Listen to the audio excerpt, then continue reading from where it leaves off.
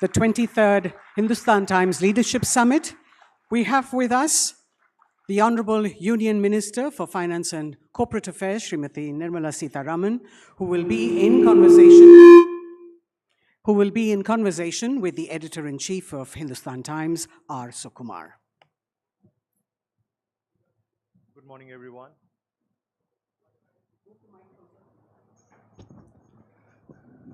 Good morning. We are truly honored to have the Finance Minister here, and we are especially honored this year because I think this has been a milestone year for the Indian economy and also for the Finance Minister personally. We had the income tax changes in the budget. We had the new income tax law. She's the chairperson of the GST Council, which pushed through the rate rationalization. So it's been a year of big bang reforms. So I'm going to start with the obvious question, which is what next? Because you've done a lot of things that people have been speaking of for a long time, right? I mean, for the last 20 years, all of us have been writing about the need for a new direct tax code, and effectively that's what you've got now. There's been talk since 2017 of the need to rationalize GST, and that's what you've done again. So what next? What are the, or to just add to that, will the next set of reforms be big bang? And by big bang, I mean things like bank privatization, which a lot of investors are excited about, or will it be much more incremental in terms of ease of doing business?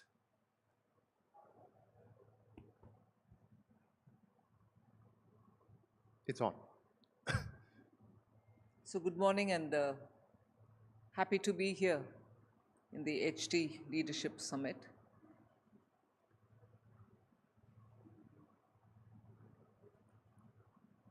There are quite a few things to do, but what's on the card, and it's not a secret that I'm letting out before the budget, but is the complete overhaul of the customs area.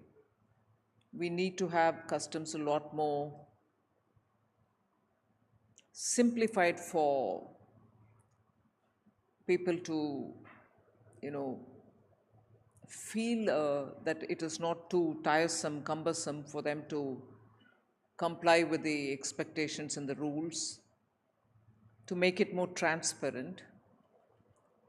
And we are normally in some sort of a alignment with the World Customs Organization. So every standard that they peg for us and for the world, we normally comply and keep to that benchmark. But even with that said, I think in the execution, if I can just go back to the Income Tax Act for a minute, the commentary used to be that income tax rates are not the problem. Yes, we want lower and lower and lower rates, but it is the tax administration which causes the problem. It's the tax administration which becomes painful, sometimes agonizing, and therefore the not so nice coinage resulted in tax terrorism. So we have really worked on that and made sure that the income tax is no longer going to be seen as a tiresome exercise, simplify it, and also where it is possible to completely be faceless in letter and spirit, we have moved forward in that direction. Now the same virtues will have to be brought to customs, transparency, but at the same time, the risk of illicit, contraband goods coming is still serious a problem. But can we then do a scanning of everything? Can we then keep the person away from it, the customs officials from it, so that there is no discretion? So we are looking at it in that sort of way comprehensively, other than the fact that we have brought down customs duties over the last 2 years. steadily. But in those few items where we are still considered to be over the optimal rate, we will have to bring them down as well.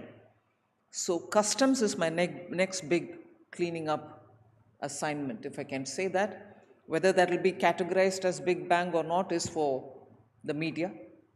It would definitely be big bang.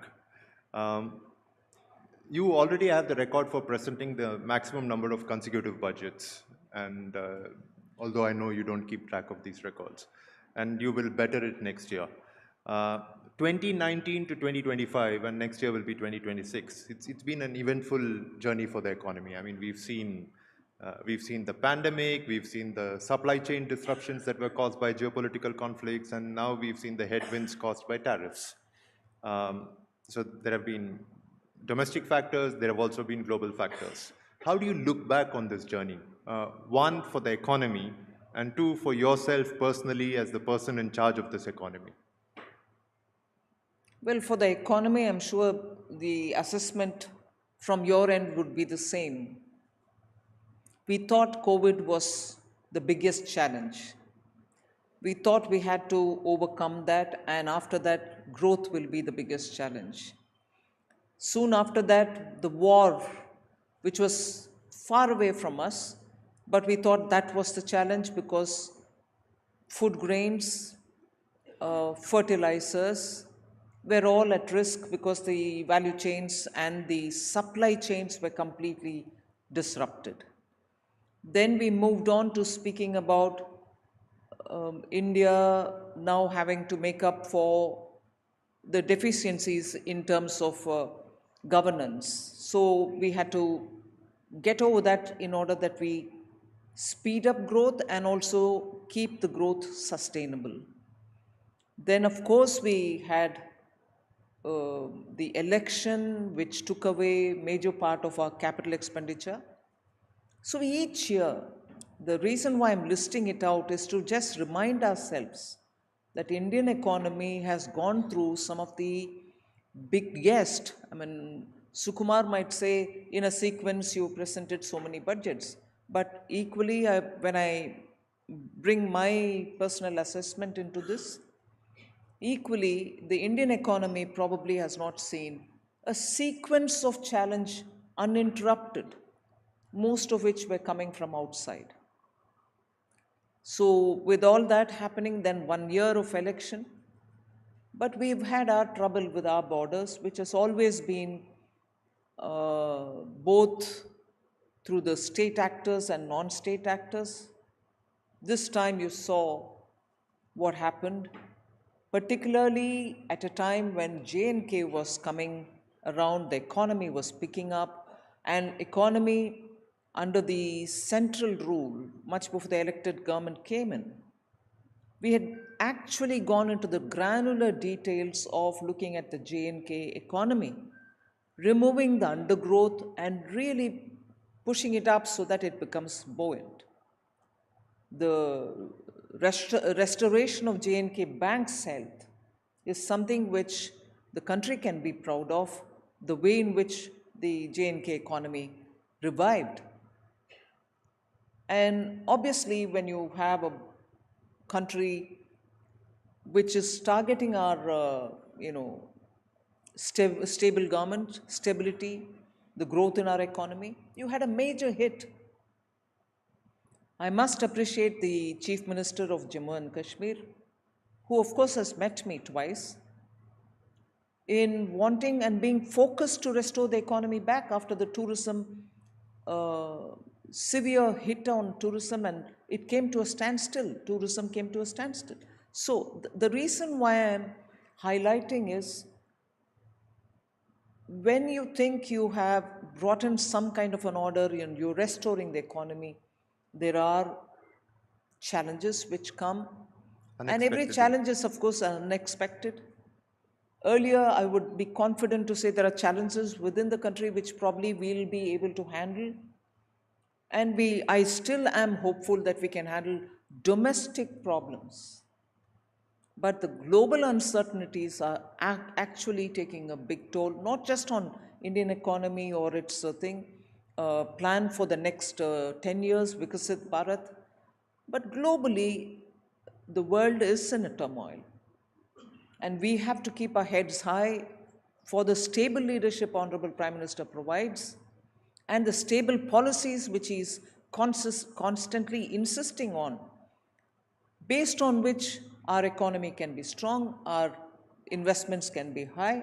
And of course, I would lose no opportunity to praise the Indian retail investors who have done brilliantly well in understanding the market and coming in with a bit of a risk element on board, still coming in, and not just being safe by keeping their monies in post offices or banks fixed deposit. So Indian economy itself is going through very many different big time changes. We're all part and parcel of those big time changes. The macro picture is still not before us, I would think, or if it is before us, it is still a bit hazy. But the fact remains that each one of us are playing a role in this huge big shift which is happening in India. Your government has had two fiscal leaps of faith this year. One with the income tax and the other one with the rationalization in GST rates. And we've just had the GDP numbers also come in. Do you think their impact has been on expected lines? Because I think the larger assumption behind these changes was that with people having more discretionary income in their wallets, they would go out and spend. What does your assessment show? Well, on the income tax, it is only from 1st April this year. And the assessment of that will come only in the next year in terms of tax collection. But in terms of spending, we are seeing it already. And the GST changes, because it's across the board, it wouldn't do me any comfort if I just look at automobile sector and say, oh great, look at the increase in purchases. But I have to see other sectors as well. And when I'm talking about other sectors, they will have to be assessed over a slightly medium term rather than quickly 1 month's purchase, because that month happened to be a festival month.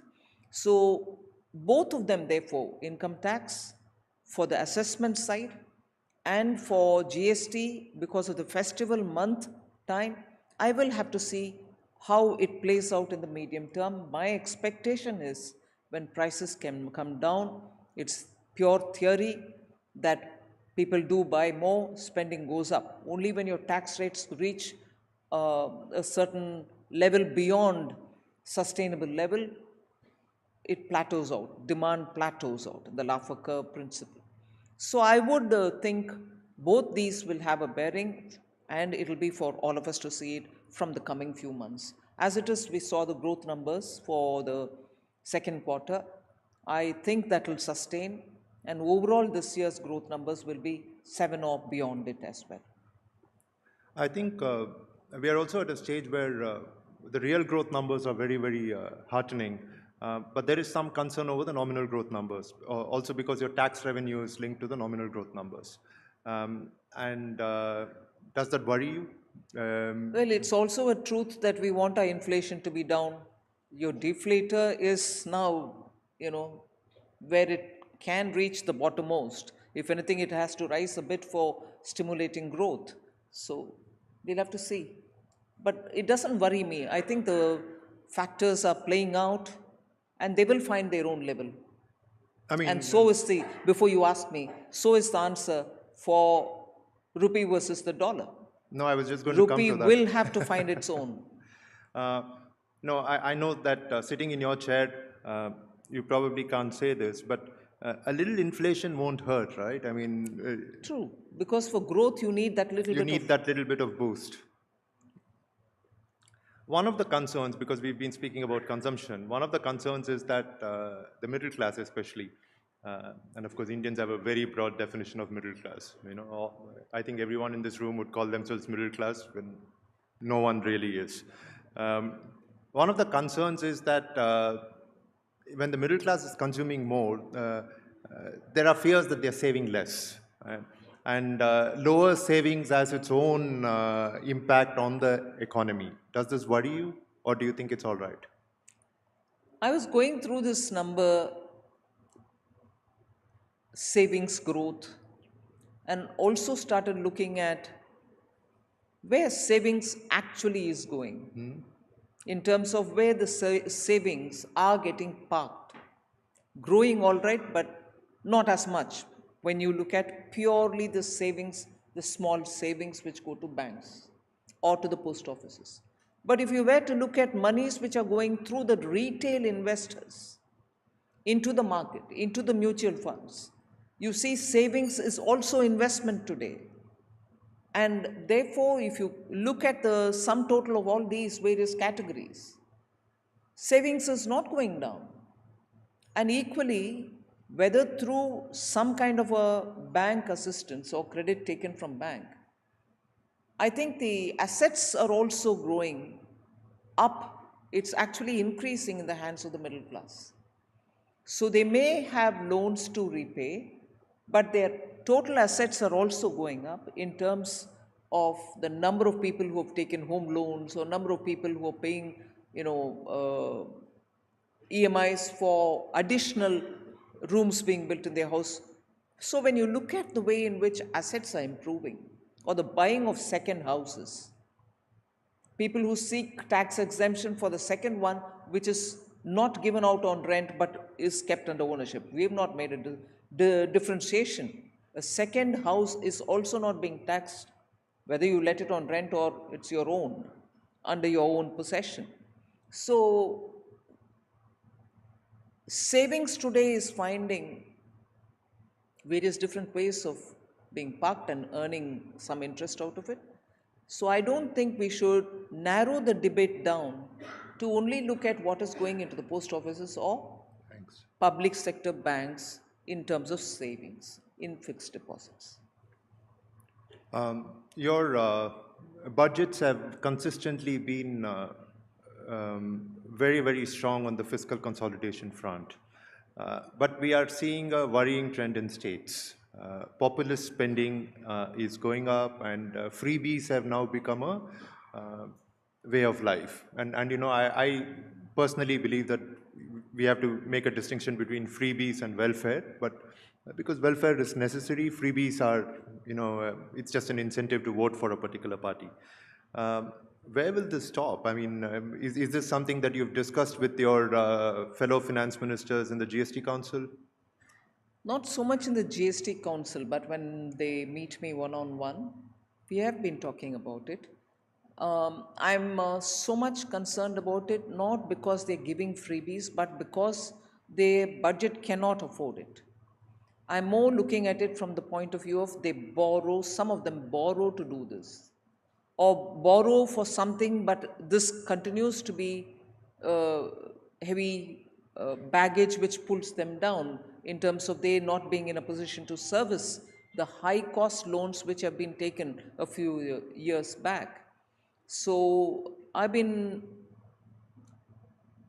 well, I don't want to say counseling them, I don't want to say advising them. I've been having conversations to make sure that if they need some help from the center, not in terms of money, but in terms of sitting and sharing some thoughts on how to restructure their debt. If the central, Ministry of Expenditure, Ministry of Economic Affairs can sit together, the budget division can sit together with these officials from the states, we are trying to suggest that they may look into restructuring their loans, even if it means that they have to pay back some of those very expensive loans taken earlier with some penalty. They should do it because they are just not able to, some of the states are not able to service their loans. And borrowing to service the loan is very bad quality borrowing. And therefore, there's a lot of things happening on this. I'm talking with the states more as a, friend to a minister rather than as a Finance Minister, Government of India, talking to the Finance Minister, State Government. I don't want that relationship at all. I'd rather talk to them and say, if there is a help you want me to do, I'll do it. And some states, I'm not naming them, across the board, no party lines here, some states have actually shown keen interest and benefited from it. actually benefited after having had their loans restructured. So I think it's time for all of us to keep reminding our states and the center, please do keep reminding me also, that we need to have a focus in reducing the borrowing. It cannot be that you keep doing both revenue and somewhat some capital expenditure with the borrowed money, because intergenerational burden is, I think, not right. I don't want to get into the ethics of it or the moral of it, but it's just not right. You can leave some borrowing. No state can run or no government can run without zero borrowing, with zero borrowing. But have freebies become a political compulsion? I mean, because every party, I think, feels pressured to do it. Well, politics is competitive.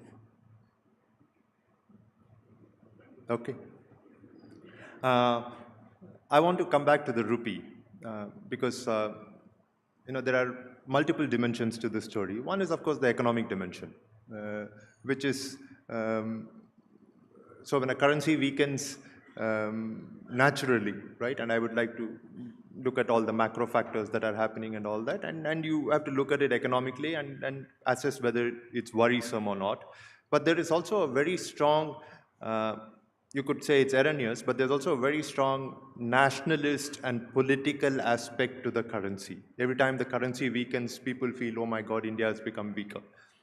Every time the currency weakens, parties, the opposition parties can raise the issue. Of course, it's another matter entirely that when you were in the opposition, all of you raised it so much better than the current opposition is doing. The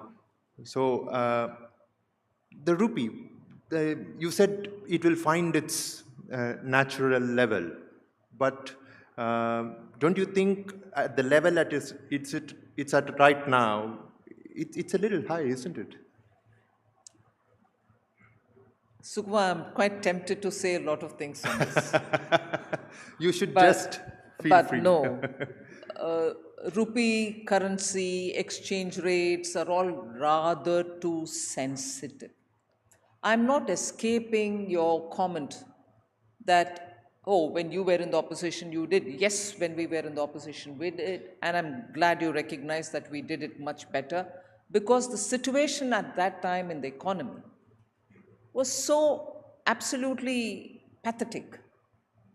Your inflation rate was so high, particularly the core inflation was so high, the economy was fragile, and when your currency also takes a hit, it is nobody's bright spark that you will comment on the exchange rate.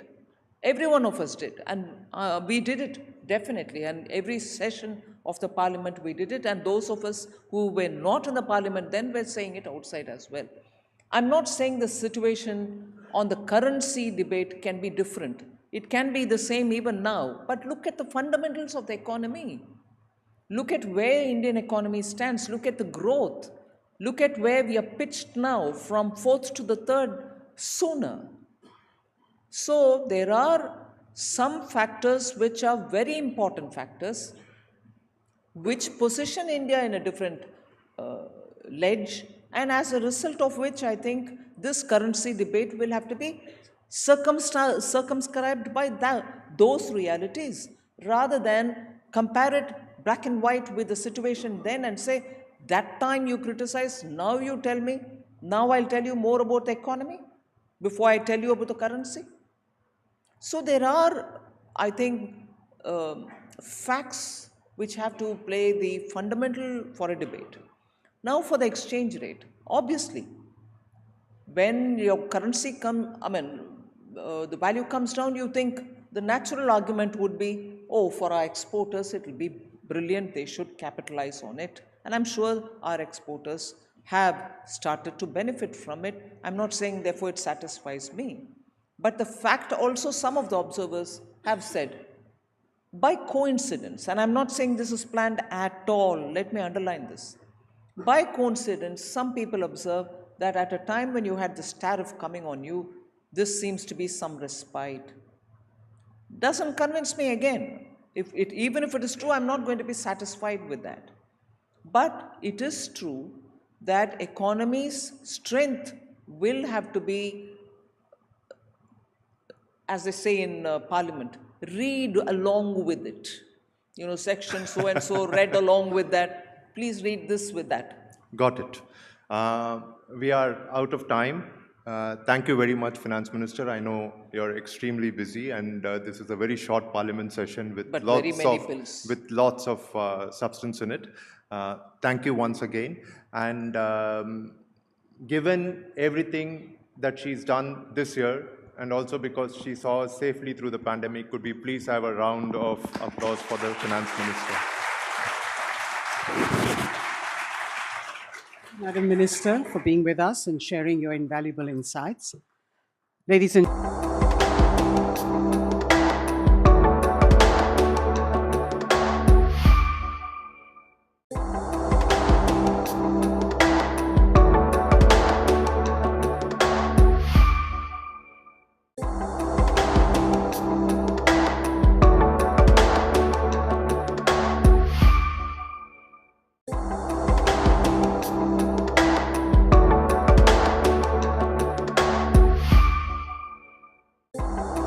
for over 2 decades, the Hindustan Times Leadership Summit has stood as a beacon of thought leadership, a rare space where politics meets business, where innovation intersects with art, where sport meets statesmanship, where the world's most influential minds gather not just to debate the present, but to design the future. This is more than just an event. This is a convergence of power, purpose, and possibility.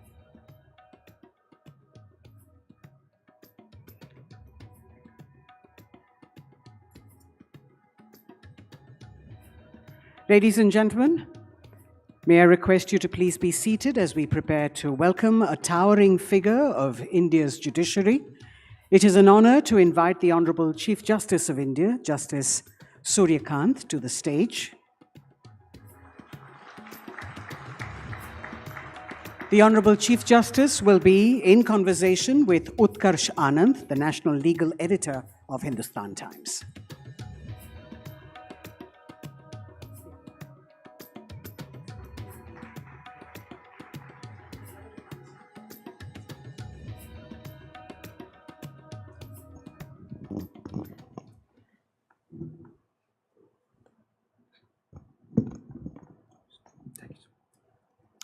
Good morning, ladies and gentlemen, and a very warm welcome to this session of the Hindustan Times Leadership Summit 2025.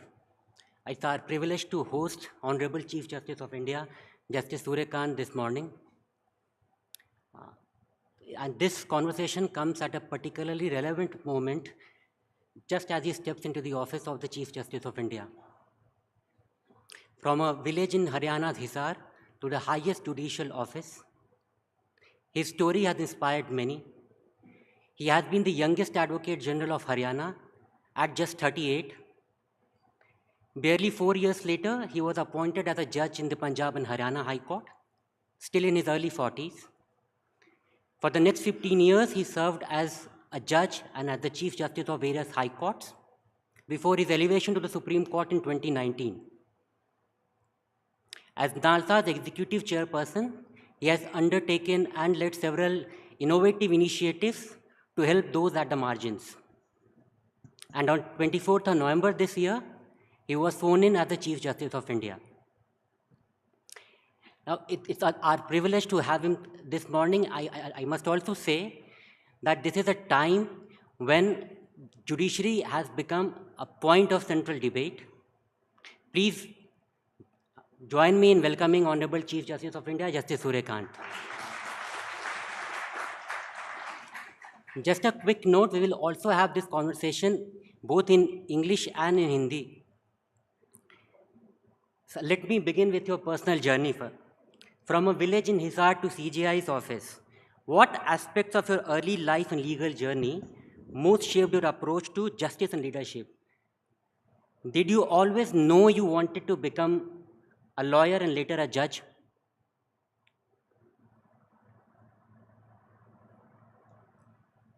Growing up in a village like Petwad, taught me a good lesson to be very, very patient, knowing fully well that growth takes its own time. Initially, when you have a background schooling in a village and then you move to a township, from there to the High Court and then eventually in Delhi, it's a long journey, full of struggle. But at the same time, as I said, the lesson which I learned and accordingly I shaped myself was that I need to have a lot of patience. I must wait for my turn and I must invest in myself through hard work and commitment. And that I would say eventually paid me. So, having risen from the district courts to the High Court and then the Supreme Court, judicial administration has been a defining strength of your career. From that vantage point, what do you see as the most structural vulnerability of the judiciary right now? And what are the important reforms that judiciary needs? Utkarsh, I have the advantage of, as I said, I started initially from the district courts. So I had a first-hand interaction with the district judiciary. Then I shifted to High Court. And High Court also, besides, I would say, a successful lawyer in private practice, then I took over as Advocate General of the state. So I had the advantage of seeing the other side of the court proceedings and how you conduct yourself as a professional. I had almost a stint of almost 4 years as Advocate General when in the morning I resigned and I took over as judge at 10 a.m. I had the privilege and the honor and the opportunity of serving under various very eminent Chief Justices who had a lot of trust in me. They gave me a lot of administrative responsibilities, which made me to learn to open vista and to understand the internal functioning of the judiciary. Eventually, when I went as Chief Justice of the High Court, by that time I had a very fair experience of working on the administrative side. Then I got the opportunity to serve as Chief Justice of the High Court for almost 7 months before coming to Supreme Court. Even as a young judge, I would say that I was very fortunate because the then Chief Justice of India, they gave me certain responsibilities even as a young judge. I was in 2007 when I was 3 years old judge. I was taken to the governing body of the National Legal Service Authority at that time and I was given 2 consecutive terms for 4 years. Then I was picked up for the Indian Law Institute, the deemed university. So all these opportunities gave me an exposure to perform on administrative side and also to understand the nitty-gritties of the judicial system and the challenges we really face on day-to-day basis. So I would say that before I have taken over, there is an experience with me as my asset and I wish to capitalize that. Knowing the fully background of the system, the institution, the difficulties and the challenges. My first priority will be, I know that institution has multiple challenges like any other constitutional democratic setup has. My first priority will be for the predictable timeline and a unified national judicial policy based early decision of the pending cases. I am not saying the elimination of all the areas. That will never happen. That should not happen. Because the litigation is an ongoing process. People have trust and faith in the judicial system. The cases will be filed. But the old cases which are staring on our face, I really need to tackle that area. And for that, one, I really need to explore the mediation as one of the powerful game changer And as you know that from last almost 1 year and particularly last 6 months, I have launched that mediation for the nation mission. It is coming up very well. There is a very encouraging response to that. So mediation is one tool that I really wish, along with the cooperation of my sister and brother judges in the Supreme Court and the High Courts, we are going to give really a very expensive platform to mediation for that purpose. The second thing is the prioritization of certain litigations. You will find some reforms I have already made in Supreme Court. Some on Monday onwards, again I am doing it. I just want to send a very clear and a strong message that Supreme Court is also meant for the common man. And any ordinary litigant will also have a sufficient space and time in the Supreme Court. And for that, I am doing some prioritization of the matters to be listed. Of course, this is one mission which I alone cannot do it. So my sister and my brother judges, they have extended full cooperation in that regard. And I am quite sure, with the help of all the domain experts and those who have really come forward with various suggestions, I am going to meet this challenge successfully. So you have often said that the strength of a judicial system is measured at the district level. So let us talk about a judicial officer who is deciding bail in a very high profile sensitive case but fears criticism from higher courts. What will be your message as the head of the judiciary to such judicial officers? You want my message to the entire judiciary? Well, the Indian judiciary as such is a very dedicated community. I am absolutely confident about their commitment, about their integrity, about their competence, and about their zeal to deliver justice. What we need to do is that there are various newer challenges which the judicial system faces. There are certain cases, for example, nobody ever thought of that one day you will have the cases like digital arrest. So new challenges will continue to come. First, we need to update our judiciary. For that, periodical trainings in our judicial academies, National Judicial Academy and the state judicial academies. We need to have the training programs regularly. We must update our judicial officers with the newer challenges and how to deal with those cases. Second, the optimum utilization of the human resources we have. I wish to have a fair evaluation of the human resources optimum utilization. For that, some mechanism is being evolved. And we will certainly encourage those who really perform well. There must be a recognition of merit in the institution.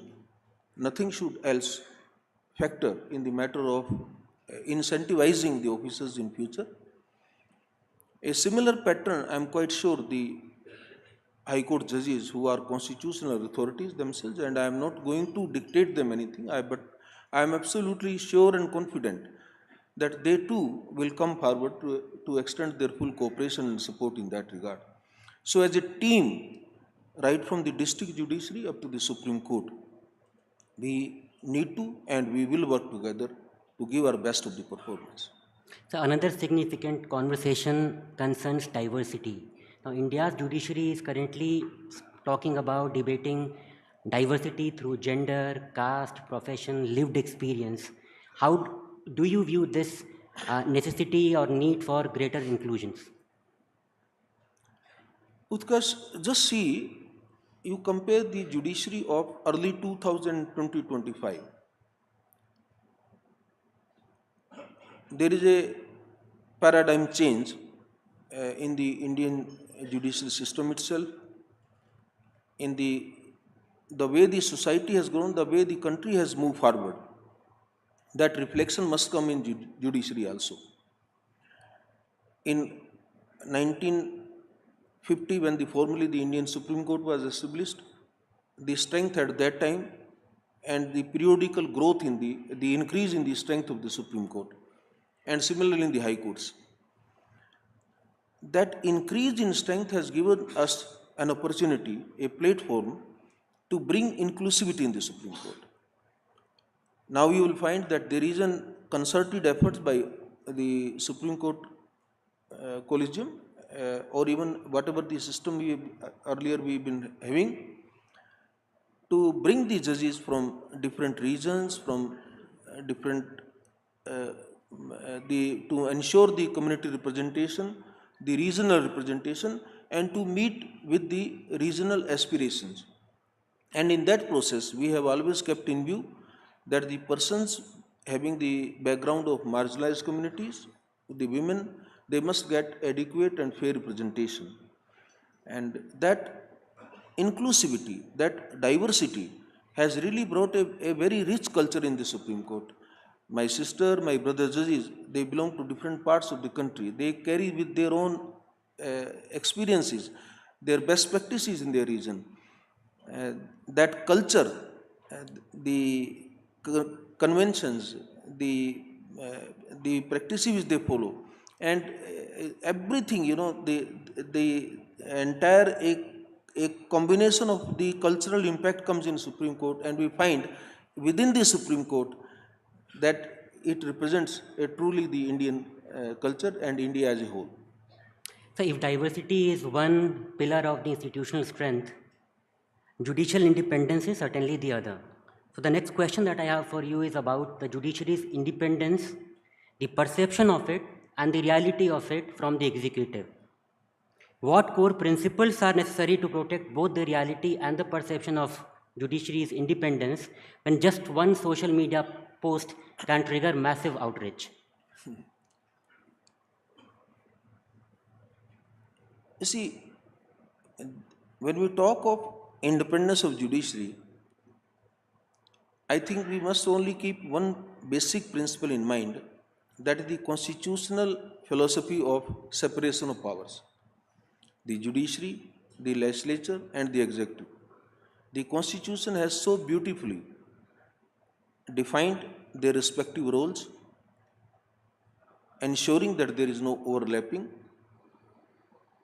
But at the same time, it is the beauty of our Constitution that a unique compatibility, a unique complementary relationship to each other is what our constitutional philosophy says. Keeping that in mind, we must always also realize, and there is no inhibition in that for so many administrative issues, there is a lot of dependability on each other. If I need financial assistance, I need allocation of a budget. If I need certain other posts to be sanctioned, if I need infrastructure, I have to look towards the executive. If I need certain reforms in certain statutes or where a kind of rule-making power question comes, then I have to look toward the legislature. So this interdependability in Constitution is also well defined. This is something, a well-oiled machine where if you depend on each other, but at the same time the cogs don't become defunct. It works very well. So it's a machinery where all three organs work together, complementary and supplementary to each other, maintaining their independent identity. And that is what the Indian constitutional culture, constitutional philosophy, constitutional morality demands. So the need to reduce pendency and delays in the judiciary is something which is very often talked about. You also spoke about mediation. So what I would want to know is about how can we institutionalize mediation and other alternative resolution mechanism in India? As I said earlier, also mediation is proving to be a very effective tool, and the reason is very obvious. One is the cost effectivity. Mediation as compared to other alternative dispute resolution mechanisms is very, very cost effective. The second landmark in it is that mediation creates win-win situation for both parties.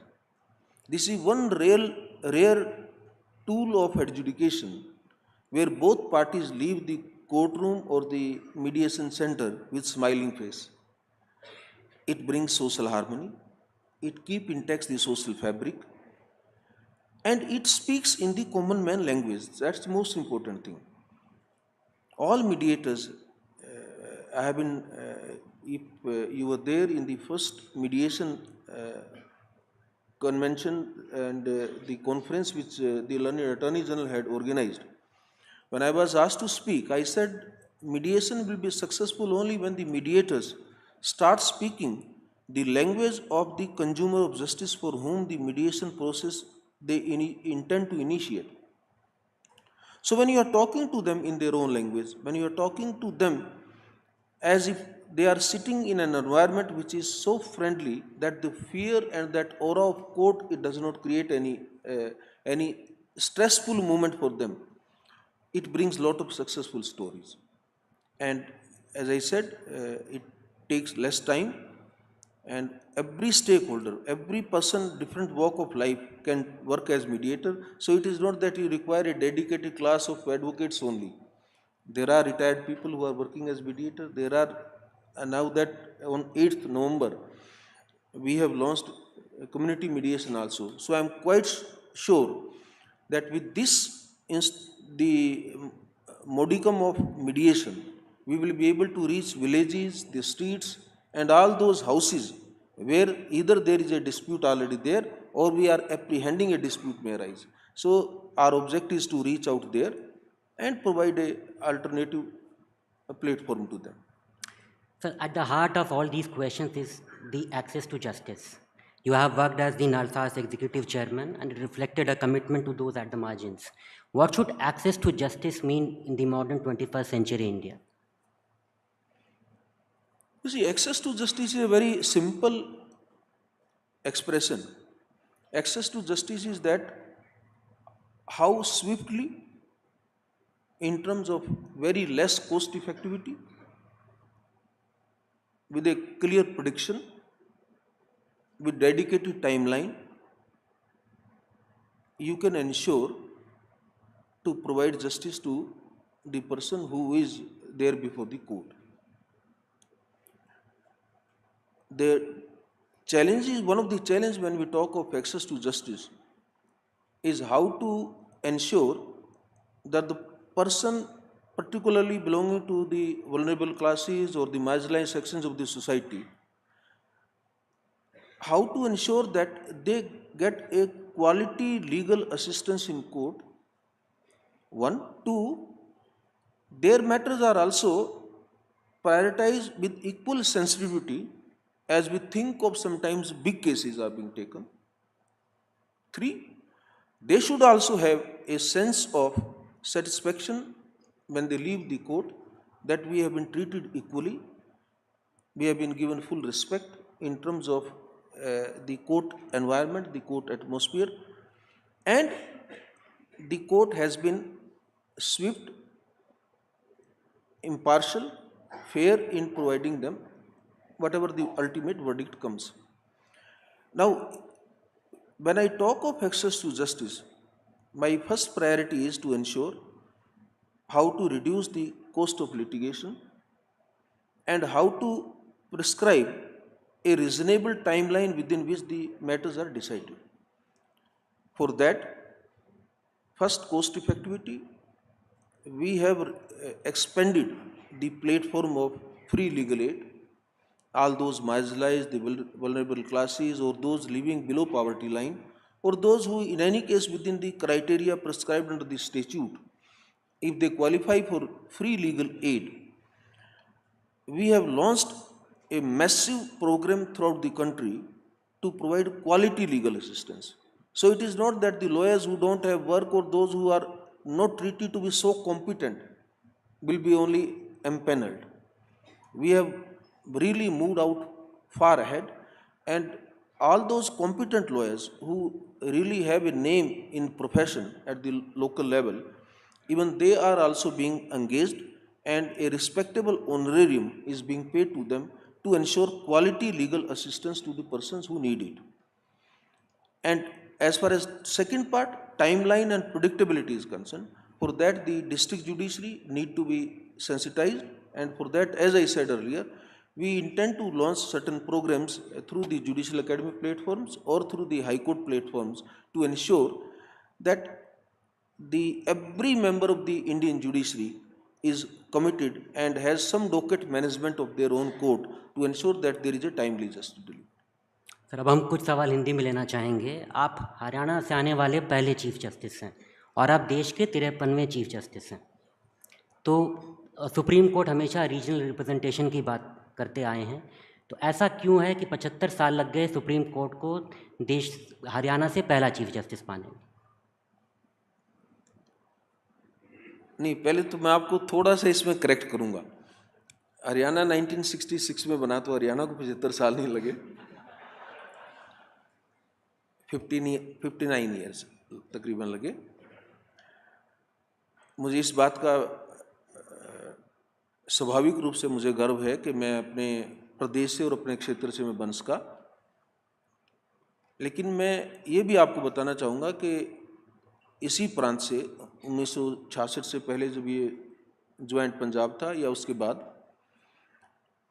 प्रदेश से और विशेषकर मेरे क्षेत्र से बहुत ही अच्छे विद्वान जज हुए हैं, बड़े अच्छे विद्वान अधिवक्ता वकील भी वहाँ से हुए हैं, और बहुत ही अच्छे जिसको आप जो एकेडमिक साइड में रहे ऐसे प्रोफेसर्स वगैरह भी लॉ के बहुत ही अच्छे अच्छे उस क्षेत्र से हुए हैं।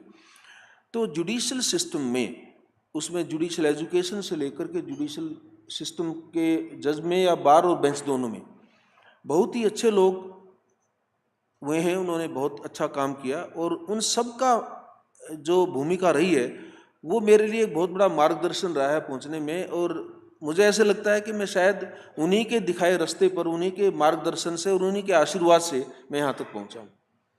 सर जब सब कुछ इतनी तेज़ी से बदल रहा है, कानून भी, समाज भी, न्याय भी, तो आपको क्या लगता है कि न्यायाधीशों और न्यायालय को सीखते रहने की कितनी ज़रूरत है?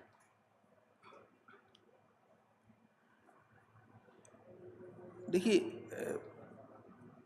आपका मेन प्रश्न बताइए क्या है?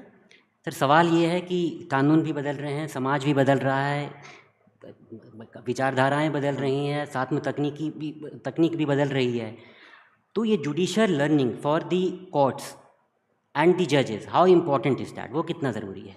नहीं, देखिए, अगर बदलते समाज की बारे में अगर उनको ज्ञान नहीं होगा या अपने आप को वो बदलती हुई स्थितियों को, परिस्थितियों को नहीं समझेंगे, तो मुझे लगता है कि कहीं ना कहीं जस्टिस डिलीवरी सिस्टम में एक डिफ़िकल्टी आएगी। कोर्ट्स के लिए इतना इम्पोर्टेंट है अपने आप को अवगत करना और समाज के जितने भी बदलते परिवेश के बारे में, देश की जो भूमिका बदलती है उसके बारे में, आपके आसपास की भूमिका, उस सबको आपको जानना बहुत ज़रूरी है। मैं इस कंसेप्ट को नहीं बिलीव करता, ये बदलते हुए समाज उसकी वजह से बोलता हूँ कि पहले एक बोला जाता था कि जजेस विल रिमेन सिक्लूडेड, दुनिया से सबसे आइसोलेट रहेंगे। आइसोलेट रहिए, आपको जरूर आवश्यकता नहीं है कि आप हर पब्लिक फंक्शन में, हर क्लब में, हर किसी भी उसमें आप जाएंगे, ऐसा कोई ज़रूरी नहीं है। आप अपने आप को रखिए उसको, लेकिन इसका मतलब ये नहीं कि आप दुनियादारी को भूल करके आपके आसपास समाज कैसे बढ़ रहा है, देश कैसे बढ़ रहा है, और देश के आगे आसपास के देश कैसे बढ़ रहे हैं, कैसे व्यवहार कर रहे हैं, आप उन चीज़ों के बारे में बिल्कुल नहीं रखें। जुडिशरी का अपने आप को अपडेट करना बहुत इम्पोर्टेंट है, और जब आप अपने आप को अपडेट करते हैं तो आपके सामने, तभी आप जो नए नए चैलेंज आपके सामने आ रहे हैं, तभी आप उनको समझ पाएंगे। मैं आपको उसी एक उदाहरण को दोबारा रिपीट कर रहा हूँ। डिजिटल अरेस्ट है, अब डिजिटल अरेस्ट को भी छोड़ दी, किसी भी प्रकार का साइबर क्राइम है, साइबर क्राइम जरूर ये तो नहीं है, आपका विक्टिम तो इंडिया में हो सकता है, विक्टिम आपके गांव में भी हो सकता है, विक्टिम आपकी कोर्ट के ज्यूरिसडिक्शन में हो सकता है, लेकिन जो क्रिमिनल है वो पता नहीं किस आइलैंड पे बैठ करके कर रहा है। तो जब तक आप इस प्रकार के ऑफेंस कैसे, क्राइम कैसे कमिट होता है, इसकी प्रक्रिया को नहीं समझ लेंगे, I don't think that you will be able to deliver justice. इसलिए जुडिशरी को अपने आप को एब्रेस्ट करना हर चीज़ में बहुत इम्पोर्टेंट है। So we'll conclude this conversation with a question that speaks to the theme of this year's summit. When you look ahead to transforming tomorrow, the theme of this year's summit, what gives you optimism about India's legal and democratic future? Well, I am a very optimistic person, and I am absolutely confident that the Indian democracy and the Indian justice delivery system both have a very bright future. The reason is very obvious. First, Indian people have absolute commitment to the constitutional principles. Second, Indian people have their commitment to the rule of law. Three, Indian people have commitment to the democracy. Once there is a commitment for the rule of law, once you believe in democratic values, and once you follow the constitution philosophy, the judiciary has a very vital role in all these three components, and therefore the judiciary is also bound to rise. And why I am very optimistic about Indian judiciary is when I see the youth of this nation, the wealth of knowledge they possess,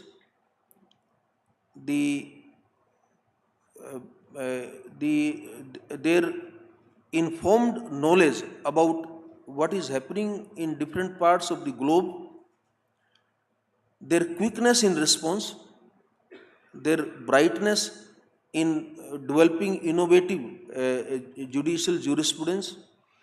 I think I am absolutely confident, and their capacity to face different kind of challenges that ensure that Indian judiciary in future is in very safe hands. Thank you, Justice Suryakant. Thank you for your time, your candor, and your vision. On behalf of Hindustan Times, we wish you a very meaningful and inspiring tenure. Ladies and gentlemen, please join me in giving him a warm round of applause. Thank you.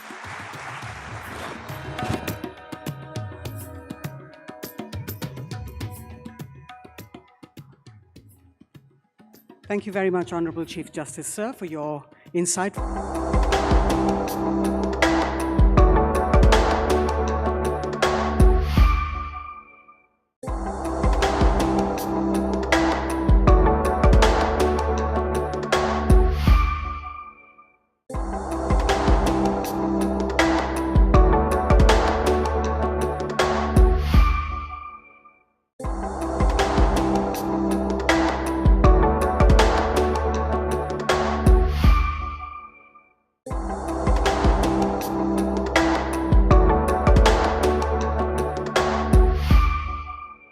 Delightful and memorable, with two fine gentlemen in conversation on this stage. Our next guest is far more than cinema's most charming romantic lead. Yes, he helped define an era with films like Notting Hill, About a Boy, Love Actually, and Four Weddings and a Funeral. But his recent work shows him at his very best. Rich, layered performances that mark a new high in his career. An Emmy and SAG nominee and a Golden Globe and BAFTA winner, Hugh Grant has delivered one memorable role after another. The crafty Sinclair Bayfield in Florence Foster Jenkins, the cool, unsettling presence in The Undoing, a standout turn in A Very English Scandal, scene-stealing fun in Paddington 2 and Wonka, a razor-sharp menace in The Gentleman, quiet power in The Regime, gleeful villainy in Dungeons and Dragons: Honor Among Thieves, and most recently, The Revetting Heretic. Witty, perceptive, and endlessly entertaining, he's a singular talent whose precision makes every role unforgettable.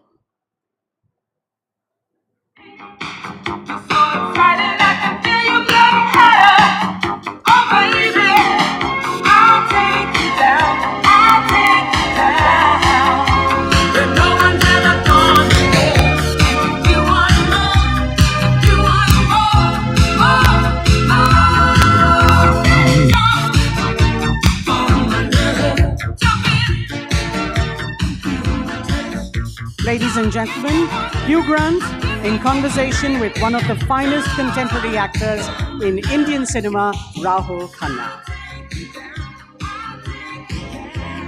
Hello, good morning, everyone. Good morning, Mr. Grant. It's been 22 years, and that scene from Love Actually is still so iconic. Yes, it haunts me. It does? Well, I've never made a secret of the fact that I dreaded that scene more than any scene I've ever had to shoot in my life. Really? I just thought it had the potential to be the most excruciating thing ever committed to celluloid. And some people think it is, but I don't know, it's come out all right in the end. I dreaded it. They used to come to me and say, we need to rehearse the dancing scene, and I would pretend to have a bad leg and things like that. For an Englishman, a sort of middle-class, middle-aged Englishman, to have to freak out 7 in the morning in front of a film crew is very, very difficult, without a drink, you know. So. Well, we can arrange for one from the bar, if you would like to recreate it for us today. Well, the thing is, now I love dancing. I dance at any moment. I'm standing in Starbucks. If there's music, I think it's good manners to dance. My children are horrified. They beg me not to. Fantastic. And Brigitte Macron actually referenced the scene when she visited 10 Downing Street recently. Yeah, So I hear. Well, she has marvelous taste. Yes, she does. So your connection to India goes way back to the start of your career. Your first major motion picture role was a film called Morris in 1987 with one of India's proudest exports to global cinema, producer Ismail Merchant. Yeah. Yeah. What was it like working with him and director James Ivory? Well, it's unique. I mean, they were a wonderful pair, and they made absolutely beautiful and very brave films. And I was extremely fond of them both, and it's very sad that we've now lost Ismail. Jim, of course, still going strong and winning Oscars. Yep. But making a merchant ivory film was interesting in many ways, largely because they had never had any money at all. And what money they had just suddenly disappeared in the middle of productions. And suddenly Ishmael would borrow my mother's car, he said, for the evening, and then, you'd get it back 2 weeks later. Or they would run out of money and Ishmael would do the cooking. He would just cook curry for the whole cast and crew. So it was unique in that way. But everyone who ever did one of their films ended up loving them, even though they'd been slightly ripped off. And this isn't your first trip to India. You've been here before. You've shot a movie here. I did. Yeah. I did. I shot a very, very, what would we call it? To try not to use the word pretentious. I shot I shot a very arty film in 1988, French film, La Nuit Bengali, in Calcutta. And it never really had much of a release. I remember actually having to pay to see it myself, 12 francs on the Champs-Élysées. But I thoroughly enjoyed being in Calcutta. People said, Hugh, it's going to be a culture shock for you. And it certainly was, but I ended up loving it. And you had an amazing set of co-stars, Sumitra Chatterjee, Shabana Azmi, Supriya Pathak. Yes. Yeah, and you also had an interesting driver, I hear. Well, my first driver, yes, when I arrived, Bisu, he introduced himself and he was 12 years old. Well, he certainly looked 12. I think he might have been 13. And I said, Bisu, are you sure you can drive? Oh, yes, sir, yes, sir, yes, sir. And within 3 weeks, he crashed quite badly. And he was fired. And I didn't see him again for a few months. And then I bumped into him on the street in Calcutta. And I said, Bisu, how are you? What's happening? And he said, oh, it's all good, sir. I've got a new job. I'm now driving a school bus. He was great. I met so many people I loved there. And I sort of fell into Calcutta high society. I don't know how that happened, because the French crew, the director, the crew, they all went very local. They started dressing local. They slept on mats out in the countryside. I, for some reason, got swept up into Calcutta high society and went to cocktail parties and polo and things like that. I didn't know that life still existed anywhere, but it existed then in Calcutta. The Tollygunge Club.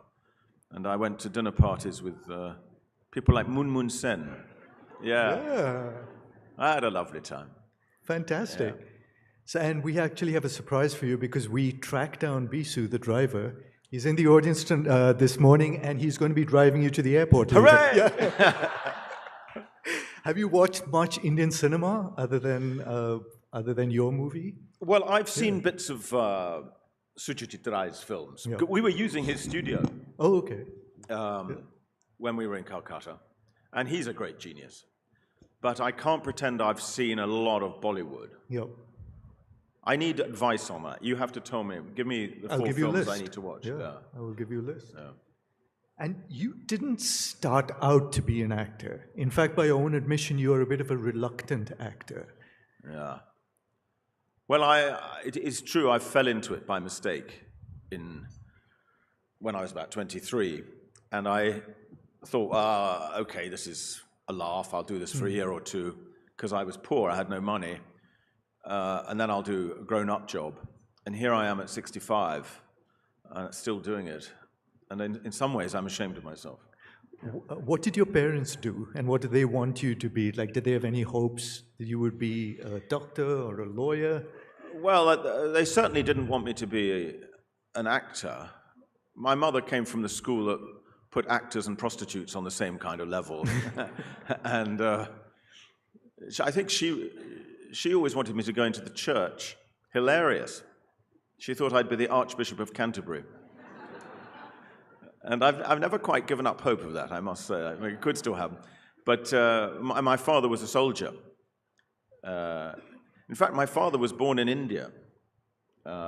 He's now 97, still alive. I had to find his birth certificate the other day because I was applying for some visa or something. They needed my father. And that was really hard. It was some very obscure town in the north of India. In fact, I think it might be Pakistan, I'm afraid, now. And anyway, we found it in the end, this 1928 thing scrawled there. Yeah, so he's either Indian or Pakistani by birth. So I guess that makes me half Indian or half Pakistani. Welcome to the club. Thank you. Yeah. What did your parents think of your success? Well, I've told this story before. They came from a world in which show business meant absolutely nothing. It just wasn't something that had any kudos attached to it. And shortly after Four Weddings and a Funeral came out and I suddenly became a person that people knew, my mother was at a London dinner party with a lot of people like her, and she was sitting next to a man who said, I hear you have 2 sons, Mrs. Grant. She said, yes, I do. And he said, what do they do? She said, well, one's an investment banker and the other's a film star. And the man said, how very interesting. Which bank? And that was the world that we came from. Yeah. Very. Now, you may not have wanted to be an actor, but you've ended up being synonymous with romantic comedies. Like your name is the first name you think of when you think of a romantic comedy. Four Weddings and a Funeral, Notting Hill, Love Actually, all iconic romantic comedies. Which one did you enjoy working on most? Well, I don't think I enjoyed making any of them, but I enjoyed their success. I enjoyed the ego trip of them being successful. Filming, this, is very traumatic and, well, it's a lethal combination of extremely boring. For vast amounts of the day, you're doing nothing. And then it's interspersed with tiny moments of abject terror when it's your close-up. So I've never sort of thought, oh, great, I'm going to be doing some acting today. But I do take great pride in trying to make it as good as possible, and it's lovely when it works. The irony of those romantic comedies you just mentioned is that so many people thought that that was sort of me. And it couldn't be further from me, really. It was the man who wrote them, Richard Curtis. It was a sort of portrait of him. And he's always very amused that people have associated me, Hugh, with those characters, because those characters are rather nice people. They're quite diffident and kind, and that's not me at all. Interesting. Well, with romantic comedies, you have leading ladies. Julia Roberts, Sandra Bullock, Nicole Kidman, Emma Thompson, Renee Zellweger, and even the Meryl Streep. You've romanced some of the world's most beloved and beautiful women.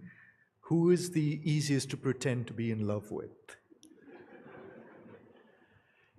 Well, of course, I've got really juicy answers to that, but I couldn't possibly share them. Nothing that's said in this room leaves this room. So I hear. I hear. No, I tell you, all I can tell you is the cinema. Well, you know this is a very strange thing, because sometimes you're on a film and you think, my chemistry with this woman is fantastic. We get on so well. We're having a laugh together. We fancy each other. This is going to be dynamite in the cinemas. And then it looks completely dead on the screen. And conversely, sometimes you hate each other's guts, and it looks like it's electric. Fascinating. Maybe, I don't know what that is. Cameras are very interesting things. They pick up stuff. It is. Yeah. And I think a lot happens in the editing room. The way it's edited can sometimes change that. Yeah, obviously, we're all at the mercy of the editor. But I don't know what it is about hatred that comes over as attraction. Yeah, there's a thin line between love Very and hate. thin line. Yeah, there's a thin line. Yeah. So you said the parts you were playing in the romantic comedies were not really yourself, but it was a similar character you played in all your romantic comedies. Yes, much too similar. No, I think someone who does that is, I admire that, because your namesake, Cary Grant, did that in most of his movies. He very much played the same version of a character for a certain kind of film. But recently you've pivoted and are doing roles that are much more complex and transformational. And you really seem to be enjoying being a character actor. Well, right at the beginning, the only thing I thought I could do, acting-wise, was characters. And that's, in fact, how I made my living. And when I was a young man, I had a comedy show with two friends, and it was all based around silly characters that we did and created and wrote. And I thought that was all I could do. And I certainly never felt that I was born or comfortable with being a sort of romantic leading man. That wasn't my kind of thing at all. It makes me self-conscious, really, because I need a big mask, a big not being myself to sort of relax in front of a camera. So I think, I've been much more comfortable in the last 10, 15 years being weirdos, killers, freaks. Oompa Loompas. Oompa Loompas, yes, especially that. Yeah. I love that. I recently saw it and I thought it was excellent. Thank you very much. It was the best part of the film for me. Yeah. Also, the characters you've been playing recently have just been downright evil. I saw Heretic, and I thought it was extraordinary. Yeah. But what do you tap into to play someone so vicious? Well, I think any actor would tell you the same thing, that when you play someone a baddie, the absolute key is not to play the badness, it's to love them, to find the quivering jelly, the heart of them, and to find the history. What happened? What happened to make them that way? You know, who didn't love them, or what terrible thing happened? And then you play it as someone real who has no idea that they're bad, and that comes over, I think, more interestingly than if you're a mustache-twirling baddie, you know. Yeah, and actors seem to really enjoy playing bad characters. Why do you think that is? Well, audiences prefer them, and we're all about audiences, aren't we? So the interesting question to me has always been, why do audiences prefer the baddie, and always have done throughout the history of dramatic representation. They're sort of fascinated by the baddie. I can only guess that it's because we are innately evil. It's our true state as human beings. And it's that sort of recognition of that that's thrilling. That all our positive characteristics, our niceness, our kindness, is just stuff we plaster on top to make life bearable. But deep down, we're vile. Interesting. So you do a lot of preparation. Are you an actor that's more spontaneous? No, ridiculous amounts of prep. Okay. Yeah. Sometimes for over a year, I'm sitting there creating these vast biographies of my characters. I want to know everything about them and everything about their background, their families, their parents. I don't know if it has an effect. I call it marinading, like you marinate a piece of meat in a sauce for a week and it's more delicious. So I do that. But then equally, I have also, the only other lesson I could possibly ever tell someone going into film acting is be spontaneous on the set. Never ever do what you prepared in front of the bathroom mirror. That's death. Invented on the spot. Sometimes I did a film, I've done several films with Guy Ritchie, and sometimes he likes to write the script right at the last moment for key scenes, which makes me furious. And I remember having a big tantrum with him in Turkey. We were making a film.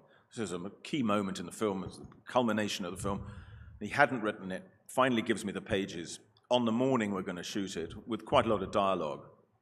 And I said, this is not the way I work. It's not the way any decent actor works. I need to prep. I need to marinade.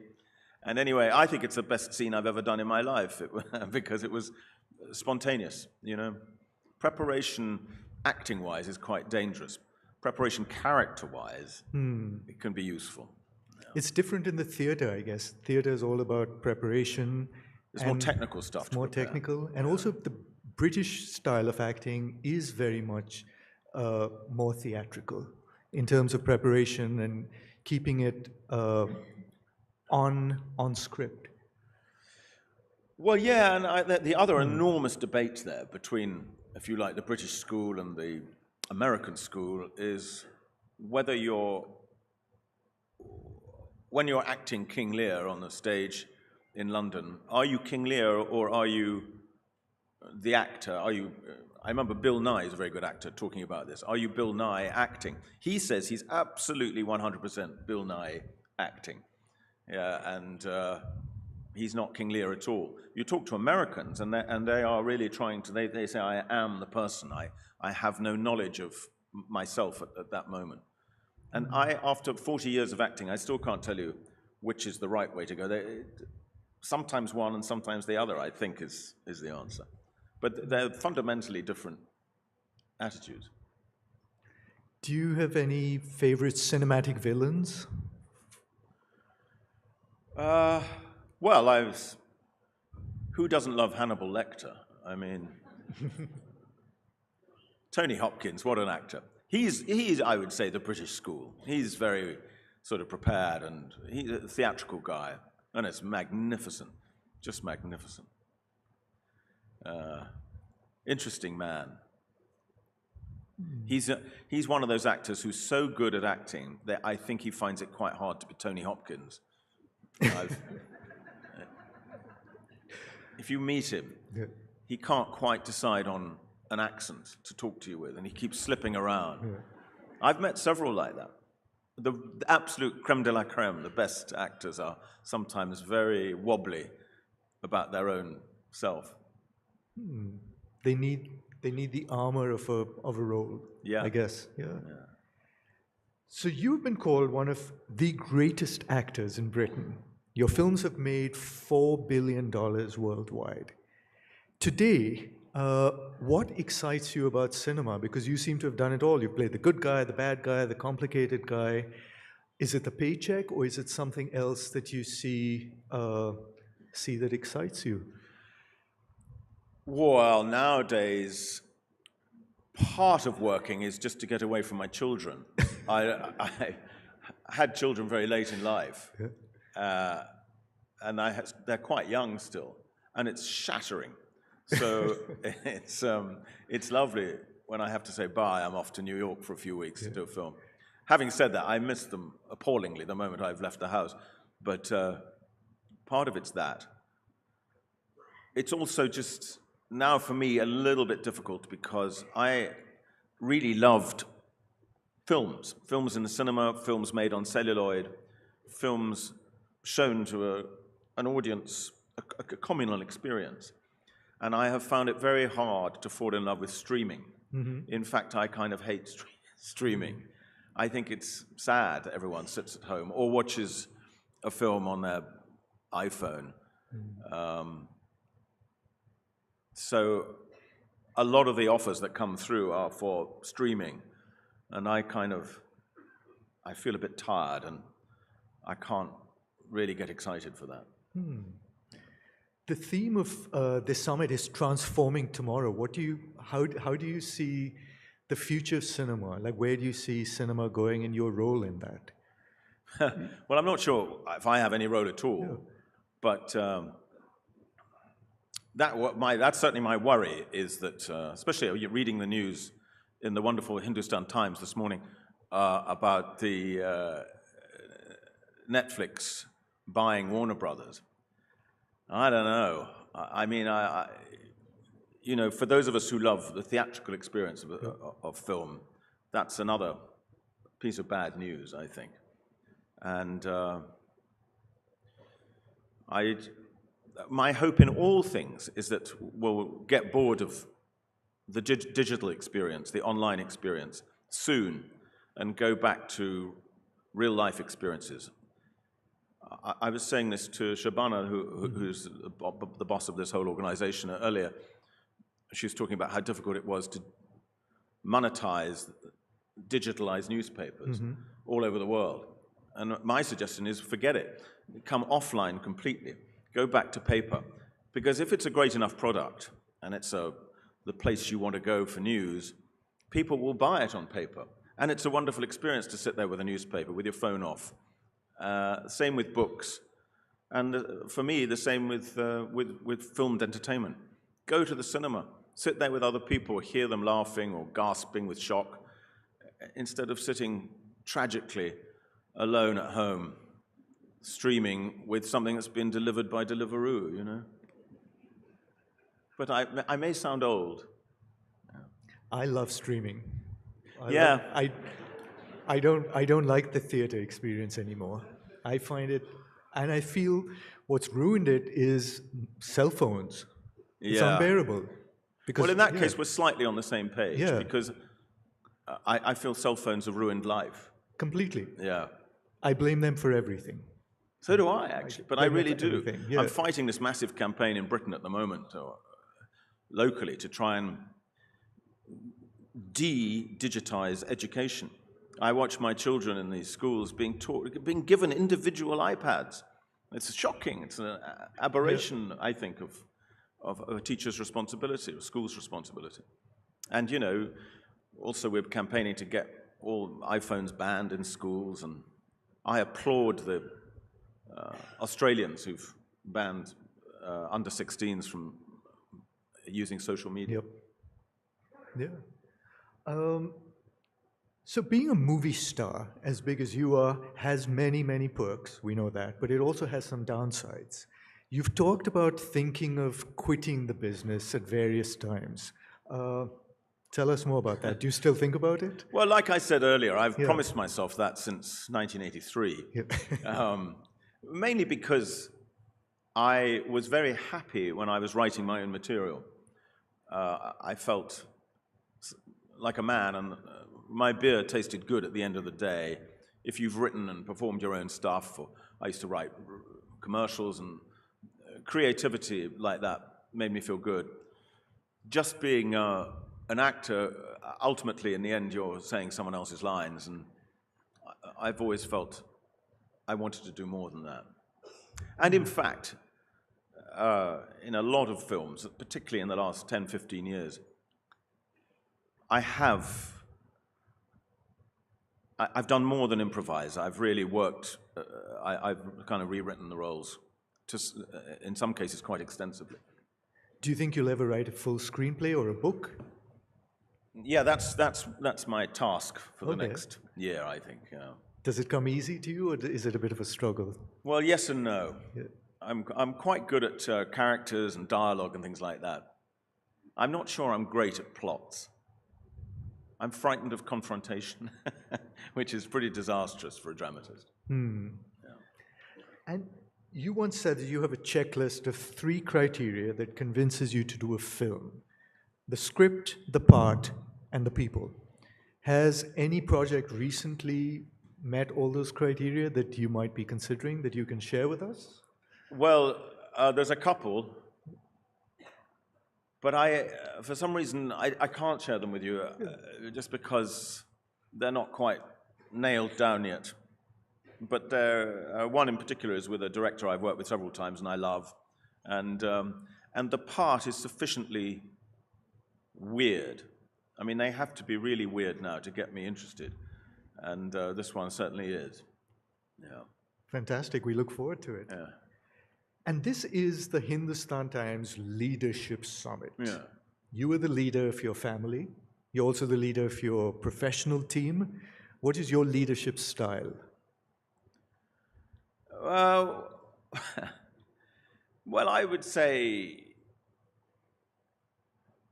I have a very high opinion of my leadership style that my wife tells me is not remotely matched by the reality. I think I'm balanced, calm, and kind. And she says, no, I've got a filthy temper. And I think that's probably right, actually. Especially, as I say, I'm old and there's young children in the house, and it's hard to keep it together. Okay, and how would your professional team describe your leadership style if they were asked behind your back? Well, I don't know that I have a professional team. I've never been very good at professional teams. I know people do. They have entourages, they have managers, and this and that. I have almost nothing. And you said you haven't watched any Bollywood, or do you have any favorite? Do you have any interest in doing a Bollywood movie? Yeah, offer me one. You yes, would? Okay. Yes, I'd love to do that. Well, I love song and dance now. Song and dance keeps cropping up in my films, like in Paddington 2. I did that big dance at the end. Loved it. It. I don't really see the point in any other kind of form of entertainment. You know, when song and dance is done right, it's just blissful. Okay. And any co-star you might want to have? A Bollywood co-star? Yeah, a Bollywood co-star. I don't know. You tell me. Who? Moon Sen. Moon Sen, Yeah. yeah.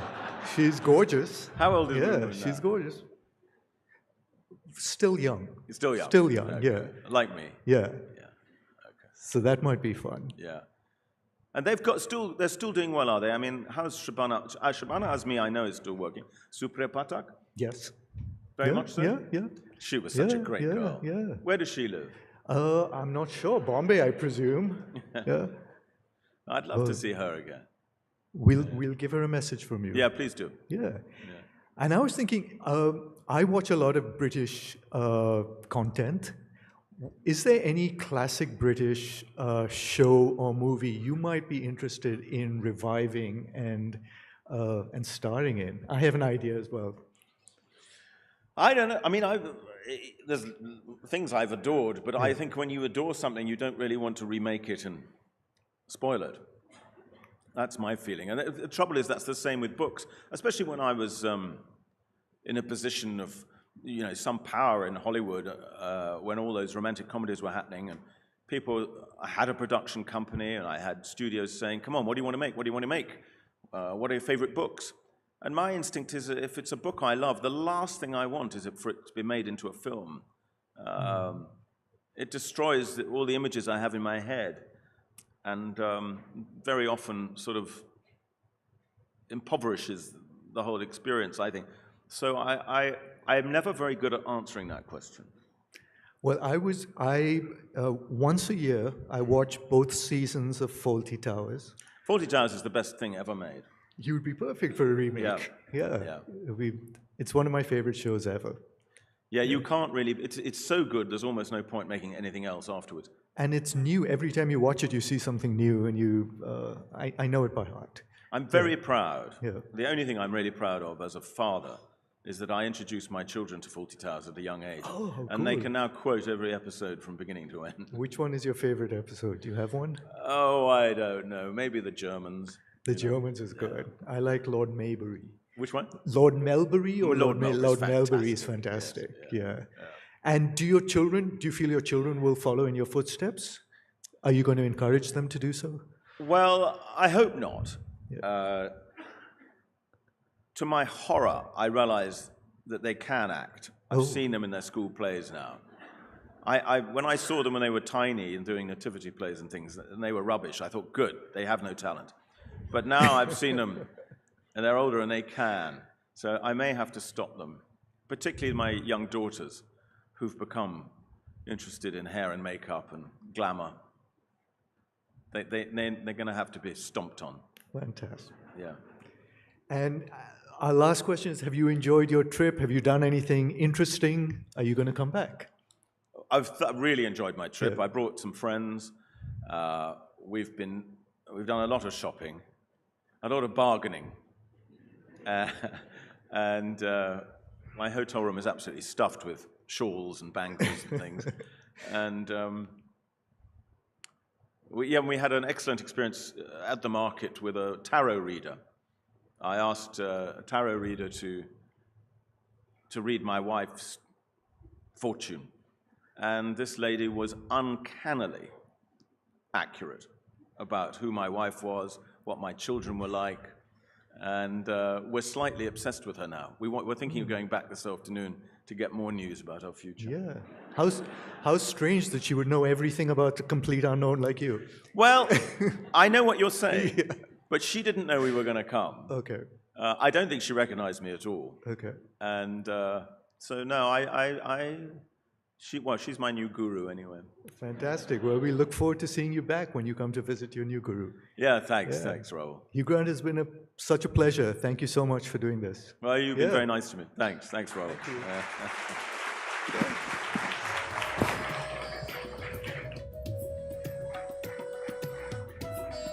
Thank you.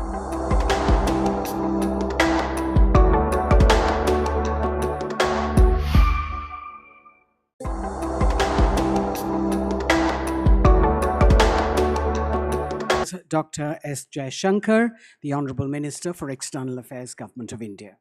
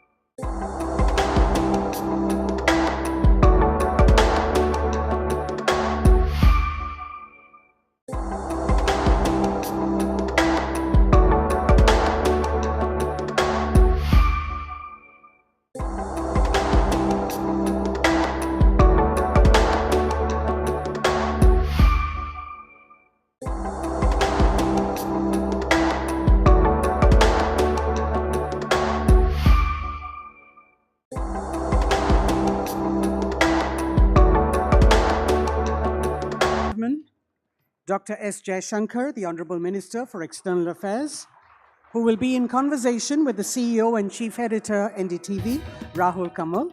Please be seated, ladies and gentlemen.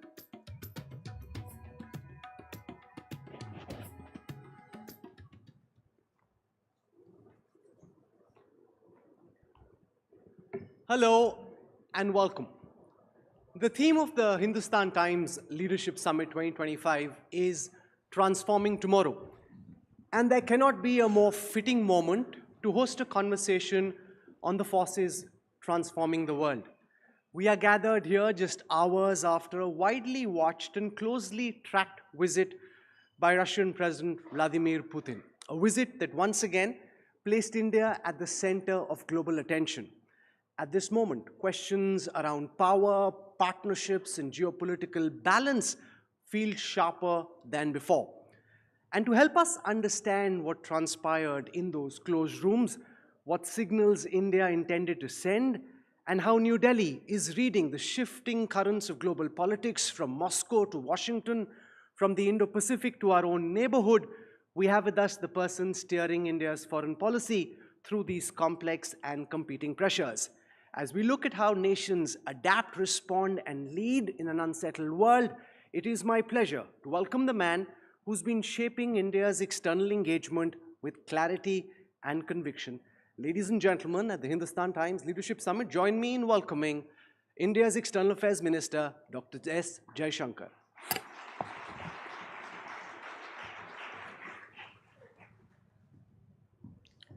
Dr. Jaishankar, welcome, good morning. You just saw Vladimir Putin off. The entire world was tracking what's going on between Delhi and Moscow. To those watching in Europe, to those watching in DC, what was the message the Modi government was sending? First of all, Rahul, let me say what a pleasure it is to be at the HT Summit. Of course, it's it's particularly tough when you're featured after Hugh Grant. But fortunately, foreign policy is more exciting than any movie currently. So coming to President Putin, I don't think it's just a question of what do you say to those capitals. I think most important, what is it you say in Delhi and Moscow? And why I say that is, there are two aspects to it. For a country like us, a big country rising, expected to occupy a more important place, even more important place. It's very crucial that our key relationships are all in good repair, that we optimize our position, that we maintain as good cooperation as possible with as many important players, and in fact, as many players as possible. And that we have that freedom of choice. That, in many ways, is what, in a nutshell, foreign policy is about. And there, I think, if you look at India-Russia, the world has seen a lot of ups and downs in the last 70, 80 years. I've said this before and I'll say it again. India-Russia has actually been among the steadiest big relationships, big power or big country relationships in the world. I mean, even Russia's own relationship with China or US or Europe has had its ups and downs. Our relationships with, many of these countries have had it so. But one, where Russia is concerned, and I think you can see that also in popular sentiment. There is a feeling in the streets about Russia, which is noteworthy. The second is on the relationship itself. In any relationship, it's natural that some aspects of it develop and some kind of don't keep up.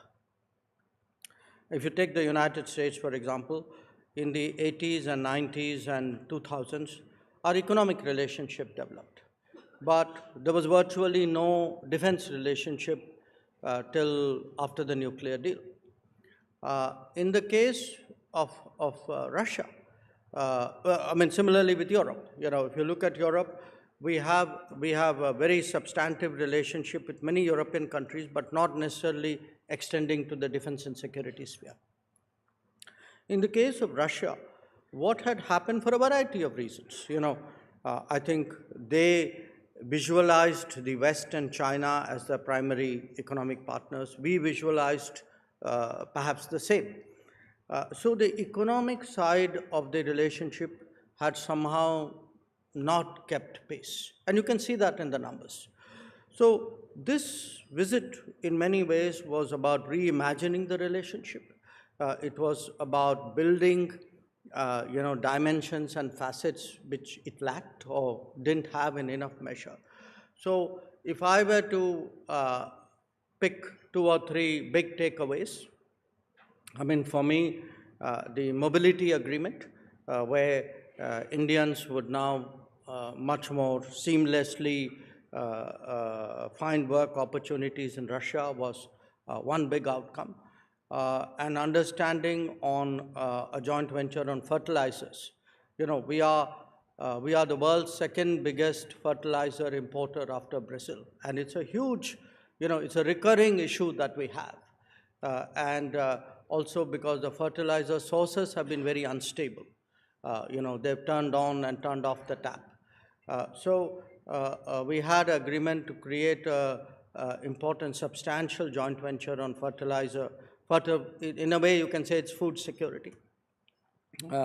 And overall, there was a considerable focus on how to bring up the relationship. And actually, President Putin came with a very large business delegation, literally numbering multiple hundreds. So that made it a very different visit. So you're saying that the focus this time was more on the economic relationship between India and Russia. Defense cooperation and ties have been the central fulcrum of Indian Moscow to India-Russia ties for a very long time. There was no public conversation about more S-400s being purchased or S-500 being purchased or even the Su-57. Given the fact that China now plays an important role in the supply chains of Russian defense armaments, Dr. Jaishankar, would India be willing to consider buying, say, the Su-57 from Moscow? And how much at the back of your head would be playing the fact that some of the critical tech inside could actually be coming from China? I would have been surprised if you didn't ask me that question. So the answer is that yes, there was what we call the Intergovernmental Commission, the military technical cooperation side of it meeting. From our side, Raksha Mantri Rajnath Singh Ji was the chair, their defense ministers, the Russian co-chair. They had the meetings. But I'm telling you, what the summit itself did. Of course, we have good defense cooperation. Again, it's been a very continuous dimension of our cooperation with Russia. But where specifics are concerned, that's for the various systems to work out and do in their own way. You dodged my question, which is fine. You're trying to further India-Russia ties at a time when the United States would have ideally wanted greater strategic alignment, which now seems very, very difficult. But do you think, given that you're in the final stages, or at least attempting to push through the first tranche of an India-US trade deal, President Putin's very public visit to India complicates negotiations with DC? No, I disagree with you. I think everybody knows that India has relations with all the major countries of the world, and I think for any country to expect to have a veto or a say in how we develop our relations with others is not a reasonable proposition, because remember, the others can expect the same. So I think we've always made it very clear that we have multiple relationships. We have a freedom of choice. We talk about what is called strategic autonomy, and that continues. And I cannot imagine why anybody would have reason to expect the contrary. Outside of just the joint statement, what was your impression of the mind, given the fact that when President Putin went into Ukraine, so much was said in the Western press about whether he's in control, whether he's fully in charge. You were at the state dinner, and when I saw at Rashtrapati Bhavan last evening, the man has a huge commanding presence. Right at the end, Prime Minister Modi and he went into a corner. They had this one-on-one going on for several minutes. What was your impression of a man, given the perception that the Western press tried to create about a man who was isolated, cut away from others, and not fully in control of his own system? Well, look, if I wanted a reading about President Putin, I'm not sure I'd go to the Western press for an objective assessment. Sure. You want to leave it there? Well, I think that's an answer, isn't it? Okay. No, so let's build on this further by asking you for a reading of what do you think is happening with American President Donald Trump at the moment. Given the fact that India invested so much, the Prime Minister himself invested so much in the India-America relationship, are you extremely disappointed with the Trump administration and how transactional they're choosing to be? Well, look, every government and certainly every American president has their own way of approaching the world. I grant you that in the case of President Trump, it's radically different from how his predecessors did. I think he himself would say that. We have right now a set of issues which the relationship is grappling with. I mean, to me, it's, look, foreign policy doesn't always, everything doesn't go your way all the time on all the issues, on all the relationships. So there will be issues, you know. It is with the US today, it could be with somebody else tomorrow. What you try to do is to engage and work through those issues. And we believe that that there can be a landing point for our respective trade interests. Obviously, that is something which will be negotiated and negotiated hard because it has an implication for livelihoods in this country. You know, at the end of the day, for us, the interests of the workers and the farmers and the small business and the middle class matters. So when we look at a trade agreement with a country like the United States, you have to be extremely judicious about your position, about what you put on the table. How optimistic are you at the moment? Are we days away, weeks away, months away, potentially years away from just the first part of the trade deal? Well, look, diplomacy, you're always optimistic because I'm not saying that as a way of stalling you, which I am, but also because, look, suddenly things can turn around. It can turn around on one weekend, you know. I could tell you on Friday, oh, I don't think it's likely, and maybe it'll happen on Monday, and you will think that I was misleading you. So it can happen. No, with Trump, we totally get it. Given the fact that on the other side of the negotiating table is President Trump, we won't blame you. We'll get why that happened. So, we've had, there's no lack of communication.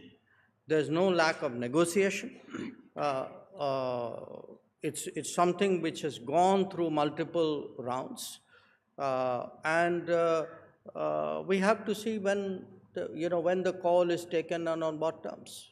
So if you ask me, could it happen soon? My answer would be, sure, very possible. If you say, well, maybe soon may take a little longer, maybe, I don't know. Dr. Jaishankar, the end of the year is a good time for reflection. Many amongst your peers and those around you consider you one of the sharpest diplomatic brains of your generation.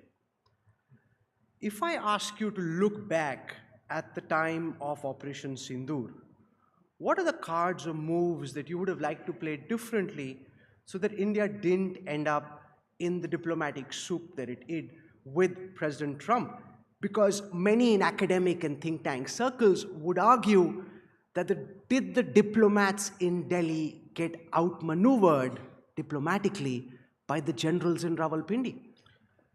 Oh, look, let me take it in two parts. I think where India is concerned, there are things we do and there are things we don't. That's why we are India. We have rules, we have norms.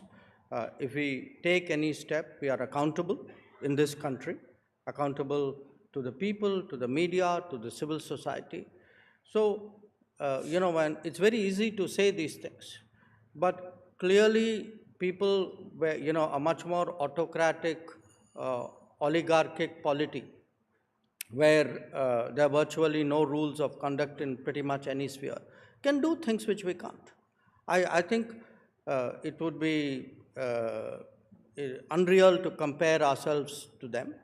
And in many ways, I think we would be doing ourselves injustice. At the end of the day, we are people with a certain sense of ourselves, with a certain set of rules about how we conduct ourselves and what we do and we don't. And I think that's very important to maintain. No, but there are people sitting here who've told me in the past that maybe we could have played our cards slightly differently by playing to his ego, indulging him to some extent without giving in on what he wanted to project. That we thank him at some level without necessarily saying that he brokered the ceasefire, that there were ways and means around the box that we ended up in. It is the fate of every player to have a wiser commentator in the commentator's box. So I would at least respect those commentators who have at least played. Many of these are past players. Look, here is a point. There was a certain reality, Now, I think we owe it to ourselves to stay with that reality and stay with that record. And I don't think I need to belabor that point. At the end of the day, we have to stand up for what is our interest and what is our, I would say, view of where the relationship should go and what terms it should go. Is it fair then to say, Dr. Jaishankar, that the relationship with the United States is moving from a zone of strategic alignment to now being increasingly transactional? Look, I think clearly right now trade is the most important issue there. It's clearly very central to the thinking in Washington, much more than it was to earlier administrations. It is something which we have recognized, and we are prepared to meet, but we are prepared to meet it on reasonable terms. For those of you who think that diplomacy is about pleasing somebody else, I'm sorry, that's not my view of diplomacy. To me, it is about defending our national interests. It is about saying what are things which my country and my people believe in. I'm not going to give a version out there which does a disservice to my armed forces and my people. Please understand that. What's your reading of the state of play with China at this time, given the fact that there have been now meetings at the highest level? To what extent have we been able to take the relationship out of the frostiness that we found ourselves in post-Galwan, and what do you see as being the immediate trajectory from here? Well, look, after October 24, which was when the Kazan meeting happened between Prime Minister and President Xi, we reached an understanding on the last set of friction points at that time. And since then, it's now been a little more than a year. I think by and large, the border areas have remained stable. Patrolling patterns have mostly resumed and are taking place smoothly. So the key point which we made, that peace and tranquility in the border areas is a prerequisite for good relations, is being maintained and is being built upon. But it's not like that was the only issue in the relationship. There were many other issues, some of which predated Galwan. There are issues about trade. There are issues about investment. There are issues about competition, about subsidies, about fairness, about transparency. These are real issues as well. So I think we are trying to work our way through some of it. Some of it is easier, some of it is harder. For example, air connections, direct air connections had stopped. Now, it, by the way, didn't stop because of Galwan. It stopped because of COVID. But it so happened after Galwan, we didn't restore that. So that one was something we could do. So there would be other parts of it which would be a little bit more complicated. Some will happen, some won't. Are you willing to now consider settling parts of the border dispute which are easier to settle, or is India's position still that you need to settle the entire gamut of border No, issues? I think, you are now wading into a degree of, I would say, granularity and specificity on Which the is border very important. negotiation. Because it is important, I'm not going to tell you. So, He's thought through my questions, he's thought through his answers, he knows what to leave. This is almost like net practice rather than, you know exactly what to weave your way around. What's your reading of the extreme concentration of power that we're seeing in Islamabad under the new Chief of Defense Forces? And is that to India's advantage or disadvantage that you've got now Asim Munir so deeply entrenched in power? look, reflect on, the last 80 years of Pakistan, which has paralleled our own independence era. For the bulk of it, in one way or the other, the military has either been overtly, covertly, in a hybrid manner. Essentially, it's been in command. In some cases, it's more visible and naked in a way. In some cases, it is less so. But what is the important point there is, when we hear people comment on our policies, I reflect sometimes. I have two neighbors, one to the east and one to the west, and the one to the east also has had for a substantial time of the same period, post 47, the military in command. But the military to the east is treated very differently. The military regime to the east is treated very differently from the military regime to the west. So what does it tell you? It tells you at the end of the day that much of the world actually, for all the homilies that you get, really, in reality, when it suits them, they can, turn facts around upside down and do what they have to do. So in another context, you use the word transactional. In many ways, the world has always been transactional. That there are good terrorists and bad terrorists, there are good military rulers and apparently not so good ones. So I think for us, the reality of the Pakistani army has always been, and much of our problems actually emanate from there. When you look at the terrorism, when you look at the training camps, when you look at the sort of a policy of a kind of, I would say almost ideological hostility towards India, where does that come from? It comes from the army.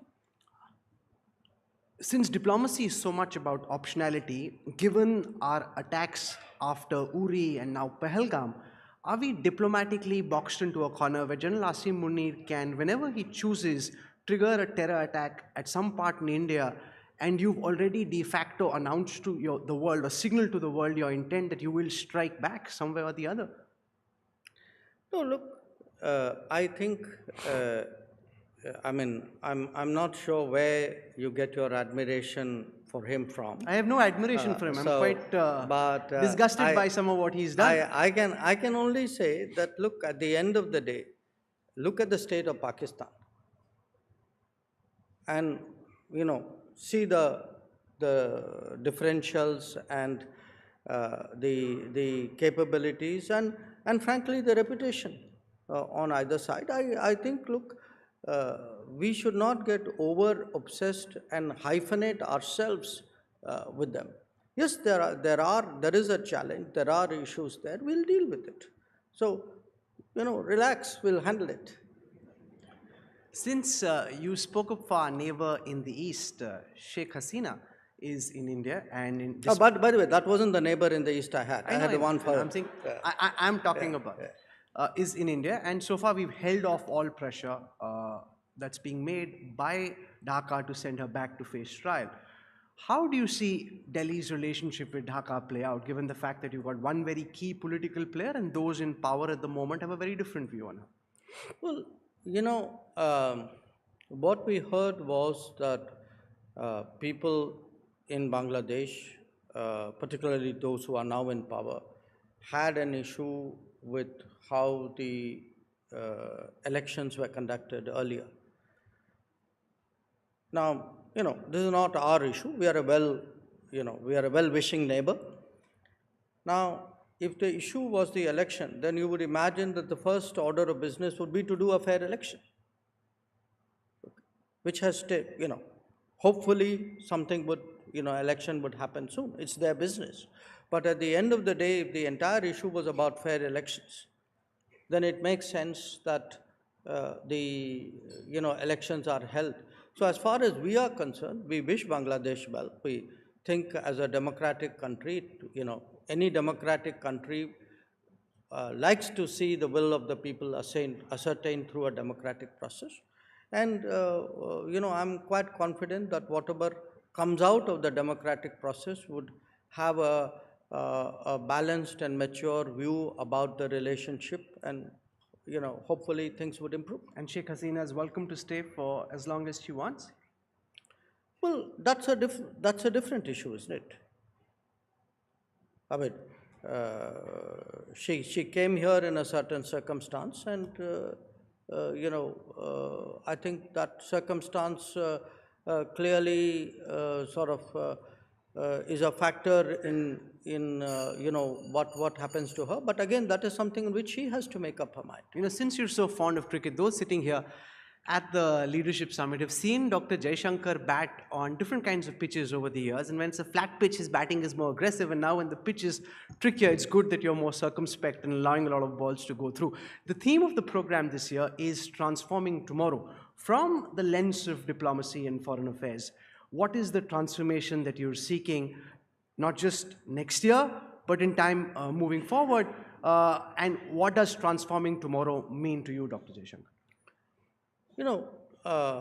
Obviously transforming tomorrow can have a variety of meanings to each person in their own profession or their calling.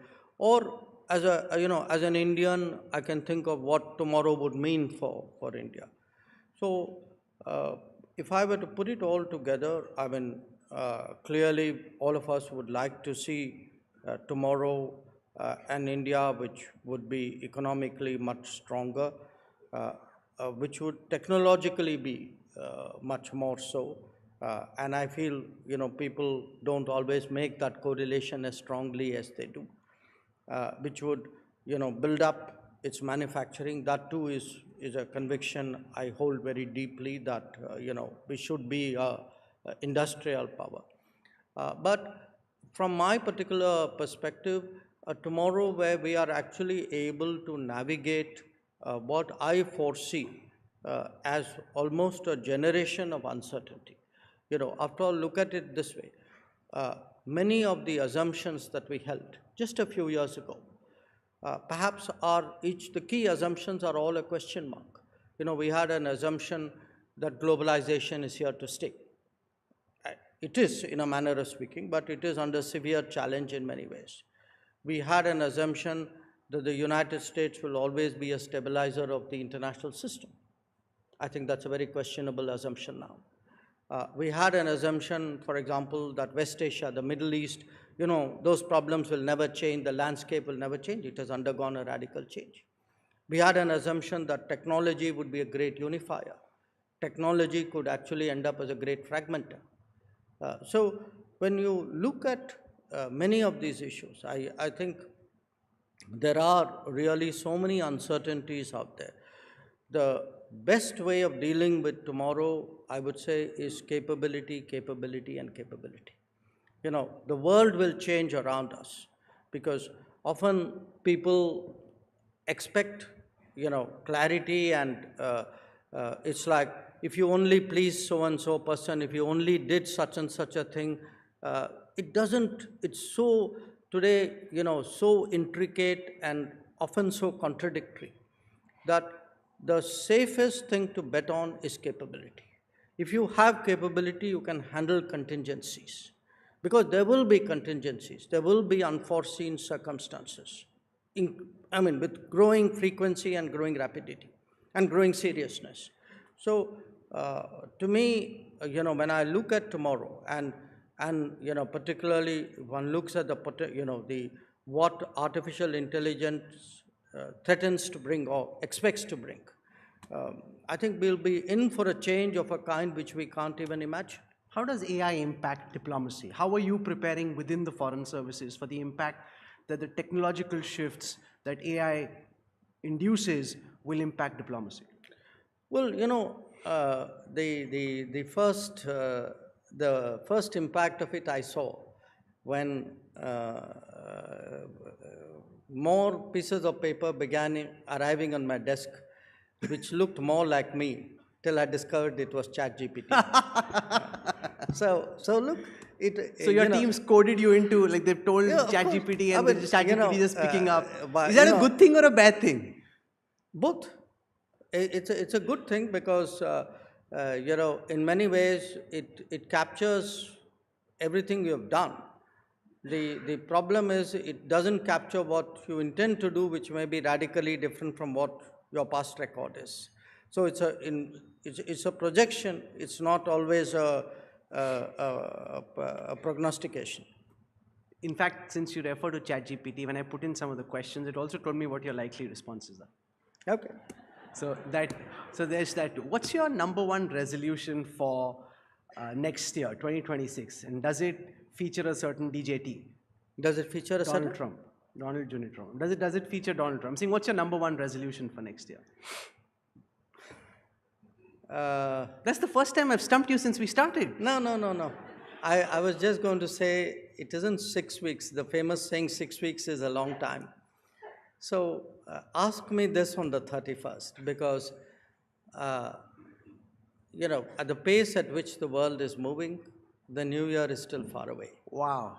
And imagine somebody who says that trends are set over decades. And in fact, this is a story that Dr. Jaishankar told me recently, that he sleeps and at some point in time he wakes up in the morning to see what all has happened in DC or in the United States, takes a look at it, goes back to sleep, and sometimes when you wake up in the morning, more things have happened since. That must be tough. Are you getting proper sleep given the fact that Donald Trump is keeping you up like several times in the night? He's not, I assure you. Just, I've always had this habit of being awake and sleeping well at the same time. One part of you is sleeping, one part of you is awake. Because actually, remember, the bulk of the people I work with are not on my time zone. So something is happening somewhere in the world which always impacts you. So it's something you build into your life. It's so much easier just to critique and to question than to have to deal with the kind of unknowns that are floating around at the moment. You came out to bat at the Hindustan Times Leadership Summit after Hugh Grant. Ladies and gentlemen, would you accept that he did at least as well, if not better? Can we have a round of applause, please? Thank you. Thank you very much. This was a pleasure. Thank you.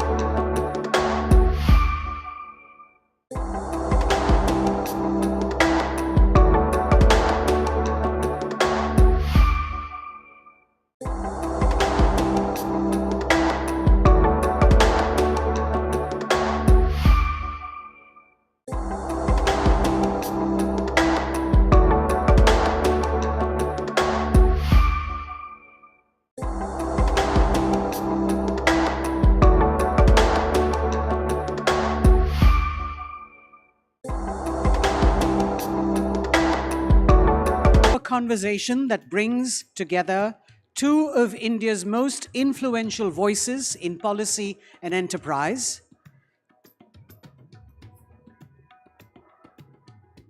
Please welcome Mr. Sunil Bharti Mittal, founder and chairman of Bharti Enterprises, in conversation with Mr. Amitabh Kant, former G20 Sherpa and former CEO, Niti Aayog.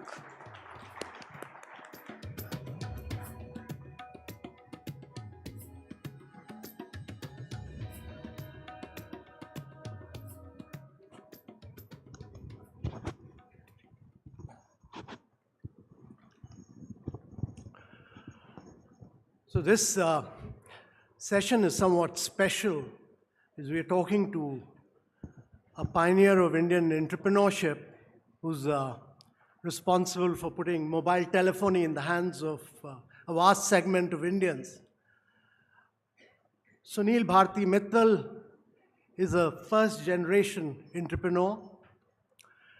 He's taken his brand Airtel from India to across continents.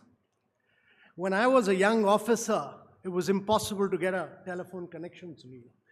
Actually, I got my first connection through a minister's recommendation, and that was a fixed line connection. But Sunil then dreamt of mobile telephony in that age. And from mobile telephony, he's ventured into a vast range of areas. He's become a great, created a great communication company across continents, serving over 500 million people, one of the top 3 mobile operators in the world.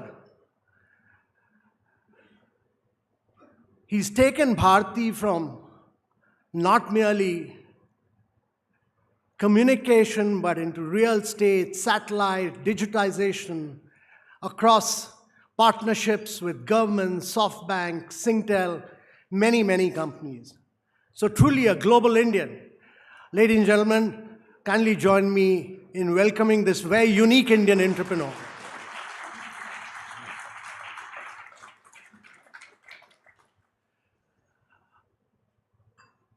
So Sunil, tell me, I mean, you were just an importer of push-button telephones at one point. You were a hardcore trader. How did you get into, what made you dream of mobile telephony? And how did you get the first license of Delhi and expand mobile telephony all over the world now? Well, Amitabh, thank you for that wonderful introduction. Great pleasure to be here this afternoon. We were not merely importing telephones, we were actually manufacturing telephones. We were India's first pioneers in bringing push-button telephones to India. Things were going reasonably well, but I recall that by late 80s, early 90s, I recognized that things were not going as fast as one could have imagined. And I could see many of my fellow entrepreneurs accelerating. Something had to give. For an entrepreneur, you need to move fast, you need to catch up with peers, you need to stay ahead of the trend. And there was this burning desire to look for a breakthrough product. We had done telephones, cordless telephones. We even tried answering machines, which were not that successful in this country, fax machines. But it was in 1991, 25 crores in sales, 5 crores in profit. We were making some name through Beetle telephones, but it was really not good enough. So I still recall waking up on the 2nd of January 1992 in Goa with Naina, my kids at that time, some friends, and going through the Economic Times, buried in page 5, an innocuous Sarkari ad saying the government invites tenders for PMTS, Public Mobile Telephone Services. And just imagine if I would have missed seeing that ad. It was really buried somewhere down there. Where I would have ended up today, I don't know, but that just changed my life. I was a man possessed after looking at that ad. I'd seen mobile telephonies, the radio phones during Asian Games, and some other parts of the world. Early days, I said, this is where I'm going to go. And I remember telling Rajan and Rakesh, I said, there are 3 months. In these 3 months, we have to put a bid together for something we have no idea, and I think it's going to cost a lot of money just putting this bid together, forget putting a project. And on 12th of January, we suddenly had a tragedy in the family. My father passed away. That was 10 days later. It was very sudden, and I still remember doing all his, ceremonies post-death. I took my mother's permission to travel, and I didn't come back until I brought the bid back. And that bid was the most I would say, extensive bid the government had ever seen. I had done helicopter surveys in Bombay and Delhi. I had done satellite imagery. I learned the business in those 3 months. Most of the time I was in the UK learning the trade. And our bid was then selected to be given a license in each of the 4 metros. But then the minister ruled, knowing who you are, small little tiny company, one company will get 1 license. We got Mumbai because we scored the highest, went through High Court, Supreme Court. Finally, we were demoted by 1 grade and came to Delhi, which in any case was my first choice. And given that we have not too much time here, I would say the rest is history. Okay. No, it's been a phenomenal history. But then you took Airtel from India to Africa. You took it to the global south. What were the learning lessons from India, and what did you have to unlearn from Africa? Well, by 2006-07, we were very well established in India. We had scale, we had balance sheet, we had no debt at that point in time. I could see many of my troops getting very restless in wanting to do more. And we started to cast a net outside. We tried in Botswana, we didn't get a license. We got a license in Seychelles, we launched ourselves there, went to Sri Lanka. But we needed something meteor, something really big. After 2 aborted attempts in Africa of acquiring MTN, we finally landed up acquiring Zain, $10.7 billion in 2010, a very large sum of money at that point in time. It was a big, bold bet that we made. At that time, the only other big bet was done by Tatas through Chorus Steel, JLR, and this was the second biggest deal coming out of India. 16 countries in one fell swoop in sub-Saharan Africa, a place we didn't know very well, excepting it's an emerging market. It should be more or less like India. If we have been able to do it here, we'll do it there as well. Put together a ragtag team of people of 2 plane loads, sent them there, started to develop Africa. And I must say, it was the right decision if you look at it today, but the first 10 years were very hard. The lessons that we learned were, unlike India, there is no middle class in Africa. There's either a very affluent segment of society or there are lots of poor people. The rates were very high. We went and did the same playbook, lowered the rates. But what we found was people who saved those money bought cooking oil, medicines, probably put another child into school, but never consumed more telephone connections or the calls at that time. We had to unlearn very quickly that you cannot invest billions of dollars expecting customers to come. In India, it was very easy. You put up a cell tower, you had distribution, people would buy SIM cards, you lowered prices, more people came, you lowered it further, even more came. That was a big unlearning. So first 7, 8, 9 years was really very bad. It was like a shock. And then we started to repair ourselves. And the last 4, 5 years, the company has now stabilized. It's a FTSE 50 company. It's a $15 billion African entity, one of the leading players in Africa. And whenever you go into these 15 countries, you'll be very proud to see Airtel in a leadership position there. Yeah. So Sunil, you've also seen periods of great disruption in India when, the voice cost was done away, you had very low data cost, and you had new players coming in, causing massive market disruption. Those must have been very difficult days for you. What are the resilience?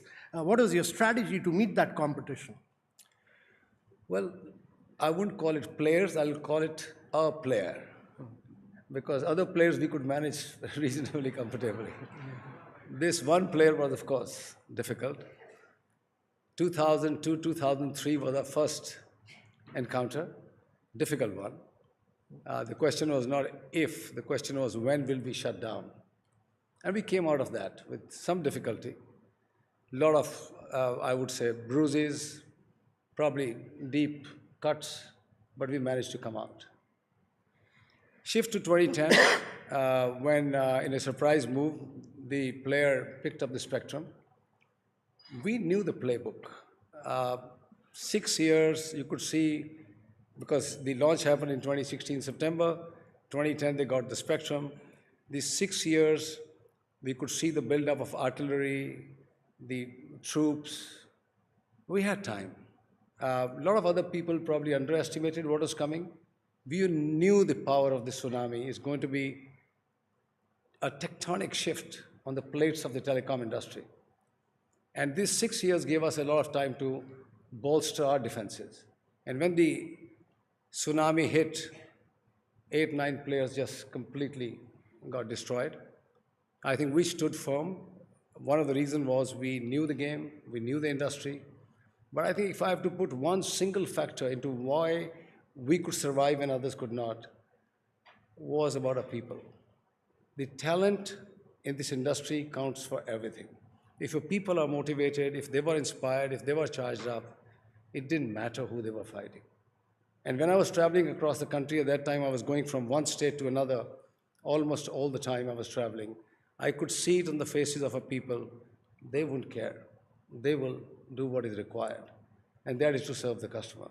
And I tell you, if you have a team which is inspired, they can do great things. So the battle was fought in the marketplace, really? Completely. A bit in the regulatory area as well. Okay. Only a bit, or quite a bit? Okay.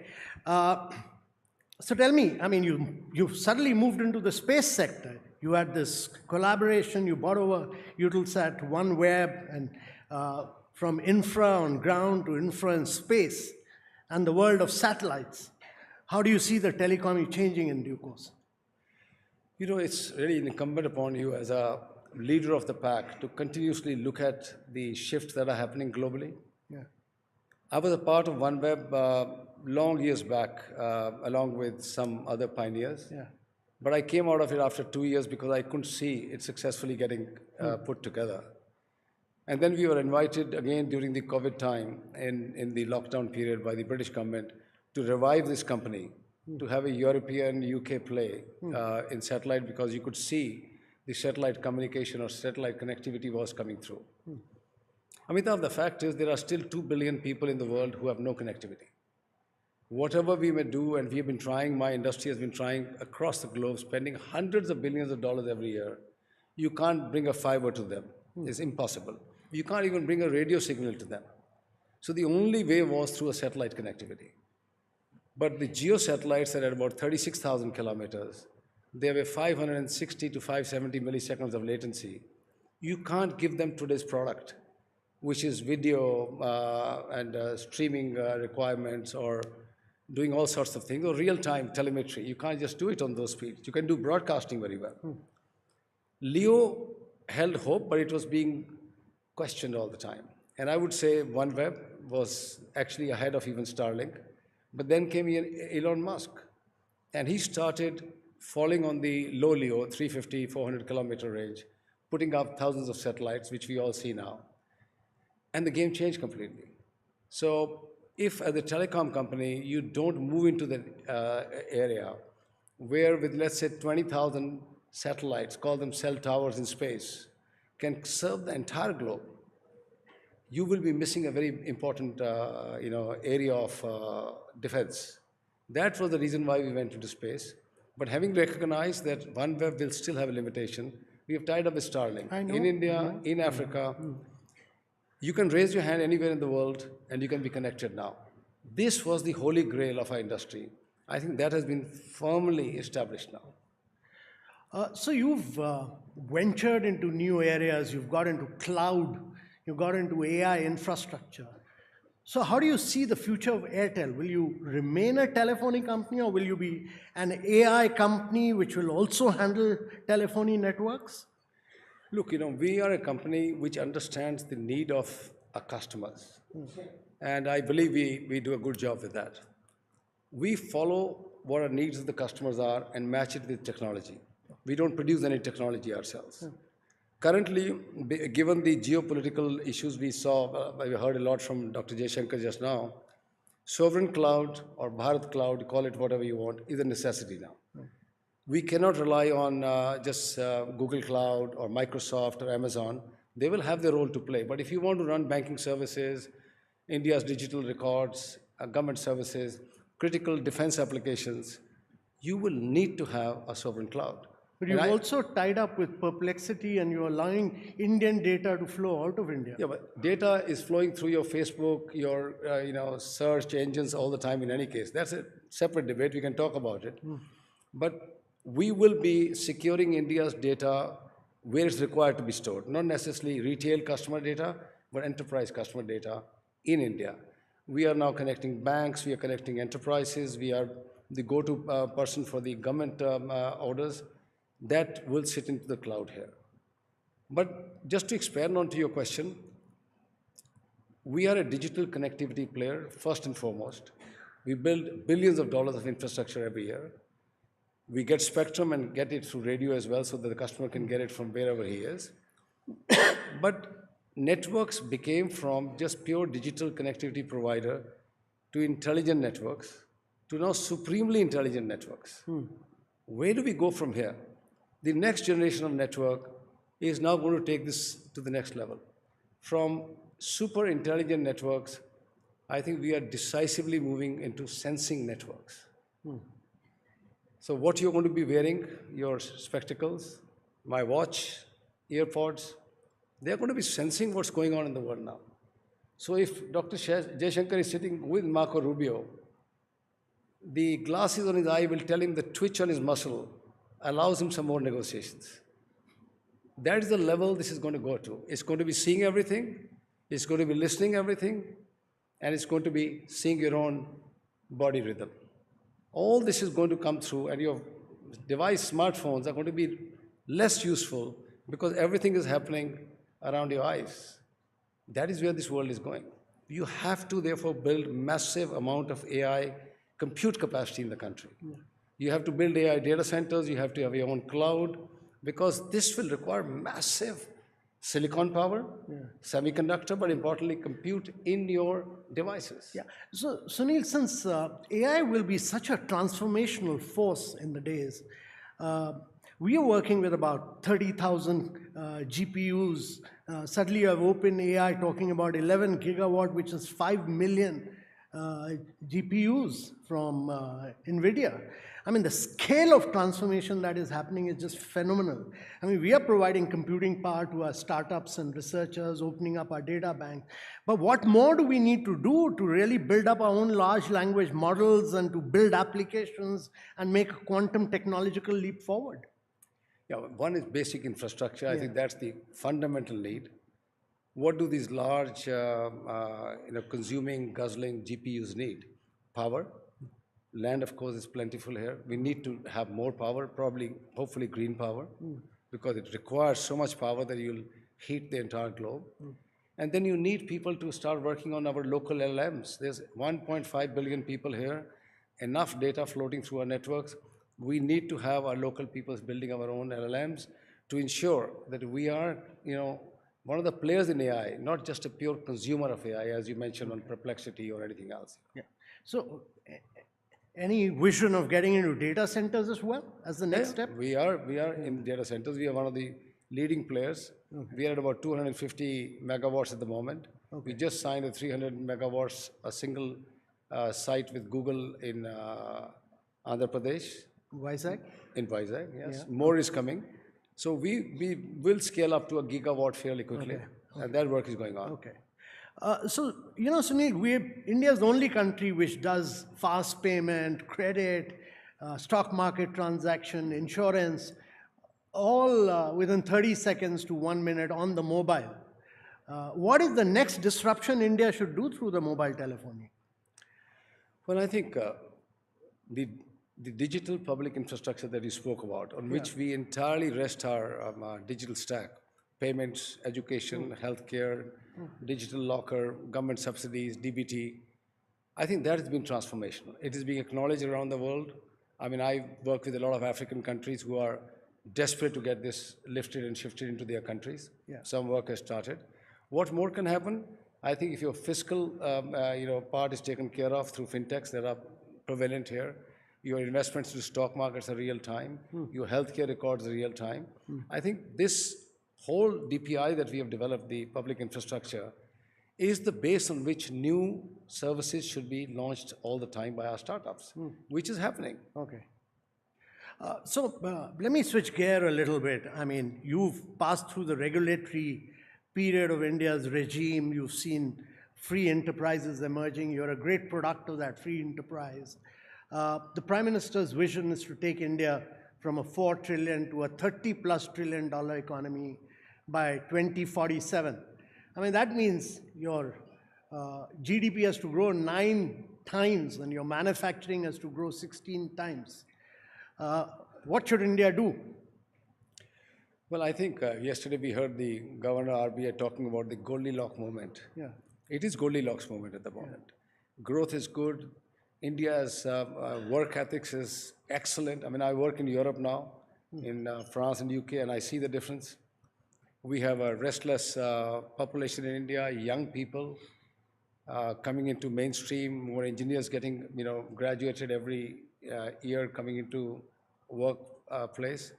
I think there is enough going on in this country for us to get to that 2047 vision of being one of the most important economic countries in the world. Will we get to $30 trillion? I think we don't have to quibble about whether it's 47 or it's 52. We will get there. Even if it's 22, 23 trillion dollars, it's going to be a sizable economy. And that's why the whole world is engaged with India today. They listen to what we need. They negotiate with us in our equal terms. I think if you ask me, India must close all its trade deals. That opens opportunities for our country. Invest absolutely heavily into infrastructure, continue to do so.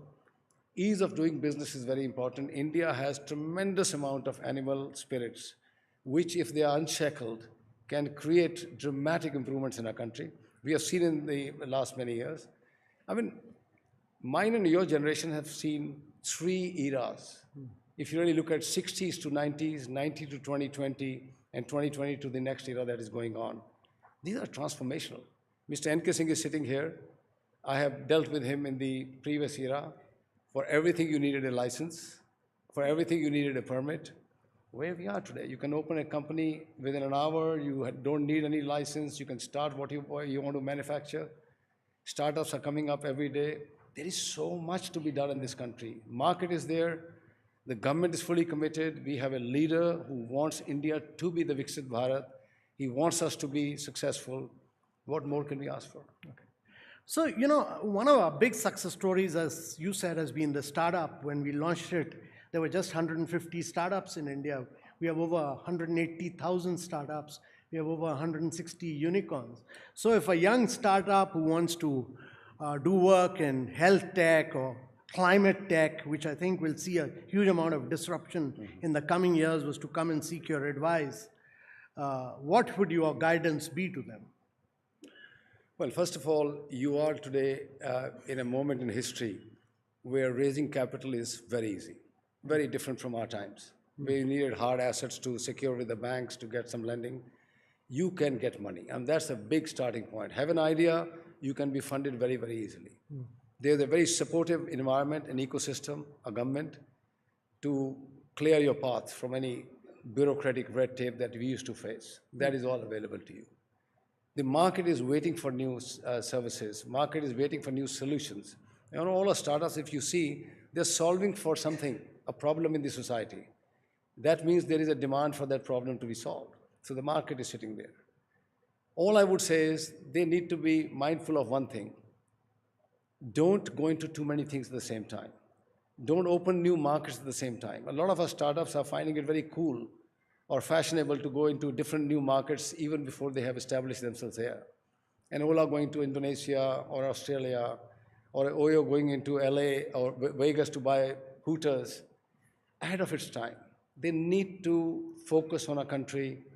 There are many nations within India, different segments of society. There's the Europe, there's the Middle East, there's an Africa, there's a Southeast Asia, within these 1.5 billion people. My advice to them would be, grab the opportunity. If you have an idea, you'll be funded, government will support you. Stay focused for many years, grow your size, and then probably launch outside. So you spoke about a couple of areas of reforms, infrastructure, initiatives, etc. How do you look at areas like, because my view is that technology, particularly the kind of technological company that you built up, a lot of disruption that came in through the defense sector, and suddenly the government has put in a huge emphasis on Make in India in defense. Will not that be a major driver of technological leapfrogging for India in the coming years? Oh, it can certainly be. If you look at where are the technologies emanating from, it is mainly coming from the US defense part. The most secure defense part where billions are spent silently on developing new technologies. A lot of this stuff comes from there into the industry once they are comfortable with the technology passing out. But with the advent of AI, with the way AI is rising today, I don't think so we need to look at government. We don't need to look at any activities coming from the government side. With the power of compute that we have in our hands today, a lot of innovation can be done very fast, whether it's in the biosciences of Hari Bhartia's field, or it's in my field, or indeed it's in the field of any industry in the marketplace. You can use the power of AI now to accelerate your innovation process and go forward. Defense that you mentioned, I have been a votary of opening up our defense industry to foreign investment. That took some time. Finally, it has happened. Defense industry in itself will become one of the major job creator in the country, manufacturing bases in the country, and probably a very large export market in itself. So that segment will be very important. But I won't wait for that to happen for technologies to come out of the defense for the Indian industry. So tell me, how do you manage to keep so fit? Like you. No, not me. You look much younger. I think when you get beaten up so much in life, you stay fit. You ended up beating others. You have hardly got beaten up. But what do? You exercise or do? I do keep one thing. I do keep a good regime. I mean, I do work out or do yoga or do something for an hour every day. Every day. And a little bit of golf as well? No, golf is time to effort ratio is too much. I mean, it takes a lot of time. But you've created so much of wealth, you can afford to relax a little bit now. I think the entrepreneurs are inherently restless. And it's hard for them to relax. So, onto these new areas of growth, that you're looking at: insurance, real estate, satellite, digitization. Which is the one with the maximum passion, love, and potential for you? I am now 68. It's getting harder for me to put my arms around new age technologies. I'm sure many other leaders in our company, maybe next generation in our family, will be involved with more of that. I am a very curious mind, so I try to go deep into technology. Despite not being an engineer, I understand reasonably well. But I think for me, the next 10 years is going to be how to make Airtel one of the foremost global digital services provider. We have made a move in the UK. We own 25% of British Telecom. We have our sights on some more European assets. We are in Africa already. We would like to have Airtel be the first company in the world to have 1 billion customers, up from about 600 million today. And what's the time span you're looking at? Depends on how many acquisitions you can sort of make. But let's say in these 8-10 years, that should be the dream. That India rooted, a company born out of India, can be the foremost telecom, digital connectivity MNC the world has ever seen. That's a vision I behold, and that's what I'm working towards. So UK, Europe, Africa, and you're looking at penetrating North America as well? Difficult? Difficult. It's too late. Okay. Too late. So several geographies from here. Yes. So truly a Indian global mobile telephony company.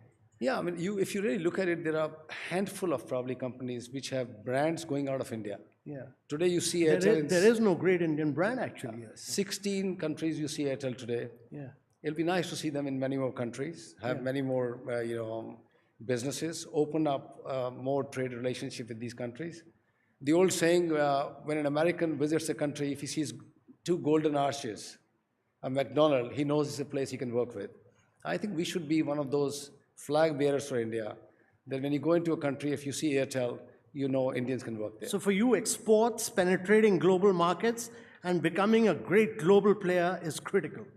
On the platform that we built in India, taking it outside. Okay.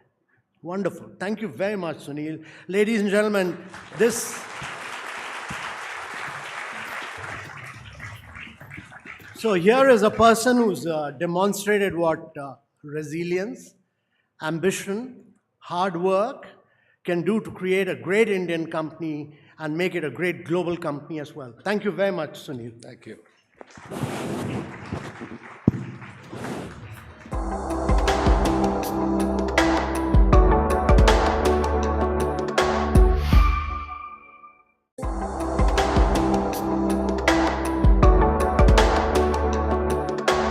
Of India's most dynamic and closely watched regions.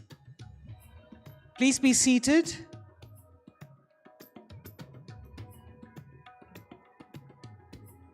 We have with us the Honorable Chief Minister of Jammu and Kashmir, Mr. Omar Abdullah, a leader who has long been at the center of the state's political landscape and its journey through change, challenge, and aspiration.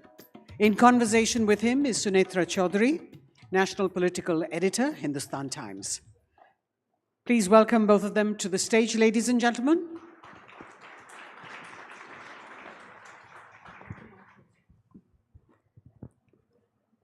Chief Minister, would you say it's fair to call this past year, which is also your first year as Chief Minister, would you say it's been a rough year because of Pahalgam and then Red Fort, which has impacted so many Kashmiris as well?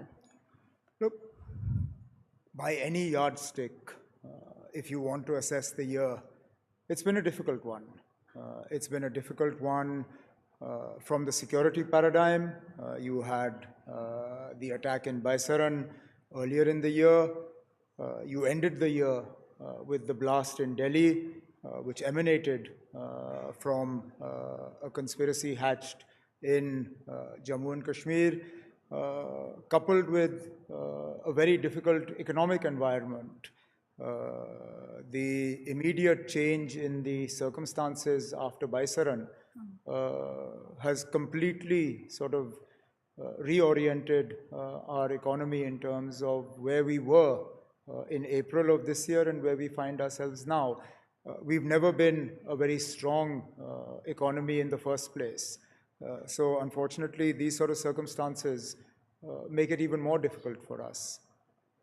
You know, when Pahalgam took place, one of the scenes that came out of there and which surprised people across the country was this air.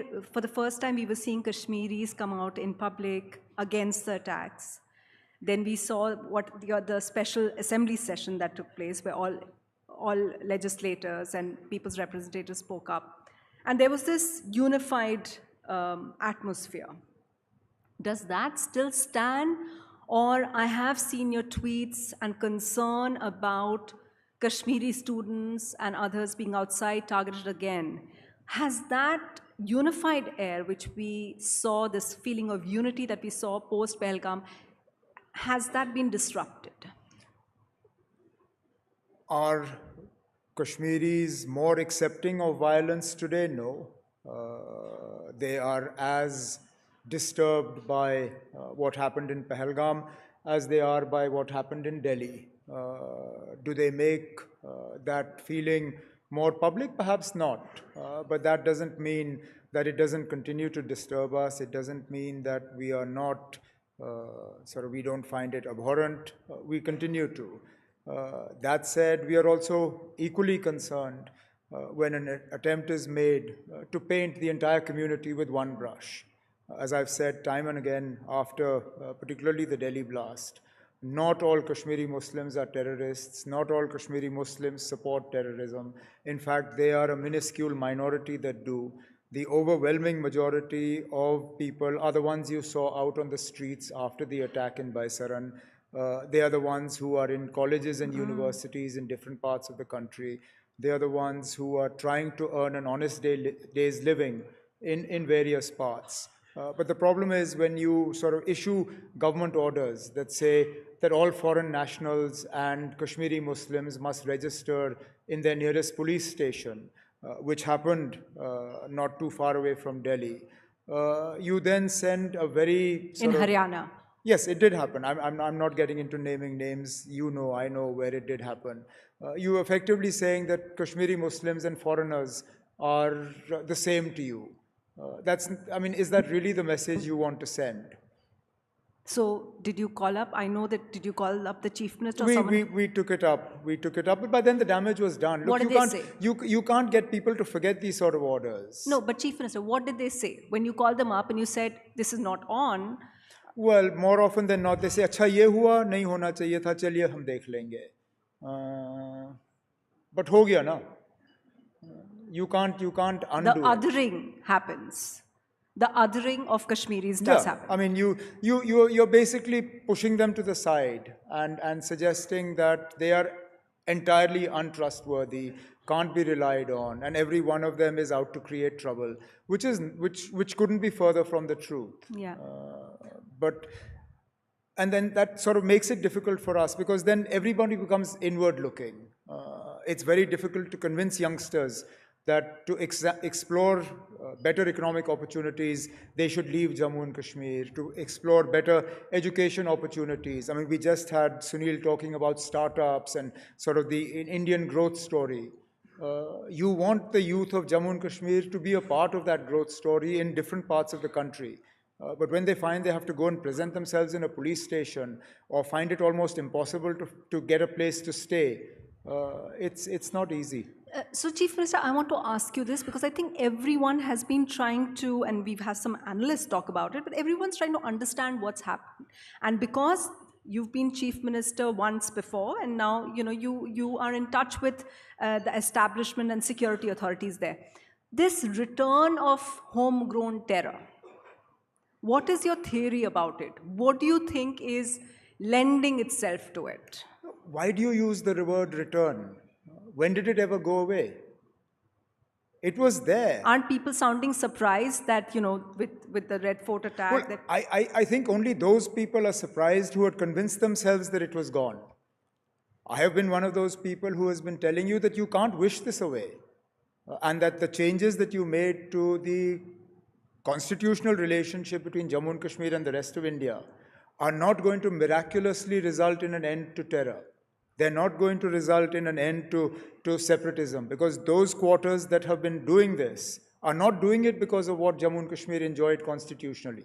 They're doing it for entirely different reasons. So those of you who convinced themselves that 5th August 2019 was some miraculous cure to all of J&K's problems, I think you're the ones who are surprised. I'm not. I'm actually surprised that it took this long for the rest of you to realize that perhaps things are not as great as was sold to the rest of the country. Well, let me put it like this. Do you feel that there is going to be an uptick in it?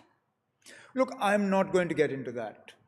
I'm hoping that it won't. I'm hoping that what happened in Baisaran and subsequently what has happened in Delhi was a sufficient wake-up call, that we will realize the gravity of what we're dealing with. I think also Rahul alluded to it in his conversation with Dr. Jaishankar. We now have drawn a line in the sand vis-a-vis how we will react to future attacks. That makes it even more sort of pressing on us to ensure that an attack like this doesn't happen again. Because we have effectively said that an attack of this nature will be considered an act of war. I think the only saving grace where the Delhi bomb blast was concerned is that there was no external hand visible. I mean, invisibly there must have been. But unlike Pahalgam, where all the perpetrators were from outside of Kashmir, in this case, I think that gave Government of India a little bit of a cushion that they didn't have to enact what I think we can safely call the Modi doctrine on internal security.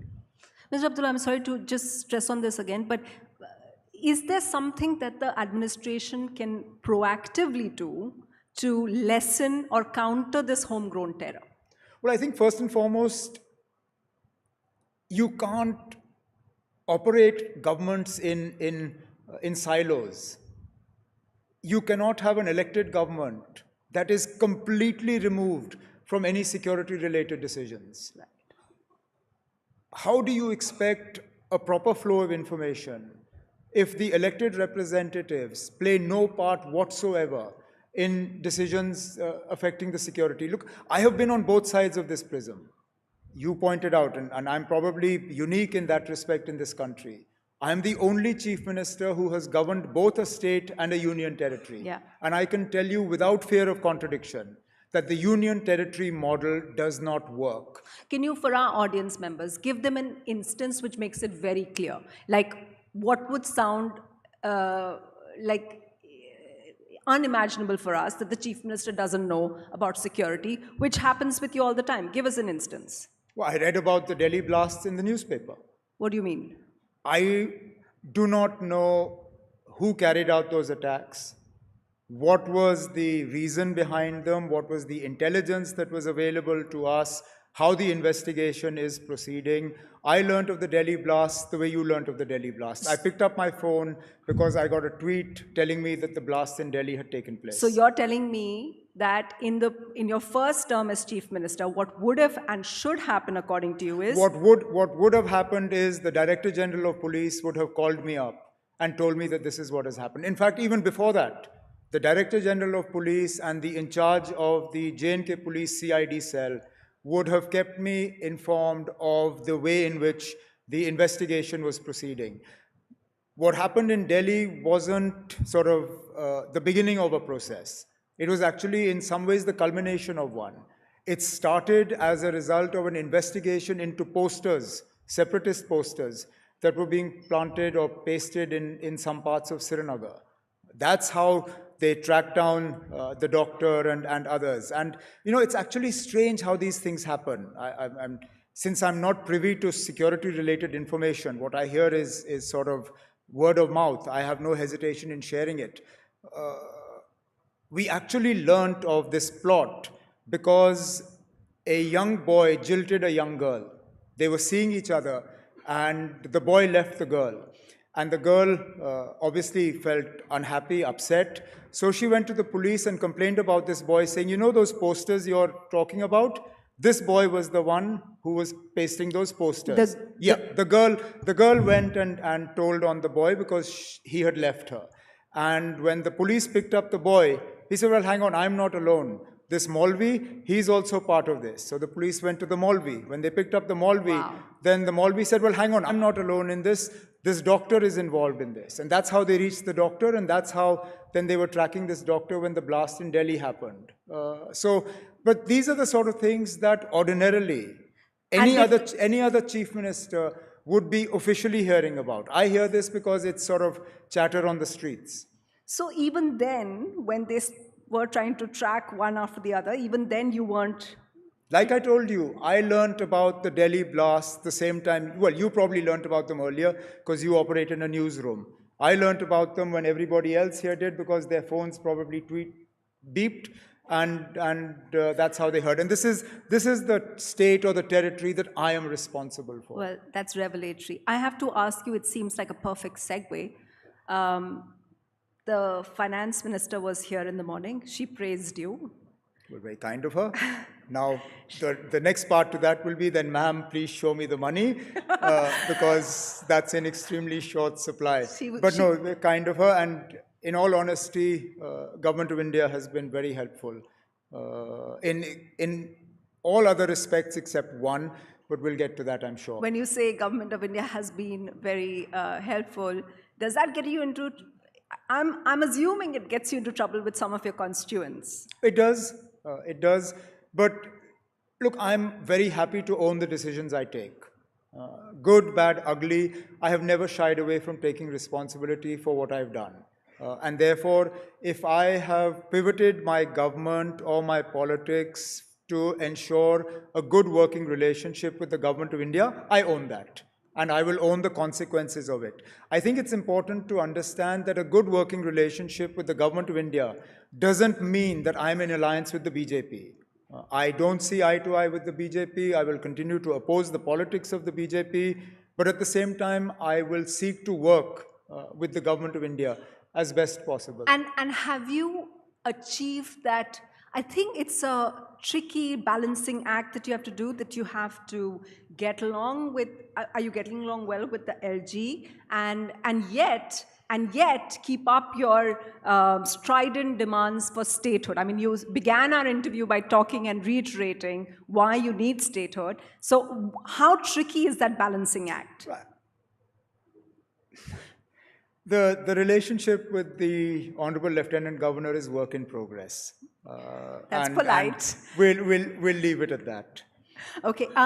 I just wanted to, and I'm only asking you this, Chief Minister, because as you talk to the community, you talk to whatever. I just wanted to understand that, there seems to be a churn, and I will talk about the Bihar elections after that, but there seems to be a churn in the Muslim community. You talked about Muslim students, Kashmiri students.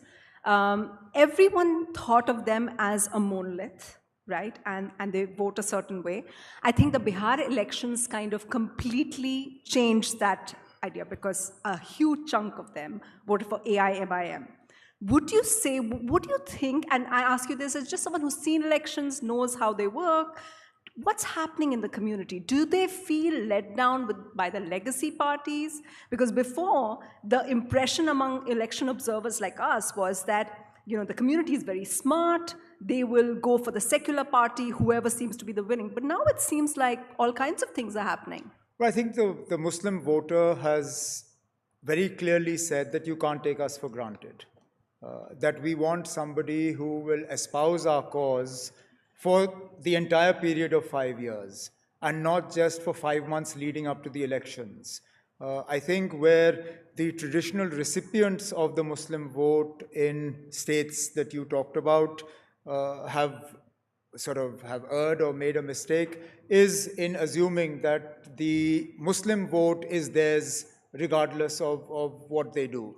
And therefore, so for 4.5 years, they will be relatively quiet on the issues that matter and suddenly wake up to this vote bank just before elections. That no longer works. And if that means that Asaduddin Owaisi Saab will benefit from it, so be it. I think that community requires a voice, it requires to be heard, it requires to have its cause espoused. And if they find somebody who's willing to do it 365 days a year for 5 years, good.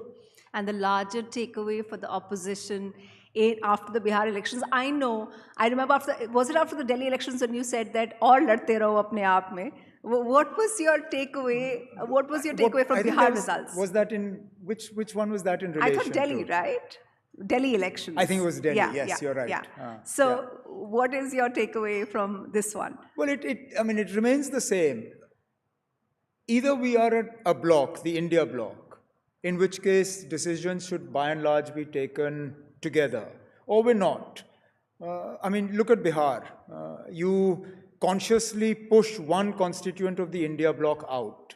Sure, his party isn't across Bihar, but the JMM had a presence there. Yeah. You chose to exclude him from the seat-sharing arrangement. Now, hypothetically speaking, if tomorrow he were to up and leave, yes, who's at fault? I believe that we pushed Nitish Kumar back into the arms of the NDA.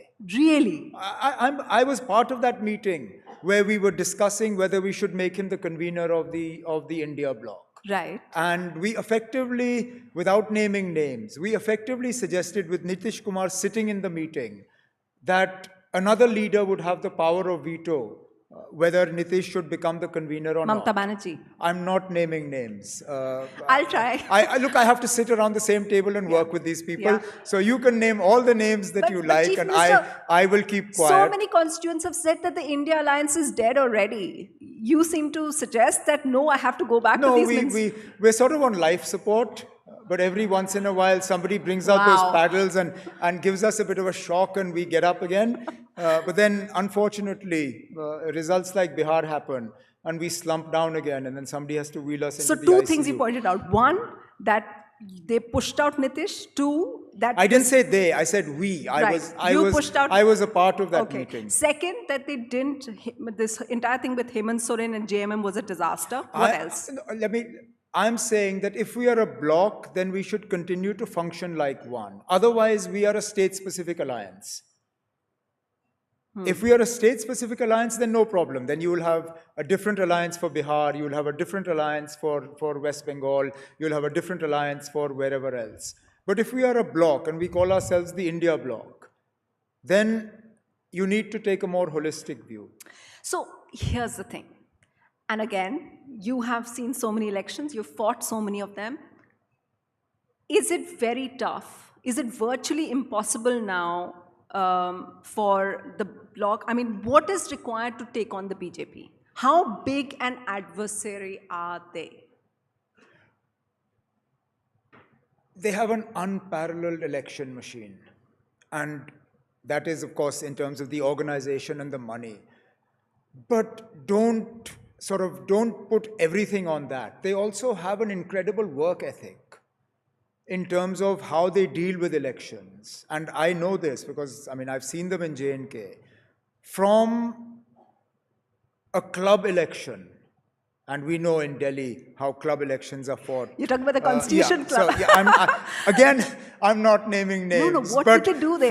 From a club election up till the election of the President of India, they fight every election as if their lives depend on it.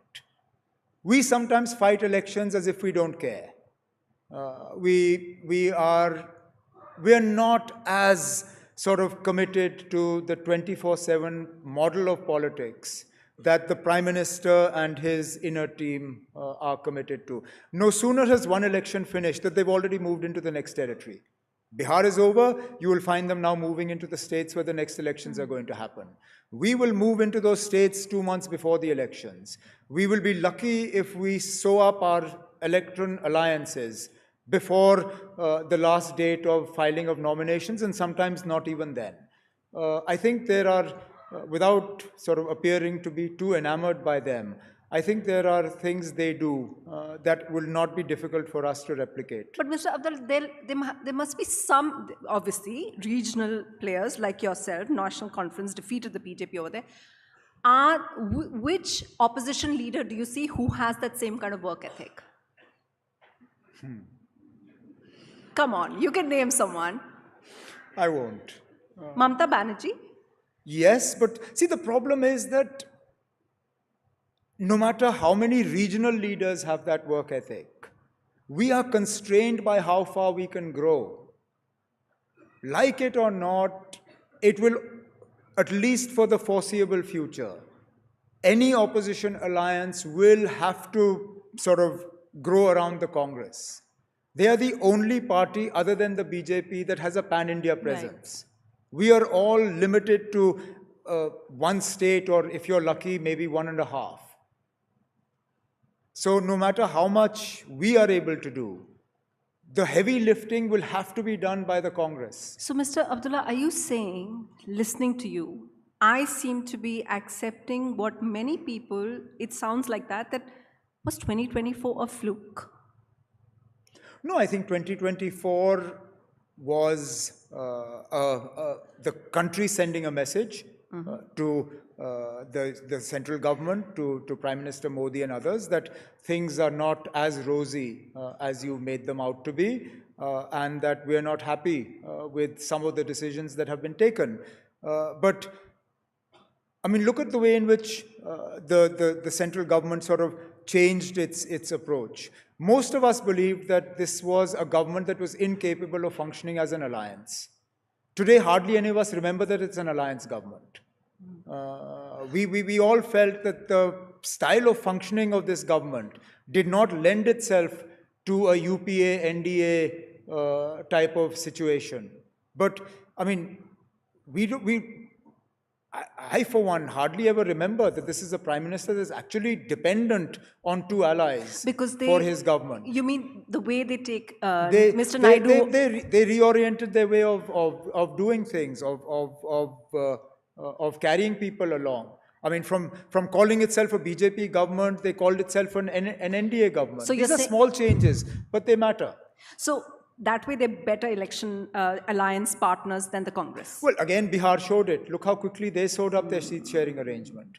And this was one that most people thought wouldn't happen, that Nitish's pulls and pressures would make it difficult for them to sew up a seat sharing. They got one, we in the India bloc didn't. Are you convinced by the argument of vote chori? Do you think there's some dodginess with the election I commission? have never been a supporter of those who say that the machines are rigged, and this puts me sort of at a very difficult position at home because my father is convinced that machine mein chori hoti hai.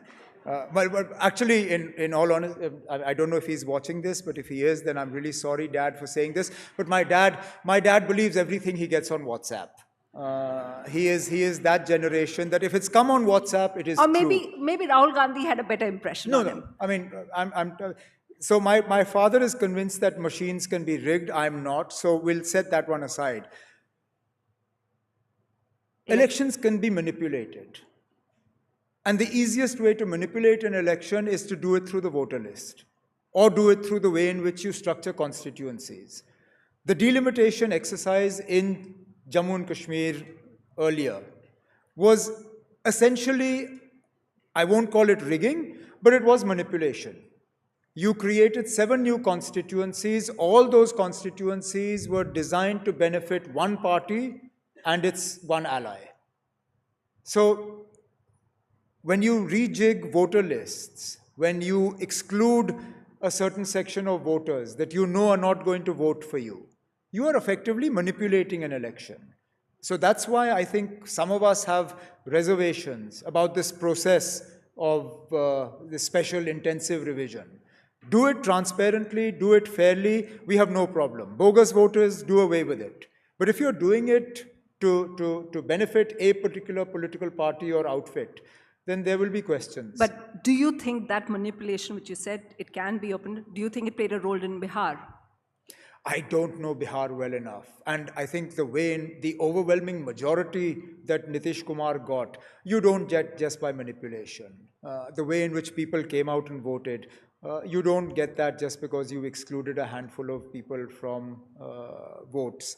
I think some of the issues on which the election was fought perhaps needed to be tinkered around with. Chief Minister, I have so many more questions, but I think our time is up. So thank you. Thank you so much for being so candid. Thank you. Thank you so much, Mr. Abdullah and Sunetra.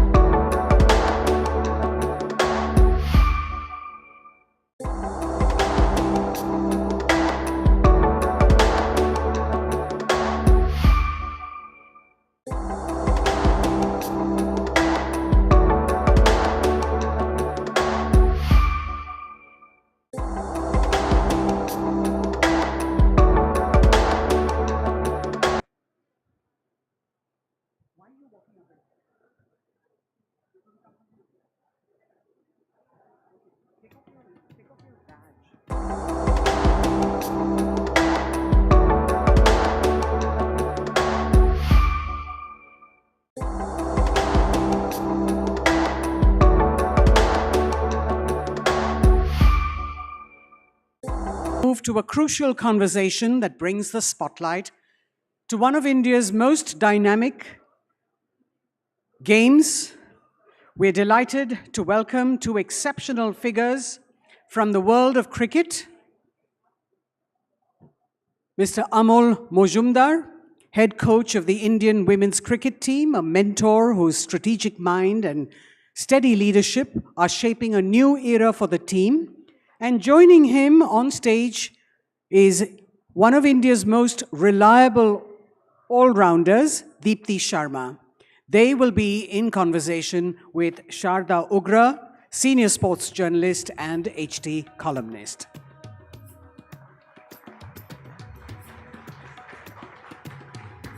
Thank you, Rini. Good afternoon, everyone. It's a joy to be here and to have a conversation with two people who have been part of and therefore created one of the most seismic events in what are one of the two most powerful pop cultural phenomena in our country, cricket. The first of them was quite rightly called the second wonder of Agra in a sports magazine recently. And because the first wonder of Agra happens to be a building, I think she should be first on that list. She was also the focus of the biggest road show outside of Indian politics in her hometown, a 10-kilometer welcome, after being named player of the tournament for a World Cup. The road show ended up at her doorstep, and the road leading up to it is now named after her. Please welcome the absolutely fabulous Deepti Sharma.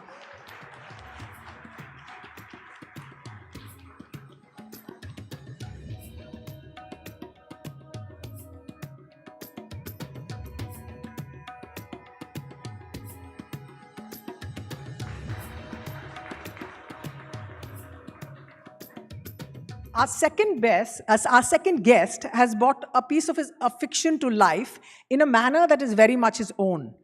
A native from what we natives of the place call the heartland and the home of Indian cricket, not just Mumbai, but Shivaji Park. He was a teenage batting prodigy when growing up, but in November became a household name across India overnight, and that overnight was 25 years in the making. It has led him to the most improbable position. He has toppled Shah Rukh Khan from the position as the most instantly recallable and beloved coach of a female sports team. Put your hands together for the one and only Amol Mazumdar.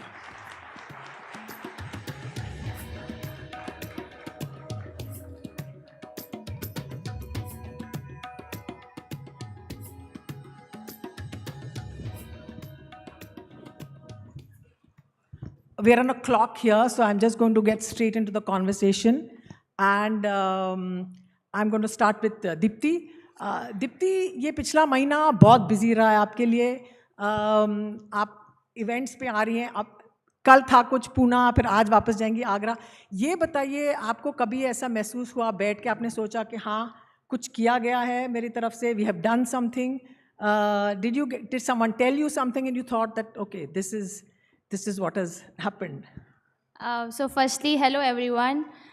तो ma'am जैसा आपने बोला कि after world cup आपको थोड़ा भी time मिला कि नहीं, आप कितना बिजी चल रहा है आपका, तो अभी एक्चुअली में ऐसा लग रहा है कि हमने कुछ तो किया है जिस चीज़ का हम इतने लंबे टाइम से वेट कर रहे थे, और फाइनली वी डिड इट इतने सालों बाद, तो काफ़ी अच्छा लग रहा है. और अगर ऑनेस्टली बोलूँ तो घर पे भी उतना टाइम मिल नहीं पाया फैमिली के साथ. अभी लाइक इवेंट्स चल रहे हैं हेयर एंड देयर, तो आई थिंक अभी हम लोग काफ़ी बिज़ी चल रहे हैं. बट बहुत अच्छा, बहुत प्राउड फील हो रहा है कि जो हमारा ड्रीम था, अगर वो वाकई में जब ट्रू हो जाता है, उसके बाद एक्चुअल आपको फील होता है कि एज अ प्लेयर और एज अ टीम आपने क्या अचीव करा है. और जो रोड आपके नाम पे जो रोड है, आपने एक्सपेक्ट किया था कि ऐसे होने वाला है कि the road will be named the Deepti Sharma road up to your home? नहीं, ऐसा बिल्कुल भी पता नहीं था, लेकिन बहुत अच्छा लगता है जब भी अपना सोसाइटी में जाते हैं और आपके नाम से जब सोसाइटी को जाना जाता है as well as the road, जैसे आपने बोला, तो काफ़ी अच्छा लगता है, बहुत प्राउड फील होता है. Amol, since you're a very relaxed and a secure guy, you'll be okay if I ask the first question about Deepti and not about you. Amol calls Deepti Stokesy after the England all-round captain Ben Stokes. Why is that? What's the reason? Where did that come from? Firstly, warm greetings to everyone. Good afternoon, and really honored and privileged to be here at the Hindustan Times Leadership Summit. Stokes, because there are a lot of similarities, isn't it? I mean, I worked a little bit with Ben Stokes with Rajasthan Royals in the IPL, and there are a few similarities with Deepti. One, she bats left-handed, she bowls right-handed. Stokes does that. She bats at number 6. Stokes does that. Most hardworking cricketer in the team. Never misses a match. Stokes doesn't miss a match.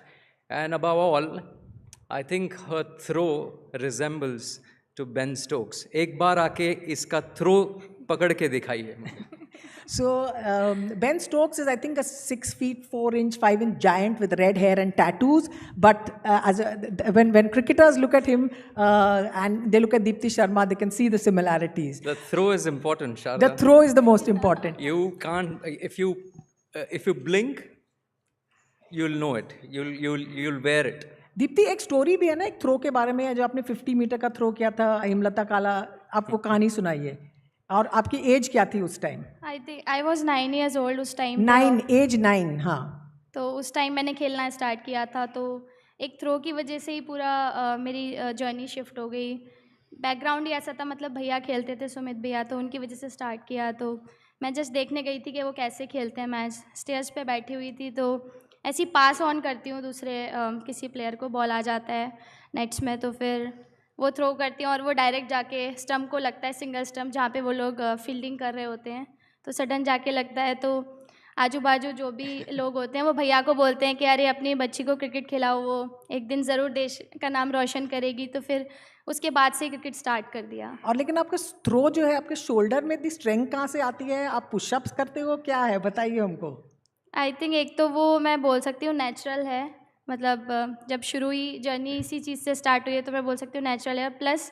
मैं strength पे भी work करती हूँ तो I think उससे भी develop हुआ है काफ़ी और स्टोक से मिली है बेन स्टोक से आप चांस मिला है मिलने का नहीं अभी उनसे तो नहीं मिली हूँ मैम अच्छा अमोल आपको स्टोक से बुलाता है और आप ये बताओ आपने अमोल के बारे में क्या सोचा जब वो पहले आए आपके साथ काम करने और आपको और फिर बताओ वर्ल्ड कप के दौरान क्या हुआ अब पहले तो हाँ पहले जब आया आप बताओ आपका इंप्रेशन क्या था मैम जब मैं सर से वेरी फर्स्ट टाइम मिली थी बैंगलोर में हमारे 3 days मैचेस चल रहे थे आई मीन कैंप में ही मैचेस लगे हुए थे उस टाइम पे तो जब सर से पहली बार मिली तो ऐसे फील ही नहीं हुआ कि मैं सर से फर्स्ट टाइम मिल रही हूँ एंड देन उसके बाद जब भी हमारी सीरीज़ थी अगर मैं टेस्ट मैच का आपको बताऊँ तो एक बहुत अच्छा एग्जाम्पल है सर ने मतलब सर ऑलवेज़ मोटिवेट करते हैं और सबसे अच्छी बात है कि सर मतलब इतना फेथ और ट्रस्ट दिखाते हैं मेरे ऊपर एज अ प्लेयर जिससे कि एक कॉन्फिडेंस आता है कि आप अच्छा करो और एक होता है ना मैम कोच का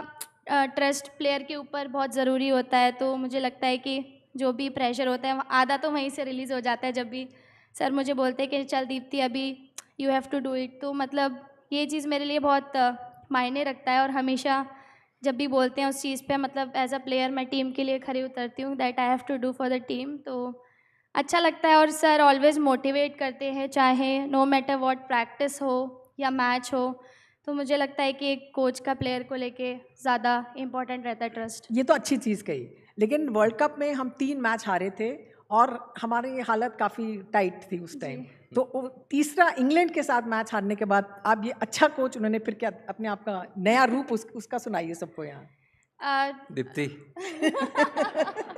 सी पहले से वार्न कर दिया मुझे नहीं मैम देखिए अगर आप बैक टू बैक 3 मैच हारते हैं तो नहीं कहा उन्होंने क्या रीज़न मत दीजिए उनका डिस्क्राइब करिए हुआ क्या अगर आप कर सकती हैं तो मैम देखिए ऐसे तो मुश्किल है लेकिन ऐसे ऑब्वियसली मैं ऐसे बोल नहीं सकती क्योंकि वो टीम की ही बात रहती है ड्रेसिंग रूम की लेकिन बुरा ऑब्वियसली एज अ टीम बुरा लगता है जब आप किसी भी मोमेंट पे जाके जीता हुआ मैच हारते हैं तो चलो let me ask you the question I'll take this on behalf of my player I think you know sometimes there are times in sports that you know things don't go your way and I realized after the 3rd game against England when we lost I won't say, we lost. The language that we spoke in the dressing room was that we were just not able to cross the line. Not that we lost the game. We were just not able to cross the line. And all the 3 games that then we couldn't cross the line were in the pocket, basically. And they were hurting. They were really hurting in the dressing room. I could sense it, that all the 15 players were hurt in the dressing room. And at times, as a coach, you realize that this is a time when you just have to put the finger on that scar. Sometimes, you just leave it for some other day, but at times you just have to do that once. And I realized that was that apt time. Sorry. Dukti rag pe. Just press kiya to, I think they realized it later, and credit to everyone, including Harman, including Smriti, including Deepti, that, they reacted really positively to that talk in the dressing room. I think they had a secretive meeting, possibly, I came to know a little later, all the players, and they said that, okay, we need to turn this around, and India expects a little better than that from us. And I'm glad that they took it really positively. I just want to, quickly touch that they're not just, their ability is second to none in the country. They're amazingly talented and skillful players, but they are good human beings as well. Amazing human beings. And so you're saying that you found the key that turned the lock almost in that sense. You also had, I'm not sure how many of you saw this on social media. Go and look for it if you haven't. It's called Amol Mazumdar's sort of 7-hour speech that he said, lock yourself in a bubble for 7 hours, and it's there on Instagram. So where did that speech come from? Do you prepare speeches, or was that spontaneous? This is the World Cup final. You've just beaten Australia in that great game, a big emotional high. Where did that big speech come from? Or was it easy? It wasn't easy, but I'll tell you, the background with that. It's just, 2 years into this job, I realized that this team, this Indian women's cricket team, these young minds, they don't just listen to what you're saying. They absorb every word that you're talking. So I had to choose my words really carefully in this dressing room. I realized in the job, I realized the power of words with them. And as a leader or as a coach, you just have to be careful of what you're talking. That particular final speech, in the semi-finals, I had narrated a couple of stories in the huddle, and they were inspiring, not just for the players, but for the support staff as well. And then in the finals, I think the pressure was enormous. I mean, you can imagine a World Cup final, that to a home World Cup in my home city, Mumbai. There were a lot of things that were happening on that, on that morning. Plus, there was rain around, so whatever we had thought the previous night had to be kept on hold. Because things were unfolding as on that day. So I had not prepared anything. But the most important thing was my mind was crowded with a lot of thoughts. And then I realized that if my mind is crowded, I can imagine what the players must be going through. So the most important thing was to stay in the present. And how do I bring them back to present? If they focus on other things, then we won't be in 2nd November 2025. So the most important thing was to stay in the present. And just happened to see the crowd. There were 50,000 in the D.Y. Patil Stadium, and plus about 50 crores watching outside. So there was no pressure as such, but just that we had to stay in a bubble. And And if I knew that if they play to their potential, we would be able to crack this one. I just wanted to ask you, when you're talking about this, about being in a bubble, this is like a crisis manager's sort of situation. What would you tell? I'm sure there are managers in this room who want advice from athletes who are in these very tense situations. The whole country is looking at you. Everything is on television. Is there a magic bullet? What's the formula to kind of work through any kind of crisis that you and your team may be faced with? No, as I said, sometimes, as a leader, you could be quiet as well. I know sometimes it could be boring, just doing your job day in, day out, just showing your face actually sometimes. You don't have to be in limelight all the time to acquire the desired results. You just have to listen to what is around you. And as I said, the power of words, I realized that it's fantastic. They absorb a lot of words. When you speak something, they absorb it. And it wasn't just the final speech, but I've got a whiteboard which I carry generally everywhere. Deepti's bored with it, but whatever I have to speak, I write it down.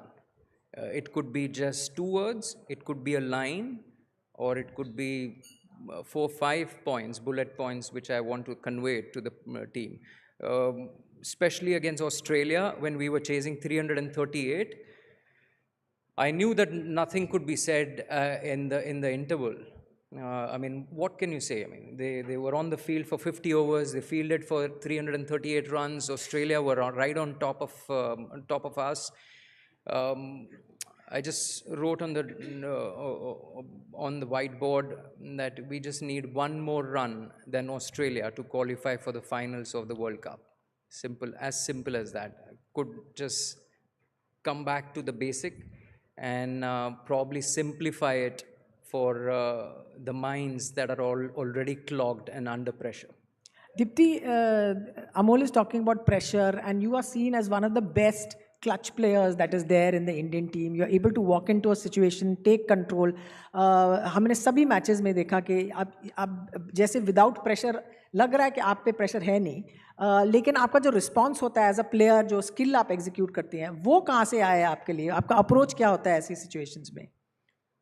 I think वो जब मैंने अपना पहला match state के लिए खेला था, तो तभी से वो अपने जहन में डाल लिया था कि कोई भी सिचुएशन हो, कोई भी प्रेशर सिचुएशन अगर आएगी तो आपको फेस करना है, लेकिन आप अगर काम एंड कंपोज रहेंगे तो you will handle any situation. तो मैं हमेशा एक ही चीज़ सोचती हूँ कि कोई भी जैसे बड़े से बड़ा मैच हो या छोटे से छोटा मैच, हमेशा मुझे अपना 100% देना है विद द पॉजिटिव माइंडसेट. तो जो भी हम बात करते हैं, और आई थिंक इस चीज़ में हेल्प मैंने मेरे भैया ने करा है, और हमेशा जो भी मैच खेलती हूँ उसके बाद मैं उनसे हमेशा बात करती हूँ, अच्छा हो बुरा हो जो भी हो, वो मुझे गाइड करते हैं और मुझे बोलते हैं कि कैसे आप मोटिवेटेड रह सकते हो, और कैसे मतलब जैसे मुझे चैलेंजेस पसंद है तो मैं हमेशा पसंद है? जी बहुत पसंद है. और जब भी प्रेशर सिचुएशन आती है, आई ऑलवेज एन्जॉय कि ऐसी सिचुएशन आए जिससे कि मैं थोड़ा और बेटर प्लेयर बन सकूं और टीम के लिए अच्छा कर सकूं. तो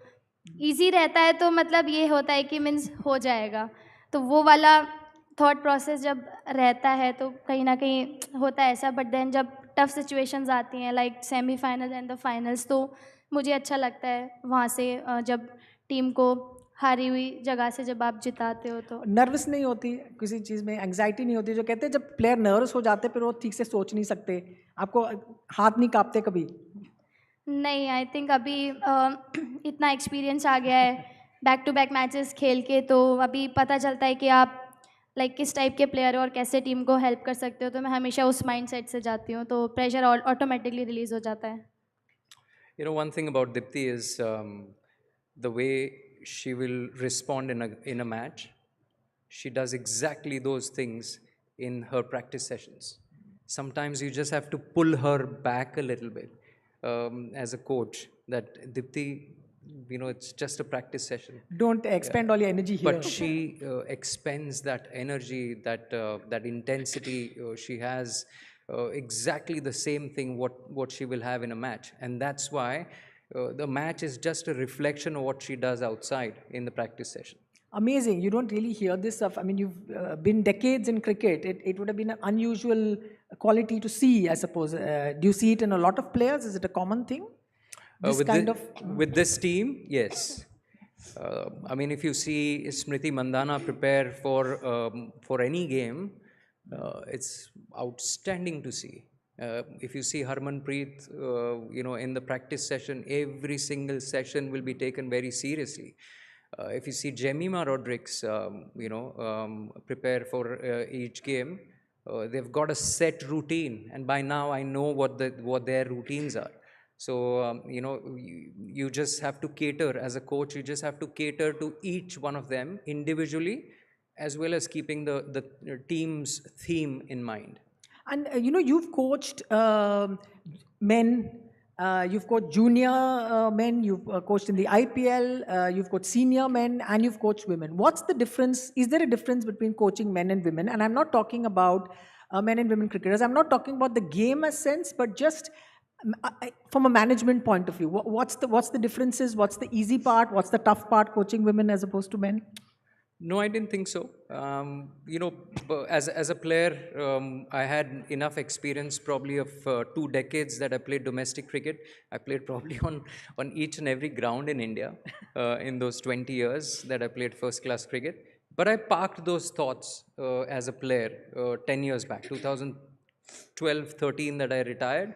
I parked those thoughts. And then there was an opportunity for me to coach Mumbai Ranji Trophy team as a head coach, and I grabbed it because I wanted to give back to Mumbai cricket. Whatever I had gained, 10-folds that I had gained, I could give something back to Mumbai cricket. And then this opportunity presented itself, and I didn't think twice, because the first and foremost thing that hit my mind was here's an opportunity to serve Indian cricket. I didn't look at it as men's or women's cricket at all. I thought, what a great opportunity. I mean, there cannot be any better opportunity for me to give back to Indian cricket. And managing them, I thought, the most important thing as a coach was to gain their trust. And once you gain their trust, I think this Indian women's cricket team is the best in the world. And I'm talking about both the genders. Best in the world. They absorb things and they follow their instincts to the T. And since you were talking about, serving Indian cricket, why don't you tell them the story about the India shirt that landed up suddenly? Should I give the context, or will you? Please do. So Amol played 15 years of domestic cricket? 20. 20 years of domestic cricket. He scored enormous stack of runs in domestic cricket, 12,000 in first class cricket, 12,000, played for Mumbai, played for a couple of other, and never got the opportunity to play for India, and now he'll take the story from there. I was just, as I said, 20 years of domestic cricket. It was a lot of hard work. There was, I couldn't get that opportunity. Of course, I started playing cricket with a dream of representing India and wearing that blue jersey or that white jersey which had the India logo on, because I started playing cricket when it was pre-T20 era. So I had that dream, and it's almost, 35 years that dream was, and as I said, after I retired from playing cricket, I parked those thoughts that I thought, well, it won't happen ever, but fair enough, I gave it all, whatever I had, whatever I could try, I did my best, and I parked those thoughts. But then this opportunity presented itself, and then I had that opportunity to hold that Indian jersey. I laid it on the bed and called my family. That was the first call that I made, was to my wife and my dad. and my mom. It was an emotional couple of minutes, and I got that opportunity to represent India in a different form, in a different way, as a coach, and I'm grateful for that. I think a round of applause is.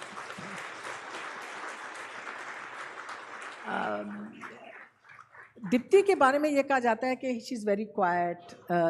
You can hear her voice, the low pitch at which she is speaking.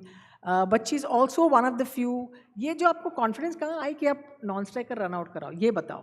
Sorry? Non-striker को run out जब आपने कराया था non-striker पे वो बताइए. Now Deepti ran out players at the non-striking end and it became a massive scandal in the women's game. This was before I was a coach. This is before you. बताइए ये कहाँ से confidence आई कि मैं उसको out करूँ? Now I'm sure all of you know that running a non-striker is a very big deal. If you don't, please raise your hands and ask the person sitting next to you. They'll explain. Go बोलिए. देखिए जो rule में है वो तो हमें करना ही पड़ता है. अगर रूल में है. हाँ obviously. और उस टाइम पे ऐसा था कि तभी ग्राउंड पे डिसाइड हुआ था कि like in fact the warning also we gave to her. तो उसके बाद भी लगा कि हमें वो नहीं हो रहा है तो उसके बाद करना पड़ा. मेरे पास मैसेज आया कि नहीं अभी हम लोगों को करना पड़ेगा. So that's why मैंने वो रन आउट किया. And she ran out an England player. That's an England player and the English got very sort of righteous about it and it was absolute nonsense. Deepti आप ये चीज़ बताइए. आपने ये कहा है कि Women's World Cup के बाद आपने कहा कि जब आपकी इंटरव्यू की जा रही थी फाइनल के बाद आपने कहा you want more matches. ये बताइए why did you ask for more matches? What is this of all the things you said we want more matches to play?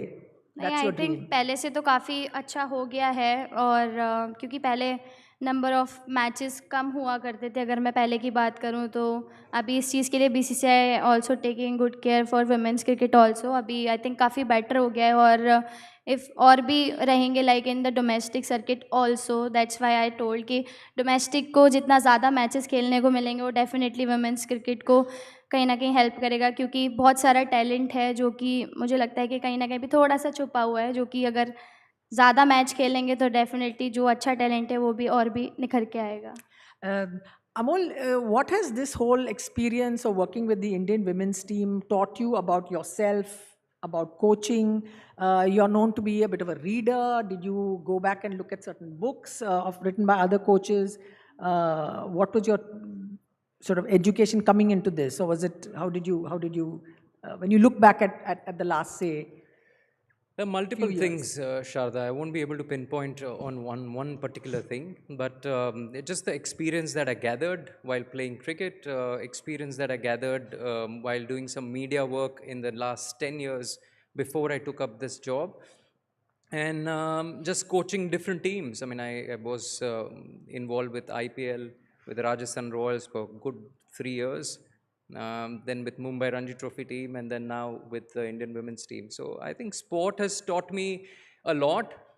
It's been a school of life for me, and you just you pick up nuggets from every piece, and you try and make your own castle.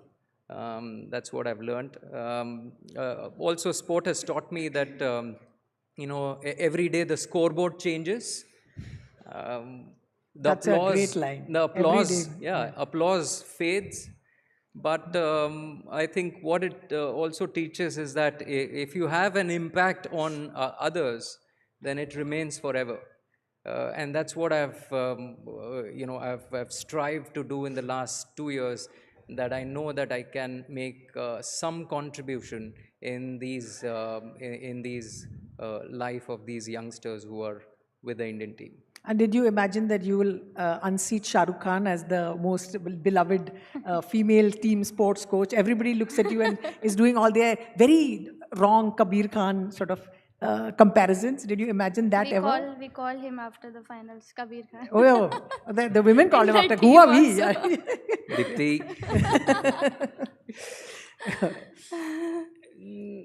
I mean, I'm not a social media person, but I see everything. I see a lot of things. I won't lie. I mean, if there are parallels, there are parallels. I mean, you can't help it. People say things as I said, scoreboard changes every day, the applause fades one day. So all you can do is just remain patient about it and just make sure that you do your job as passionately and as honestly as you can. Kabir Khan wo kahan se aaya mujhe pata nahi. Deepti, just rounding up some the questions. Amol, I just want to park this with you for about 30 seconds. If you can remember your favorite memory incident after this match that you can recall, what someone said, maybe something that comes to your mind. I'll come back to you. I'll ask Deepti a question instead. Deepti, recently आप interviews में कह रहे हैं, क्या कह रही है? आप you want everyone, आप कह रही है that girls should dream big. आपकी सबसे बड़ी, आपकी big dream क्या थी? आप बताइए। क्योंकि जब मैंने क्रिकेट खेलना स्टार्ट किया तो ऑब्वियसली ये था कि एक दिन इंडिया को रिप्रेजेंट करना है, वो ब्लू जर्सी पहनना है और नेशनल एंथम जब मैंने देखा मैच तो ये सब रहता था, तो मेरा भी यही माइंडसेट था कि मुझे भी एक दिन वहाँ पर जाके खेलना है। और ऑब्वियसली टीवी पे मैचेस आते थे तो मतलब यही था कि, और सभी गर्ल्स को भी मैं यही बोलना चाहती हूँ जो भी स्पोर्ट्स खेल रहे हैं या जिनका भी इंटरेस्ट है खेलने के लिए, कि ड्रीम बिग रखो, क्योंकि अगर अच्छा सोचोगे और अगर आप इफ़ यू थिंक बिग तो डेफिनेटली वो आपको एक दिन आपके लक्ष्य तक लेकर जाता है। और यहाँ जो पेरेंट्स, ग्रैंड पेरेंट्स यहाँ और जो कैमरा में देखेंगे, उनसे आप क्या कहना चाहेंगे लड़कियों और स्पोर्ट्स के बारे में? तो यहाँ पर जितने भी मेंबर्स हैं उन सबको यही बोलूँगी कि जो भी आपके डॉटर्स हैं उनको आप सपोर्ट करें, क्योंकि विद द टैलेंट कहीं ना कहीं सपोर्ट बहुत ज़रूरी होता है जो नहीं मिल पाता है। बट आई एम लकी कि मुझे वो सपोर्ट मिला, तो मैं चाहूँगी कि सभी को ऐसे पेरेंट्स मिलें जो आप अपने बच्चों को सपोर्ट कर सकें। और डेफिनेटली स्पोर्ट्स में कहीं ना कहीं फ्यूचर है, अगर आप इफ़ यू सपोर्ट देम तो डेफिनेटली आप भी ऐसे ही सभी को देखेंगे जैसे कि अभी विमेंस क्रिकेट ने जो अचीव करा। Amol, just a last question. Any memory that you want to share before we go about any anecdote, incident you remember from this World Cup that that was absolutely that you'll never forget? Well, I'll never forget the catch Harman took, because I was sitting in the dugout, and from the dugout you couldn't see certain things because there were billboards right in front of you. And when she took the catch, I just asked, the bowling coach who was next to me, I just asked him, has she taken it? Yeah, he said yes. And then the euphoria and the noise in the stadium, it just, keeps repeating. And, social media is such that it doesn't allow you to forget that moment. So it just keeps repeating. It was an unbelievable, it was a surreal moment. Which I don't think any Indian who has watched it would forget in their lifetime. I think 1983 was a watershed moment in men's cricket in India. I think 2nd November 2025 at the stroke of midnight could be the watershed moment in women's cricket in India. Amol and Deepti, thank you so much. Another round of applause, please, for this fantastic speakers. Thank you very much. Thank you. Thank you, Sharda. Thank you, Deepti. And thank you, Amol. Well, ladies and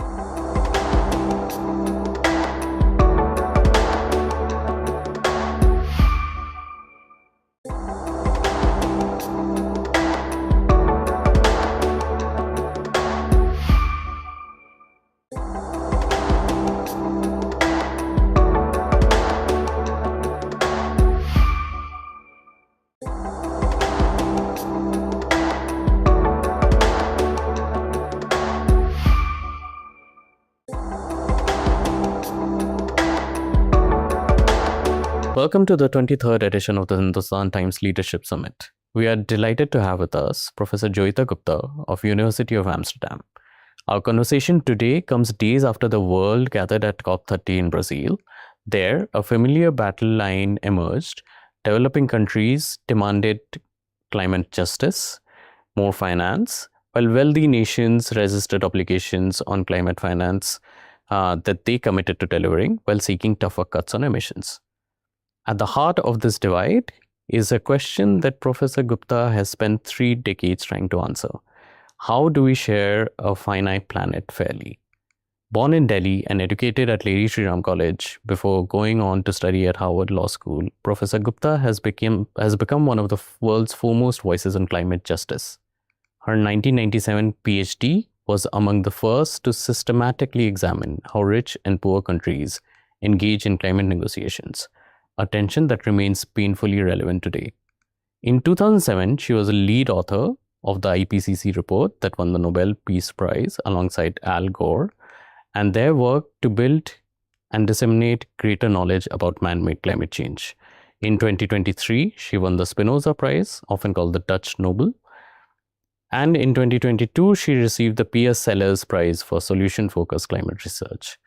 But perhaps her most groundbreaking work came as co-chair of the Earth Commission, where she pioneered the concept of safe and just planetary boundaries. Currently, she serves as co-chair of the UN Secretary General's high-level group, advising on science and technology for sustainable development goals, and is leading an ambitious project to draft a global constitution for the climate change. Today, we discuss what 3 decades of climate negotiations have taught her and whether justice is still possible on a warming planet.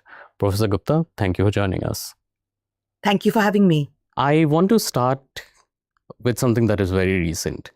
The climate conference just concluded in Brazil.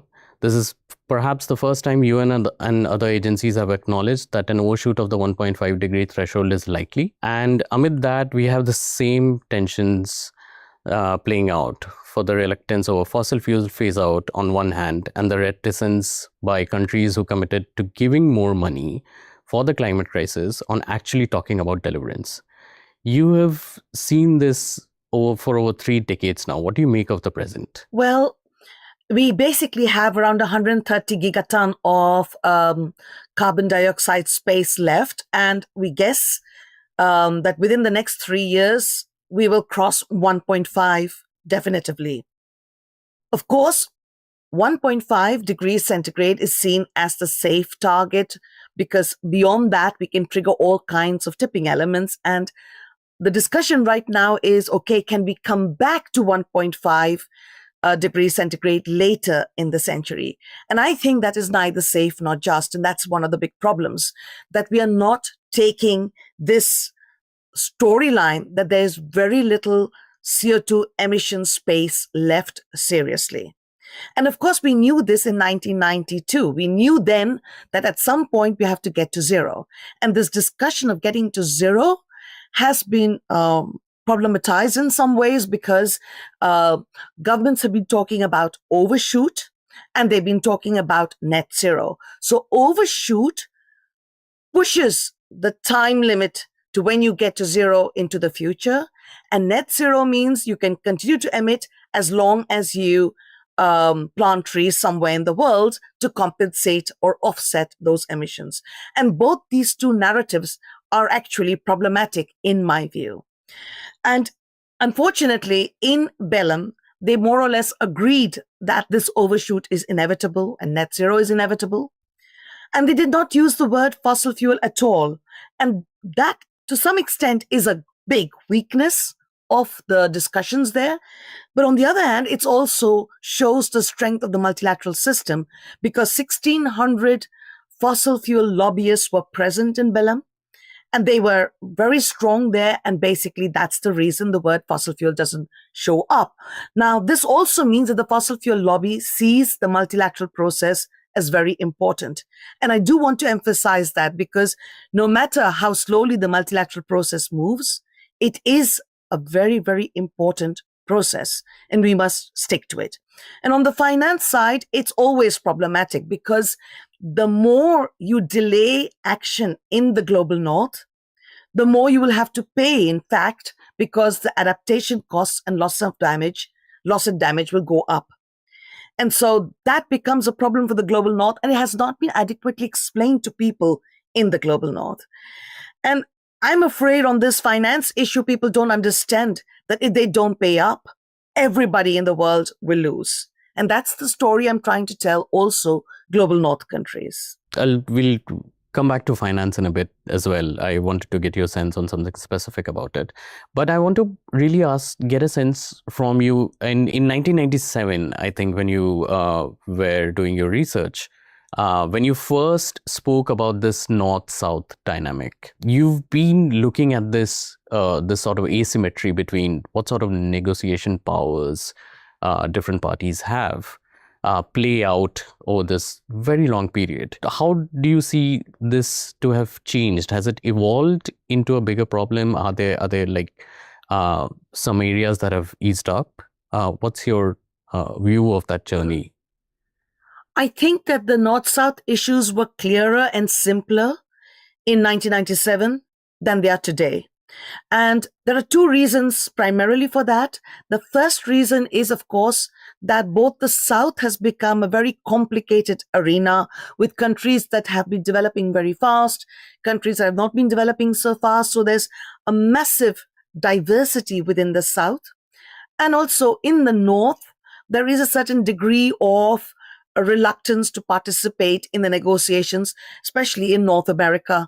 And that has created a bigger complication. But the biggest reason I see is the fact that the carbon budget in 1997 was much bigger. So sharing that carbon budget would have been easier if it had been discussed in 1992 or 1997. But as we move to 2015 and 2030, the budget has become so small that it's really difficult to talk about sharing that. And that has made the North-South battle even more complex. And of course, there's a third dimension, and that is that in the global North, there is also a South. There are poorer people in the global North that also suffer because of the lack of justice within the northern countries. But even in the global South, there is a global North. So there are rich people in the global South who overuse their budget in some ways, and there's a lack of justice within global South countries. And so you find that these three elements are really making the story today very different. So to sum up, the first problem is that the entire negotiation process has become more complex because the diversity in the South has become more, as well as the reluctance of North America in the North to participate in these processes. Second, the budget was much bigger. The CO2 budget was much bigger in 1992 and 1997. Now it's much smaller. So basically, equitably sharing this budget is really complex. And the third is there is a South in the global North, and there is a North in the global South. And that makes the issues of justice within the North and within the South pertinent to any discussion we have today. And these rifts seem to be playing out in such tenuous manners in the negotiations from what we see. Because if we, for instance, take the whole debate about expanding the donor base, something that a lot of countries have sought and something that China, for instance, has really resisted. It is the world's second largest economy. And yet it's a developing economy with a lot of poverty and basic amenities that they need to address. And like you mentioned, that there is a global North in the global South and a global South in the global North. In that context, particularly when it comes to the debate about donor bases and financing, what are your thoughts? Is there a case to redefine that a little bit, or does it expand the risk of letting historical polluters off the hook very easily? Well, I think primarily I would try to expand the finance discussion a little bit. So what we are seeing right now is that many developing countries are paying huge amounts of money in debt servicing, just normal debt servicing. And I have read papers that say that countries spend 5 times more in debt servicing on average than they spend on climate. So maybe there is a way to use debt for climate swaps and to learn from the lessons of the previous debt for nature swaps. That could be a way to generate resources for developing countries. Another way we could develop resources both for the global North governments and the global South governments is to do tax justice. So tax justice basically tries to counter tax avoidance and tax evasion. And some estimates are that around $500 billion are missed because of tax evasion and tax avoidance. And this would enable global North countries as well as global south countries to have more resources to fund the global commons, to fund issues of merit goods and the climate stability storyline. In addition to that, one could talk about compensation, and the compensation could come from, for example, the oil, gas, coal companies. There are a number of court cases against them, 160 court cases right now. None of the court cases have actually led to compensation, but I can imagine that compensation will become an issue in future court cases. That's another area where we could raise resources. Ultimately, I think what is really important is, especially in the context of the fact that official development assistance is going down in the global north. So it went down by 9% last year, and I believe it'll go down by 9% to maybe 13 or 14 or 15% this year. Now, if official development assistance is going down, there are two narratives. The first narrative is that with that, climate assistance from government will go down. The other narrative is that the official development assistance is going down to enable climate finance to go up, which basically means that the net amount of money the rich countries make available to developing countries will remain roughly the same. I don't know which of those two narratives will work out, but whether they work out or not, the total amount of money is pretty small compared to the 300 billion per year we are expecting to have by 2035, or up to 1.3 trillion, which is being discussed. So my gut feeling is that rich countries want to use this limited amount of money to create or leverage more money from the private sector. But the private sector will, unfortunately, when they invest or lend money to the global south, the cost of capital is high, and that might lead to greater debt in the global south. And for me, that is a really big problem. So I think it's very important that we try to see if through debt for climate swaps, if through tax justice, if there are other alternatives that we can use to raise the resources. But also, I will keep pushing the narrative over here that rich countries need to pay much more, and it should be much more grant than loans. This sounds like one of the fundamental shifts, if not fundamental, a very significant shift in the funding dialogue that has happened over maybe the latter half of the 30-year period that we are talking about. I want to get your sense about the political will to enable this, because when we talk about compensation, when we talk about getting the private, whether it's the compensation aspect or voluntary contributions or whatever methods the private sector might contribute with, what sort of challenge do we see in sort of the politics of it? Our countries, is like you mentioned the oil lobbies at the conference. Is this a threat that's growing? Well, politically, I think across the world, governments come for 4 to 5 years in democratic countries, and most of them just want to maintain the system, maintain the status quo. They don't want to rock the boat. So the chances that there is a political willingness to undertake action is quite low. My hope is a little bit on the judiciary and on the social movements, because the social movements are creating the narratives, and they're building their narratives based on science, and then they're going to the courts. And the courts are bringing science back into the discussion. So in some ways, the politics is focusing more on certain types of narratives, which pleases their voters.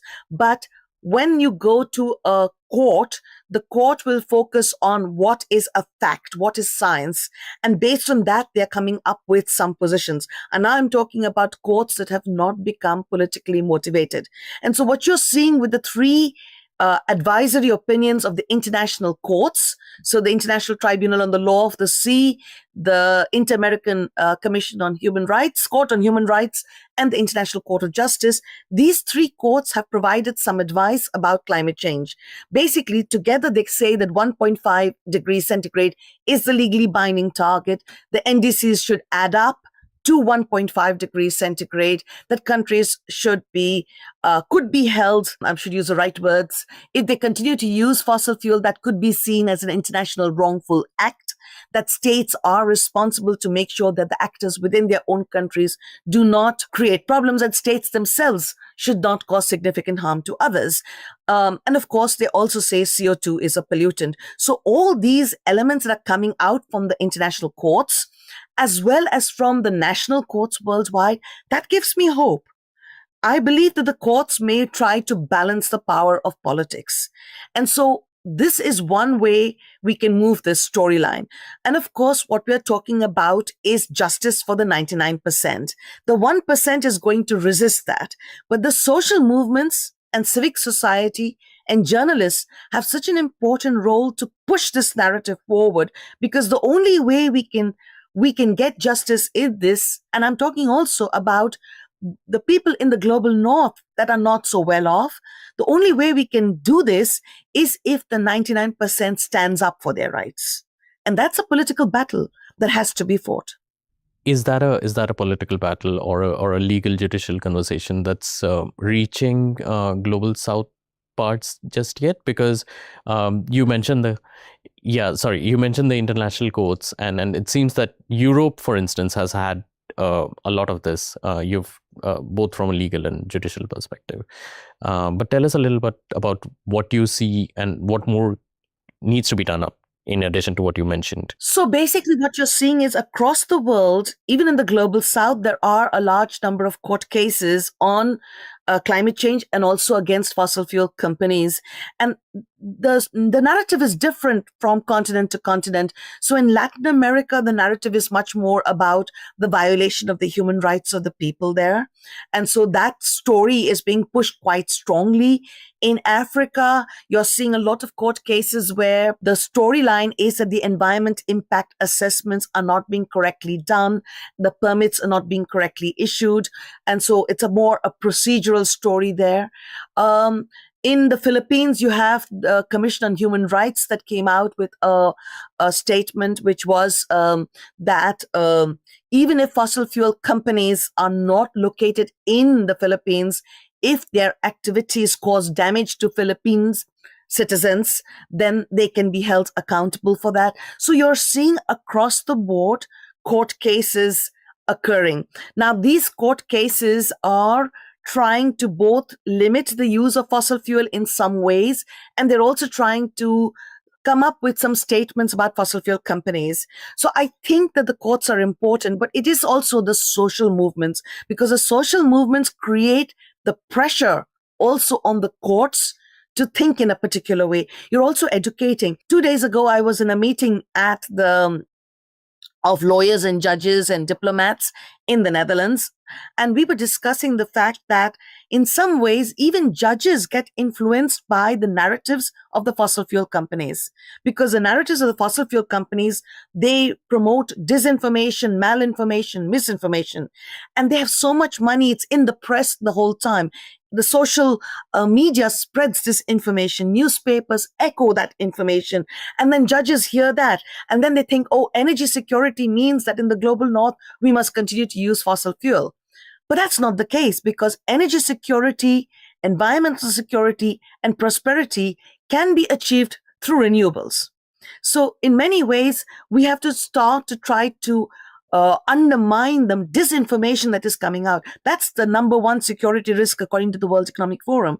And across the world, we are seeing this disinformation happening today, and that we have to fight a lot. That's a very interesting point with the information sanctity that you mentioned. I wanted to touch on something related. When we talk about will to act or to take steps forward in climate action, especially on what sort of energy we use, I wanted to ask your view on what's happened in the last 5 years, especially its impact on the collective action aspect.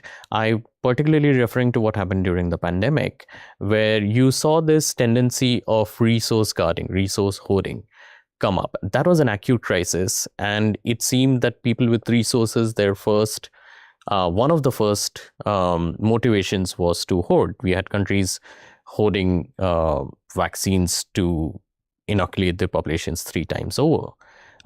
Then you had the invasion in Ukraine and the energy insecurity problems that immediately came up, you had some dirty power plants being reopened, or the sunsetting of some of the coal or fossil fuel based energy infrastructure being pushed back. So are we taking some steps back? So I'm going to go back and answer this question slightly differently. So basically, what I said earlier is that 30 years ago, the carbon budget was quite big. And as we move towards 2030, the carbon budget is shrinking to zero. That means we are all fighting about who has the right to use fossil fuel, who has the right to emit greenhouse gases. Now, if you are a neoliberal capitalist, your answer is to try to price carbon, and you're trying to use the markets to allocate the right to use fossil fuels and the right to emit emissions. And that leads to this entire market-based approach. If you are an hegemonist, then you basically want to hoard.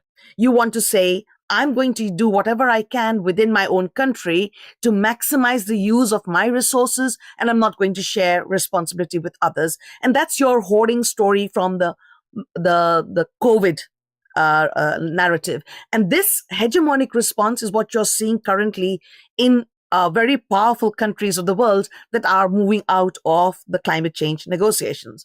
So what they're trying to then do is, there is a small budget. I don't want to get involved in that. I'm going to use all the fossil fuel in my own country, and I'm going to go ahead and I don't care. Now, the hegemonic response is also very problematic.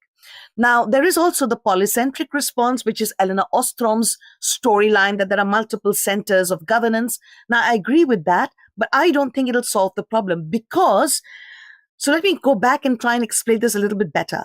A neoliberal capitalist approach basically says we need to protect individual freedom, freedom of the markets, deregulate, and have tiny governments. But the climate change problem is not a problem of individuals. It's a collective problem. So basically, we're talking about how do we not talk about individual freedom, but how do we maximize collective freedom by restricting some of this freedom? It's not about free markets. It's about regulating free markets. And it's not, small governments cannot maintain the climate stability. You need governments that have enough checks and balances within the system, but enough resources to maintain the climate stability. And currently, I think that whole neoliberal capitalist system is just not going to solve the problem. And neither is retreat into my country first narratives. So basically, what we're trying to do is promote deepened multilateralism. And you did see that deepened multilateralism is under attack through the war in Ukraine, but also through the fact that countries are reducing their contributions to the UN system. But I think that's not going to solve this problem. We really have to have much more collaboration with each other. And this is not just a North-South problem. In many ways, even for a country like India, it's important to see what will happen when Africa calls for its right to development. So, we have to think more broadly about our collective common futures. So all governments need to do that. And that's really a challenge. I want to, since we spoke about the future possibility of what happens when even countries that are far at the beginning of their development trajectory start to invoke the same sort of privileges, or not privileges, or at least the necessities that developing countries like India right now are claiming. In that sense, what do you expect, or what would your wish list be in terms of the NDCs that India has yet to update, or at least what you've seen till now and what you so for me, I want to go back a little bit and say 1.5 degrees centigrade is not, in my view, the just target. In my view, the just target is 1 degree centigrade. That is what we wrote about in the Earth Commission. We got it published in Nature. We presented it to the World Economic Forum plenary. Why do we see 1 degree centigrade as the just target? Because you can try to limit damage to less than 1% of the global population. And as you go towards 1.5, the degree of people who will be seriously affected goes up. And as you move on to 1.5 plus, which is sort of coming back to 1.5 at the end of the century, will have massive more damage, and at 2 degrees much more damage. And of course, this is irreversible, and it is into the next few centuries. So it will cause huge damage to India. The heat that India will face, the melting of the glaciers that India will experience, the high wet bulb temperatures that will expose people to extreme health. This is going to be a real big problem. And also saltwater intrusion, extreme weather events. It's not a joke. It's going to be very, very expensive for countries of the global south. So for me, the question over here is, are we going to focus on protecting people today and into the future? Or are we going to focus on using fossil fuel? So let's talk about fossil fuel. 78% of the fossil fuel is in the global south. If the global south makes the argument that we will use our fair share when the global north did not leave its fair share, now that's a very logical argument, and I hear this very often. But if they use that, everybody loses. And so the question is, can developing countries leapfrog? So they need to leapfrog intellectually, so go beyond this neoliberal capitalist idea to much more deepened multilateralism, a completely different economy. So intellectually, they have to leapfrog. Technologically, they have to leapfrog. They have to leave the fossil fuel underground and see, can we use the sun that we have to get to a much better renewable energy system? And they have to move forward in terms of institutions. They have to leapfrog institutionally. And if they can do that, then they're okay. So when Africa is going to develop, and when it says, we have discovered new fossil fuel, and we want to use this new fossil fuel to enhance GDP, that it is their right to say that. But my argument to them would be, can you leapfrog? Can you jump ahead? Can you not get stuck in the fossil fuel world, because that's going to affect you much more? And this is also a question for India. We have a colleague from India who's written a paper for us, and he shows us the fiscal dependence of the Indian system on the fossil fuel storyline. And how can we unpack that fiscal dependence and try to create a new narrative? And this requires brain power. It requires intellectuals in India, but also in the West, to sit down and think about these issues. Let me give you another story. I cannot prove it. I only have anecdotal evidence, but I have heard that many rich countries don't tell their people that there will be serious impacts in the global north, because that might reduce their AAA rating for foreign investors. So in some ways, what they're trying to do is to pretend there is no problem so that investment will keep coming into their countries. And now they're trying to tell investors, we are adapting so fast that no matter what happens, we can adapt, which is not true, in order to keep that AAA rating. So governments are playing all kinds of games in different parts of the world. And we need to go beyond that. We need the civil servants who have a longer term perspective than the politicians to push the agenda. We need a coalition of science, civil servants, the health sector, because health is going to be one of those areas that's very badly impacted by climate change, and also by fossil fuel, by just the PM 2.5 in your lungs. We need these sectors to come together to help social movements. We need progressive journalists to come together and to push the idea. And when I'm speaking, I'm always often told, oh, you guys are left-wing. And I'm thinking, when the storm comes, it's not going to hit just the left-wing people. Science is not left-wing or right-wing. Science is for everybody. And environmental issues affects the entire economy.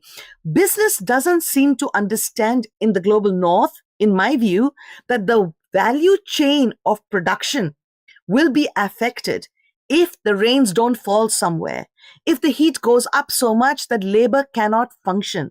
The entire value chain will suffer. And so if business starts to understand that, if banks start to understand that there is a risk for business, then you may see changes coming up. But there are so many different false narratives that are going around, and that is what we have to fight. So essentially, we're fair, if I am getting this right, we're fair to seek the fair headroom to grow, but we also need to be a little more ambitious, because the lower the carbon budget that we eat into, the better for all of us. Yes. whether or not it's fair. And India, unlike, say, a small island state, India has the intellectual capacity. India has the IITs and the IIMs. It has a massive number of people all over the world with expertise. So India, if it could sit together, the leapfrogging is a possibility. But you also have to make sure that it doesn't become a technocratic story. Because I can tell you, in Europe, the energy transition has been presented as a technocratic story. Like, if we can get the solar panels, it's okay. But that's not true, because the poorer people cannot afford the solar panels or the wind power. And so then they get very angry about the fact that the rich people are getting subsidized to participate in the transformation, but they are not. So you have to make it a mass movement. You have to tell everybody in society, here comes the energy transformation. And of course, let's take cars. 95% of the time, cars are parked. And so essentially you can do with half the number of cars. That will reduce the amount of land you need for roads. It'll make more space for green areas. Your cars will go faster. And maybe with shared transport, we can do the same amount of kilometers. But also you need to invest much more in public transport. And so that narrative also has to come out. We have to move towards the era of shared goods and commodities. Washing machines. You don't wash your clothes that often. Can you share the machines? Garden tools. Can you share that? We need to move towards the sharing era. And so essentially what I'm saying is India has, and many other developing countries, has the need to find the intellectual visioning to be able to leapfrog. And it's not a slightly more ambitious, it's a much more ambitious story I'm talking about. Because with a incremental story, you're not going to be able to solve the problems. And also we've left it too far. For 35 years, we've just sat and those arguments I hear from developing countries today are pretty close to the arguments I heard 35 years ago. Just to switch into something else that you've been also very central to. Tell us a little bit about your planetary boundaries work. What struck me there was that it didn't just define safe limits based on science, but also safe and just limits based on fairness. So what happened was that when we were talking about the safe planetary boundaries, some of us social scientists, we argued, but those safe boundaries are not just because they cause huge harm to people, communities, countries, etc. And so with that narrative, we started to work on what is a just boundary. So then for climate change, we came to 1 degree centigrade. For air pollution, we were looking at the global planetary boundary, which we felt was not taking into account the PM 2.5 story at the local level. So there we tried to use WHO standards to strengthen the global air pollution boundary. And of course, with water and all the rest, we were trying to say you need to focus on just boundaries that do not cause harm to others. And so that's a story we're still trying to develop because we haven't developed it in all the areas. And the second question was, a lot of people think, that we can meet the social SDGs without changing our own behavior. Getting people to get access to energy, water, food, etc. is possible because they want to get 3 bulbs in a refrigerator, that's fine, but it won't affect my behavior. But what we show is that, in fact, if you meet the basic needs of people worldwide in 2018, pre-COVID, that would lead to a 26% increase in CO2 emissions because it has a footprint. And therefore, the argument is when you meet minimum needs, it could either be made by existing fossil fuel or it should be met by renewables or something else, because otherwise you lock yourself into the fossil fuel narrative. And fossil fuel is almost always longer than a 30-year period. So, that's the lock-in story. So then we were arguing that this is very important, that we should meet this with other issues. But then we went to the next step. We looked at the just boundaries, and then we reserved a certain amount of the space inside to meet the minimum needs of everybody worldwide. So everybody gets 3 bulbs in a refrigerator, for example, or a certain amount of food with a certain energy footprint. So then you reserve that space. And then there's a very tiny space left over. And that's what we published in Lancet Planetary Health. And then the question is, how do we divide that space? But today, we are way outside. And what this basically means is, if you earn a lot of money, it doesn't mean you can then spend it, because then you're way outside your footprint. You have to be very careful about how you spend it, and that makes money less relevant, because if you cannot spend it on all these kinds of things, then the need to have the money is also less relevant. So anyway, that was the story that we were trying to push there. And that was our justice story. It was earth system justice is needed for all of us to be able to live within these boundaries. So these stories, which from my understanding, there's a lot of nuance that needs to be out there. And this seems like an effort in putting across a nuance that goes beyond a 1.5 or a 1 degree or 2 degree number. In that context, I want to understand the global constitution for the climate age that you're working on. Is that trying to do something similar? Can you tell us a little bit more about it? Yes. So let's just give a simple example from climate change. So when you look at the international arena, and I'm doing this really simply, you will find that private contracts and investment contracts have a very high status. Then the environment treaties come somewhat below that. And way below that, you get the human rights agreements. This is the way the world treats this. So, for example, if you have to close down a fossil fuel plant and there is a long-term contract, the fossil fuel plant can demand compensation from the government. Right. And under the Energy Charter Treaty, for example, foreign companies can demand compensation if the government tries to close it down. So that's the strength of that contractual relationship, which is very high. In the International Court of Justice's advisory opinion, they basically say that environmental and human rights issues should be brought together at the same level and treated at the same level. So that's part of the story. But what I want to do is to go a step further and say, even contracts that have all these relationships between people should also take into account human rights and environmental issues. So basically, I'm trying to change how the legal system functions at the global level. But also, let's take the economic system. The economic system, in my view, is also problematic. So I don't want to take a loan where I have to pay interest of more than 4 or 5%. But when you look at microcredit, the poorest guys pay interest, which is much higher. And then the banks argue that that's because the transaction cost is higher. If you take, let's say, loans from global north to global north and south, then you know sometimes if you lend money to Germany, it's 6% interest. If you lend the money on the same project to Tanzania, it's 24% interest. Now, the argument is that Germany will pay back, so this is fine. But then to charge Africa more when it cannot even pay back 6% does not make sense to me. But somehow it makes sense to the bankers. So there is a problem with the financial system. And that is also something I would like to tackle. And of course, the idea of inequality. Inequality, in my view, if it is extreme, is incompatible with democracy. Because if you have very rich people, they can tamper with the elections, as we have seen from the news. And very rich people can always lobby, etc. Very poor people are so busy with their daily survival that they don't have the ability to participate in democratic systems properly. They don't have the ability to separate fake news from news, fact from misinformation. And so you really need to have a society with less inequality, both north-south, but also within societies. That's the economic story. And then there's a technological story. If I have a saw, I can cut one tree. If I have a massive machine, I can cut a forest. If I have one dam, no big problem. If I have thousands of dams, the salmon cannot swim upwards.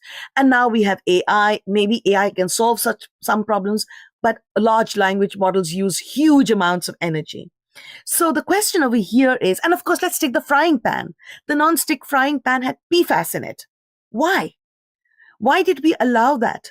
So what, and we have the tools for standards to check all these products. So my argument is that products and technologies that enter the market should not be allowed without a check on their long-term impacts on the system. So these are some of the areas. And we have an open science justice lab. And basically, we are inviting anybody and everybody above the age of 10. If you're a minor, your parents have to give permission to send us an essay of 1,000 words about the world you want to live in. And then the ideas in those essays are taken on board by us. So we are trying to, and of course, the essay writers become contributing authors to the draft global constitution. Now, this is not a formal process. This is a scientific process, but we are trying to create bottom-up legitimacy by trying to get as many contributing authors from the world, and they can write in any language. We hope we can get translations, and then we will try to create a story from bottom up about the world we want to live in. ask a final question, and I know we just spoke about nuance, so I'm a little wary of being reductionist here. But if you could implement one binding commitment tomorrow, whether on finance, fossil fuel phase out, loss and damage compensation, on something completely different, that would change the power dynamic between, especially keeping in mind justice outcomes that we spoke about, what would that sort of one move that you would really adopt? I think it would be to strengthen, to ensure that the overshoot is as tiny as possible on top of 1.5. If rich countries go beyond 1.5, that's so if they emit beyond a certain level, then they are in overdraft. That is recognized, and that little overshoot is then equitably divided between developing countries. And the reason I'm saying this is because if you can close down the fossil fuel emission process, you can reduce the injustices for the next few centuries. So I think that is highly critical. So I would focus on closing the tap first before we try to solve all the other issues. Right. Thank you. That's a very important insight in terms of at least drilling it down to distilling it to what really is very relevant right now. Thank you so much, Professor Gupta, for being with us today, and wish you all the best. Thank you so much for your interview. Welcome to the 23rd edition.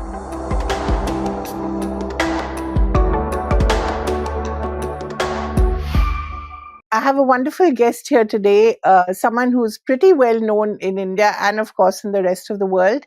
Welcome to the Hindustan Times Leadership Summit, the virtual edition. I have with me Ed Luce, who's the US commentator of the Financial Times, and he's just written a remarkable new book on the name that I always stumble upon, Zbigniew Brzezinski. And it's actually very timely given what's happening in the world. And he was, I think, the last of the Cold Warriors and the last of the political strategists who really thought very deeply about the world and where it's going. Ed Luce is perfectly positioned in Washington. He's been there for about 2 decades. He's seen many presidents, but none, I imagine, as entertaining perhaps as Donald Trump, the second time round. So I have to begin by asking you, Ed, if I may call you that, what really is Trump's Washington all about? Oh, that's a big question. It's all about Trump, I think, would be the first answer. He is the master of news cycle domination. A news cycle, as you know, isn't 24 hours anymore. It's 15-minute increments, and he's got escalation dominance. I think it would be fair to say over news. Everything is about Trump, and the way that politics works is in reaction to Trump. And as long as it's Trump causing the reaction, then Trump controls the narrative. And so Washington is, even in a way that wasn't true during Trump's first term, Washington is really, Trumpistan. And now that might be changing, and we can get into what I think is already a sort of battle for the Trump succession that's going on. But for the time being, this is a unique phenomenon, really, in American history. It's a personalist, one-man administration in which he's at the top of a pyramid, and everybody beneath him in the pyramid owes their position to absolute loyalty to Trump, and no deviation from that is permitted. And this is a very strange and new thing in American democracy. Precisely. And you cannot imagine a man like Zbigniew Brzezinski being there now, right? I mean, Trump would never take advice from someone who didn't agree with him, basically. He would not. I mean, Brzezinski, operated not that long ago, but it feels like a different age. in competition with the likes of Henry Kissinger, debates about what America's grand strategy ought to be. And Kissinger, served Nixon and Ford, and Brzezinski served Carter. But Brzezinski would disagree very strongly with Carter. They would have open arguments, and sometimes Carter would climb down. It's just inconceivable that you would be anything other than out of the room and never invited back if you oppose Donald Trump. He requires constant sort of reinforcement, ego massage, echo chamber. He does not tolerate dissent, and he's not really interested in ideas about strategy. I mean, there isn't really a Trump foreign policy strategy. It's the wrong word. I think that's a form of sane washing. There is what Trump does, and we can try and sort of build a pattern out of that, but he will make your pattern irrelevant and redundant within an hour of you finishing it. So what really are the elements of Trumpistan? And if one were to look at Trumpistan, as against the rest of the world, is there a foreign policy, as you said, or is it just domestic politics which is driving the foreign policy?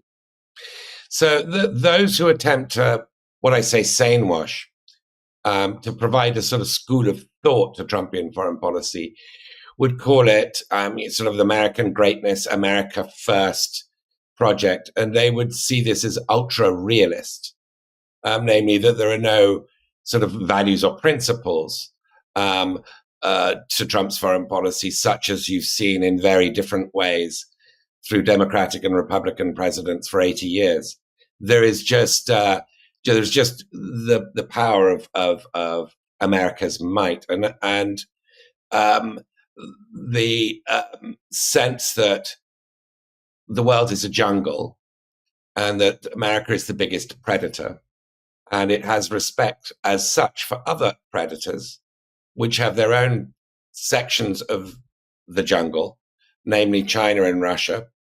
And America's section is the Western Hemisphere, but also the transatlantic world, in which it can do what it likes, but it respects the raw might of the other predators. As I say, chiefly China and Russia, and you can dress that up as a sort of ultra realist. I wouldn't call it isolationist, but you can say it's a sort of ultra realist and unromantic doctrine based on the idea of raw power. But Trump doesn't sort of consistently act according to that script. So I'm very skeptical. I think Trump's foreign policy is what Trump does. And what Trump does deviates quite a bit from that sort of idealized description of what his philosophy is, and is driven a lot more by opportunities to make money, personalist ties with other regimes and other countries that operate like Trump operates. And so where there is not really much distinction between public and private. So you'll see him getting along better with Pakistan, for example, than with India, because India is still a rules-based system. You'll see him getting along better with Qatar and Saudi Arabia and United Arab Emirates than with Canada or even Britain and France, for precisely the same reasons. Those countries cannot offer crypto deals to Trump's children, or to the children of Steve Witkoff, his foreign policy envoy, or to the children of Howard Lutnick, his commerce secretary. The Gulf states can. Where it gets very interesting, though, is on China, but perhaps we can get into that later. No, in fact, that would be my next question, Ed. Really, China is something that Trump thought, I think, that he understood. But his trade war with China is really something that China is perhaps benefiting from, and it isn't working out exactly as Trump thought. It's not. I think he thought he had the bigger bazooka, and that was to deny China access to America's market. initially by these sky-high 145% tariffs, I think, back in April. China then started wielding its own bazooka, which is denying America and the West, well, the world, in fact, access to these rare earths and to certain critical minerals, all of which are absolutely key, not just to high-end civilian economy, but also to the military production process in the West. And that turned out to be a bigger bazooka than the Trump tariff bazooka. So we, after many iterations and lots of marching to the top of the hill and marching down again, we finally have this one-year truce that Trump struck with Xi Jinping in Busan in South Korea at the G20 summit late October, which was in effect Trump climbing down, Trump being brought to heel. So we're left with, one moral from this story, which is if you've got leverage, you can defeat Trump. If you haven't got leverage, nothing much will stop him. And that, I guess that does conform with the jungle theory of how Trump approaches the world. Right. And, when you look at China also, there's this other aspect of the AI race. And there's a lot of speculation about whether China is beating America in that AI race. And Trump seems quite focused on that as well, as do all the transglobal companies who are invested in AI. What's your sense of things? So whether China or the United States is winning the AI race, I don't have a strong view. I've seen persuasive arguments on both sides of that. DeepSeek and the sort of much lower cost of building massive AI platforms, LLMs in China, versus where America's still got the most cutting edge AI processors, GPUs, etc. And I don't know the answer to that. I do have some skepticism, though, of the premise of this argument, which is that whoever crosses the finishing line first is winner takes all, sweeps the world. It just strikes me as a little bit like a sort of one of those Marvel comic Hollywood movies that I don't think things are that simple. And I don't think, if one reaches AGI or superintelligence before the other, then that's it, it's game over. But a lot of Washington, really the sort of consensus in Washington, which isn't happy with Trump, does believe that this is a sort of winner takes all question of who crosses the finishing line first. So they're unhappy with Trump because part of the deal that he did with Xi Jinping is he's still permitting lots of high-end AI processors from the likes of NVIDIA to be exported to China. He's not really picked up, still less strengthened, this so-called small yard high fence that the Biden administration devised to try and contain China from getting the most cutting edge of American technologies. Trump really isn't sort of in that space. He looks to the sort of mercantilist, commercial nature of deals, has quite an obsession with 20th century products like soybeans, old-fashioned commodity products, and purely the trade in goods side of the bilateral deficit. Services don't interest him. So he's got a very quirky and, dare I say, analog era idea of what economic ties mean. So the blob, the foreign policy consensus in Washington, is very unhappy with him on China. What about Russia? That personal friendship with Vladimir Putin didn't quite work out, did it? It didn't. He thought he was his friend. He thought, he started by saying he'd fix the Ukraine-Russia war in 24 hours. Then he stretched it to 100 days. Then it became 200 days. And now I think finally the penny's dropped that Putin doesn't really want to end this war because he doesn't have enough to show for the million or so deaths and casualties that Russia has suffered in the last 3.5 years. That this is an existential sort of game for Putin, and he's not going to Closely watched political leaders. A leader whose tenure has been marked by large-scale governance reforms, strong administrative focus, and a transformative vision for India's most populous state.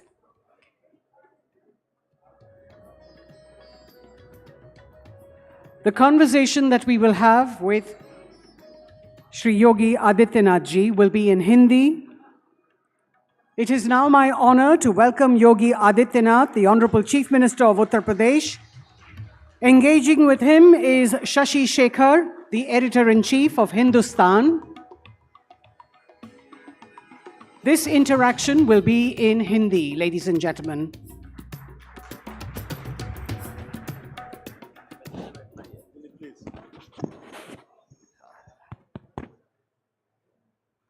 अरे भाई तालियां इतनी धीमी सी हैं?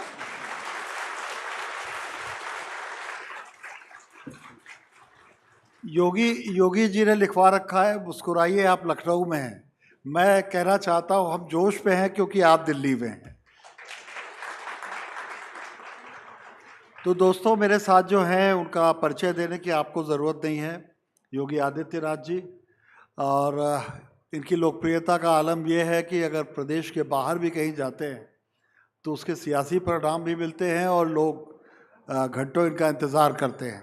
मैं बहुत भूमिका बनाए बिना सवाल पूछना चाहूँगा।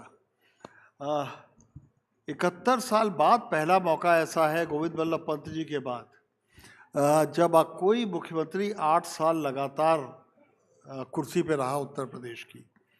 कैसा लग रहा है आपको, और इस दौरान आपका कार्यकाल आपकी नज़र में कैसा रहा? शशि जी, मैं सबसे पहले एसटी परिवार को इस समिट की हृदय से बधाई देता हूं।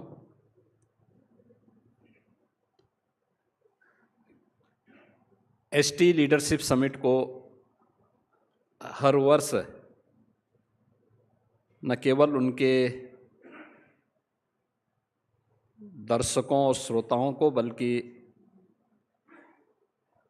समाज के अलग अलग तबके को का भी इंतजार रहता है। और मुझे कई वर्षों के बाद इस एसटी समिट में भाग लेने का अवसर प्राप्त हुआ है। मैं इस समिट के लिए पूरे एसटी परिवार को हृदय से बधाई और अपनी शुभकामनाएं देता हूं। और आज आपका जन्मदिन भी है। अरे आपको याद है। तो आपको भी जन्मदिन की ढेर सारी शुभकामनाएं। उत्तर प्रदेश देश की आबादी का सबसे बड़ा राज्य है और पिछले 8.5 वर्ष से अधिक समय से हमारी पार्टी ने मुझे वहाँ पे सेवा करने का अवसर दिया है।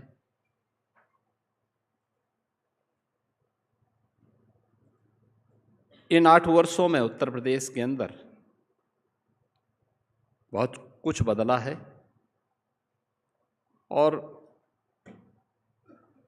मुझे इस बात में आनंद की अनुभूति होती है कि उस बदलाव में हम भी सहभागी हैं और उस बदलाव का हिस्सा बनने, उत्तर प्रदेश को उसकी पहचान दिलाने का जो अभियान है, उस अभियान का हम हिस्सा हैं। स्वाभाविक रूप से जब एक लंबे समय तक आपको कार्य करने का अवसर प्राप्त होता है तो बहुत सारी उपलब्धियां भी जुड़ती हैं और आदरणीय प्रधानमंत्री जी की प्रेरणा से भारतीय जनता पार्टी के नेतृत्व ने जो मुझे सेवा का अवसर दिया, उत्तर प्रदेश जैसे बड़े राज्य में इतने लंबे समय तक कार्य करने वाला मैं पहला मुख्यमंत्री हूं।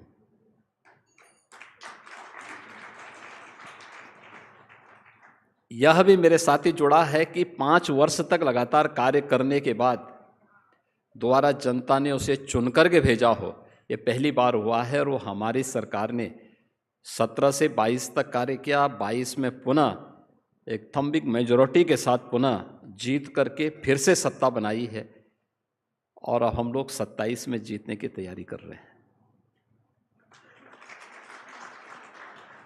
आपको इस काल के दौरान कोई एक काम, जिसे पब्लिक की भाषा में बोलूं तो जिसे आप मास्टर स्ट्रोक कहेंगे? देखिए, जब कार्यकाल लंबा होता है ना, तो उपलब्धियां भी आपके साथ लंबी चौड़ी जुड़ती हैं। एक काम, जैसे कोई ये कहे कि सनातन धर्मावलंबियों से कहे कि कोई एक पर्व बताइए जो आपको अच्छा लगता है, तो बता ही नहीं पाएगा। क्यों होली गिनाए, कि दीपावली गिनाए, कि विजयादशमी गिनाए, कि रक्षाबंधन गिनाए, कि रामनवमी को गिनाए, कि कृष्ण जन्माष्टमी को गिनाए, कि छठ को गिनाए, कौन सा गिनाए? क्योंकि एक लंबा समय है, युगों युगों से ये गाथा चली आ रही है, जिसने मानवीय व्यवस्था को, जीवन जीने की पद्धति को एक नया स्वरूप दिया है, जिसे आज हम पर्व और त्योहारों के रूप में मनाते हैं। जैसे भारत के अंदर कोई कहे कि किसी एक महापुरुष का नाम लीजिए जो हमारे लिए स्मरणीय हो, बहुत कठिन होगा, क्योंकि लंबे कालखंड के दौरान अनेक महापुरुष आए, सब ने कुछ न कुछ दिया, लेकिन फिर भी ये चैलेंज है मेरे लिए किसी एक घटना को गिनाना। लेकिन हाँ, मेरे जीवन का महत्वपूर्ण पल था जब 500 वर्षों के बाद अयोध्या में श्री राम जन्मभूमि मंदिर निर्माण के कार्यक्रम की आधारशिला आदरणीय प्रधानमंत्री जी के कर कमलों से रखी गई।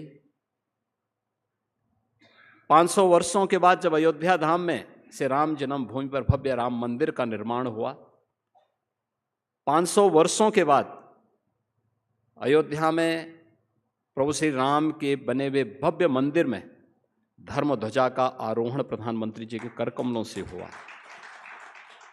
ये 3 घटनाएं क्रम से, और उस 3 घटनाओं में मैं अकेला व्यक्ति जिसकी 3 पीढ़ियां उस पूरी आंदोलन के साथ जुड़ी रही हैं।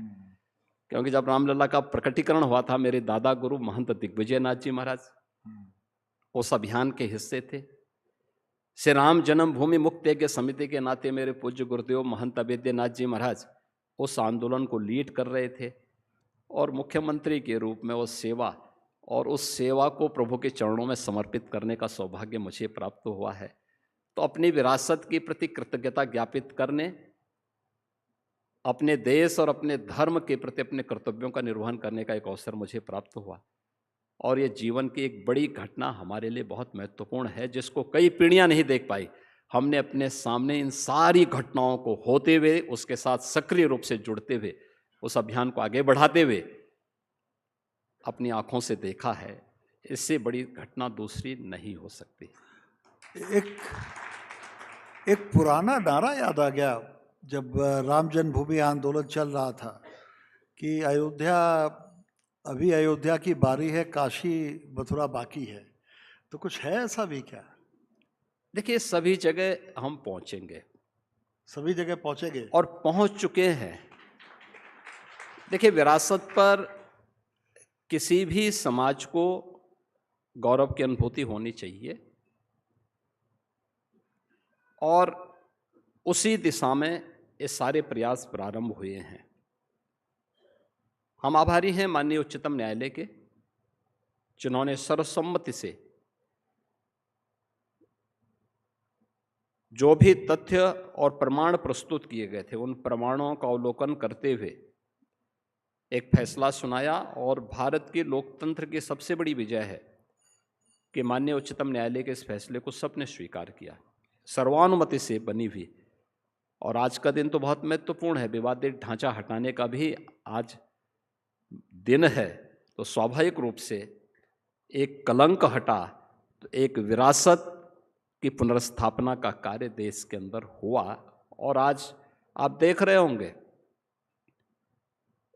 श्री राम जन्मभूमि पर भगवान राम के भव्य मंदिर के शिलान्यास के बाद करोड़ों लोग वहां पर आए, मूर्ति प्राण प्रतिष्ठा कार्यक्रम के बाद 24 करोड़ से अधिक श्रद्धालु अयोध्या धाम आ चुके हैं। पर्व और त्योहारों के दौरान वहाँ पे श्रद्धालुओं की संख्या 35 से 40 लाख तक पहुँचती है और सामान्य दिनों में हम देखते हैं कि 1 लाख से 1.5 लाख श्रद्धालु अयोध्या धाम में आता है। मुझे लगता है कि स्वतंत्र भारत के अंदर ये कार्य स्वतःस्फूर्त भाव के साथ होने चाहिए थे। चलिए, निमित्त मात्र जिसको भी बनना था बने हैं, लेकिन देश के विकास के लिए, आने वाली पीढ़ी के सामने एक नया उदाहरण प्रस्तुत करने के लिए ये अभियान भी, आंदोलन भी, ये सभी आवश्यक थे। आगे भी जो होगा उसमें हमारी सक्रिय भूमिका इसी रूप में रहेगी। विकसित भारत का लक्ष्य प्रधानमंत्री ने रखा है, उसका एक निश्चित साल रखा है। उस विकसित भारत में विकसित यूपी का कोई टारगेट आपने विकसित किया है, कोई टाइमलाइन विकसित की है? हाँ, आदरणीय प्रधानमंत्री जी ने देश की आज़ादी के अमृत महोत्सव वर्ष में सन 2022 में पूरे देशवासियों के सामने एक लक्ष्य निर्धारित किया कि अभी हम देश की आज़ादी के 75 वर्ष पूरा कर रहे हैं, लेकिन आने वाले 25 वर्षों का हमारा विजन क्या है। 2047 जब देश अपनी आज़ादी का शताब्दी महोत्सव मना रहा होगा, तब हमें कैसा भारत चाहिए। उस विजन को लेकर के उन्होंने देश के सामने कुछ लक्ष्य रखे, जैसे कुछ शॉर्ट टर्म, कुछ लॉन्ग टर्म। 2027 तक भारत $5 ट्रिलियन का इकोनॉमी बने। 2047 तक भारत को $30 ट्रिलियन की इकोनॉमी के रूप में स्थापित करना है और एक विकसित और आत्मनिर्भर भारत का निर्माण करना है।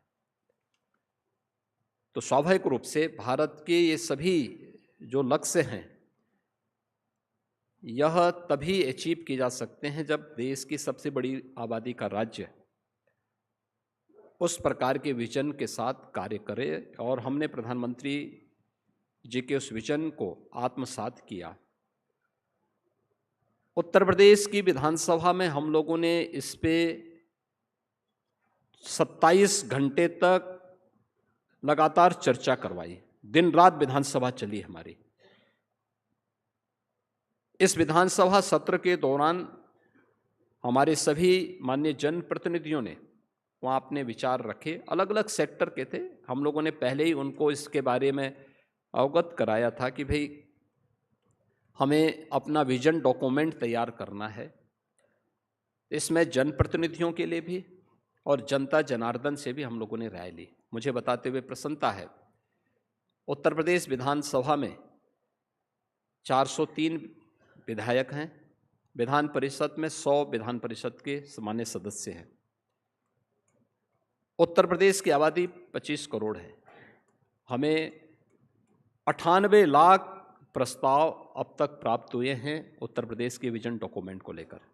हमने 12 सेक्टर उसके तैयार किए हैं, हमने अपने लक्ष्य निर्धारित किए हैं और लक्ष्य हमारा है 2029-30 तक उत्तर प्रदेश $1 ट्रिलियन की इकोनॉमी बनेगा। उत्तर प्रदेश 2047 तक $6 ट्रिलियन की इकोनॉमी के रूप में अपनी कार्य योजना को आगे बढ़ा चुका है और उत्तर प्रदेश इसे अवश्य अचीव करेगा। हमारी जो पिछले 3 वर्षों की प्रगति है, वह प्रगति इस दिशा में संतोषजनक ढंग से आगे बढ़ रही है और मेरा मानना है कि हम इसको अवश्य अचीव करके विकसित भारत, विकसित उत्तर प्रदेश, आत्मनिर्भर भारत, आत्मनिर्भर उत्तर प्रदेश। आपने कहा आपको इतनी परियोजनाओं के प्रस्ताव मिले हैं, आप 5वीं ग्राउंड ब्रेकिंग सेरेमनी करने जा रहे हैं। तो जो अब तक की 4 ग्राउंड ब्रेकिंग सेरेमनीज थी, उसमें जो प्रस्ताव मिले, जो बात हुई, उसमें कितने जमीन पर उतर सके? देखिए, उत्तर प्रदेश जैसे राज्य में निवेश आज से 8 वर्ष पहले एक बेमानी थी। जब व्यक्ति ही सुरक्षित नहीं तो उसकी पूंजी कैसे सुरक्षित होगी? और इसके लिए हम लोगों ने 2017 में आने के बाद यह तय किया था कि हमें इसकी सूरत को बदलना है। उत्तर प्रदेश के परसेप्शन को चेंज करना है। इसके लिए अपराध और अपराधियों के प्रति जीरो टॉलरेंस, भ्रष्टाचार और भ्रष्टाचारियों के प्रति जीरो टॉलरेंस। और मुझे आत्मिक संतुष्टि होती है जब हम लोग उत्तर प्रदेश के अंदर सुरक्षा का एक बेहतर माहौल आज के दिन पर देखते हैं, दंगा मुक्त प्रदेश को देखते हैं। आज 6 दिसंबर है। उत्तर प्रदेश में इस समय कर्फ्यू जैसा माहौल होना चाहिए, लेकिन मैं उत्तर प्रदेश के अंदर 2 कार्यक्रमों को करके अब दिल्ली में बैठा हूँ, ताज होटल में, एसटी लीडरशिप समिट में बैठा हूँ। उत्तर प्रदेश में न दंगा है न कर्फ्यू है, उत्तर प्रदेश में सब चंगा है। इसके लिए कोई समस्या नहीं। ये चंगा युक्त वातावरण, कर्फ्यू मुक्त वातावरण, ये निवेश की पहली शर्त है। किसी भी उद्यमी के लिए सुरक्षा पहली आवश्यकता है, और उस सुरक्षा को देने के साथ साथ हम लोगों ने सेक्टोरियल पॉलिसीज बनाई, पिक एंड चूज नहीं। और इन सभी पे व्यापक पैमाने पे कार्य हुआ। मुझे याद है जब पहला इन्वेस्टर समिट के लिए हमारे औद्योगिक विकास के मंत्री और उस समय के औद्योगिक विकास के आयुक्त तो मेरे सामने आए थे। इन लोगों ने मुझे बताया कि साहब हम लोग उत्तर प्रदेश में एक इन्वेस्टर समिट करना चाहते हैं। तो मैंने कहा नाम क्या है? तो इन्होंने कहा ग्लोबल इन्वेस्टर समिट।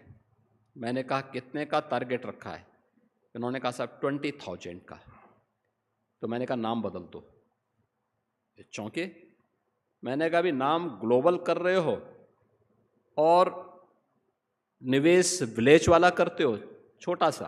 उन्होंने कहा 20,000 करोड़ बहुत होता है। अरे हमने कहा यूपी का वॉल्यूम तो देखो। उस समय यूपी 20 करोड़ 22 करोड़ की आबादी का राज्य था। तो मैंने कहा 22 करोड़ की आबादी में आप 20,000 करोड़ की बात कर रहे हैं। उन्होंने कहा साहब कौन यूपी में निवेश करेगा? तो मैंने कहा वही तो हमें तैयार करना है, और आप तैयारी करो, निवेश होगा। उन्होंने कहा क्या? मैंने कहा रोड शोज की तैयारी करो। पहले रोड शो में गए 2,000 का प्रस्ताव इन्हें प्राप्त हुआ, 2,000 करोड़ का। दूसरे में गए 5,000 करोड़ का मिला। तीसरे के लिए मैंने कहा मैं चलता हूँ। मैं गया, वहाँ पे मैंने सभी उद्यमियों से बात किया। सभी उद्यमी बहुत हंसते हुए मिलते थे, लेकिन अंत में कहते थे साहब देखो हमने तो यूपी से कसम खाया हुआ है कि हम यूपी में वापस नहीं आएंगे। तो मैंने कहा एक दिन आपको आना पड़ेगा यूपी देखना। मैं यही बोलता था। और इन्वेस्टर समिट हमने बाद में किया। उस रोड शो में हमें 2.5 लाख करोड़ के प्रस्ताव प्राप्त हुए थे, और जब हमने इन्वेस्टर समिट किया था तो हमें 4.25 लाख करोड़ का निवेश प्रस्ताव पहले इन्वेस्टर समिट में प्राप्त हुए। हमने गत वर्ष यानी 2023 में अपना तीसरा इन्वेस्टर समिट किया था। इन 8 वर्षों में यूपी का प्रवेश कैसे बदला है, परसेप्शन कैसे बदला है। हमें 2023 में इन्वेस्टर समिट में 40 लाख करोड़ रुपए के प्रस्ताव प्राप्त हुए थे। यानी ये 45 लाख करोड़ रुपए के प्रस्ताव में से 15 लाख करोड़ का हम ग्राउंड ब्रेकिंग करा चुके हैं, जिनमें प्रोडक्शन शुरू हो चुका है। 5 लाख हमारा पाइपलाइन में है, उसका हमें ग्राउंड ब्रेकिंग के लिए कोई तिथि तय करके उस कार्यक्रम को भी संपन्न करना है। ये पहली बार हुआ होगा कि 45 लाख में 20 लाख करोड़ का ग्राउंड ब्रेकिंग हो गया हो या हो रहा हो, और उसमें प्रोडक्शन शुरू हो गया हो। तो ये उत्तर प्रदेश जैसे राज्य की दृष्टि एक नया मील का पत्थर है, जो हमारी सरकार ने, डबल इंजन की सरकार ने यूपी के अंदर गढ़ने में सफलता प्राप्त की है। आज उत्तर प्रदेश में अच्छा इंफ्रास्ट्रक्चर है, अलग अलग सेक्टर से जुड़ी हुई पॉलिसीज है, और बिना किसी भेदभाव के हमने ईज ऑफ लिविंग को, ईज ऑफ डूइंग बिजनेस को जितना सरल हो सकता है, जितना रिफॉर्म हो सकता है, उसमें उतना हमने करके दिखाया है। और मेरा मानना है कि आने वाले समय में उत्तर प्रदेश देश का, आज के दिन पर भी मैं कह सकता हूँ, ईज ऑफ डूइंग बिजनेस हो, ईज ऑफ लिविंग हो, या फिर सिंगल विंडो के उसमें भी आप देखेंगे देश के अंदर उन सभी राज्यों में से एक राज्य है जो इन्वेस्टमेंट के लिए बेस्ट डेस्टिनेशन के रूप में जाने जाते हैं, उनमें यूपी एक है। आपने काम इतना किया, लेकिन आपकी चर्चा अक्सर उत्तर प्रदेश के बाहर और अपनी सरकारों पे दबाव भी बनता है, उनकी एनकाउंटर्स, बुलडोज़र, इनके लिए होती है। अब एक उदाहरण दे रहा हूँ। मध्य प्रदेश के इलेक्शन से पहले उज्जैन में एक रेप हो गया था। मैं वहाँ ऐसे ही इलेक्शन का मूड देखने के लिए गया था। वहाँ सब लोग कह रहे थे, अरे योगी बाबा होते तो इसको मार दिया होता, ऐसे लोगों को मार देना चाहिए। अभी टीवी में महाराष्ट्र के एक रेप उसको पकड़ा, एक्यूज को, उसके पैर में गोली मारी, तो उन्होंने कहा ये फुल एनकाउंटर चाहिए, हाफ एनकाउंटर नहीं। अब ये सारी टर्मिनोलॉजी हम लोगों ने इससे पहले नहीं सुनी थी। ये उत्तर प्रदेश ने विकास के मॉडल के साथ साथ लगता है इसको भी एक्सपोर्ट किया है। देखिए, जो लोग व्यवस्था में बोझ बने हुए हैं, उस बोझ से इस धरती माता को मुक्ति मिलनी चाहिए।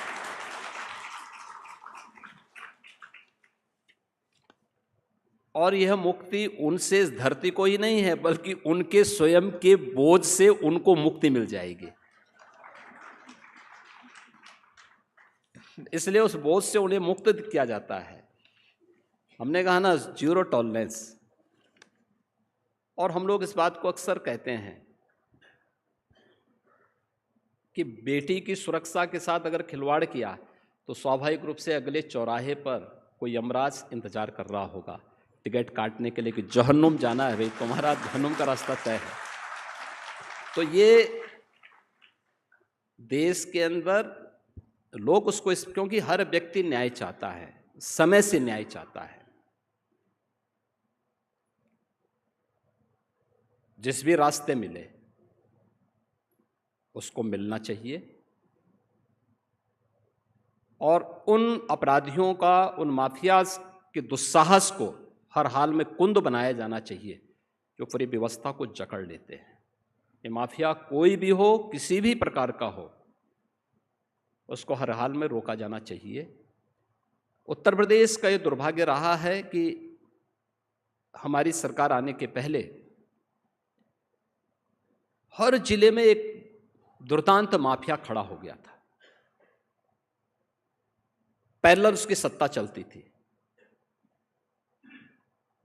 वह व्यवस्था को नहीं मानता था, वह कानून को नहीं मानता था और न्यायपालिका को नहीं मानता था। सिस्टम की किसी भी संस्था पे उसका विश्वास नहीं था। जब उसका कानून में विश्वास नहीं है तो कानून उसको उन पर क्यों विश्वास करेगा। और इसीलिए हम लोगों ने कहा था कि उसकी भाषा दूसरी है तो उसको दूसरी भाषा समझानी पड़ेगी, और उसको उसकी भाषा में हम लोगों ने समझाने का काम भी किया है।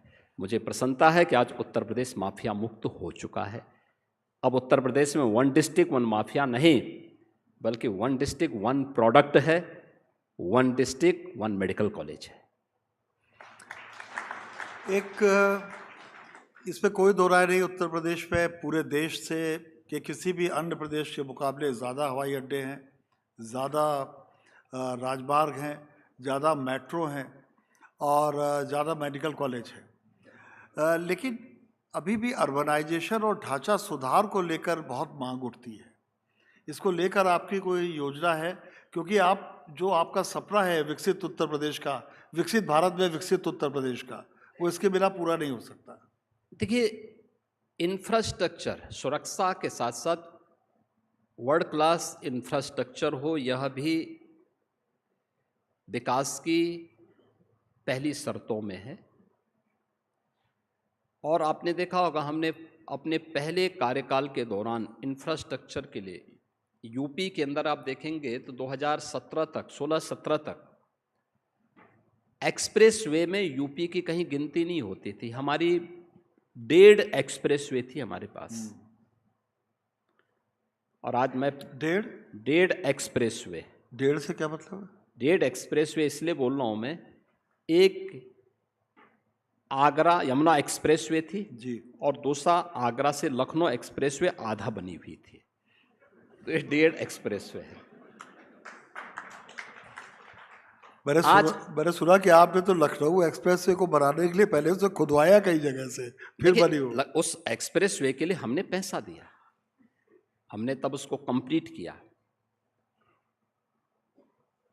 आज मैं कह सकता हूं कि देश के अंदर एक्सप्रेस वे में उत्तर प्रदेश की हिस्सेदारी 55% है।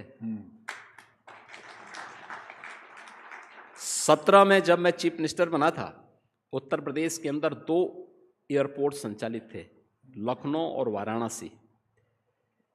2 आंशिक रूप से संचालित थे, गोरखपुर और आगरा। आज हमारे पास 16 एयरपोर्ट क्रियाशील हैं, 4 इंटरनेशनल एयरपोर्ट हैं और अभी हम देश के सबसे बड़े एयरपोर्ट को अगले 2 महीनों के अंदर उद्घाटन करने जा रहे हैं, नोएडा इंटरनेशनल एयरपोर्ट को। सबसे बड़ा एयरपोर्ट, ये उत्तर प्रदेश का एयर कनेक्टिविटी की दृष्टि से देश का सबसे बड़ा रेल नेटवर्क यूपी के पास। देश के अंदर सबसे अधिक सिटी में मेट्रो का संचालन, पब्लिक ट्रांसपोर्ट के लिए सबसे अधिक मेट्रो का संचालन यूपी के अंदर हो रहा है। देश की पहली रैपिड रेल दिल्ली मेरठ के बीच में यूपी के अंदर हो रही है। देश का पहला इनलैंड वाटरवे वाराणसी से हल्दिया के बीच में यूपी के अंदर हो रहा है। यूपी के अंदर हर जिले को और यूपी के हर इंटरस्टेट कनेक्टिविटी को हमने 4 लेन और 6 लेन के साथ जोड़ा हुआ है। यूपी के अंदर हर जिला मुख्यालय को 4 लेन से, तहसील और ब्लॉक मुख्यालय को 4 लेन और 2 लेन के साथ हम कनेक्टिविटी दे चुके हैं। यानी ये इंफ्रास्ट्रक्चर के साथ साथ हमारा जो तीसरा सेक्टर है वो अर्बनाइजेशन भी है। हमने हाउसिंग के जो रूल्स थे उसमें काफ़ी रिफॉर्म किया है। FAR में हमने छूट दी है, नए आवासीय कॉलोनी बनाने के लिए सस्ते में लोगों को घर मिल सके, इसके बारे में रिफॉर्म किए हैं। बिल्डर और बायर्स की समस्या का समाधान किया है। हम लोग जब आए थे, अकेले नोएडा, ग्रेटर नोएडा में 3.5 लाख बायर्स ऐसे थे जिनके आवास के पैसे दशकों से बिल्डर के पास जमा थे, लेकिन बिल्डर पैसा लेके दबाया हुआ था। बाद में हम लोगों ने इस पर कार्रवाई की। पहले वर्ष में हम लोगों ने 1.25 लाख लोगों को उनके आवास उपलब्ध करवाए। इसके बाद कार्रवाई आगे बढ़ रही थी कि कोर्ट का इंटरवेंशन उसमें होने के नाते ये कार्रवाई रुक गई। बाद में माननीय न्यायालय ने फिर ऑर्डर किए। फिर हमने नीति आयोग के उस समय के एक पदाधिकारी के नेतृत्व में एक कमेटी गठित की, फिर 0 पीरियड का लाभ दिया, उसमें भी रिफॉर्म किए और आज मुझे बताते हुए प्रसन्नता है कि अधिकतर बायर्स को उसके आवास उपलब्ध हो गए हैं। ऐसे प्रदेश के अंदर जहां भी था हमने समस्या दिया नहीं, समाधान की तरफ हमने फोकस किया। अर्बनाइजेशन के लिए नए हाउसिंग रूल्स दिए और सहज और सरल इसको बनाया गया और ये तेजी के साथ आगे बढ़े हैं। नई सिटीज़ का निर्माण हो रहा है। आज आप देख रहे होंगे उत्तर प्रदेश के अंदर काफ़ी बड़े पैमाने पे शहरीकरण हुआ है। हम लोग जब आए थे तो उत्तर प्रदेश के अंदर 22 से 23% अर्बनाइजेशन था, आज ये 36% तक पहुंचा है। मेरा मानना है कि अगले 3 वर्ष के अंदर हम इसे 40% तक ले जाने में सफल होंगे। इस दिशा में भी हम लोगों ने कार्य किया है। केवल अर्बनाइजेशन नहीं, वहाँ पे उनको बुनियादी सुविधाएं भी मिले, अच्छी सड़क मिले, पब्लिक ट्रांसपोर्ट की सुविधा मिले, अच्छी क्वालिटी पावर की सप्लाई हो, शुद्ध पेयजल की व्यवस्था हो, अच्छे पार्क बने, वहाँ पर अन्य जो भी वहाँ की आवश्यकता है उस प्रकार की सुविधाएं उन्हें प्राप्त हो। इस दिशा में भी सरकार के ने बहुत तेजी के साथ कदम बढ़ाए और उसके लाभ वहाँ पे प्राप्त हो। महिलाओं को लेकर आपकी कई स्कीमें, मिशन शक्ति में तो हमें भी शामिल होने का मौका मिला हिंदुस्तान को। उन स्कीम्स के बाद गांवों में एक महिलाओं की स्थिति में कानून व्यवस्था और उनकी मदद की वजह से फ़र्क साफ साफ दिखता है। लेकिन अभी भी मुझे ऐसा लगता है कि बहुत कुछ काम उस क्षेत्र में बाकी है। देखिए, आधी आबादी को उसका अधिकार मिलना चाहिए और इसके लिए हम लोगों ने हर एक स्तर पर उन्हें समायोजित करने का प्रयास किया। आदरणीय प्रधानमंत्री जी ने बेटी बचाओ बेटी पढ़ाओ के साथ ही मातृवंदना योजना और फिर अलग अलग सेक्टर में उन्हें समायोजित करते हुए नारी वंदन अधिनियम तक एक बड़ी रेखा देशवासियों के सामने खींची। उससे प्रेरित होकर के प्रदेश में भी हम लोगों ने बहुत सारे कदम बढ़ाए हैं। बेटी के जन्म लेने से लेकर के उसके स्नातक तक की पढ़ाई के लिए एक आर्थिक पैकेज उस बेटी को उपलब्ध करवाना हो, उसके एजुकेशन फ्री स्नातक तक की उसकी पढ़ाई मुफ्त में हो, इसके लिए व्यवस्था। बेटी की शादी योग्य हो गई तो मुख्यमंत्री सामूहिक विवाह योजना के माध्यम से हम लोग प्रत्येक बेटी की शादी में 1 लाख रुपए की सहायता उस सामूहिक विवाह योजना में उपलब्ध करवाते हैं। और बेटी की शादी होने के उपरांत भी अगर कोई बेटी नौकरी करना चाहती है तो उसके लिए कुछ जगहों पर हमने एक स्पेशल व्यवस्था की है। जैसे उत्तर प्रदेश पुलिस बल में हम लोग जब आए थे, महिलाओं की संख्या उसमें मात्र 10,000 की थी। आज मुझे बताते हुए प्रसन्नता है कि उत्तर प्रदेश पुलिस बल में महिलाओं की संख्या 44,000 से अधिक है, यानी बड़ी संख्या में। उत्तर प्रदेश में हम लोग आए थे तो हम लोगों ने इस दिशा में काफ़ी बड़े कदम उठाए। आज एक व्यवस्था बनाई गई है वहाँ पे महिला स्वयंसेवी समूह के माध्यम से, यानी पुलिस में भर्ती बेसिक शिक्षा परिषद के शिक्षकों में महिलाओं को प्राथमिकता देते हुए उनकी भर्ती के कार्यक्रम को तेजी के साथ आगे बढ़ाया गया। नर्सिंग, पैरामेडिकल, मेडिकल और अन्य क्षेत्रों में भी उनके रास्ते खोले गए। प्रदेश में वर्तमान में 90,000 महिला स्वयंसेवी समूह काम कर रहे हैं। इन महिला स्वयंसेवी समूहों को कुछ कार्य मिले, इसके लिए यूपी के अंदर 2017 के पहले बाल विकास और महिला कल्याण की योजनाओं में कुपोषित महिलाओं के लिए जो रेसिपी तैयार होती थी उसमें माफिया हावी थे और बड़ी विडंबना थी। यूपी के अंदर वही शराब माफिया वही इनके लिए पौष्टिक आहार भेजता था जो उत्तर प्रदेश के अंदर शराब की सप्लाई करता था। हम भौचक थे भाई ये देख करके। हमने सारा अभियान वहाँ से ले करके और इस महिला स्वयंसेवी समूह को दिया, इनके लिए HAR प्लांट स्थापित करवाए। आज ये अच्छा पौष्टिक आहार उपलब्ध करवा रहे हैं महिला उन आंगनबाड़ी केंद्रों के लिए, जहाँ पर कुपोषित महिलाओं के लिए और बच्चों के लिए पौष्टिक आहार उन्हें उपलब्ध करवाया जाना चाहिए। प्रदेश के अंदर लखपति दीदी का कार्यक्रम हो, ड्रोन दीदी का कार्यक्रम हो, इसको तेजी के साथ आगे बढ़ाने का कार्य भी हुआ। हमने मिशन शक्ति के अंदर महिलाओं की सुरक्षा, उनका सम्मान और उनके स्वावलंबन के एक बड़े अभियान को अपने हाथों में लिया है, जिसमें सभी 57,700 ग्राम पंचायतों में महिला बीट पुलिस अधिकारी की तैनाती, ग्राम सचिवालय के साथ साथ उन्हें हर प्रकार की सुविधाओं से आच्छादित करना, केंद्र और राज्य सरकार की योजनाओं का लाभ उन्हें प्राप्त हो सके, उन्हें हर प्रकार से सुरक्षा का माहौल वहाँ पे हर बेटी को मिल सके। इसके लिए जितनी भी महिलाओं की सुरक्षा से जुड़े हुए या अन्य सामान्य जीवन में भी किसी व्यक्ति को सुरक्षा के लिए किसी प्रकार की कोई कॉल करनी हो, उन सबको इंटीग्रेट करते हुए इसके लिए व्यापक रूप से हम लोगों ने जागरूकता का कार्यक्रम प्रदेश के अंदर चलाया है। और मुझे प्रसन्नता है कि बड़े पैमाने पर महिलाएं इसके साथ जुड़ी हैं, सुरक्षा का एहसास कर रही हैं और प्रदेश के कार्यक्रमों को केंद्र सरकार के से जुड़े हुए वेलफेयर के स्कीम को लाभ भी ले रही हैं और उसके माध्यम से समाज को भी लाभान्वित करने में अपना योगदान दे रही हैं। सवाल तो बहुत सारे रह गए, लेकिन चूंकि समय खत्म हो गया है और कुछ विदेशी अतिथि भी हैं, आखिरी सवाल बस आपसे पूछता हूँ। तो अब चुनाव आपके सिर पर ही हैं, कुछ दिन बाद चुनाव का माहौल शुरू हो जाएगा, लेकिन चुनाव अपनी जगह हैं, पर सरस्वती, आपने पढ़ाई की बात की, लक्ष्मी आपने धन की बात की, महिलाओं को लक्ष्मी भी मानते हैं, बुलडोजर यानी वास्तु पुरुष और यमराज, इनका सम्मिश्रण जारी रहेगा उत्तर प्रदेश में? देखिए, उत्तर प्रदेश की आवश्यकता है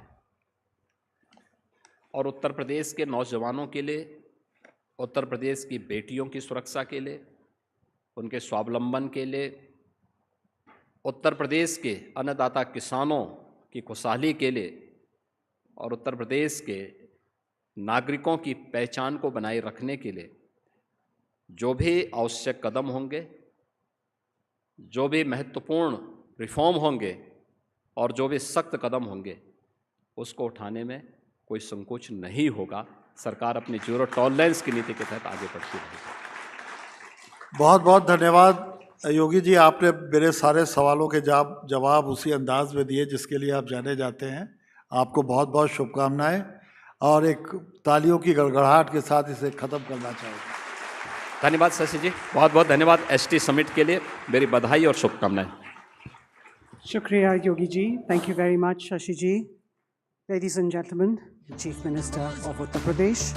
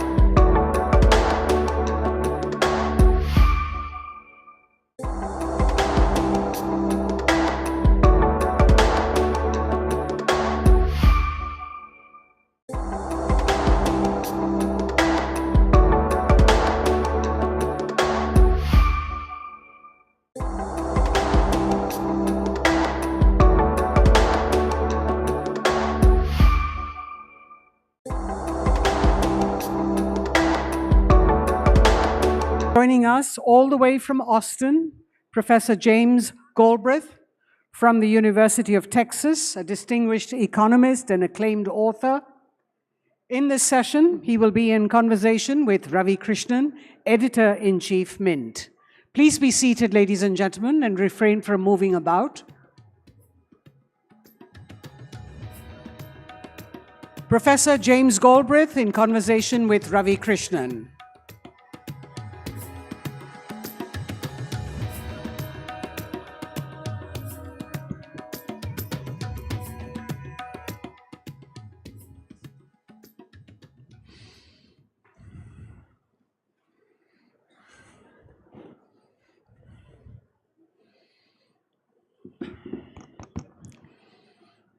Good afternoon, ladies and gentlemen. If you listen to economists or you read Mint or its columnists, which you must, you would often hear them say that the economy is a cycle, it goes up, it comes down, it is normal. Professor James Galbraith disagrees with that. He said that the stable growth which we saw in the 20th century was a historical accident of sorts, and that we would not see it again. He likes to think like an engineer, not like an economist, about the plumbing, about supply chains, about industrial policy, and so on.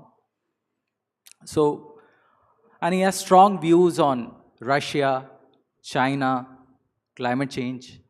So let's dive in right into this conversation. Welcome, Professor Galbraith. Thanks very much. It's great to be here.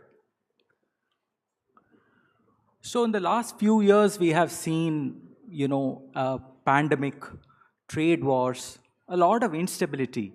Do you see this as just a phase, or is this how the economy behaves now? I'm afraid I could not make out that with the echo. Could you just say it one more time? The instability which we have seen in the last few years, Yes. is it a phase, or is this how the economy is going to behave from now? The last 4 years, the last 4 years certainly have been a tumultuous time. There's no denying that. And we're seeing, of course, very rapid and massive changes in the world situation, which are only now beginning to become clear to some of the governing circles, particularly in the United States. But I think that process is underway. So, but how do you view it? As in, do you see it continuing? Which is the way that the world is headed? I'm sorry. Do you see this current phase of instability continuing? You're really not coming across. I'm terribly sorry. Do you see this phase of instability continuing? Oh, the instability. Yes. Well, no, I'm not entirely clear. I think that there is a considerable potential for stabilization of the world situation, that we were heading toward a confrontation that now we have at least some possibility of avoiding, and that is true in the power relationship between the United States, the Russian Federation, and China. And so I have some modest optimism that the worst scenarios can be averted. It's not certain, and the situation remains very dangerous, but there are also potential that I would not have identified let's say 2 and 3 years ago. So in this kind of a situation where growth is no longer guaranteed, what should be the aim of economic policy? What should be? The aim of economic policy. The name of the common policy should be a search for peace, and a search for stability, and a search for a return to, if not, I'm not a pure free trader, but to a set of balanced relationships that respect the national interests of all the players, but especially of the most dangerous major players.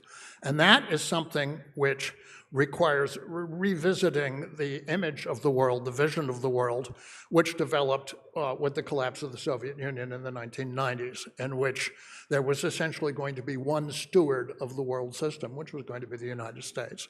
And a whole generation of American political leaders has grown up with that vision, and with a certain set of doctrines that go along with that vision, which are economic doctrines that essentially point to open trade, open finance, and let's say, a hierarchy in the world system. It's clear that ideal or that ideology is now effectively defunct.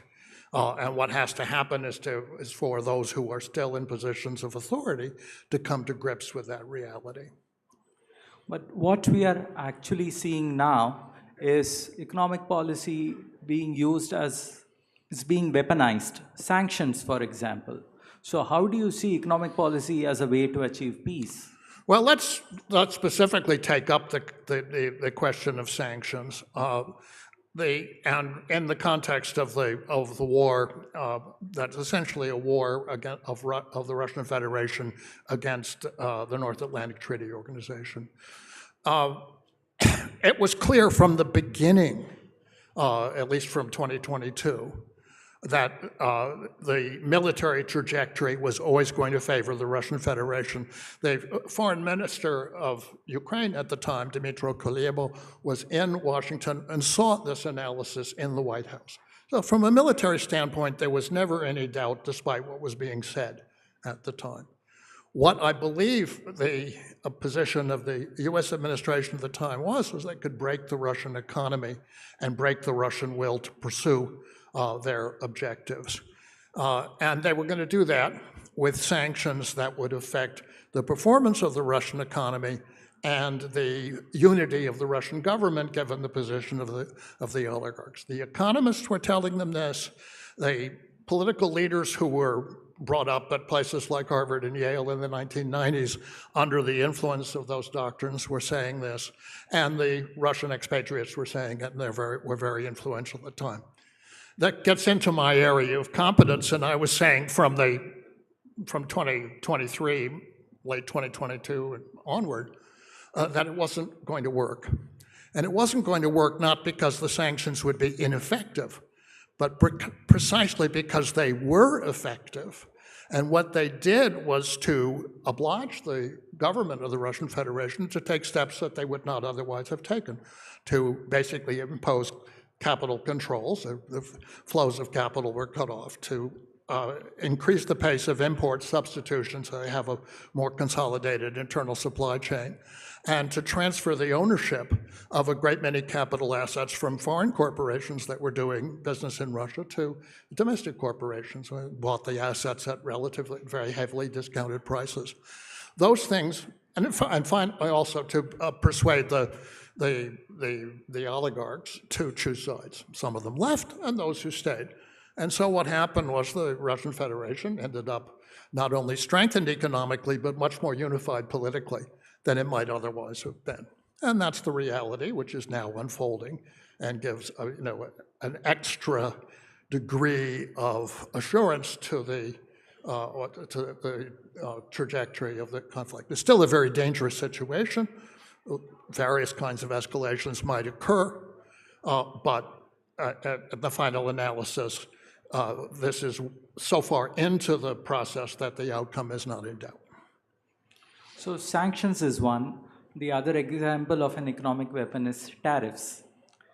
Do you think President Trump and the US, they will succeed in their effort to now re-industrialize the United States?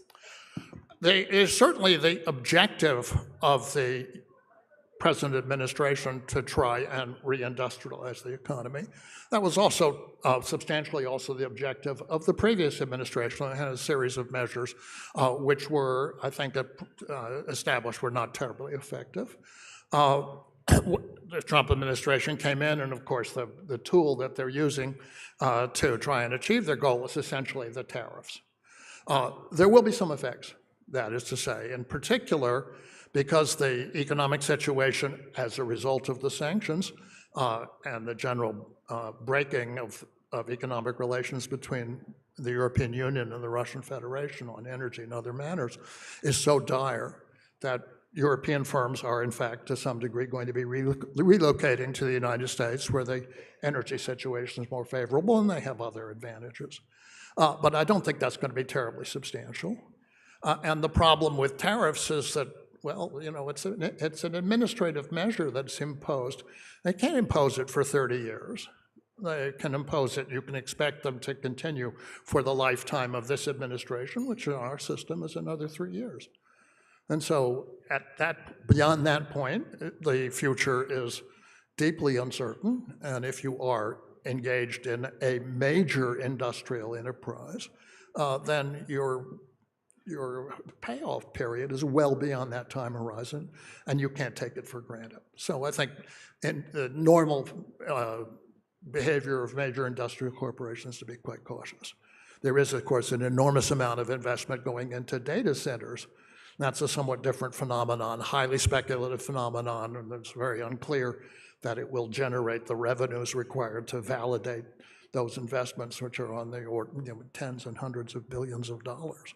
So we can take that as somewhat separate, and that's largely indigenous. It's not a question of bringing in investment from Europe or elsewhere.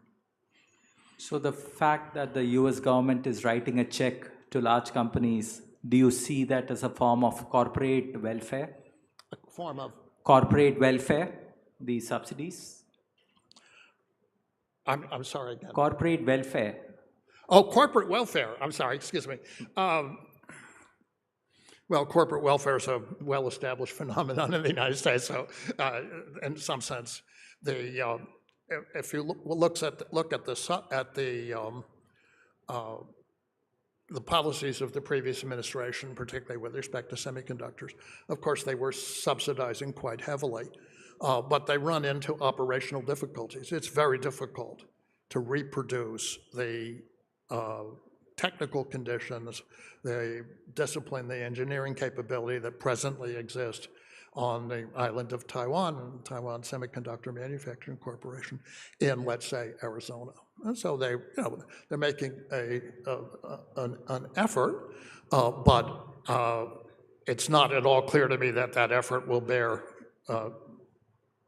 fruit, or that even if things get up and are running, that they will be producing a product at the front end of the technology in a way which is competitive on world markets.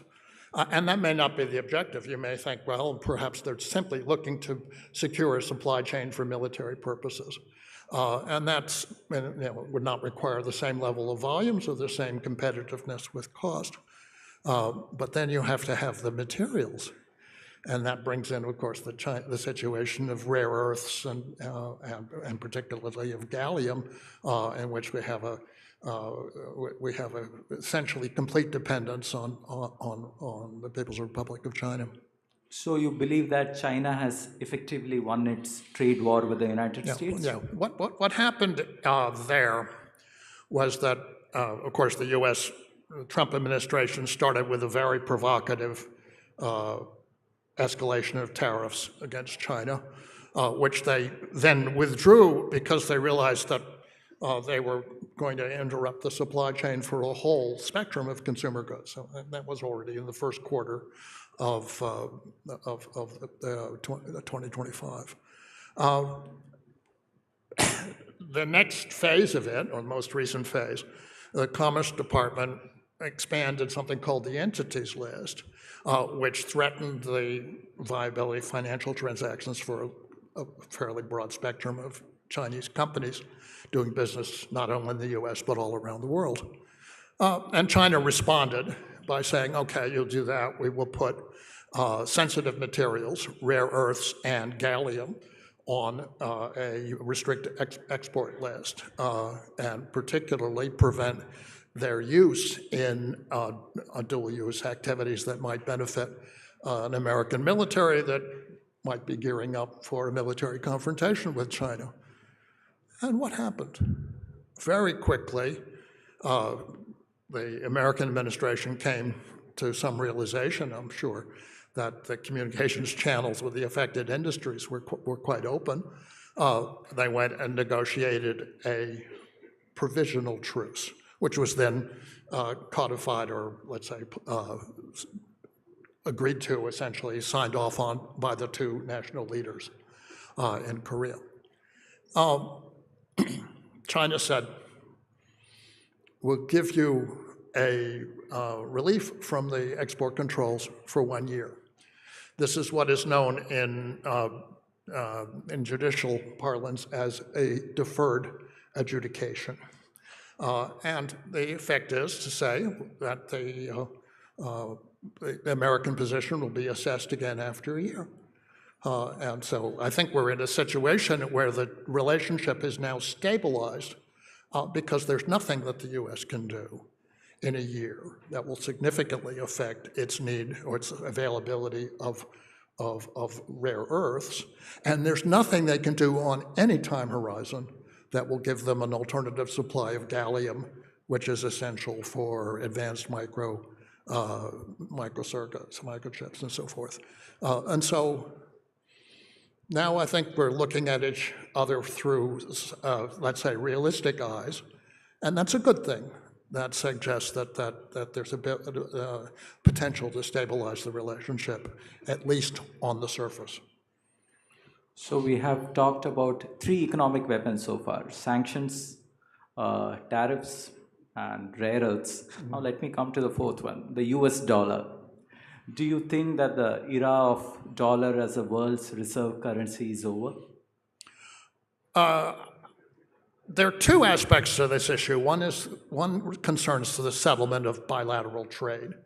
And there you're going to have, and this was essentially a product of the US policy in the last administration, a very substantial move to settlement in national currencies. But there's the second question, which is the question of the reserve asset, which has been for 30 or 40 years now, essentially the unbacked United States Treasury bond. And that's a large, very liquid, very stable pool of financial resources. And so long as the world does not move to a completely balanced trade, these will still be accumulating one place or another. I think it is much harder to replace the role of the U.S. government debt with some combination of other assets. Gold obviously can play a role and so forth, but to do that, you have to essentially mix a portfolio of alternative assets, and that gets you into all kinds of, let's say, speculative risks. So my guess is that the role of U.S. government debt as a reserve asset will continue, not forever, but for the time being. Okay, let's change topics and come to India. I mean, you have spent time in India when you were a child in the 1960s, Yeah. and then you have studied inequality in India too. What is your view on India's growth? Do you think it is creating a strong middle class or just a few ultra-rich oligarchs? Well, I mean, one of the unfortunate facts of the Indian situation is a very high level of inequality by international standards. That's clear from the data that we've examined. But essentially, one has to look at this in concrete terms. First of all, there's still a very significant problem of poverty, a very large urban-rural divide. And there is a problem of, let's say, obsessing on the economic growth rate, because the economic growth rate is only an indicator, and it's an indicator that was developed in the 20th century in the United States and Great Britain for particular purposes, including management of the economy in wartime, and became after the war a kind of index of economic contest, economic competition with the Soviet Union, and later with China. But it's not a meaningful indicator of social well-being. It's not a meaningful indicator of stability. It's not a meaningful indicator of public health, and it's not a meaningful indicator or a meaningful guide to the demographic future. And all countries, the richer countries, are showing the stress of an oncoming demographic crisis. Now, why is that? Well, and it's, I think, essentially because households in wealthy countries are faced with a real squeeze between their incomes and their fixed expenses in a wealthy, urbanized society. That would be true and is true increasingly in India as it is anywhere else. That is a matter that has to be dealt with, if it can be dealt with at all, by thinking about resource costs and about social services and about generally supporting the quality of life of the population. And that, as my father became famous for arguing in the 1950s, may come at the expense of some growth in the gross national product. So what? I mean, you have to make these choices. You have to make choices about the quality of the environment. You have to make choices about air quality, which is a public health matter. And if those choices require you to sacrifice some economic activity for the general welfare, then you have to realize that economic growth is not the only thing you should be looking at.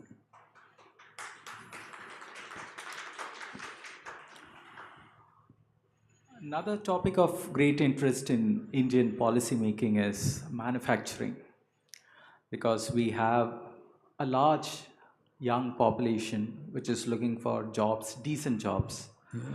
China grew rich by becoming the factory of the world. How do you see India? Has it missed the manufacturing bus, or is there hope yet? Well, first of all, the premise, did China really grow rich by becoming the manufacturing center of the world, or did it become the manufacturing center of the world in the course of a development strategy that enabled it to become rich. China, when I first went there in the 1990s, they had not built the Three Gorges Dam. Why not?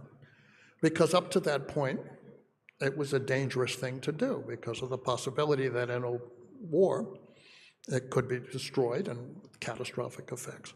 Well, that possibility had gone away by the 1990s, and so they took this step which helped provide the kind of energy supply and energy security that they previously hadn't had. It was 10% of the country's energy capacity at that time.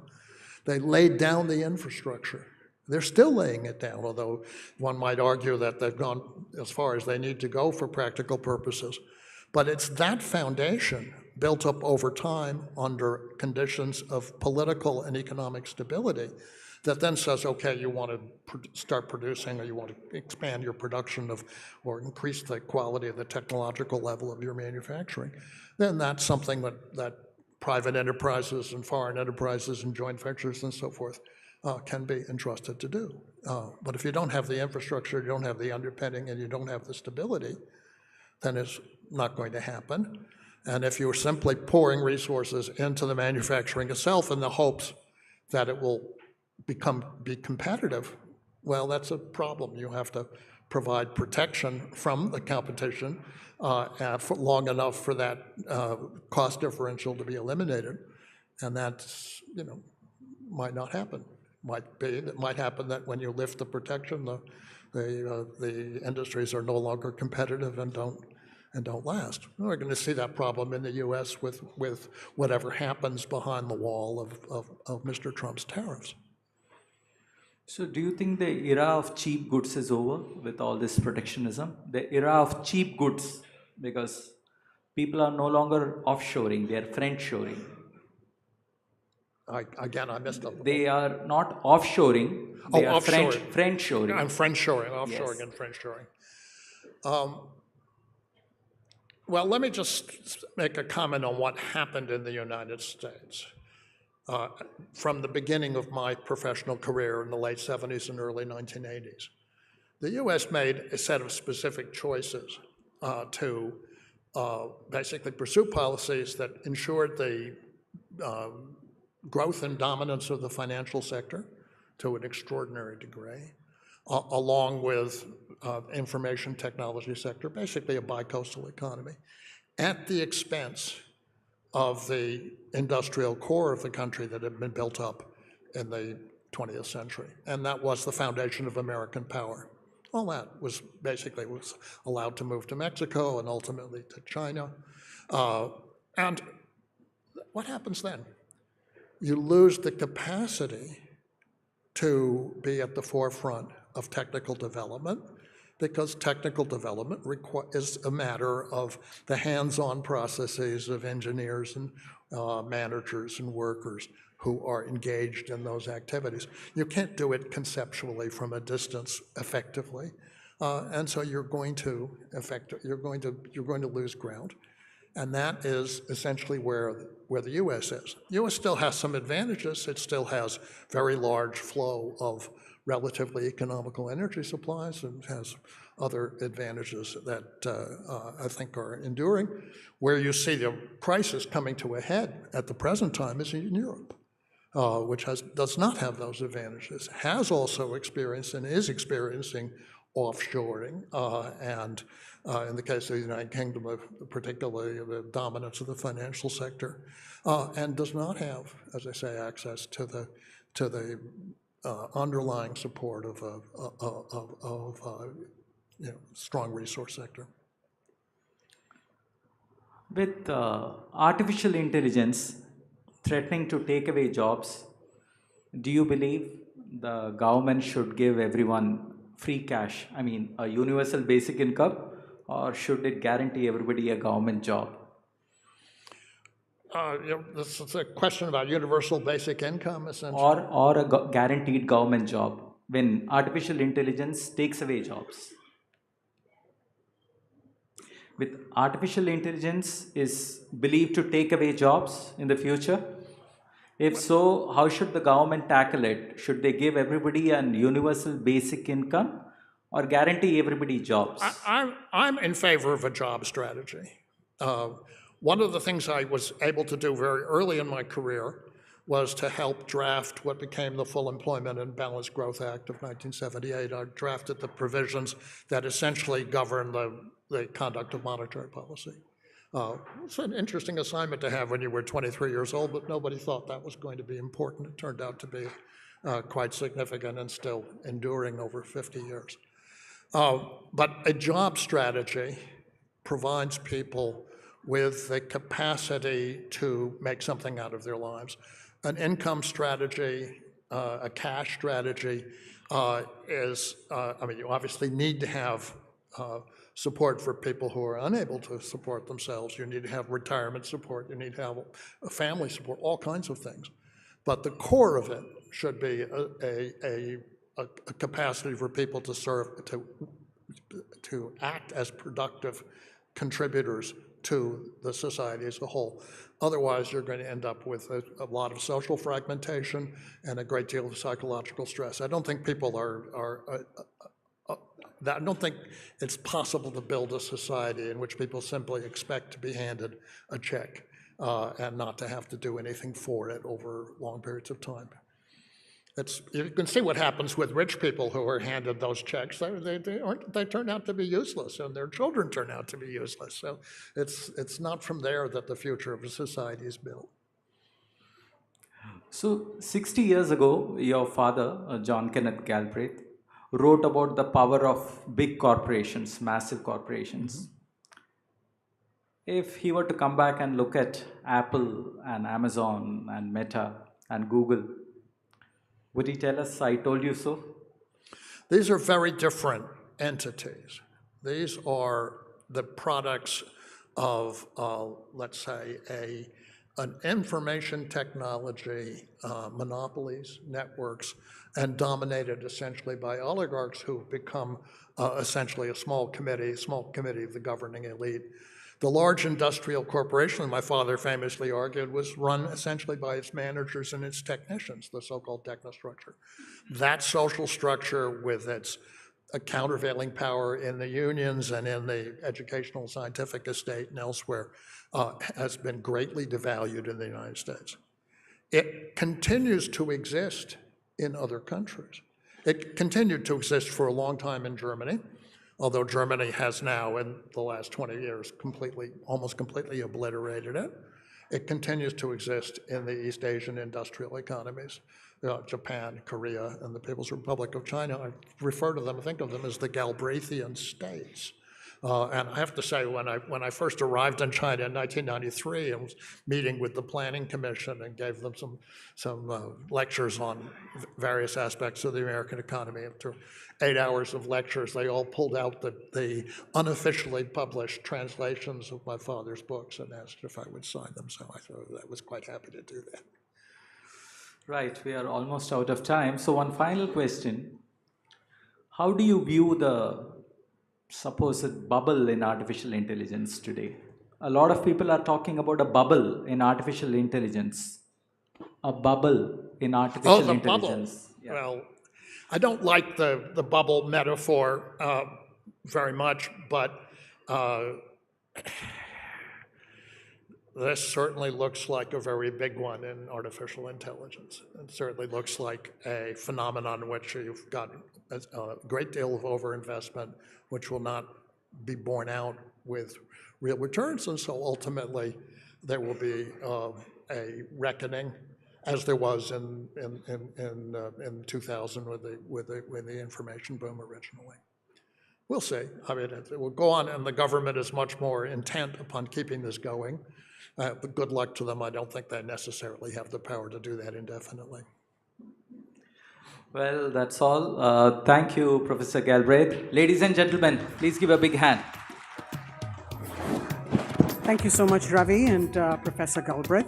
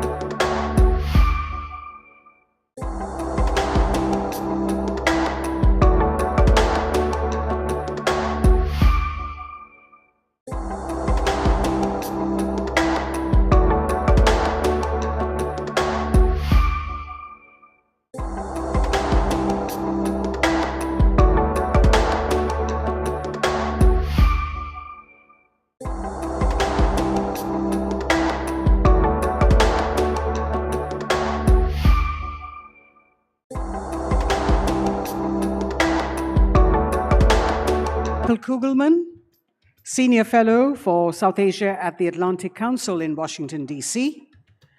And joining him is Dr. Kate Sullivan de Estrada, Associate Professor of the International Relations of South Asia at the University of Oxford. In conversation with them, we have Pramit Pal Chaudhary, South Asia Practice Head at the Eurasia Group. A round of applause, ladies and gentlemen, for our guests.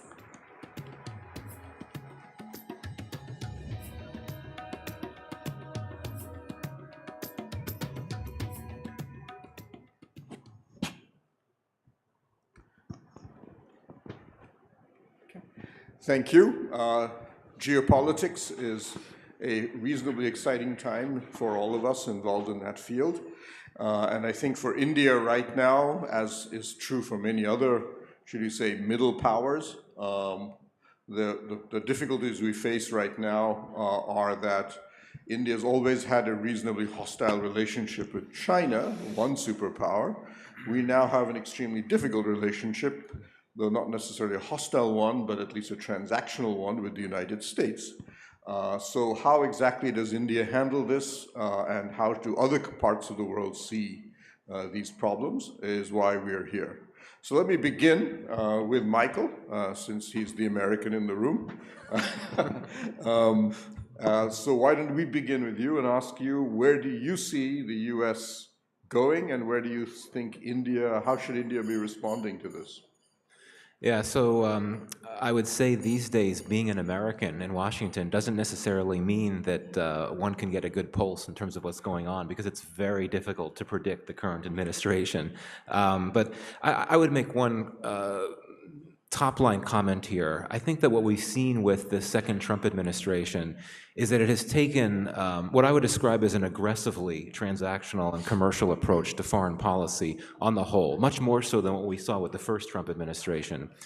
And this is something that has implications for India. And basically what I mean here is that trade is the core lens through which the administration sees its diplomatic relations. And that means that its first consideration is going to be, what is this country doing that could undercut or threaten U.S. economic interests? And tariffs is a trade imbalance that does not in America's favor is going to be a concern.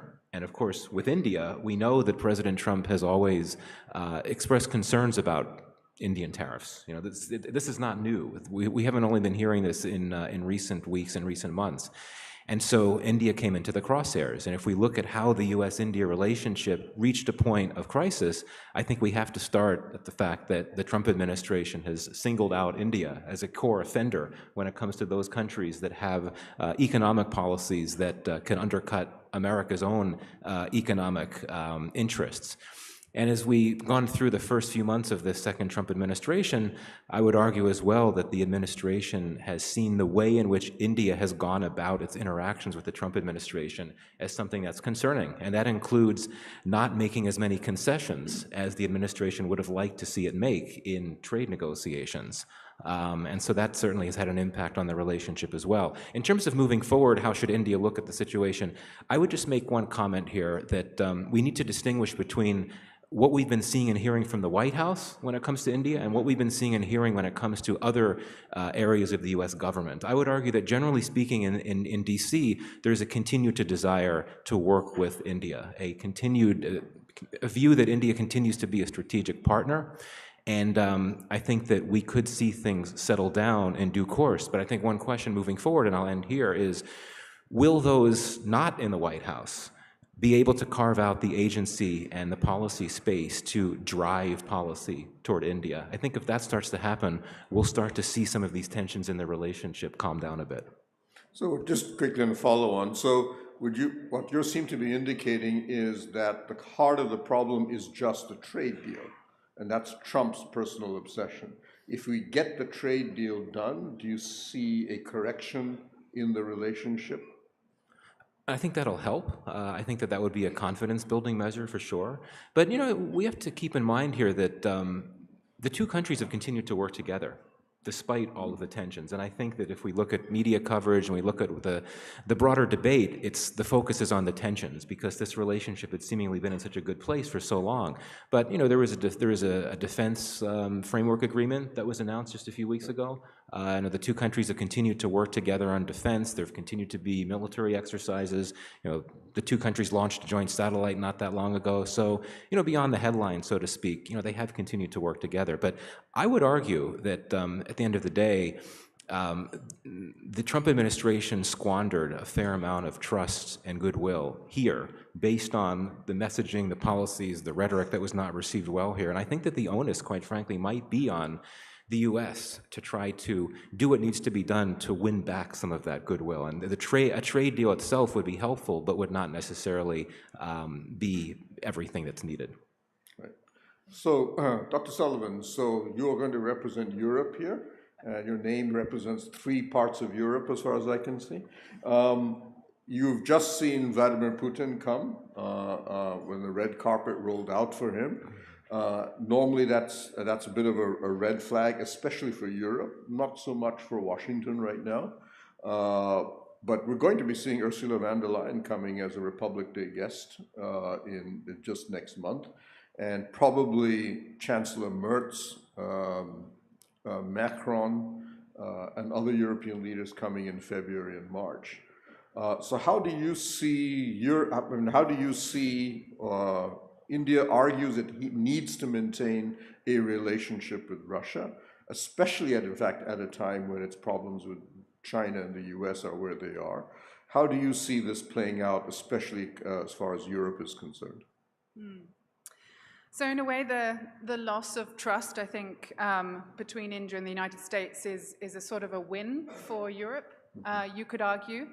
I think the two groups, the EU in particular, has a lot that it can do with India.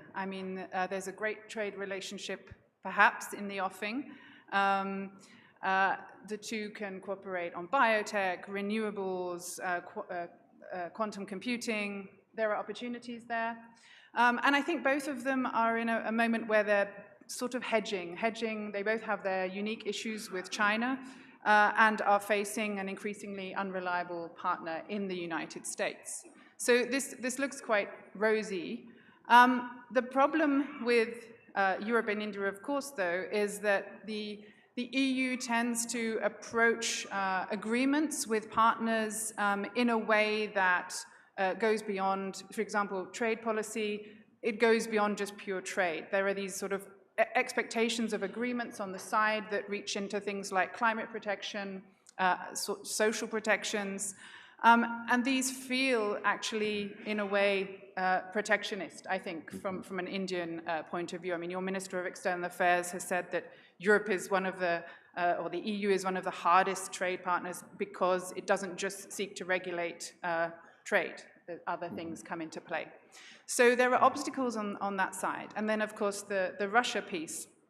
I think it's definitely the case that from an EU perspective, there's been sort of a real hope that India might understand more how much Russia represents an existential threat.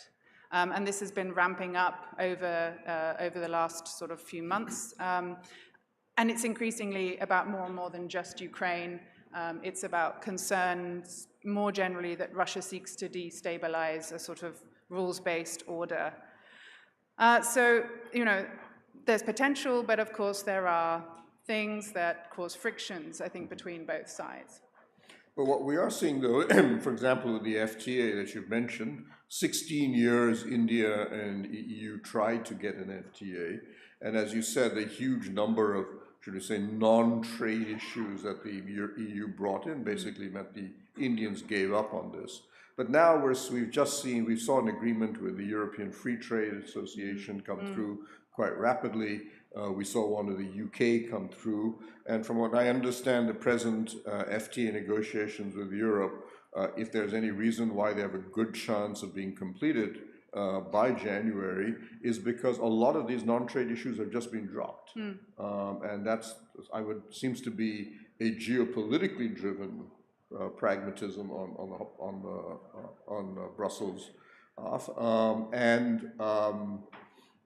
And so on that one front, and then on top of that, we've seen, for example, when Putin came in, we saw 3 key European ambassadors write a joint op-ed and say not so much that they were not less about being critical of India, but saying we hope, given that Modi meets and gets to talk with Putin on a level we don't, that he tells them that this is the war in Ukraine is something that has to come to an end. So again, extremely pragmatic approach to how this works. So the question for me is really let's assume we get an FTA done in January. Where does the European relationship with India go next? So I absolutely agree that I think one of the things we saw with the UK-India trade agreement was that in the process of negotiating that, the two sides came to know each other a lot better and one another's sensitivities. And I think we're seeing the same thing with the India-EU trade deal. The question, I suppose, is where next? I see a difference, actually, between, I mean, let's pan out and look at a wider story. For me, there's a big compatibility in some respects, or there has been, between what the US seeks in its partnership with India and what India has sought in its partnership with the US, right? So the US has wanted to assist India in becoming this sort of balancing pole in Asia, and India has wanted to build out its own strategic autonomy, its own sort of material capability as a pole. And this is, I think, very much centered on India's aspirations for a multipolar order and to be a significant pole in that order. Now, longer term, that actually, I think, contradicts what the United States hopes for, which is continued US primacy. And I think that's where the story with Europe is a bit different, because I think Europe understands that this is not going to be a future order in which, you know, one power or two powers prevail. I think they also accept that things are shifting very rapidly, and maybe are on the same page there. But maybe Russia takes it one step further, because I think at the Valdai Club in October, Putin said, you know, this is a really, we were already seeing a multipolar order, foreign policy has become very flexible, there's space for creativity. And I think this opening up and this shifting landscape is perhaps something that India identifies with even more, from my reading and my understanding. So I think there's a sort of, each partner has its longer term sort of contradictions, maybe semi-consensus, and maybe enabling role. And we're seeing those three things play out all at once. So Mike, I'll turn back to you. I know one of the countries that you are specialized in is one that is a constant irritant in India, which is Pakistan. So we've seen a couple of unusual developments with Pakistan, or maybe not so unusual. One is the military effectively have come back to power and taken over one more time. We saw India and Pakistan go through their 4-year itch of having a battle with each other. But we've also seen a very peculiar relationship develop between Pakistan and, should we say, President Trump rather than his administration. How should we read the dynamics right now at Pakistan, and how would you read how Pakistan is reading what's happening with the United States and with, of course, its continuing relationship with China, and maybe a little bit about their rapidly deteriorating relationship with Afghanistan? Yeah, a lot to unpack there. So, yeah, I mean, for me, there are two key top-line trends in Pakistan right now. One you've alluded to, you know, the unbridled power of the military, and specifically the army chief. And, you know, one could argue, okay, maybe this is just a continuation of an ongoing trend where the military always dominates and has power, which is true. But, you know, I don't think we've ever seen in Pakistan a period of putative civilian rule where the army had the level of control and power that it has now. And what's also a bit different about this now compared to previous times is that significant numbers of the public in Pakistan don't like this. They're not happy with the military taking on the level of power that it has. And I think that's in part due to the Imran Khan effect, which has played out over the last few years, where we've seen rising levels of anti-army sentiment along the lines that we have not seen for quite some time. And I think that over the longer term, that might have some potential implications for social stability in Pakistan, right? Given the current state, it's not possible to mobilize and take to the streets and peacefully protest the military's level of power, but you have a lot of people, particularly young people in Pakistan, who are very unhappy about the current state of affairs. So that's one top-line trend. The other top-line trend I'd highlight is this resurgence in terrorism. We've seen an uptick in attacks over the last few years.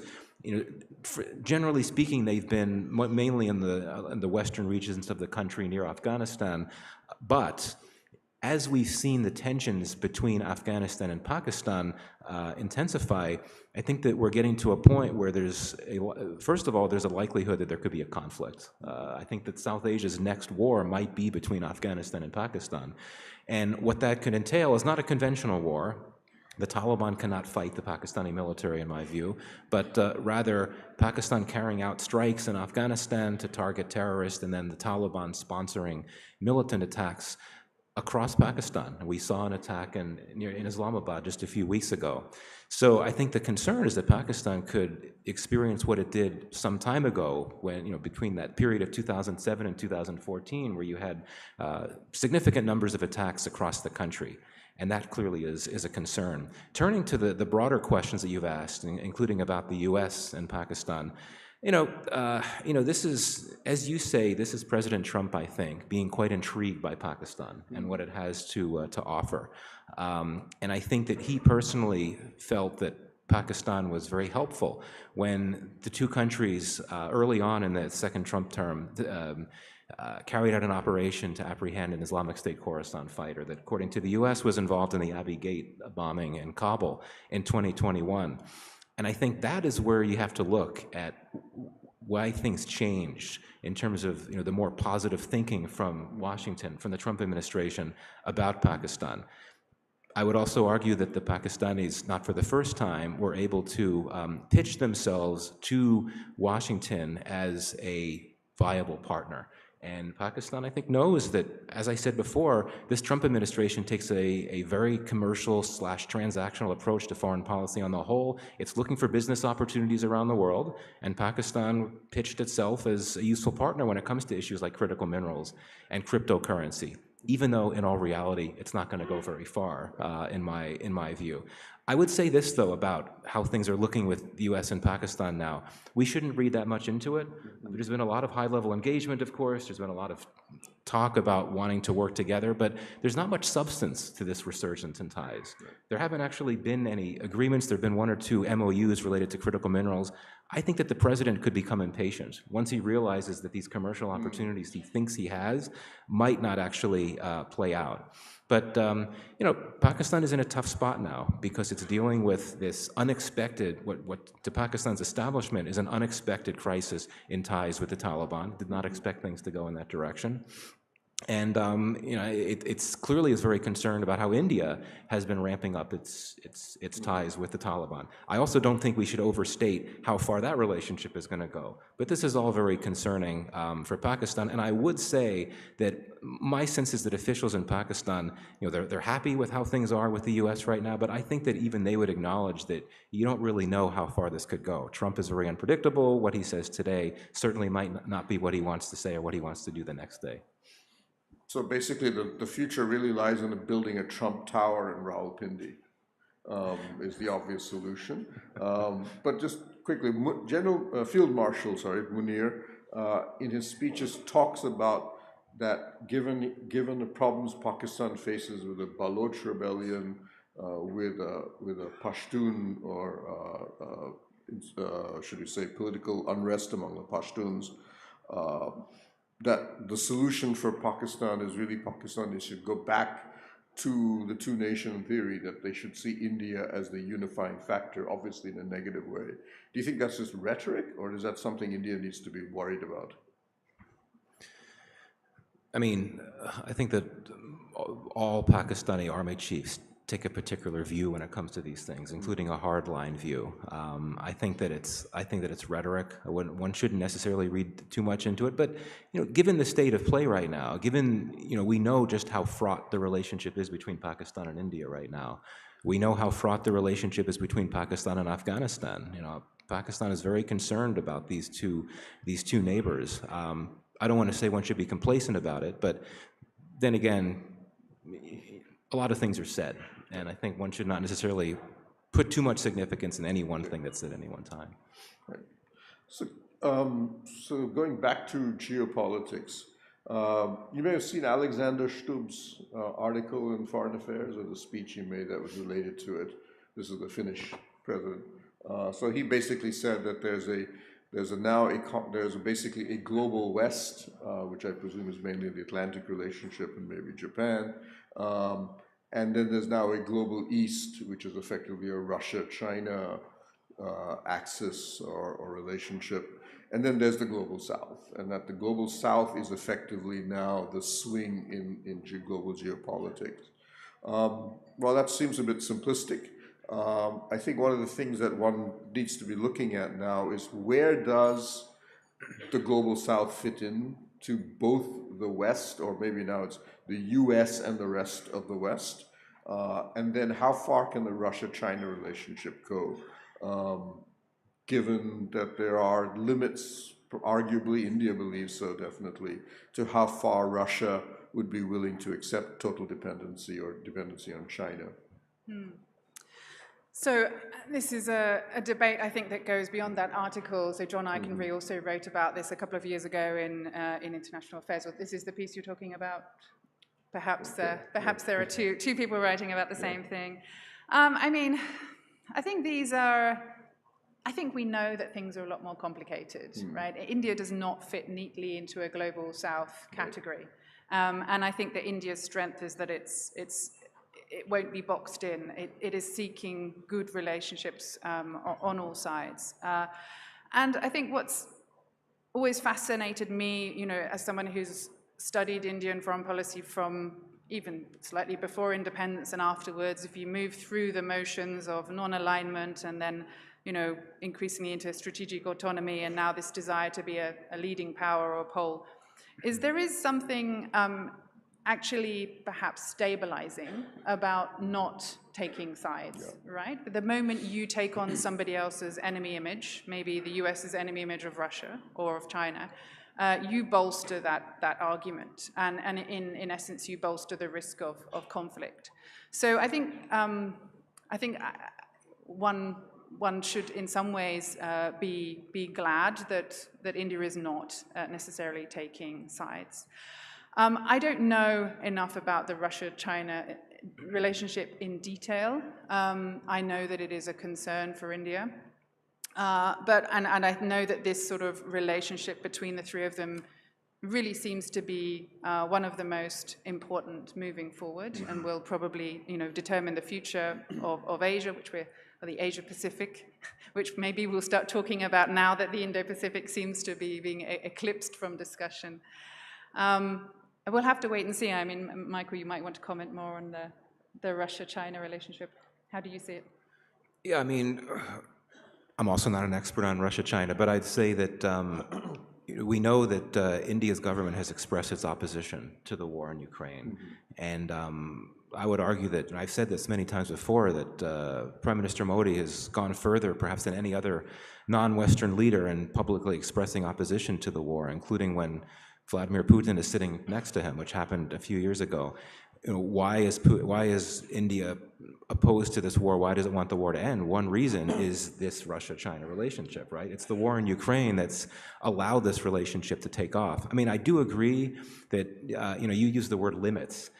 This relationship rhetorically has been described as a no-limits relationship, but I actually think it has a lot of limits, and I think that neither country wants to be dependent on the other. One could argue that Russia wouldn't want to have that full dependency on China, but I'm not sure that China would want Russia to become dependent on it. It wouldn't want that burden, and that would suggest that if this war ends, unfortunately, I'm not optimistic it'll end anytime soon. If it does end, then I think that could have an impact, a negative impact on the Russia-China relationship, though quite frankly, both countries might actually be perfectly okay if they sort of take a step back from each other. Right. So if you were to, for example, meet Prime Minister Modi a few hours from now, bump into him, and he was to ask you, what do you think India should do in its foreign policy? What would be your response? I'll begin with you. I think it's imperative to have good relations with China. Mm-hmm. I think India's played a very strong game of leveraging US concerns about China to build strong relations. But I think what we've seen with Trump's sort of gravitation away from a geopolitical view of the world to a more economics-based transactional one is that if he sees relations with China in a positive light, then maybe India matters less, certainly in a geopolitical sense. And I think that risk is always there. As I said, this relationship between India, China, Russia, and ultimately between India and China is going to be the most important one in the next however many decades. And as difficult as it may be, I think it's probably the most important one to focus on. Well, that would require China to definitely be a little bit more generous in its relationship with India, which so far we have zero evidence of, in fact, quite the opposite. China has seen, I would argue, if you look at what they've done, not just in the sense that they did a global ban on critical minerals and rare earths and permanent magnets for everybody. They have not lifted that on India. Just 4 companies got an exemption. But China is now basically telling India, since we weaponize the supply chain, we've got demands on you in terms of actual changing policies that you carry out domestically. So it strikes me that so far China, far from trying to fill in the American space, is trying to say we're just another Trump. So I don't see that playing out right now. This is a really big shift on China.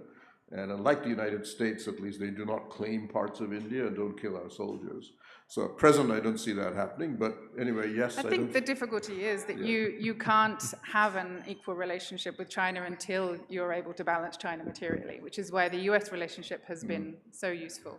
So there is that requirement. So you don't see the possibility of India getting closer to, as it is now, Japan, the EU, Australia, non-West, or even, for example, the UAE, Saudi Arabia, and so on, that being an alternative to necessarily using the United States? Does it need to be an alternative to the United States? Absolutely. But I think that will come, and I think it's already very much present and has been built up over the last decade or so.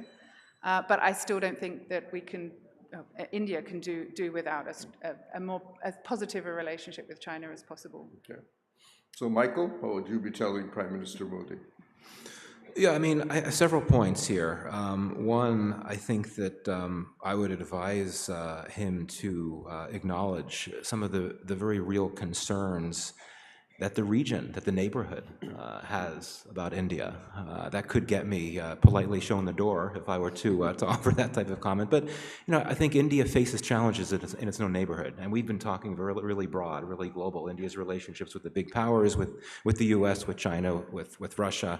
But there's a lot that's been happening in this part of the world over the last few years, and I think that if we look at, for example, some of the perceptions that some of India's neighbors, some of its smaller neighbors, I'm not referring to Pakistan here, I'm referring to other countries, have about India. And if one travels around the region, as I have frequently in recent years, talking to interlocutors in Nepal, for example, expressing concerns about China, for sure, but expressing some concerns about India, how it conducts its relations with these countries, perceptions of India not fully acknowledging and being sympathetic to the concerns of these countries.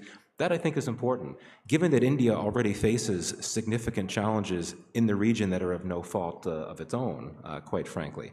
But I think that the neighborhood is important.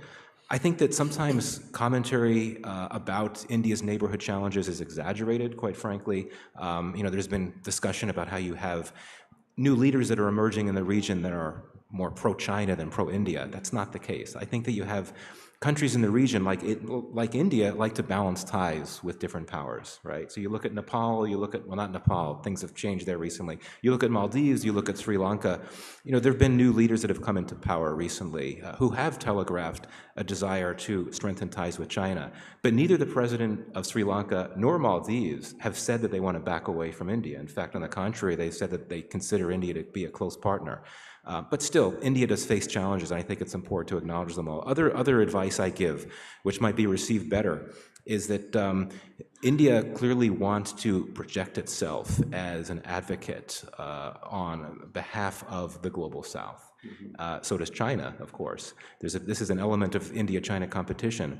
But I think that India is much more present and influential in some parts of the global South than other parts. And so, for example, Latin America, I think, is an area where India could stand to be more present. And if this is a serious foreign policy objective of the Indian government, which I think it is, I think there's something to be said for looking at the global South in a comprehensive fashion, geographically speaking.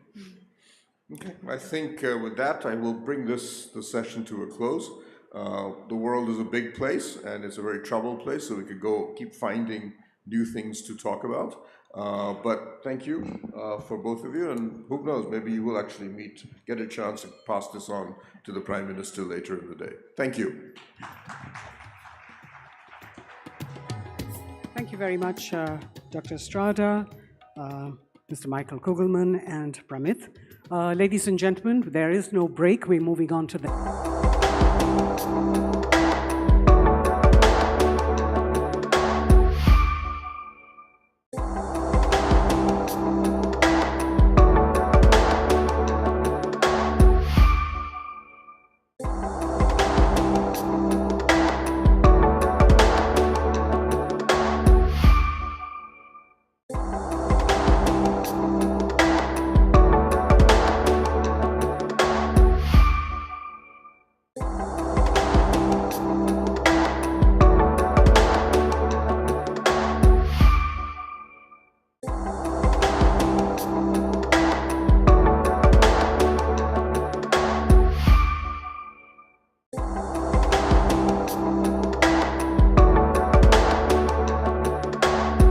Cutting-edge AI, where ideas move fast and the future is being built in real time.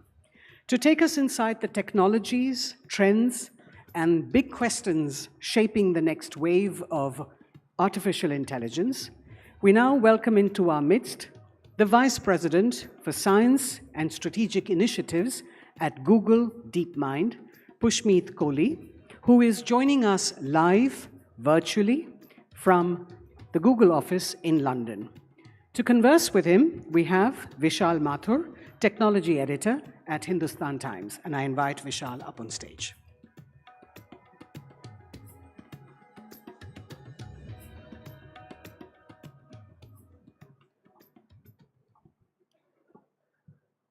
Good afternoon, ladies and gentlemen. And I can assure you, I will not be rambling for the next 15 minutes. But interesting enough, you probably would realize you've used artificial intelligence more in the last 1 year than you probably would have expected. Chatbots, probably image editing, maybe even summarizing a few documents.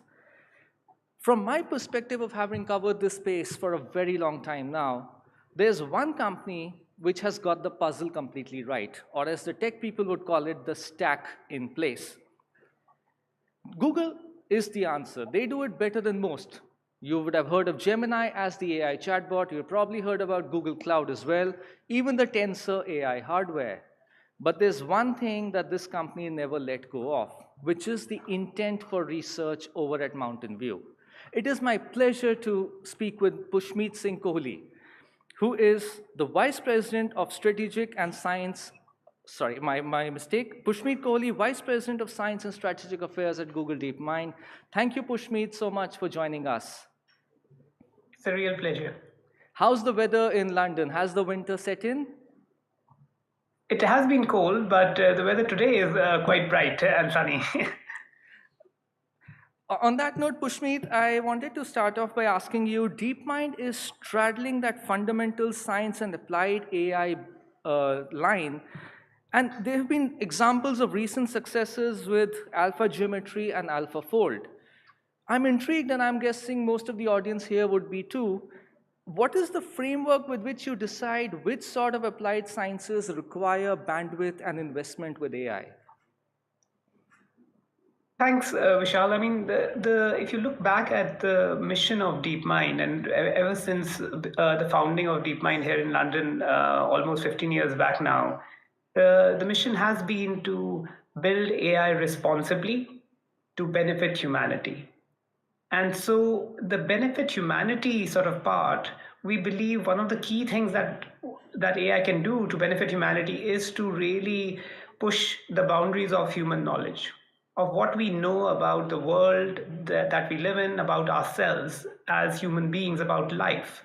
And that we do through science by making progress in many scientific areas, and we have been very sort of fortunate to be able to sort of show the potential of AI in problems like the protein structure prediction problem and AlphaFold. So mainly our sort of focus is on what are these root node problems where AI can have transformational impact which will not just lead to some small improvement, but which will really transform the way society does something. AlphaFold is a great example in this as a case study. Before AlphaFold was announced by Google DeepMind, it used to take almost 5 years sometimes to figure out the structure of one single protein. And these proteins are the building blocks of life. Everything to do with drug discovery, to designing sort of new enzymes to deal with pollution and so on. Life is essentially made up of proteins, and yet we did not know the structure of these proteins, and it would have taken a huge amount of work and effort to uncover this knowledge. And what AlphaFold did is just made all of that sort of knowledge available extremely quickly. But in a matter of a few seconds now, anyone on the planet can figure out the structure of any protein on the planet, which would have taken millions of dollars and multiple years in the past. Pushmeet, the general conventional wisdom would suggest that LLMs are getting better and therefore they must be applied to more problems. But DeepMind's approach is different. It's more of a narrow approach where you tailor a model for a particular domain or a use case. How do you balance these two requirements? Our approach, Vishal, has always been to push the boundaries of AI and to develop the most powerful models. And when we think about like what are the most powerful and most competent models, essentially the way to measure intelligence is to figure out how quickly a model is able to accomplish a task. And we have ever since our founding been able to developing models which are ever more competent in solving harder problems and in a more general way, which require less data and less supervision. And so in some sense, LLMs are a natural progression of that longer term focus that we have had. On one side, we are working on building fundamental sort of breakthroughs that push the efficiency of AI models, makes them general, from coming up with new paradigms like deep reinforcement learning, which showed its benefits on sort of Atari and the legendary sort of Lee Sedol Go match in South Korea, to then sort of specialist models for AlphaFold. And in each sort of iteration, whether we were using a specific architecture like a transformer architecture or sort of improving it, or sort of using the models themselves like the Gemini generation of models, which now have been able to show competency across a wide variety of tasks, not just in answering questions about your everyday sort of questions that you might be interested in, but also deep mathematical problems. So Gemini DeepThink was one of our premier models which achieved gold medal performance at the International Math Olympiad. So this is not an easy thing, right? Very few people are able to sort of solve maths problems at that level, yet a very general purpose model like Gemini DeepThink was able to achieve that. So if you look at the spectrum, yes, we are working on specialized models for specific tasks, but there are also general models that we are building to make that whole process much more efficient. At the end of the day, it's all about the problem. How do you solve the most impactful problems and in the most efficient manner possible using AI? Would you say that we have reached the point where scientists and doctors can start trusting AI with their work? Now, I think to answer your question, this is a new kind of intelligence. We are still sort of learning and we are trying to understand the behavior of this technology. And yes, it is very powerful, but it does make mistakes. And the important element is to figure out when it is basically giving us the right results and when it is sort of failing.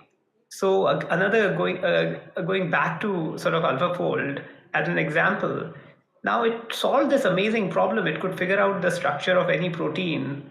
But still, if you're a biologist, you will think, well, this model, although it is extremely accurate, it still makes mistakes sometimes. And I wouldn't want to spend the next 5 years of my life or 10 years of my life assuming it is correct and then finding out that it is wrong.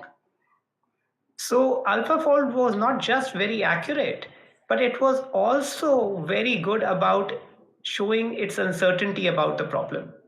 So where it made a mistake, it also sort of held its hand high and said, well, I might have been uncertain about this particular solution, so don't trust it that much. Now, if you look at the modern generation of LLMs, they are making improvements, but sometimes they do hallucinate. And we are building technology to make sure that when they do hallucinate, we can catch it and also give users more understanding about when the output can be trusted and when it can't.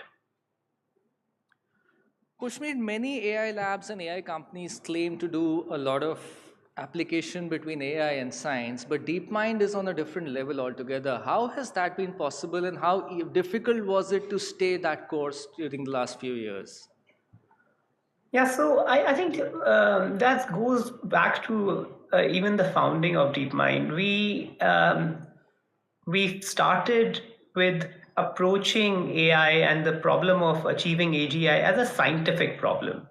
So the institution, the organization in its DNA, it has science sort of embedded in it. And so it was very natural for us to both approach AGI as a scientific endeavor. And then when we are applying, when we are thinking about where do we see the massive impact of AI, we see it in really pushing the boundaries of science, in bringing sort of new knowledge. So just to give you an example, we didn't stop at AlphaFold and said, well, we have solved an amazing sort of problem and let's declare victory, which we could have, like we won the Nobel Prize. But we said that's not it. The true impact of a technology like AlphaFold is in accelerating the treatment of diseases. So we spun off Isomorphic Labs, which is now one of the premier sort of organizations which is really pushing the boundaries of how do you accelerate drug discovery. Pushmeet, I'm sure most of the audience is also interested in knowing this. What are you working on right now? And more to that point, which milestones in the last decade are you most happy about? Yeah, so I think, Vishal, I mean, there is just so much that needs to be done. AlphaFold was a great example, but it also sort of, it was essentially a moment like we have taken a rocket and we have landed on the moon. But now we need to build a rocket factory and land on all the other sort of important, most problems that society faces, right? The problem of energy. How do we build abundant, sustainable energy? So can we use AI to unlock fusion?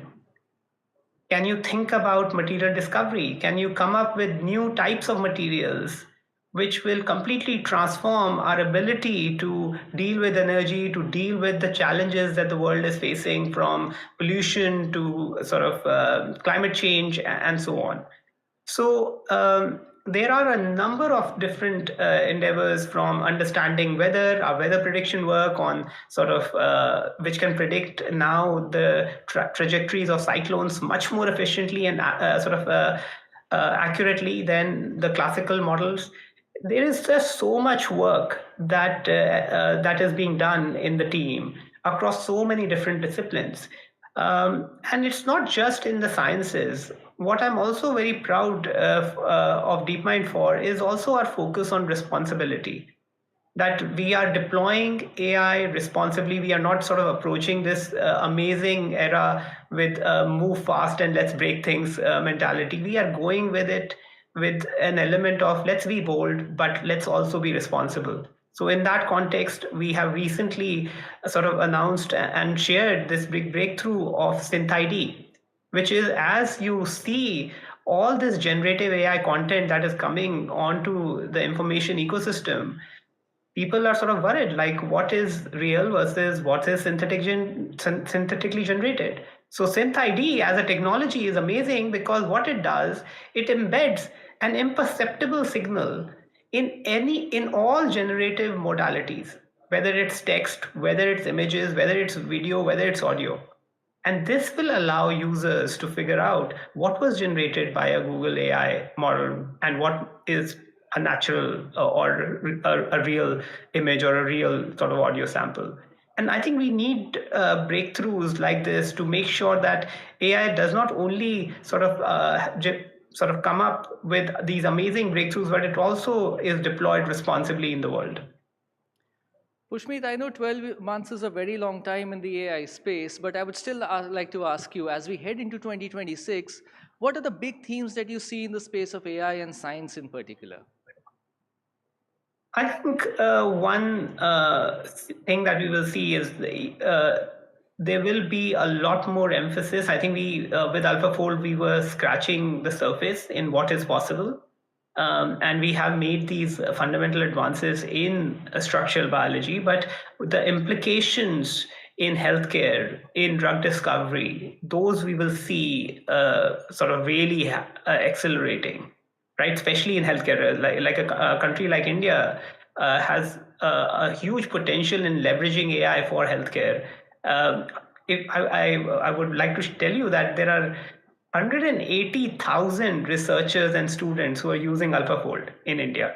If you had told me that there are like almost 2 lakh people in India who are studying protein structures to sort of develop new drugs, understand disease, I would not have believed you, right? But it also shows the research ecosystem, how expansive it is now that there are almost 200,000 people who are using these technologies, and these technologies have been able to democratize innovation at such a fast pace.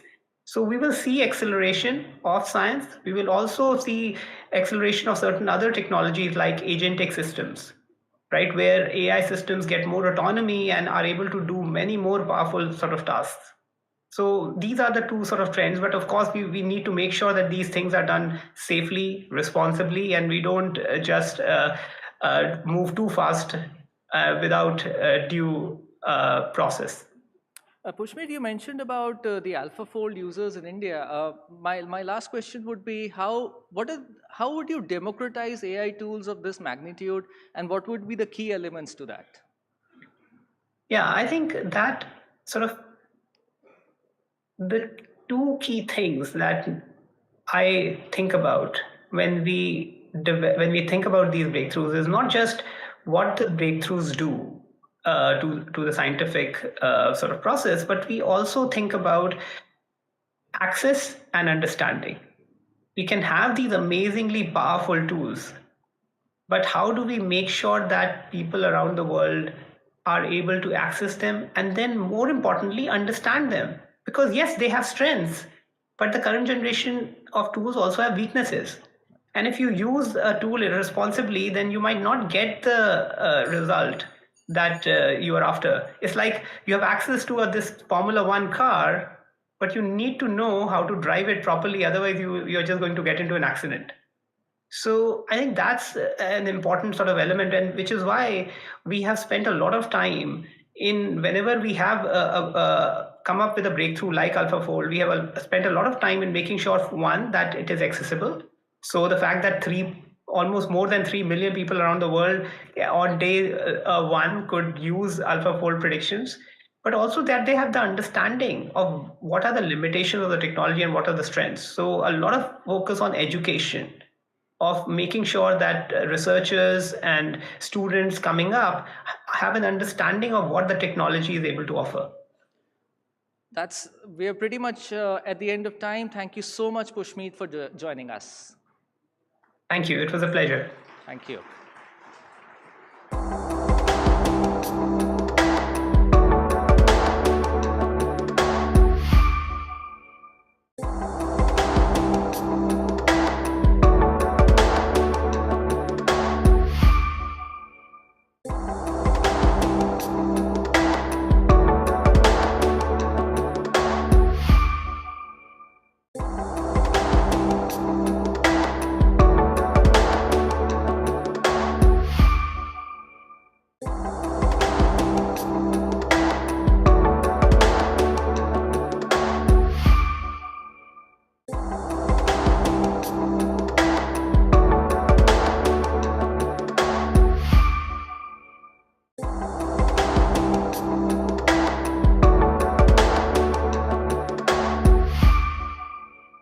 Delhi, and on a leader who plays a pivotal role in shaping its governance and growth.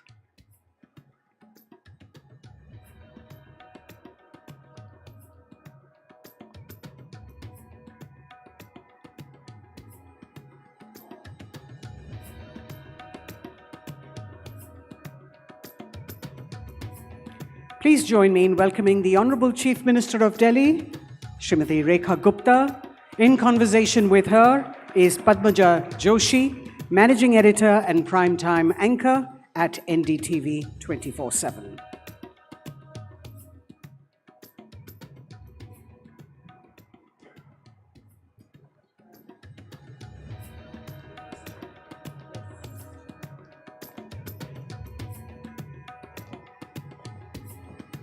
Please be seated, ladies and gentlemen. The Honorable Chief Minister of Delhi in the House.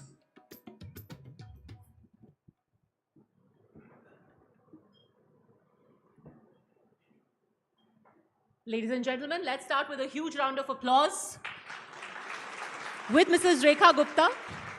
It's always good to see women power on stage, and she's now one of the very few lady chief ministers that we have across the country. पर रेखा जी, क्योंकि हम दिल्ली में बैठे हुए हैं इस वक्त, दिल्ली में एक विषय है जो कि हर किसी के जहन में रहता है और रहना भी चाहिए. बहुत सारी रिस्पॉन्सिबिलिटीज़ आपके ऊपर हैं, इंफ्रास्ट्रक्चर की, लॉ एंड ऑर्डर वगैरह, सब बहुत सारे सरदर्द है. लेकिन एक विषय जो हर कोई बार बार रोज़ सवाल पूछता है, और ख़ास तौर पर अब तो क्योंकि सर्दियों के महीने आ गए हैं, ये पोल्यूशन, ये स्मॉग कब ख़त्म होगा? क्यों ऐसा हो गया कि अब आपको 10 महीने हो गए हैं सत्ता में आए हुए, पर इस बार फिर से स्मॉग हुआ? क्यों? पद्मजा जी, सबसे पहले तो मैं यहाँ ऑडियंस में बैठे हुए अपने सभी दिल्ली वासियों को, सबको बहुत नमस्कार करती हूँ. आपने पहला ही क्वेश्चन पॉल्यूशन पे पूछा. वेरी ट्रू, आज भी पॉल्यूशन है, स्मोक है, पर ये आज ही है ऐसा नहीं है. It's a legacy problem. Delhi शहर जो कि 1500 किलोमीटर में, 1434 किलोमीटर में है, और जिसकी पॉपुलेशन आज लगभग 3 करोड़ पे हम खड़े हैं, जो लगातार बढ़ रही है, जो 2010 में थी पॉपुलेशन, जो 2015 में थी, जो 20 में थी, आज उससे कई गुना ज़्यादा है. जो सड़कों पे ट्रैफिक था, जो गाड़ियाँ थी, जो 15 में थी, आज 25 में उससे कई गुना ज़्यादा है. जितना गाड़ियों का रजिस्ट्रेशन उस समय होता था, आज उससे 3 गुना गाड़ियों का रजिस्ट्रेशन होता है. तो ये सारी सिचुएशन ऑनगोइंग है, लगातार चल रही हैं, और पॉल्यूशन में कोई एक इनपुट नहीं होता, उसमें बहुत सारे फैक्टर काम करते हैं. उसमें आपका ट्रांसपोर्टेशन भी काम करेगा, उसमें आपका ओपन बर्निंग भी काम करेगी, उसमें आपकी डस्ट भी काम करती है, हर तरह का जो इनपुट है उस सब मिलकर के पॉल्यूशन बन जाता है। तो ऐसा नहीं है कि आज कुछ ऐसी जादू की छड़ी घूमने से सब खत्म हो जाने वाला है। It's a regular process. आप आज जो कर रहे हो उसको और स्पीड में आपने शुरू किया। 10 महीने में हमारी सरकार में वो सारे मेजरमेंट्स लिए जो कि लिए जाने थे, जो शायद पिछली सरकारों ने नहीं लिए होंगे, इसलिए ये लीगेसी प्रॉब्लम आज भी स्टैंड कर रही है। अदरवाइज ये शायद ख़त्म हो जाती। जो कांग्रेस की गवर्नमेंट के टाइम था, जब उनके टाइम पे भी इसी तरीके से पॉल्यूशन होता था, तब उन्होंने क्या किया, जो उसके बाद की गवर्नमेंट थी तो उन्होंने क्या, वो भी बहुत मैटर करता है। तो ये एक लीगेसी प्रॉब्लम है जो हमें साथ में मिली है। पर इतनी बात का मैं विश्वास अपनी दिल्ली की जनता को दिलाती हूँ कि 10 महीने में जो जो दिल्ली सरकार को करना चाहिए था उसको हमने बहुत हाई स्पीड पे किया। डस्ट मिटिगेशन प्लान से लेकर के हर चीज़, जो इंडस्ट्री पॉल्यूशन है उसको भी हमने कर्व किया, लगातार अपनी स्ट्रिक्टनेस बढ़ाई, अपनी जो एजेंसीज थी उनको एक्टिवेट किया, हर जगह जाकर के ओपन बर्निंग को लेकर के हमने बहुत सारे स्टेप उठाए। मतलब पहली बार दिल्ली में हमने वो जो चौकीदार या वो लोग जो रात के टाइम लकड़ी जला के बैठ जाते थे, उनके लिए 10,000 हीटर दिल्ली में बांटने का काम किया। आप सोचिए कि हर वो अलाप जो एक लकड़ी जला के लोग 4 लोग बैठ जाते हैं, वो सब कुछ तो जाकर के पॉल्यूशन बनता है। तो ऐसे हजारों जगह पे सर्दी की रातों में आग जलाई जाती है, तो कौन इसको कैटर कर रहा था? पहली बार हमने जो झुग्गी बस्तियों में कच्चे चूल्हे आज भी जल रहे थे, तो वहाँ कोयले से, वहाँ लकड़ी से आप चूल्हा जलाते तो वो धुआं भी तो जाके पॉल्यूशन बनता है।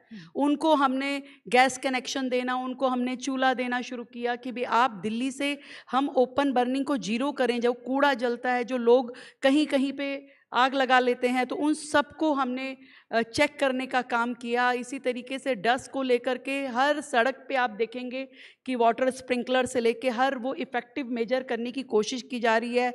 आज जितने इलेक्ट्रिक पोल हैं उस पर एक नई टेक्निक के माध्यम से अब हमने जो मिस्ट लगाने का काम किया, वो अपने आप में अच्छा इफ़ेक्ट दे रहा है, वो भी काम कर रहा है। तो जितने भी मेजर्स दिल्ली में है उनको हमने लेना शुरू किया। पर फिर भी मैं इतना कहना चाहूँगी कि ये जो पॉल्यूशन है ये केवल सरकारों का काम नहीं है। इस पे दिल्ली की जनता को, हम सबको, आसपास के हमारे नेबरिंग स्टेट्स को, हम सबको मिलकर के इसको काम करना पड़ेगा। और जब सब मिल के काम करेंगे, आज जितना ट्रैफिक सड़कों पे है तो हर गाड़ी पॉल्यूशन क्रिएट कर रही है, तो हम सब लोग मिलकर के कुछ ना कुछ उसमें अपना डालें, एफर्ट डालें। हम कार पूल करना शुरू करें, हम कुछ, अब बहुत आसान है दिल्ली में अगर हम कहें कि चलिए जी लॉकडाउन लगा दें, क्या उससे काम चल जाएगा?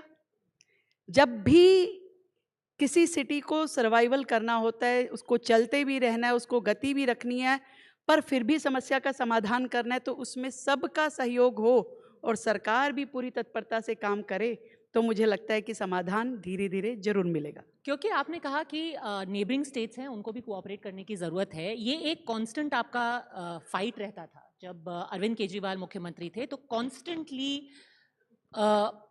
For more than a decade the fight was कि भाई पराली बर्निंग हो रही है, पराली बर्निंग हो रही है। अब तो government of India data suggest कि पराली burning has gone down Punjab significantly. Punjab ने अपना पराली बर्निंग कंट्रोल कर लिया है, उसके बावजूद दिल्ली में AQI कल जो है AQI था 327, then it came down for 323. A couple of weeks ago on the 11th of November 428 AQI था, नवंबर 12 को 418 AQI था। पराली बर्निंग कम हो रही है, आपने सारे मेजर्स ले लिए हैं, उसके बावजूद भी 400, 300, 350 AQI क्यों है? मैं वही बता रही हूँ जो मैंने आपको पहले कहा कि जिस तरीके से हमारी आज की पॉपुलेशन बढ़ी है, जिस तरीके से सड़कों पे ट्रैफिक बढ़ रहा है, बहुत सारे मेजर्स हमने अपने ट्रांसपोर्टेशन को लगभग EV पे लेकर के आए हैं। जितना हमारा गवर्नमेंट ट्रांसपोर्टेशन है आज, उसमें से 50% हम EV पे आ चुके हैं और अगले साल के अंत तक पूरी तरीके से हमारी सभी बसेस इलेक्ट्रिक होने वाली हैं। तो हर चीज़ की मेजरमेंट है। पराली अपनी जगह एक कारण है, जो हमारी NCR में जितनी भी इंडस्ट्रीज़ हैं उनमें जो पॉल्यूशन है वो अपनी जगह एक कारण है, पर दिल्ली के कारण बहुत सारे हैं। मैंने यही कहा कि दिल्ली के अपने कारण भी बहुत सारे हैं जो कि चीज़ें मैटर करती हैं, हमें उन सब पे वर्कआउट करना पड़ेगा। आज जिस तरीके से दिल्ली की सड़कों की हालत हमें मिली, आज हम पूरी तरीके से उसमें पाथोल्स भरना, उसमें वॉल टू वॉल कारपेटिंग करना, उन सब पे लगातार काम कर रहे हैं। तो समय ज़रूर लगेगा, पर उसमें एक जो कमी आने वाली बात है वो समय के साथ ज़रूर आएगी और लगातार आ भी रही है। आज जो आपका AQI है और इसी दिन आप पिछले ईयर का भी AQI देखें तो आज उससे कम AQI है। आप ये सोचिए कि ट्रैफिक बढ़ रहा है, गाड़ियां बढ़ गई, पॉपुलेशन बढ़ गई, फिर भी आज आप उस लेवल पे मेंटेन कर पा रहे हैं। तो जो आप कह रही हैं कि वो सारे फैक्टर काम कर रहे हैं। क्योंकि दिवाली के आसपास पिछले साल भी जितनी AQI थी उतनी ही AQI इस साल भी थी, और हाँ। इस साल तो आपने उल्टा पटाखे जलाने की भी इजाजत दी। अब आप मान रही हैं ना कि अगर पटाखे जलने के बाद भी AQI सेम मेंटेन हो रहा है तो इसका मतलब कुछ ना कुछ एडिशनल एफर्ट हुए हैं बाकी चीज़ों में, जिसके कारण से AQI बेहतर हो पाया। तो दिल्ली ने दिवाली भी मनाई और AQI भी मेंटेन किया।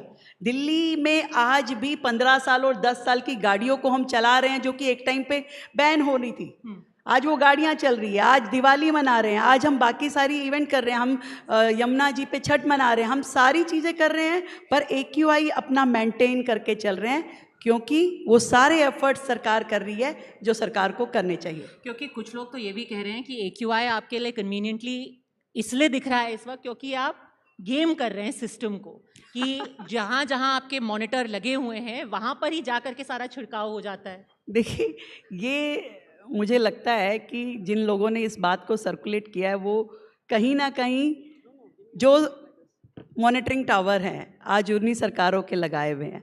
आप मुझे बताइए हॉटस्पॉट क्या होता है? हॉटस्पॉट वो होता है कि जहाँ सबसे ज़्यादा पॉल्यूशन होता है, ठीक है। सॉल्यूशन क्या है?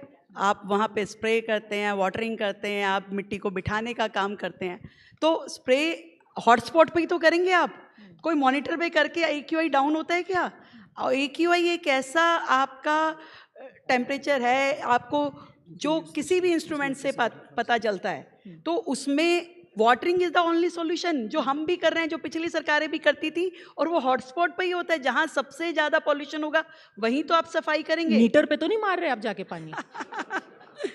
देखिए, वो कुछ भी कह सकते हैं, उन्होंने तो पहले दिन से आके कहा कि हाँ जी बताइए आप क्या कर रहे हैं, आपने पॉल्यूशन पे क्या किया।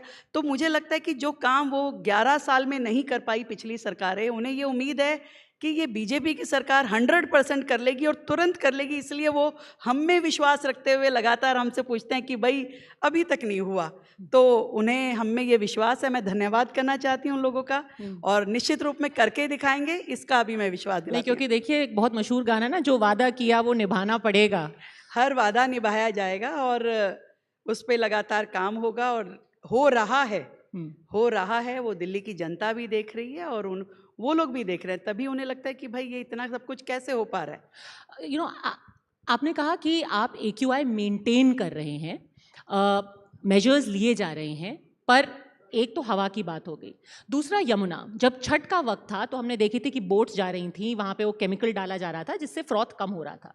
अब फ्रॉथ वापस आ गया है। जो झाग था भले से ही छठ के वक्त पर वो कम हो गया था, वापस यमुना वैसी ही गंदी क्यों हो गई है? क्यों उसमें वापस झाग, वो सफ़ेद झाग दिखाई दे रहा है? देखिए, यमुना क्लीनिंग एक बहुत बड़ा विषय है, आस्था का विषय भी है और काम करने के लिए एक बड़ा प्रोजेक्ट भी है। और वो ऐसा भी नहीं है कि आपने कुछ पर्टिकुलर कुछ 2-3 चीज़ें कर दी और वो तुरंत साफ़ हो गया। अगर ऐसा होता तो हो ही जाता।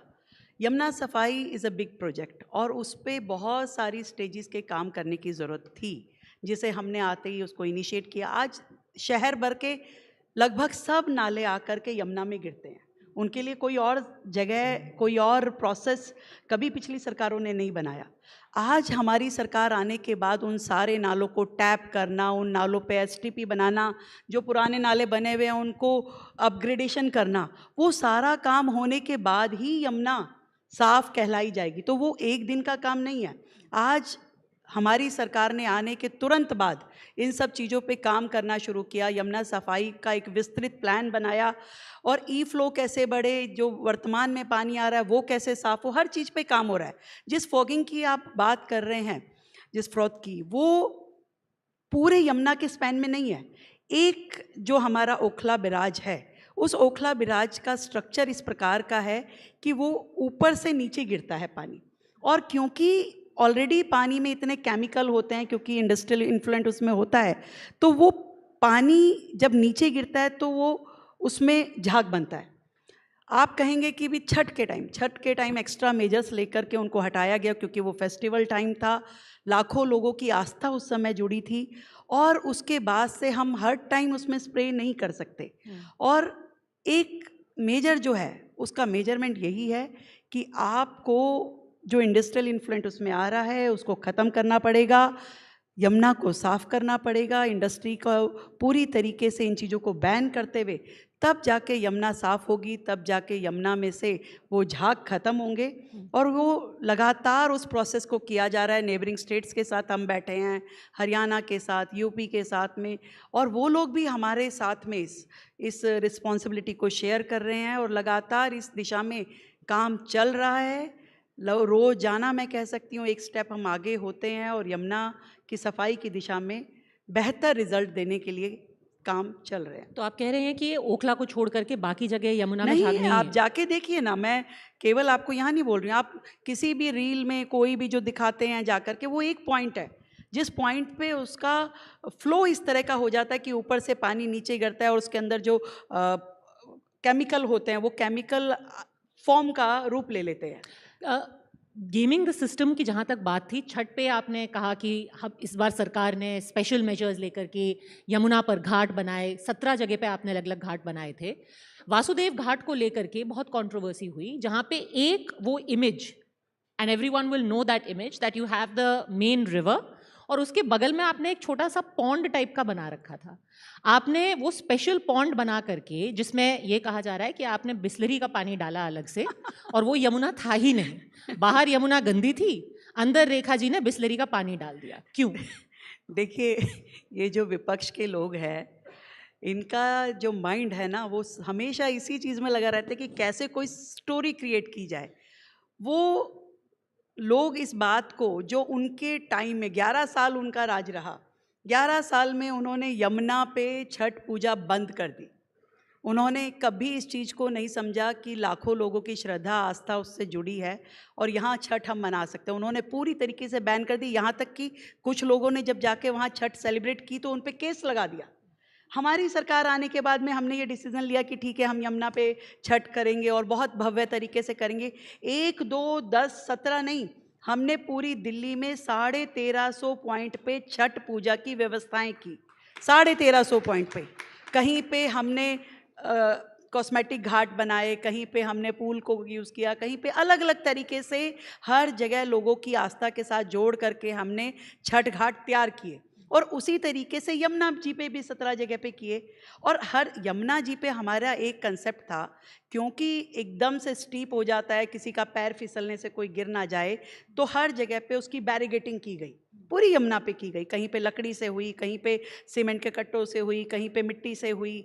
तो ऐसे ही एक बैरिगेटिंग वासुदेव घाट पे भी थी, क्योंकि उससे पहले बाढ़ आई थी। बाढ़ आने से आपको ध्यान है तो वासुदेव घाट पे जो पानी था वो शमशान घाट तक चला गया था। तो कई ट्रक मिट्टी हमने वहाँ से हटा के उस पूरे घाट को साफ़ किया, और वहाँ से जब पुल बना तो वो मिट्टी सामने थी, वो पहले भी उसका नेचुरल स्पेस था, उस मिट्टी को वहाँ करके साइड में से पानी निकल रहा था। उन्होंने कहा वही, अरे इस पे तो पुल बना दिया गया है। तो ऐसे तो बहुत सारे बने थे।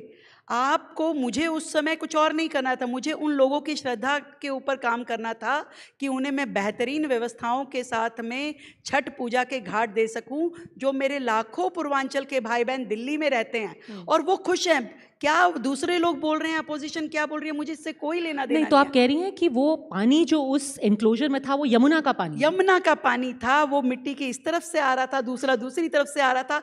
तो उन्हें लगता है अब मिट्टी का में से जो छन के पानी आ रहा है, वो कहे बिस्लरी का बोलो, किसी चीज़ का बोलो, गंगा जी आ गई।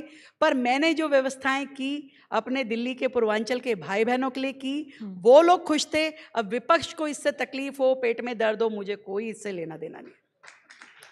तो वो एक पाइप बताया जा रहा था, कोई हरा हरा पाइप निकाल करके आपने, वो पाइप आज भी है। वो पाइप वजीराबाद से होते हुए हैदरपुर प्लांट का एक यमुना का अनट्रीटेड वाटर है जो जाता है ओखला पे, वहाँ पे पानी जो साउथ दिल्ली को उससे मिलता है, तो वो अनट्रीटेड वाटर ही वहाँ से जा रहा है। तो आप पाइप उसे से आप साफ गंगा पानी से नहीं आ लेके आ गया, रही थी? यमुना से आ गया, उनकी सोच इतनी इमेजिनरी है कि उसको कोई मेकअप नहीं कर सकता। वो कुछ भी सोच सकते हैं। देखिए क्या है कि 11 साल उन्होंने दिल्ली में राज किया, अब वो बेरोजगार हो गए हैं। अब वो क्या देखते हैं? वो सारा दिन ये देखते हैं कि रेखा गुप्ता क्या कर रही है, रेखा गुप्ता ने ऐसा कैसे कर लिया, 6 साल हम तो कर नहीं पाए यमुना जी पे छठ, इन्होंने कैसे कर लिया, अब कैसे हो पा रहा है। तो क्या करेंगे, वो छज्जे पे चढ़ते हैं, कभी मुंडेर पे चढ़ते हैं, फिर फोकस करते हैं, कैमरा से कुछ निकालते हैं, फिर बताते हैं। अरे भाई, उनको कौन जवाब देगा? दिल्ली की जनता जो मुझसे जवाब मांगती है मैं देती हूँ, उनके जवाबों का, उनके सवालों का कोई लेना देना नहीं है। कुछ तो लोग कहेंगे, लोगों का काम है कहना। पर एक चीज़ तो है कि जहाँ तक YouTube का सवाल है, फोकस तो आप ही के ऊपर है और सवाल वहीं पे आपसे पूछे जा रहे हैं और पूछे जाने भी चाहिए। देखिए, अच्छा है, लोगों को रोज़गार मिलता रहना चाहिए। रोज़गार तो दे ही रहे हैं, चाहे वो रील के माध्यम से वो लोग बना के काम कर रहे हैं, चाहे मीडिया पे आके काम कर रहे हैं, नहीं तो कैसे काम चलेगा? आप इतना तो अप्रिशिएट करेंगे अपनी मुख्यमंत्री को कि रोज़गार दिए रखा है उनको, कम नहीं किया। चलिए, एटलीस्ट क्रिएटर्स इकोनॉमी में आप कंट्रीब्यूट कर रही हैं। पर ये मुद्दा जो है, मैंने इसलिए पूछा वासुदेव घाट का, क्योंकि ये बिहार में एक चुनावी मुद्दा बन गया। ये भी कहा गया कि दिल्ली में पूरा ड्रामा किया जा रहा है। ये बताइए, वैसे आपका बिहार का एक्सपीरियंस कैसा रहा? आप मुख्यमंत्री बनी और मुख्यमंत्री से सीधे कितने 6 महीने के अंदर, 8 महीने के अंदर आप स्टार प्रचारक भी बन गई। बिहार का आपका कैसा एक्सपीरियंस था? देखिए, दोनों बातों का जवाब देना चाहूँगी। आपने कहा कि चुनावी मुद्दा बना, ये मुद्दा कुछ लोगों ने बनाने की कोशिश की, पर वो उनके अपने ही स्फीयर में अटका रहा। पर बिहार के लोगों ने, बिहार की जनता ने, पूर्वांचल के मेरे भाई बहनों ने हमें इतना आशीर्वाद दिया, इतना प्यार दिया, वो इतना खुश थे। आप एक एक चेहरा उस समय की आप निकाल के देखिए, आपकी खुद चैनल्स की रिकॉर्डिंग होगी, हर एक की आंखों में चमक थी, आशीर्वाद था, प्यार था। और वही प्यार और आशीर्वाद मुझे बिहार में भी जाके मिला, क्योंकि बिहार और दिल्ली अलग अलग नहीं है। वो लाखों परिवार, उनके सदस्य जो दिल्ली में रहते हैं, वो मन से बहुत खुश थे कि पहली बार सम्मान के साथ दिल्ली में उन्हें अपना ये महापर्व बनाने का मौका मिला। और वही प्यार और सम्मान उन्होंने मुझे बिहार में दिया। मुझे बहुत ही अच्छा लगा कि दिल्ली की इस बेटी को उन्होंने, बिहार के पूर्वांचल के भाई बहनों ने बहुत ही स्नेह और आशीर्वाद दिया। और बहुत बड़ी रिस्पॉन्सिबिलिटी है, क्योंकि दिल्ली ने महिला मुख्यमंत्री रही हैं, और शीला जी रही हैं, फिर आतिशी रही हैं, सुषमा जी रही हैं आपकी पार्टी से।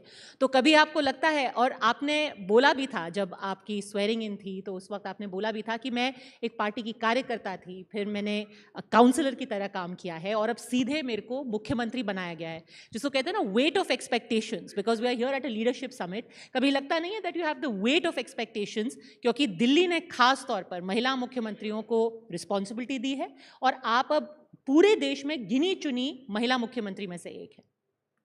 निश्चित रूप में दिल्ली की अपेक्षाएं, मेरी बहनों की अपेक्षाएं, पार्टी के कार्यकर्ताओं की अपेक्षाएं और दिल्ली की जनता की अपेक्षाएं, सबकी निगाहें, सबका विश्वास मेरे ऊपर है। और इसीलिए मुझे भी अपनी जिम्मेवारी का एहसास है, और जो मैंने अपने इस 10 महीने के कार्यकाल में 24/7 अपनी दिल्ली की जनता के लिए काम किया, कि केवल उनकी मुख्यमंत्री बन करके मैंने दिल्ली की समस्याओं को, विशेष रूप से जो लीगेसी प्रॉब्लम दिल्ली की है, उनको समाधान देने की कोशिश की है। वो केवल उस विश्वास के कारण कि मुझे आज उन सब के लिए जो उनका वर्षों की अटकी लटकी और भटकी समस्याएं हैं, उनके समाधान भी करने हैं, और उनकी दिल की जो तकलीफ़ें हैं, दिल्ली वालों का दिल तो खुश होना चाहिए। इसके लिए मैं काम कर रही हूँ, लगातार कर रही हूँ और करती रहूँगी। तो शीला जी जब थीं तो उनको शीला आंटी कहा जाता था। अरविंद जी जब थे तो वो मफलर मैन के नाम से फेमस थे। तो रेखा जी को क्या बुलाया जाए? देखिए, बहन कहें, बेटी कहें, माँ कहें, कुछ भी दिल्ली की जनता मुझे अपना मान के बोल सकती है, पर मैं उनके सुख दुख की साथी हूँ। उनकी हर तकलीफ़ में उनके साथ खड़ी हूँ, और उनकी हर खुशी में उनके साथ खड़ी हूँ। ये दिल्ली को कहना चाहती हूँ। रेखा दीदी, मैंने कहा ना कि जो एक दीदी बंगाल में है, एक दीदी दिल्ली में। दिल्ली के दिल में रह कर के काम करना है और दिल्ली के लिए काम करना है। तो मेरे दिल्ली के भाई बहनों को मुझे खुशी इस बात की है कि उन्हें मैं वो समय दे पा रही हूँ जो जिस मेरे एक एक क्षण पे उनका अधिकार है और मेरे शरीर के हर कण पे उनका अधिकार है। इसलिए मैं हमेशा दिल्ली वालों की हूँ और उनके लिए रहूँगी। तो रेखा दीदी, अब आपने ये जो टाइटल है एक्सेप्ट कर ही लिया है, ये बताइए कि क्या टाइमलाइन दिल्ली वाले आपसे एक्सपेक्ट कर सकते हैं? देखिए, आप भले से ही कहें कि ये एक बड़ी प्रॉब्लम है, जन भागीदारी होनी चाहिए, लेकिन लोग कहेंगे कि आज आपकी ट्रिपल इंजन की सरकार है, केंद्र में भी आप हैं, एलजी भी आप हैं, मुख्यमंत्री भी आप हैं, तो आप एक टाइमलाइन दीजिए। कब आप प्रॉमिस कर सकते हैं कि हमारा AQI 300, 200 नहीं 50 होना चाहिए? कब होगा हमारा AQI 50? कब यमुना जी में झाग खत्म हो जाएगा? दिल्ली, देखिए मैं आपको बताती हूँ, दिल्ली की लीगेसी प्रॉब्लम्स, दिल्ली के कूड़े के पहाड़, दिल्ली में यमुना जी की सफाई, दिल्ली में टूटी फूटी सड़कें, दिल्ली में स्कूल हॉस्पिटल का इंफ्रास्ट्रक्चर और दिल्ली में पर्यावरण, ये सारी वो चीज़ें हैं जो यहाँ बैठे हुए हर एक व्यक्ति के दिल के नज़दीक है, जो दिल्ली में उस तस्वीर को देखता है कि मैं यहाँ जब रहूँ तो मुझे फील गुड आना चाहिए, अच्छा लगना चाहिए। पर इतनी बात ज़रूर है कि ये एक लगातार किया जाने वाला काम है। कोई एक दिन में दिल्ली पूरी तरीके से साफ़ हो जाएगी या पूरी तरीके से कूड़े के पहाड़ हट जाएंगे, शायद पॉसिबल ना हो, पर लगातार काम होना, बिना रुके बिना थके काम चलना, ये इम्पॉर्टेंट है। और वो मैं अपनी दिल्ली को इंश्योर कर सकती हूँ कि हर एक जो लीगेसी प्रॉब्लम दिल्ली की है उस पे बहुत सिंसियरली और बड़ी मेहनत के साथ में आपकी ये सरकार काम कर रही है, लगातार कर रही है। और जब समस्या को समाधान के लिए काम शुरू करते हैं तो उसको एक दिन ख़त्म होने का मौका भी मिलेगा और निश्चित रूप में मिलेगा, ये विश्वास दिल्ली को करना होगा। एक आखिरी सवाल आपसे पूछ लेती हूँ, अगली बार जब रेखा जी लोगों के बीच में जाएंगी वोट मांगने के लिए, तो पक्का ये प्रॉमिस अपना कम से कम 50% तो पूरा करेंगी ना कि आपकी हवा साफ हो गई है? 300 से 100-150 तक तो लाएंगी ना आप AQI? देखिए, मैं 50% और 100% की बात नहीं कर रही हूँ, पर दिल्ली की जनता इस बात को जरूर मानेगी कि रेखा ने अपना 100% किया है और वो कर रही है। रेखा गुप्ता जी, बहुत बहुत धन्यवाद हमसे बात करने के लिए। देखिए, दिल्ली की जनता पूरी रिस्पॉन्सिबिलिटी आपको भर भर के वोट दिया है, पर उम्मीदें बहुत बड़ी हैं, उम्मीद के साथ साथ एक्सपेक्टेशन भी है। बहुत बहुत धन्यवाद हमसे बात करने के लिए। Thank you, Honorable Chief Minister of Delhi.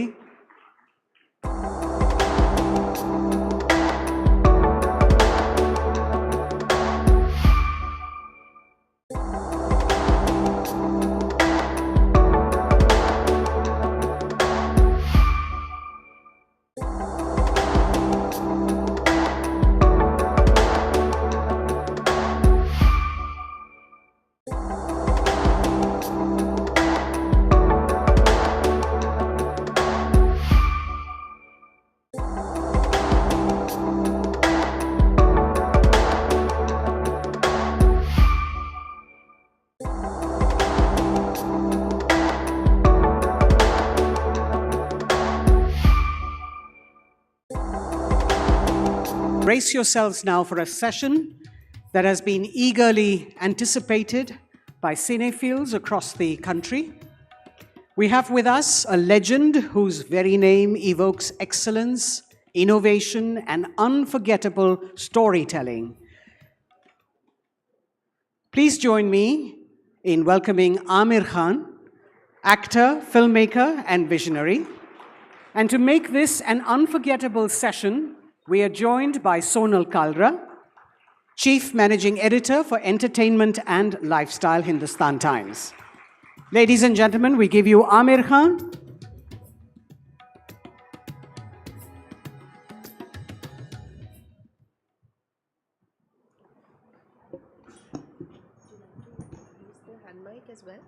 No, this is fine. Okay.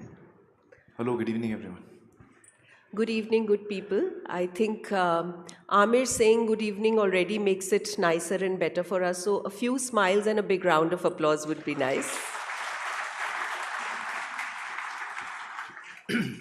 Well, as you know, the theme of this year's summit is Transformative Tomorrow. And I think in introducing him, I'd like to say that this is one person when it comes to Indian cinema who's led transformation by example. This reflects in the work that he does, this reflects in the films that he makes. He's someone who's not afraid of taking risks when it comes to bringing about a change. I've never seen a better fitment to the theme than this is. So Aamir, welcome and thanks for taking out the time to be with us. Thank you. You've had a great year, Aamir, with Sitare Zameen Par. You know, at least there was this notion that it's becoming very, very challenging to get people into the theatres. It's seeping into us. Our consumption pattern is such that we feel aa jayegi, OTT pe aa jayegi, TV pe aa jayegi, and people are not willing. And also there are things that are getting said with respect to only a large action film is the one that should come in theatres. Larger than life is what is needed. Superhero films are needed. So in all of that talk, a film like Sitare Zameen Par coming and doing a 260 crore business was a complete game changer. It's very reassuring actually, because I always have believed in stories, you know, and I feel that irrespective of genre, whether you're making an action film or a thriller, you still need a good story. Yeah. And with technology coming in, things change. Of course, things change. But what doesn't change is that people connect to stories, and I think that's very fundamental to my work, at least. Yeah. And any one compliment that you got for Sitare Zameen Par which completely blew you away? Well, it was very moving to you know, see the reaction of audiences, especially you know, people who are suffering with disabilities, who are neuroatypical. Their reaction, the reaction of their families, their reaction of their brothers, sisters, parents was really, really heartwarming. It was really heartwarming. I think the community really embraced the film, and it was really nice to see that. And along with that, I think mainstream audiences across the world have really, the film really connected with them. So I'm really happy about that. Yeah. You know, Aamir, when it comes to leading through disruption, you've always been a leader that's kind of brought about a disruption. I'm reminded of a time when, you know, I still remember there was a Stardust headline which said that this is late 80s, that Mithun Chakravarti has more than 40 films right now in his kitty. He's working on so many shifts simultaneously. Then you came onto the scene and you disrupted the whole thing by saying that I'll do only one film in a year. You have been bringing about a disruption also in the marketing of your films. And now the latest one that you've done is to do a pay-per-view model on YouTube, where you've said that I don't care for the OTT platforms. I would much rather have people pay on YouTube and watch my film. But that's not entirely true. I just feel that there should be one more window. You see, after theatrical, we tend to go straight to OTT. I believe that there is a window that should be there. It's there all over the world of pay-per-view. And you have a period of 1 month, 2 months, depending on, you know, what is better. But my attempt is to really introduce that window, which I think should be there. It's one more avenue of, you know, earning for the producer. So that's what I'm attempting to create. But I think the idea was somewhere for the industry to also come together and sort of support this model, but that hasn't really happened, has it? No, I mean, I was doing it alone. I was not doing it as an industry move. It would be nice, I think if the industry does collectively try and create a window for pay-per-view, it will help all of us. I just feel it will be very strongly helpful to the industry if that happens. Yeah. We had Hugh Grant in a session earlier this morning, and he went on record to say that he can't stand streaming because he feels that it takes away from the very joy of collective viewing, and people should come back to theaters. And you know, there is that over-obsession with the streaming culture. You've taken a stand where you say that there needs to be a minimum difference at least, you know, before a film comes on OTT. Sure. What do you think is that ideal difference? And actually, I'm not as judgmental as that. I feel that all platforms are good. I think that as an audience, I've enjoyed watching films on OTT and shows on OTT. I really think that we should, as an industry, reach a position as a market where we are mature enough that we allow the consumer to decide where he wants to consume, how he wants to consume, how he or she wants to consume. And that's what I think is the ideal thing. Because some people prefer to watch at home, they have practical difficulties, and some people prefer going to the theater. I think it's each one's choice. I think really the audience should decide where they want to watch the film, and we should be able to service all of those, नहीं, पर audience के लिए तो ये easy है ना आमिर, के घर आ ही जाएगी 3-4 हफ्ते में, 2-3 हफ्ते में फिल्म आ जाएगी, आप 600 रुपीज़ में पूरी फैमिली देख सकती है, तो थिएटर में जाने की ज़रूरत क्या है फिर? नहीं है, आप बिल्कुल सही कह रहे हो, इकोनॉमिकली नहीं है, लेकिन आपका मन करता है ना जाने के लिए. See, any industry cannot survive on rules and regulations, कि सब लोगों को by law they have to go to the theater. ऐसे थोड़ी होता है. People should watch where they want. And your film should be exciting enough that people want to watch it on different platforms. A lot of people want to watch it in theaters. People also who've missed it in theaters want to watch it at home. They watch it on pay-per-view, OTT, satellite, So I think that for me, where you watch my material is not so important as long as you watch my material, because I'm making my material to reach people. I want people to enjoy the stuff.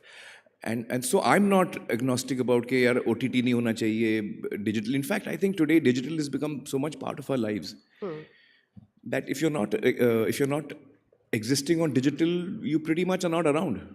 People don't know you're there if you're not on digital. You're not relevant anymore. So I think that with technology, you have to move ahead with it, but it should be used to your advantage as opposed to your disadvantage. And I think that in the film industry, I think that world over you have a showcasing of theaters, then pay-per-view, then OTT, and then I think satellite or something. So that's how ideally it should be. And I really feel that it's up to the audience where they want to watch my work. As long if they find it exciting enough to come to the theaters, then they should come there. Aamir, it's been 40 years to your career. In fact, a little more than 41 years now exactly. 41. Your film Holi, I think 84 में आई थी. 84 में नहीं, 86 में आई थी शायद. But वो भी theater में release नहीं हुई थी. It had won national awards, so it had come on television. DD had shown it. All national award winning films are shown. I wouldn't really count that as my film. I was more an AD at that time. I would actually say I joined the industry in the year when I was 18, exactly when I was 18. I joined as an assistant director. So that was my first step in the film industry, not as an actor,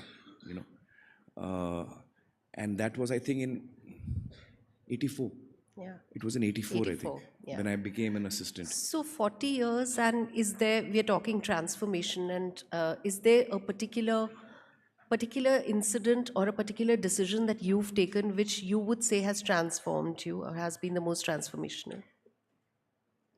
Yeah, I think there was one decision in my life which I think was because of which I am here today, I'll have to give a little context before that.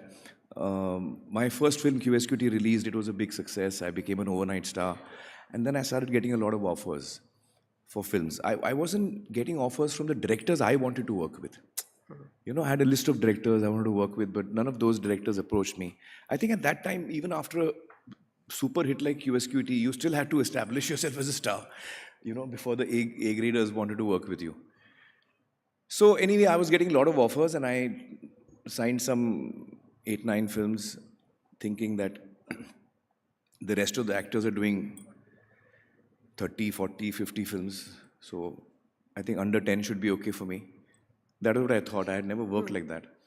But when the shooting of these films began, I realized what a big mistake I had made. I'm not built to, do 2-3 films together or, 8-9 films together.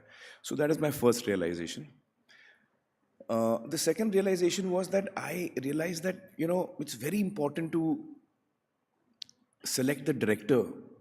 Your director is the captain of the ship. It's very important to have the right director. Because if I hear a script and I'm thinking that it's a romantic scene and I'm imagining it's, going to be shot in Kashmir or Kulu Manali in the mountains, the producer is thinking he'll shoot it in Khandala or Lonavala, which is 2 hours from Bombay. The director is thinking he'll shoot it in Lonavala, Khandala, and the producer has already booked Film City. There are 2 hills over there also. तो जाना था Japan, पहुंच गए चीन. So I realized in the first 6 to 8 months of working on these films that 3 things are very crucial for any film: the script, the director, and the producer. Yeah. Unless these 3 are ticked off, I realized that I would not ever do a film again. And I was very unhappy with the work I was doing, to be honest. In the first couple of years of my career as an actor after QSQT, I was very unhappy. I think I was not happy with the projects. I was not happy. My sensibility didn't match with a number of the people I was working with. And to cut a long story short, these films started releasing eventually, and they started bombing.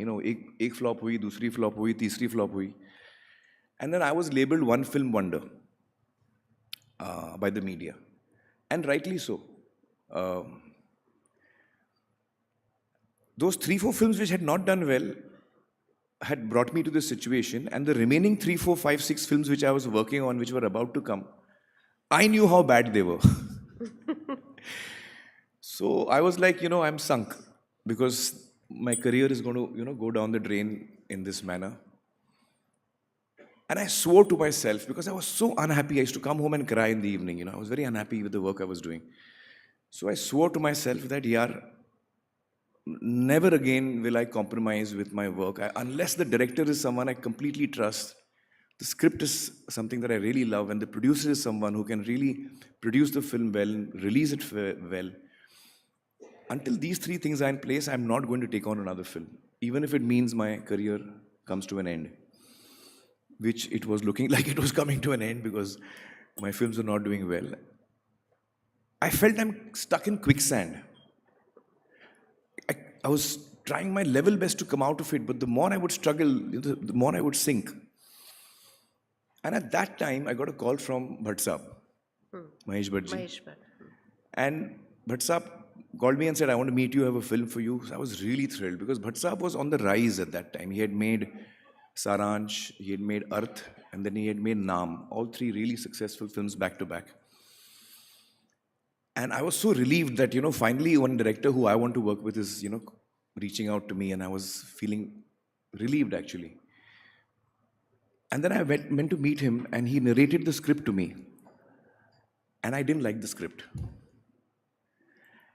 And I was so, disappointed. I didn't tell him anything that evening. I said, sir, can I think about it for one day? He said, yeah, we'll meet tomorrow, you think about it. So that day when I went home was the turning point of my life.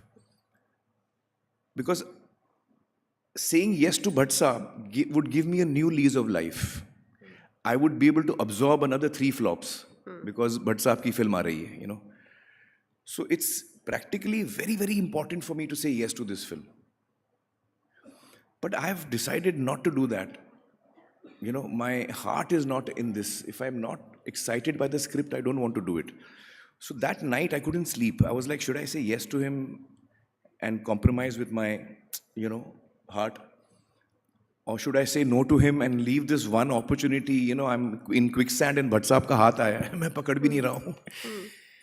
So that night was a very difficult night for me. And the next day, I went to meet him in the evening. And I had not decided yet what to say to him. But I knew I couldn't do the film. So when I met him, I said, Bhatt Saab, I'm really sorry, but I can't do the film because I haven't liked the script. And I'm a newcomer. You're a very established director. Who am I to say no to you? And probably after this, you won't work with me. But the fact is that I can't lie to myself, and I have to only do what I really love. So I'm afraid I can't say yes. So you let it go. I let it go. कौन सी film थी बता दो Bhatt साहब ने बनाई? I'll come to that. The story is there.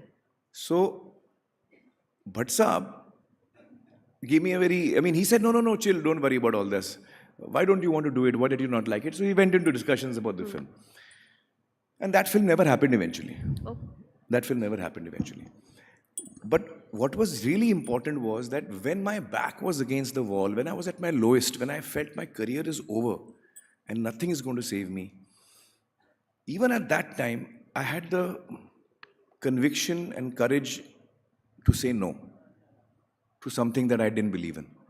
And that strength, gave me the strength to take all the difficult decisions that I took in my career after that. Doing a film like Lagan, doing a film like Tare Zameen Par. I believe that had I compromised with myself, with my dreams, with my emotions, and had said yes as a practical thing, I personally feel my career would have had a totally different graph. The fact that I was not ready to compromise at my worst gave me a lot of strength. And I think that really was a turning point for me. That's a turning point, for sure.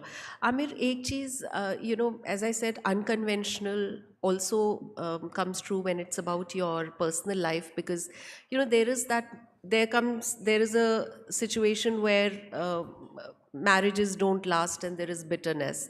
Then there's another stage which is about being cordial with your exes. And then comes a stage where somebody's friends with the exes to the extent that you would make personal appearances. You've reached this third stage, and people wonder how there is so much harmony when it comes to Reena, Kiran, and how you relate to them, and this blended family that's come through. I guess it shows we are good people. Matlab, what to say? Reena is an amazing person. She's someone I've grown up with. I've spent 16 years with her, and the fact that, we fell apart as a husband and wife does not mean we fell apart as human beings. And I feel that there is a lot of love and respect in my heart for Reena. And I truly value the time that I've spent with her. And, I grew up with her, actually. We were both very young when we got married. Yeah. And she's a fantastic person. So when we had our differences and we parted, I think we didn't part as human beings, because we didn't feel like, I guess. And the same was with Kiran. I think Kiran is an amazing person, and she and I decided to, part ways as husband and wife. But, we are family. And I'm not kidding when I say that. I really mean it. We are family. So Kiran, her parents, my family, Reena, her parents, we are all actually one family. Yeah. I was watching a promo for the marathon that your kids and Reena and Kiran together did, and there was just so much camaraderie, so much fun. There was Ira, her husband, Junaid, Azad, Kiran. They were also. It's like Team Aamir when it comes to your entire family together. Don't say that to my children. Team Aamir, they'll immediately object. But now, Aamir, at 60 years of age, you found love again with Gauri. And did you think you would get into a relationship? No, I didn't actually. I didn't. To be very honest, I think I had reached a point where I felt that I probably won't be able to find someone who can be my partner. I was not expecting it. And what does Gauri bring to your life? Oh. She brings a lot of calm. She brings a lot of steadiness. She's a really amazing person, and I'm so fortunate, actually, and lucky I feel that I've met her. To be honest, I feel I'm very fortunate. While our marriages may not have worked, until our lives did, but I think that I'm still very happy that I met Reena, Kiran, and now Gauri in my life. They've been three people who really have contributed to me as a person in a very big way. And I really look up to them in many ways. How lovely. Yeah. Aamir, you've had a great stint as an actor, a director, and a producer, but they're all very different roles. And you are a perfectionist to the core, so you would get into the detail. So I have a hypothetical question: that what is that one thing that Aamir, the filmmaker, complains about Aamir the actor? Because I've spoken to directors who have worked with you, and they say Aamir does not stop till he gets 100% perfection. So now, does Aamir the director grudge that about Aamir the actor? No. I directed Tare Zameen Par, in which I was acting also. I had no problems with myself. No, you are one person, whether you're an actor or a director or a producer, you're one person. And whether I'm acting like now, abhi meri film aa rahi hai, Happy Patel, in January. I'm not acting in it. I mean, I've got a small cameo, but I'm not really acting in the film. But it's as much my film. It's as much my film. I've selected the script and we've been part of making it, and I'm as excited about it. So whether I'm producing, directing, or acting, for me, it's the same. Yeah. I mean, we all have some or the other favorite Aamir Khan film or a favorite Aamir Khan scene. I'm sure you do. You have your own favorites of your own work. But if now, as a matured 60-year-old Aamir, if you had to go back in history and reshoot any one of your scenes, which one would you reshoot and what would you change, if at all? Rang De Basanti is the film. And the scene where Sue and I come back, you know, after Vaida ji has been hit on the head and she's in hospital, she's in coma. And I come in with her and then we've got some food and there's all chaos because there's been a lathi charge and, you know, everyone's injured. And as I start eating, I also break down. That scene I was not very happy with. And I felt that that scene should have come out better. So that's the scene I would reshoot. Are your kids also interested And actually in... that incident taught me a very big lesson. Actually हुआ क्या था कि that was one of the toughest scenes of the film for me, and I had been, you know, playing it in my mind for a long time. And I told Mehra that I don't want to rehearse this scene on the day. On the day I want to just shoot. So he said okay. So I said, you know, one day before we'll go and do the blocking. And ideally if you can do a 2-3 camera setup, then I'll do it in one go. And then you capture the different, you know, image sizes that you want in one go. So we had gone a previous day, did the breakdown, and I had tested myself, you know, am I emotionally ready for this scene? So I'd let myself go a little bit. And then I pulled back. I said, yeah, I'm ready. You know, and then that night I was thinking about the scene and it was all playing out how I would do it in my head. And next morning I was really ready for the scene. You know, just a glass एकदम brim तक भरा हुआ है. अभी छलकेगा. So I was there. And I came to the shoot and I sat in my makeup room and suddenly I noticed on the wall they have hung some clothes which are the wrong clothes.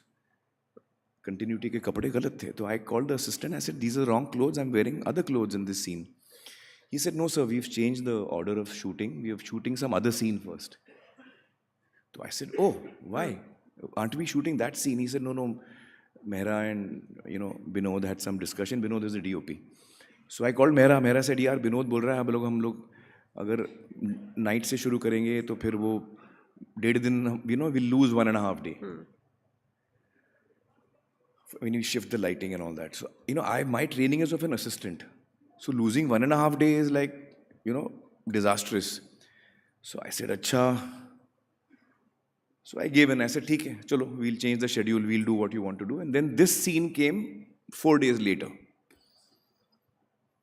I should have never agreed. Because the scene never came out the way I wanted it. Yeah. क्या है वो misfire हो गया. वो एक timing होती है. You know, I could never reach the emotional level that I had wanted in my head, which I had imagined.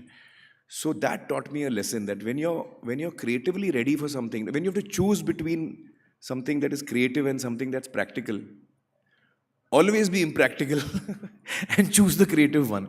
Because, you know, I regret doing that. Yeah. No, that's a very good, actually, a very good lesson for anything, not just films. I was just going to ask you about your kids and out of Ira, Junaid. Junaid is now in films, and Azad, who's pretty young. But who do you think would someday direct? And who do you think would just not want to have anything to do with films? I don't know. I really don't know. I don't know whether any of them would ever make a film. I mean, they're all three capable of, mind you. I think all three of them have grown up, you know, seeing me make films and been part of so many screenings and discussions that I think all three of them are capable of making a film. But I don't know which one of them will finally decide to do that. Is Azad fond of films? Your films? He's too young. He's 14 now. Ah. I don't even like asking him that question. It'll be too much pressure on him. Aamir, I asked on social media, I asked your fans if there was one question that they would want me to ask of you. Actually, 2 questions, there was a tie because all your fans wanted to know, you said you'd do 1 film in a year. So are you going to stick to that promise and which is the next film? Oh. And they want to know about Lokesh Kangaraja's film and whether you're doing that. Yeah. So, see, my intention is to do 1 film a year. In fact, my emotion is also to do 1 film a year. But वो होती नहीं है यार. I don't know what to do. You know, by the time I like something and by the time we work on it, so yeah, I did say that I'll try and do one film a year. I'll try. This is what your fans ask. See, it depends on what films, which one. When I like something, I can't do a film if I don't like anything. Yeah. So I'll try. And what is currently in the... location I am supposed to meet up. I think last month we spoke and he said he's coming to Bombay at some point. We'll go through the narration of that. So yeah, that's, as of now, on the cards. Okay, lovely. Aamir, if you had to sum up your 40 years in a sentence, the life that you've had and one lesson, leadership lesson that you would want to give to anyone who's listening, what would that be? Well, I'm not very good at giving advice. I can tell you how my life has been. My life has been, my journey in films has been one of a lot of curiosity. I've been a very curious person. I've wanted to learn all the time. I've challenged myself. I've challenged my colleagues. They have challenged me. So it's been a wonderful journey where I think I've learned a lot. I've met some very talented people who I've had the opportunity to work with. And yeah,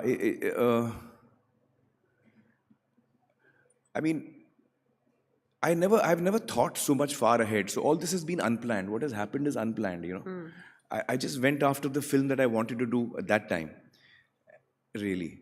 And that's what I'm doing even now. So I didn't think so much about my So maybe go with career. the flow. I think that one of the things I've realized is that, okay, I'll tell you what I've learned. See, when I came into the industry, what happens is you come with your own ideas, you come with your own convictions of what you would like to do and how you would like to do. I'm sure all of us go through that, when we are starting our lives.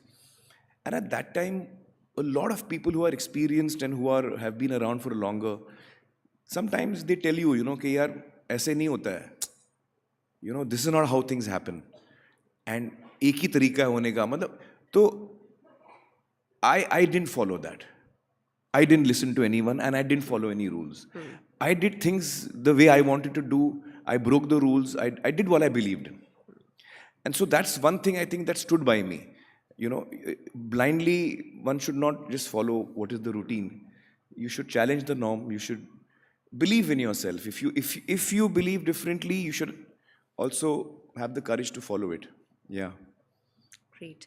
Aamir, we just have a couple of minutes left, and I don't know if all of you know him as a lovely, wonderful actor, but I don't know how many of you know that he also sings really well. And this is a surprise request, but if Aamir, you could end this on a sweet note and sing a couple of lines for us. See, I don't sing well. I just love singing. So I have a good time. I don't know about you all. And I've also started learning, last couple of years.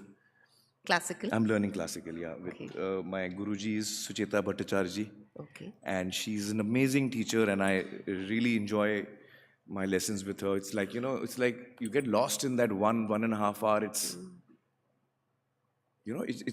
it's like a zone, Beautiful. तो फिर आप आखिरी के 1 minute में हाँ, मैं कुछ अच्छा सा गाना गाता हूँ. कौन सा गाऊँ? राग नहीं इतना मैं अभी टाइम लगेगा वहाँ पहुँचने में. Well, I have sung a lot of rags with my teacher, but on my own I don't think I can. So let me sing some fun song. Oh मेरे दिल के चैन, oh मेरे दिल के चैन, चैन आए मेरे दिल को दुआ कीजिए. Amazing. With that, calls for an applause. And with that, we need to make way for the Prime Minister's session. And thank you so much, Aamir. It has been such a pleasure. And thank you for your time. Pleasure. Thank you so much. Ladies and gentlemen, Aamir Khan with Sunil. Thank you so much.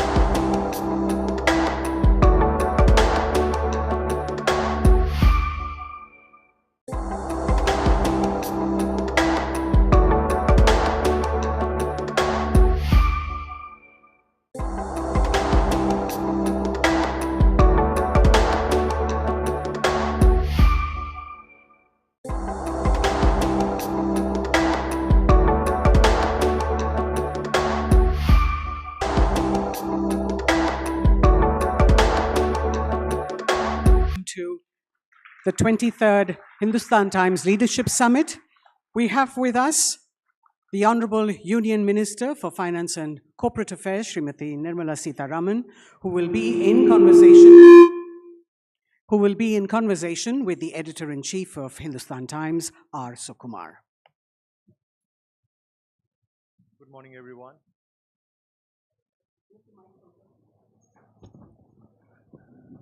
Good morning. We are truly honored to have the Finance Minister here, and we are especially honored this year because I think this has been a milestone year for the Indian economy and also for the Finance Minister personally. We had the income tax changes in the budget. We had the new income tax law. She is the chairperson of the GST Council, which pushed through the rate rationalization. So it's been a year of big bang reforms. So I'm going to start with the obvious question, which is what next? Because you've done a lot of things that people have been speaking of for a long time, right? I mean, for the last 20 years, all of us have been writing about the need for a new direct tax code, and effectively that's what you've got now. There's been talk since 2017 of the need to rationalize GST, and that's what you've done again.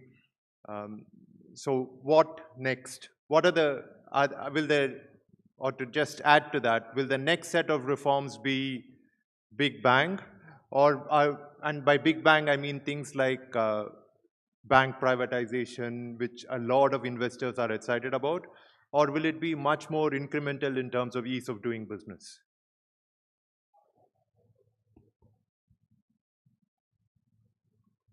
It's on. So good morning, and happy to be here in the HT Leadership Summit.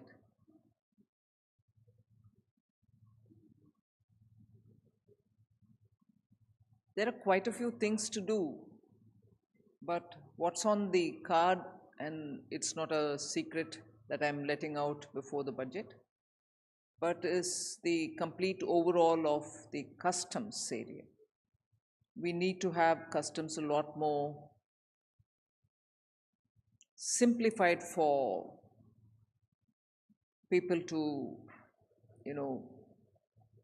feel that it is not too tiresome, cumbersome for them to comply with the expectations and the rules, to make it more transparent. And we are normally in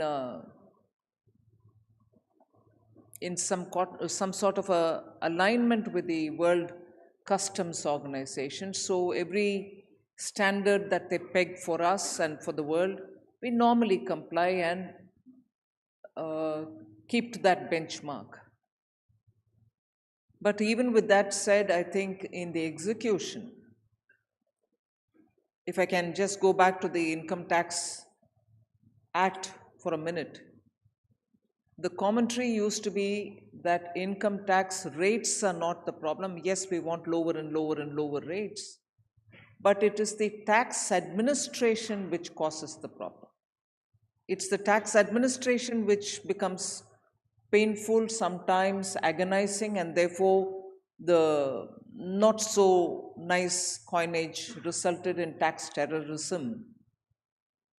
So we have really worked on that and made sure that the income tax is no longer going to be seen as a tiresome exercise, simplify it, and also where it is possible to completely be faceless in letter and spirit, we have moved forward in that direction.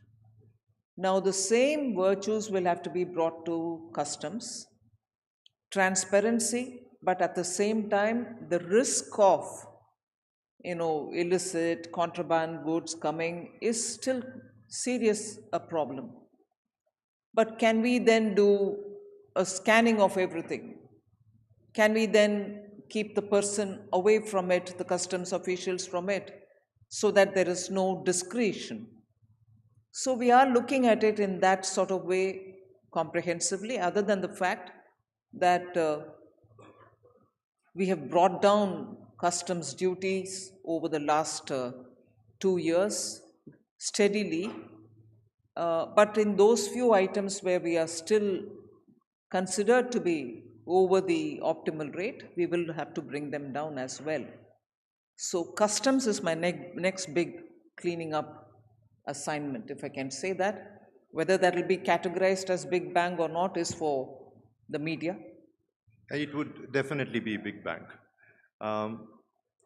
You already have the record for presenting the maximum number of consecutive budgets, and although I know you don't keep track of these records, and you will better it next year.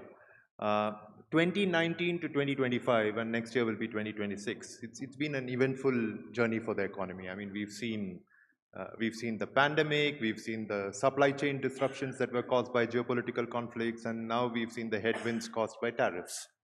So there have been domestic factors, there have also been global factors. How do you look back on this journey? One, for the economy, and two, for yourself personally as the person in charge of this economy. Well, for the economy, I'm sure the assessment from your end would be the same. We thought COVID was the biggest challenge. We thought we had to overcome that, and after that, growth will be the biggest challenge. Soon after that, the war, which was far away from us, but we thought that was the challenge because food grains, fertilizers were all at risk because the value chains and the supply chains were completely disrupted. Then we moved on to speaking about India now having to make up for the deficiencies in terms of governance. So we had to get over that in order that we speed up growth and also keep the growth sustainable. Then, of course, we had the election, which took away major part of our capital expenditure. So each year, the reason why I'm listing it out is to just remind ourselves that Indian economy has gone through some of the biggest, I mean, Sukumar might say, in a sequence you presented so many budgets, but equally when I bring my personal assessment into this, equally the Indian economy probably has not seen a sequence of challenge uninterrupted, most of which were coming from outside. So with all that happening, then 1 year of election, but we've had our trouble with our borders, which has always been both through the state actors and non-state actors.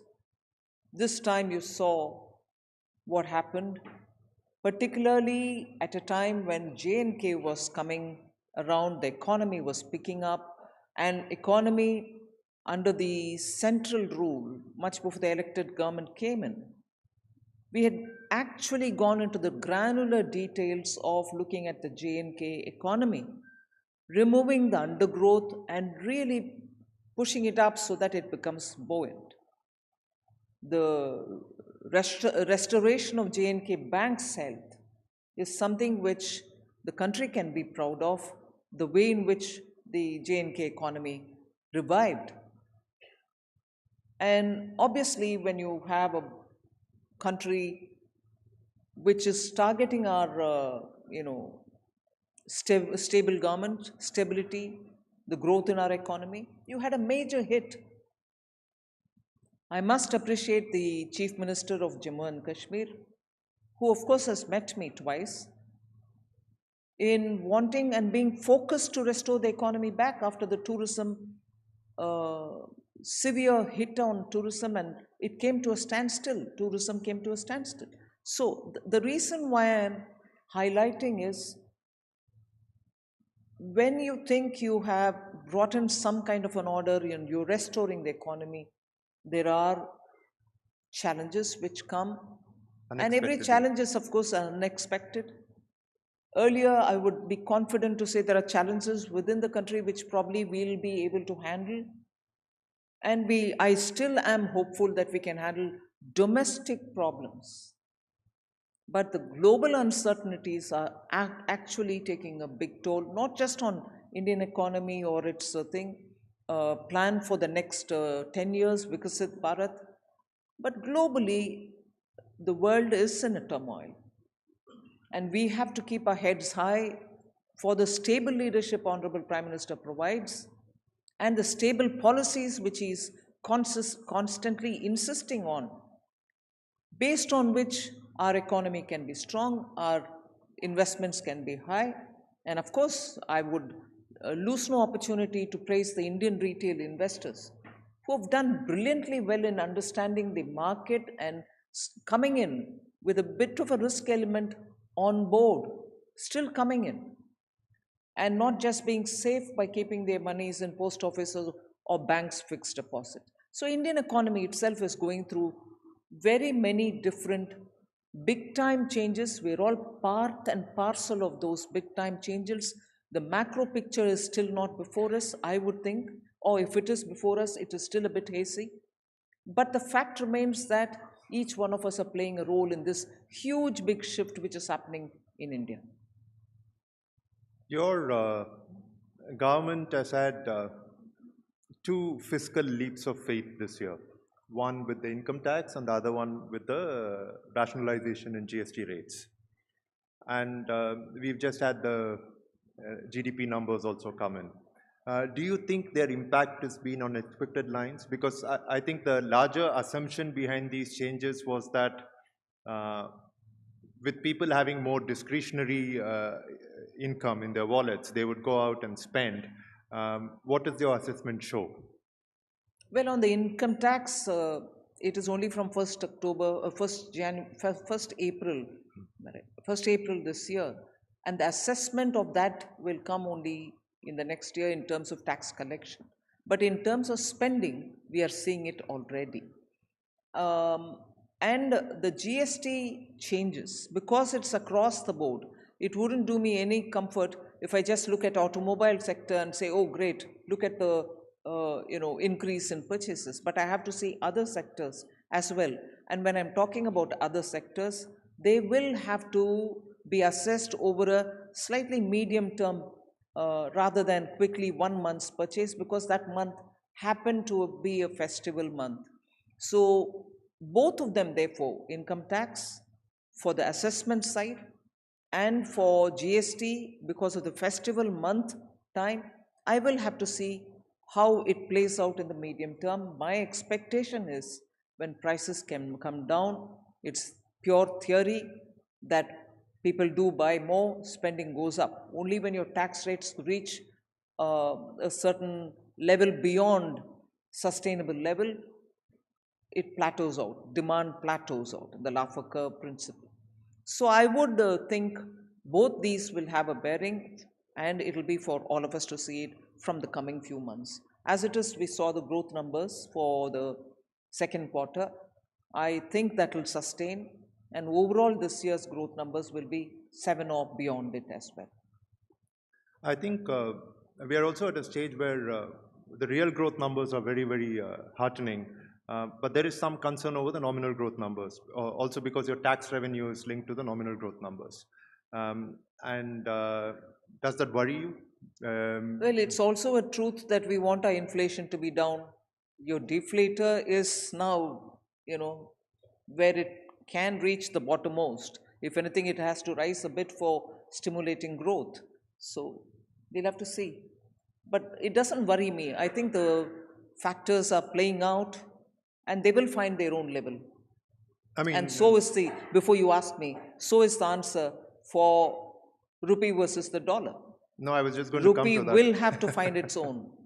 No, I know that sitting in your chair, you probably can't say this, but a little inflation won't hurt, right?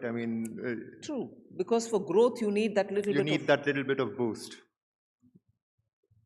One of the concerns, because we've been speaking about consumption, one of the concerns is that the middle class especially, and of course Indians have a very broad definition of middle class. I think everyone in this room would call themselves middle class when no one really is.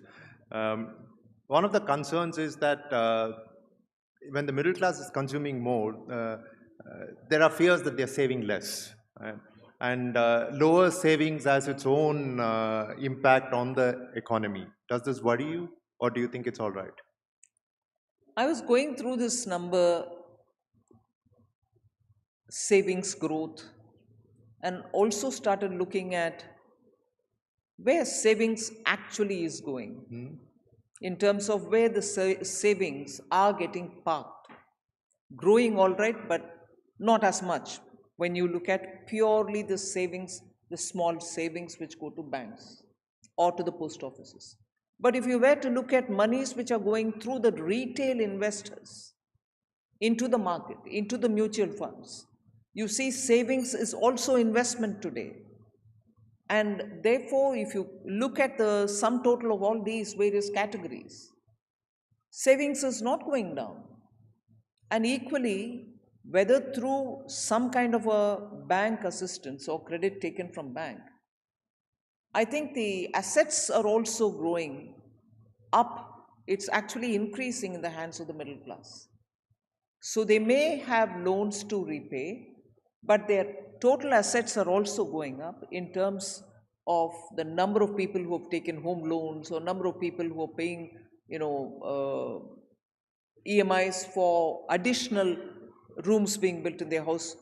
So when you look at the way in which assets are improving, or the buying of second houses, people who seek tax exemption for the second one, which is not given out on rent but is kept under ownership. We have not made a differentiation. A second house is also not being taxed, whether you let it on rent or it's your own, under your own possession.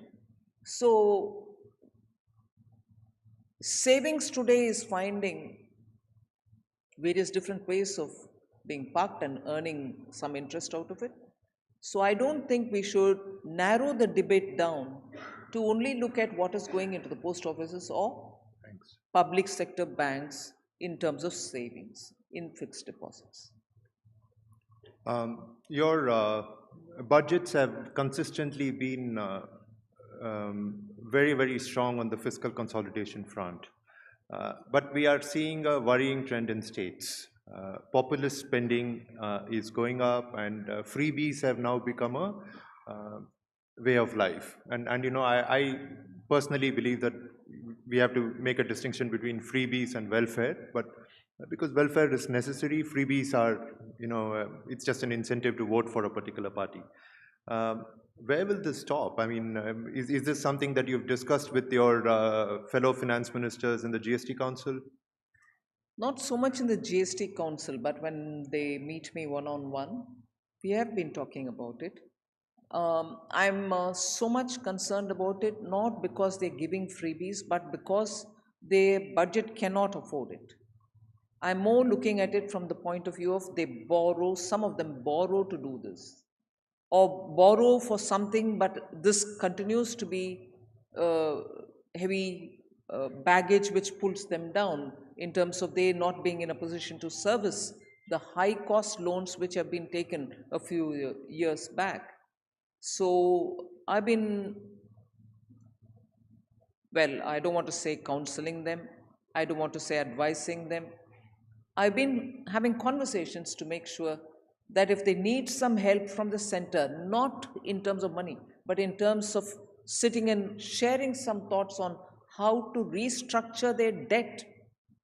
If the central, Ministry of Expenditure, Ministry of Economic Affairs can sit together, the budget division can sit together with these officials from the states, we are trying to suggest that they may look into restructuring their loans, even if it means that they have to pay back some of those very expensive loans taken earlier with some penalty.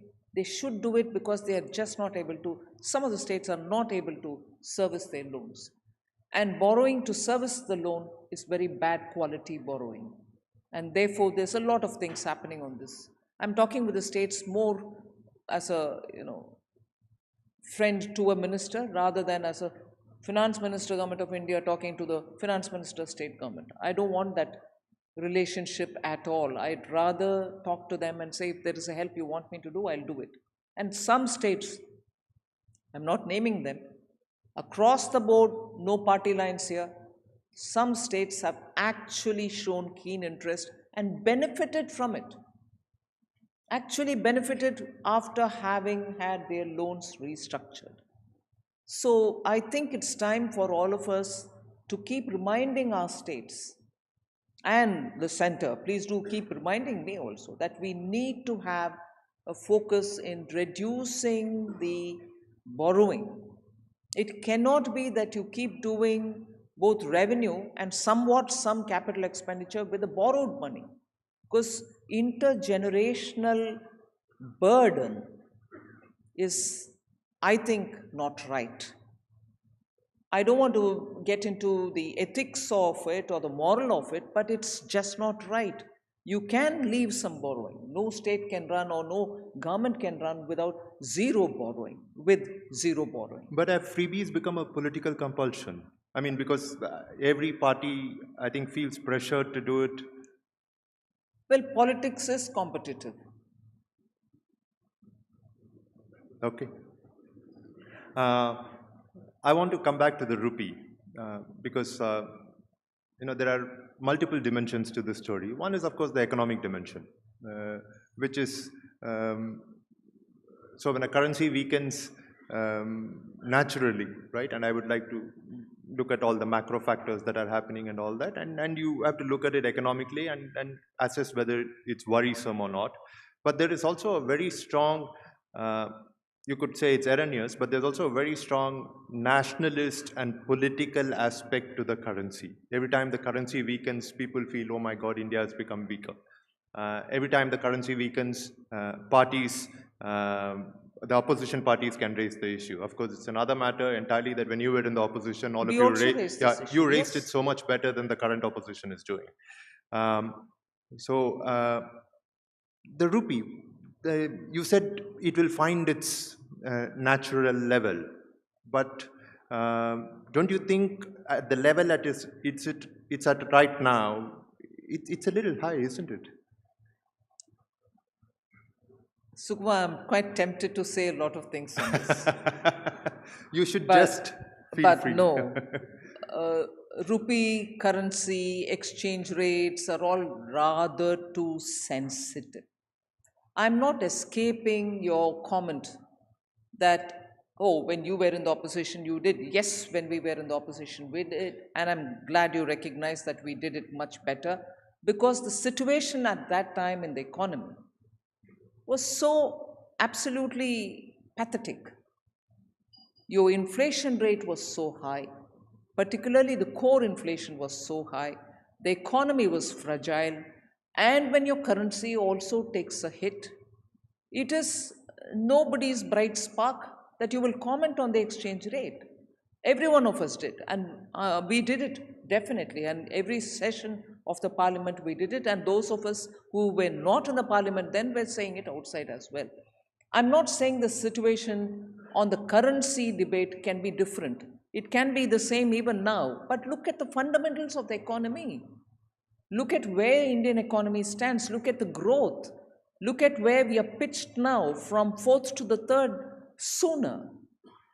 So there are some factors which are very important factors, which position India in a different ledge, and as a result of which I think this currency debate will have to be circumscribed by those realities, rather than compare it black and white with the situation then and say, that time you criticized, now you tell me, now I'll tell you more about the economy before I tell you about the currency.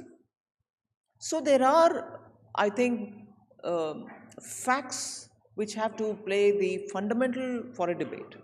Now for the exchange rate, obviously, when your currency the value comes down, you think the natural argument would be, oh, for our exporters, it will be brilliant, they should capitalize on it. And I'm sure our exporters have started to benefit from it. I'm not saying, therefore, it satisfies me. But the fact also, some of the observers have said, by coincidence, and I'm not saying this is planned at all, let me underline this. By coincidence, some people observe that at a time when you had this tariff coming on you, this seems to be some respite. Doesn't convince me again. Even if it is true, I'm not going to be satisfied with that. But it is true that economy's strength will have to be, as they say in Parliament, read along with it. You know, section so and so read along with that. Please read this with that. Got it. We are out of time. Thank you very much, Finance Minister. I know you're extremely busy, and this is a very short Parliament session with lots of substance in it. Thank you once again. And given everything that she's done this year, and also because she saw us safely through the pandemic, could we please have a round of applause for the Finance Minister?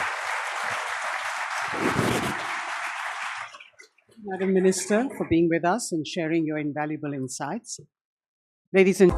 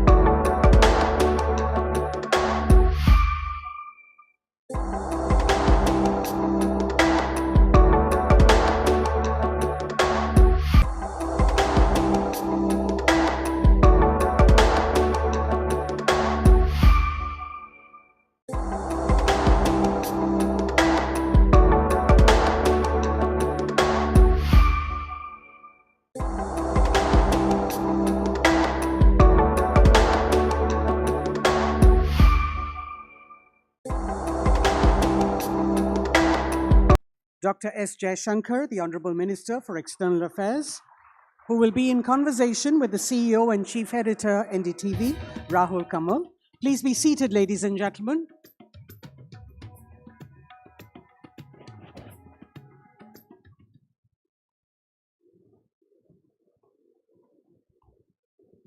Hello and welcome. The theme of the Hindustan Times Leadership Summit 2025 is Transforming Tomorrow. And there cannot be a more fitting moment to host a conversation on the forces transforming the world. We are gathered here just hours after a widely watched and closely tracked visit by Russian President Vladimir Putin, a visit that once again placed India at the center of global attention. At this moment, questions around power, partnerships, and geopolitical balance feel sharper than before.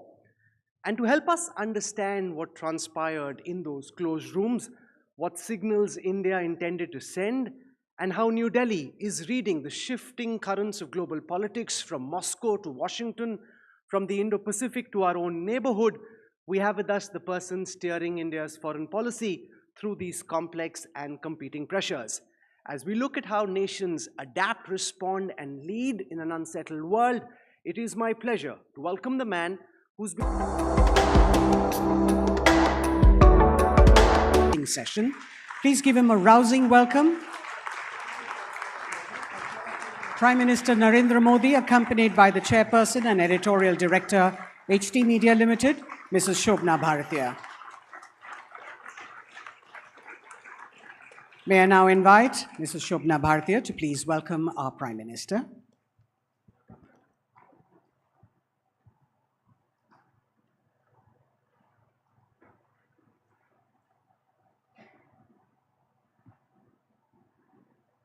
माननीय प्रधानमंत्री जी, 23वीं Hindustan times leadership summit में आपका स्वागत करते हुए मैं बेहद गर्व और प्रसन्नता का अनुभव कर रही हूँ। इस साल हमारे समिट की थीम ट्रांसफॉर्मिंग टुमारो है। भारत आज जिस मुकाम पर खड़ा है वह ट्रांसफॉर्म्ड टुमारो की जीती जागती बानगी है। आज हम चौथी लार्जेस्ट इकोनॉमी हैं और वह दिन दूर नहीं जब भारत विश्व की तीसरी सबसे बड़ी अर्थव्यवस्था बन जाएगा। आज जब दुनिया भर में प्रोटेक्शनिज्म और सेल्फ सेंटर्ड टेंडेंसीज बढ़ रही हैं तो तय है कि आने वाला सफ़र आसान नहीं होगा। भविष्य की चुनौतियों पर जीत के लिए कड़ी मेहनत ज़रूरी है, लेकिन यह भी इम्पॉर्टेंट है कि हम हमारे अचीवमेंट्स को भी सेलिब्रेट करें। सिर्फ 2 दशक पहले लोग AI का नाम भी नहीं जानते थे। भारत तब माइक्रोचिप्स नहीं सिर्फ आलू की चिप्स बनाता था। उन दिनों इम्पोर्टेड मोबाइल फ़ोन और क्रेडिट कार्ड सिर्फ बड़े लोगों के पास होते थे। वह जैम ट्रिनिटी का नहीं, कैश इज़ किंग का ज़माना था। 2025 के भारत ने पूरी दुनिया को UPI जैसा फिनटेक गेम चेंजर दिया है। आज हम माइक्रोचिप्स से लेकर मिसाइल्स तक बना रहे हैं। अब भारत इंटरनेशनल कॉल सेंटर्स के साथ ग्लोबल कैपेबिलिटी सेंटर्स का भी हब बन गया है। हमारी 50% इलेक्ट्रिसिटी नॉन फॉसिल सोर्सेज से आती है। भारत ने यह लक्ष्य 2030 की डेडलाइन से 5 साल पहले ही हासिल कर लिया है। यह क्लाइमेट चेंज और एनर्जी सिक्योरिटी दोनों मोर्चों पर एक बड़ी उपलब्धि है। 1999 के कारगिल युद्ध में हमारी विजय हुई, लेकिन इस अनुभव ने डिफेंस सेक्टर में कई गैप्स भी पिन पॉइंट किए। ऑपरेशन सिंदूर में हमारी सेना ने फिर से आतंकवाद को मुंह तोड़ जवाब दिया है और जंग में जीत हासिल की है।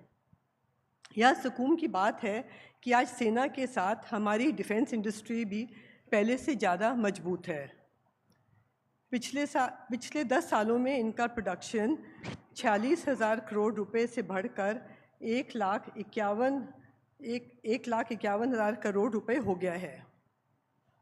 ऑपरेशन सिंदूर के जरिए सीमा पार के दुश्मन पर जीत हो या माओवादी समस्या का समाधान, सरकार ने एक्सटर्नल और इंटरनल सिक्योरिटी दोनों को मजबूत किया है।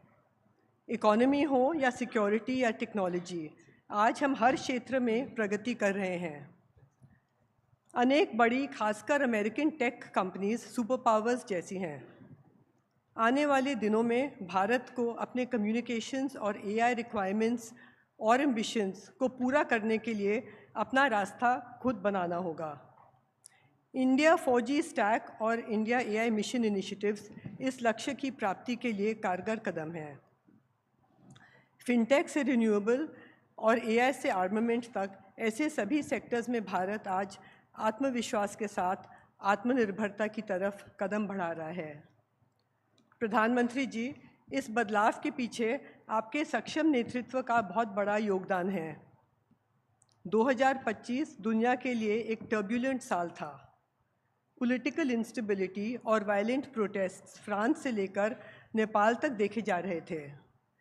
कोलिशन पॉलिटिक्स की इंस्टेबिलिटी यूरोप में समस्या बन गई है, जबकि भारत अपनी डेमोक्रेटिक वैल्यूज़ के साथ आगे बढ़ रहा है। ऐसे कठिन समय में भारत पूरी दुनिया के सामने इकोनॉमिक और पॉलिटिकल स्टेबिलिटी का बेहतरीन उदाहरण बनकर उभरा है। इस सफलता में प्रधानमंत्री जी के नेतृत्व में पॉलिसी कंटिन्यूटी, एजिलिटी और देश हित को सबसे ऊपर रखने के सिद्धांत का बहुत बड़ा योगदान है। भारत की ये सारी सफलताएं कई मामलों में यूनिक हैं। इस कहानी में आत्मनिर्भरता, आत्मविश्वास और अंत्योदय सब कुछ शामिल है। चाहे वो ऑपरेशन सिंदूर हो या गतिशक्ति अभियान, चाहे देश में बढ़ते यूनिकॉर्न्स हो या लखपति दीदी के जरिए लार्ज स्केल विमेन एम्पावरमेंट, देश का विश्वास आज सिर्फ बड़े शहरों और बड़े लोगों से नहीं, बल्कि लाखों गांव और हजारों छोटे शहरों के जरिए भी मजबूती पा रहा है। इसकी झलक सिर्फ देश की इकोनॉमी में नहीं, बल्कि Padma awards, international booker prize और world champion Indian women's cricket team में भी दिखाई देती है। यही अमृतकाल में भारत की सच्ची स्पिरिट है और यही स्पिरिट 2047 में भारत को विकसित देश बनाएगी। हिंदुस्तान टाइम्स ने 2025 सितंबर में अपना सेंटिनरी ईयर पूरा किया है। पिछले साल मैं जब प्रधानमंत्री जी को हमारे शताब्दी समारोह का न्योता देने के लिए मिली, तो हमने उन्हें बताया था कि इस यादगार अवसर को हम किस तरह मनाने जा रहे हैं। इसमें एग्जीबिशन, नेशनल डिबेट, कंपटीशन, एक बुक, फूड फेस्टिवल, लाइट और साउंड शो जैसी चीज़ें भी शामिल थीं। इस मौके पर उन्होंने सुझाव दिया कि हम एक फ़ोटो कंपटीशन करें और उसमें लार्जर पार्टिसिपेशन के लिए अधिक से अधिक लोगों को इन्वॉल्व करें। हमने ऐसा ही किया और हमें लगभग 10,000 एंट्रीज मिली। इस कंपटीशन के विनर्स को सम्मानित करने के लिए प्रधानमंत्री जी ने अपनी ग्रेशियस सहमति दी है। मैं इस अवसर पर माननीय प्रधानमंत्री जी को इस साल के 2 बड़े माइलस्टोन्स पर बधाई भी देना चाहती हूँ। अक्टूबर 2025 में उन्होंने हेड ऑफ अ गवर्नमेंट के तौर पर अपने 25 साल पूरे किए। 2001 से 2014 तक गुजरात के मुख्यमंत्री के तौर पर और 2014 से भारत के प्रधानमंत्री के रूप में। 17 सितंबर को उन्होंने अपना 75वां जन्मदिन मनाया है।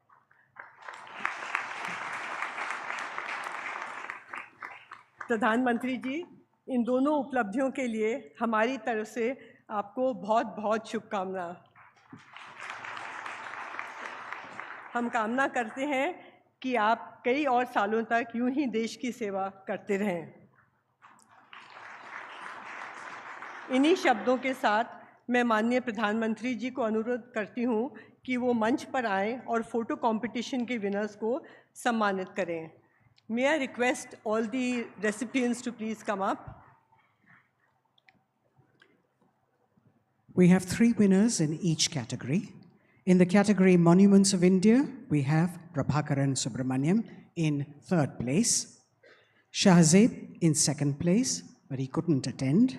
And in 1st position is Kishore Das.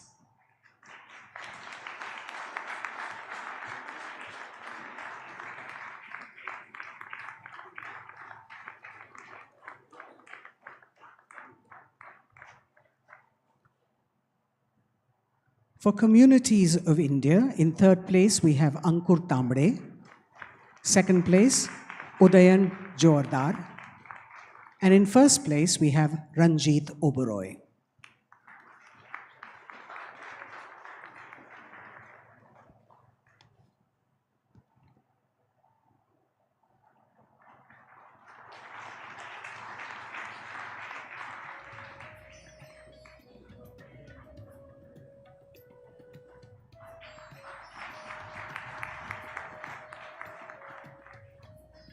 In the category Rivers of India, in third place is Shudipto Deb.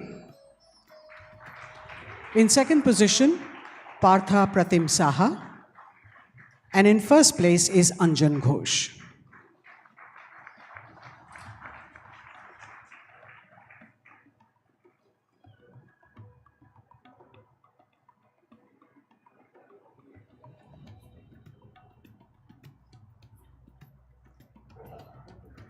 In the fourth category, Borders of India.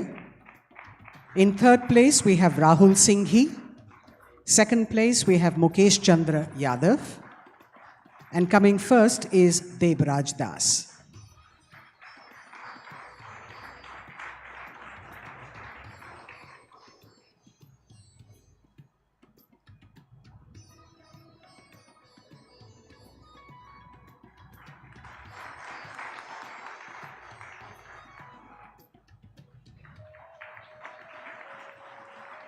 Thank you, Prime Minister, sir. May I now request all the winners to please pose for a group picture with the Honorable Prime Minister and Mrs. Bhartiya.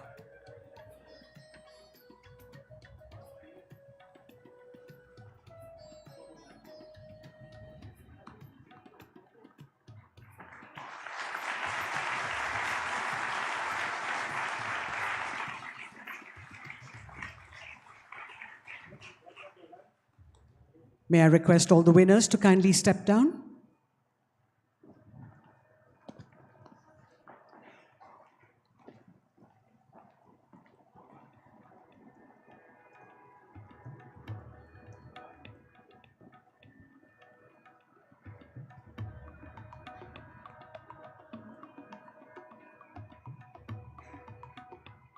बहुत बहुत धन्यवाद प्रधानमंत्री जी. Your giving the awards has really encouraged all these young budding photographers. अब मैं आपसे निवेदन करती हूँ कि आप हमें संबोधित करें.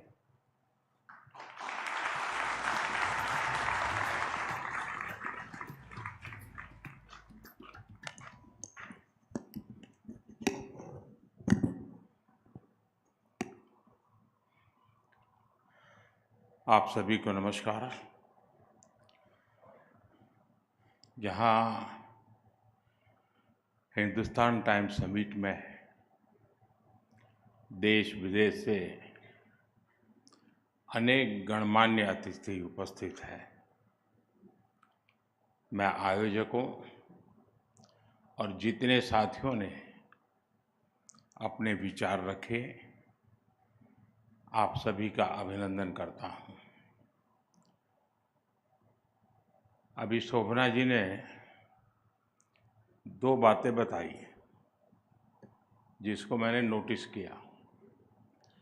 एक तो उन्होंने कहा कि मोदी जी पिछली बार आए थे तो ये सुझाव दिया था, इस देश में मीडिया हाउस को काम बताने की हिम्मत कोई नहीं कर सकता, लेकिन मैंने की थी. और मेरे लिए खुशी की बात है कि शोभना जी और उनकी टीम ने बड़े चाव से इस काम को किया. और देश को जब मैं अभी प्रदर्शनी देख के आया, मैं सबसे आग्रह करूंगा कि इसको जरूर देखिए. इन फोटोग्राफर साथियों ने पल को ऐसे पकड़ा है कि पल को अमर बना दिया है. दूसरी बात उन्होंने कही, और वो भी जरा मैं शब्दों को जैसे मैं समझ रहा हूँ, उन्होंने कहा कि आप आगे भी, एक तो ये कह सकती थी कि आप आगे भी देश की सेवा करते रहिए, लेकिन हिंदुस्तान टाइम्स ये कहे आप आगे भी ऐसे ही सेवा करते रहिए.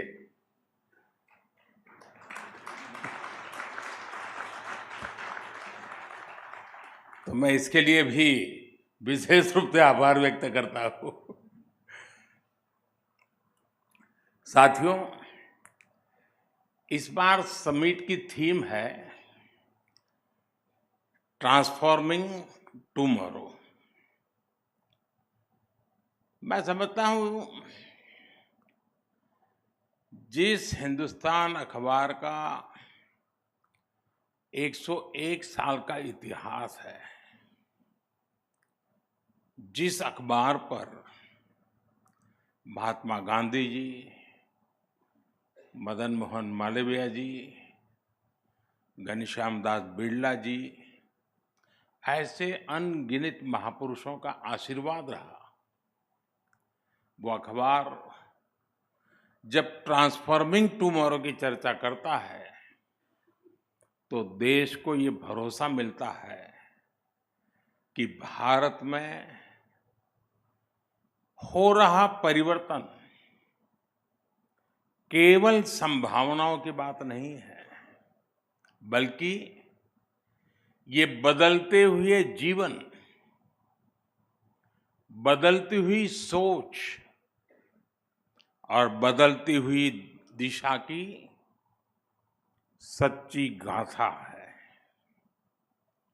साथियों, आज हमारे संविधान के मुख्य शिल्पी डॉक्टर बाबा साहब आम्बेडकर जी का महापरिनिर्वाण दिवस भी है।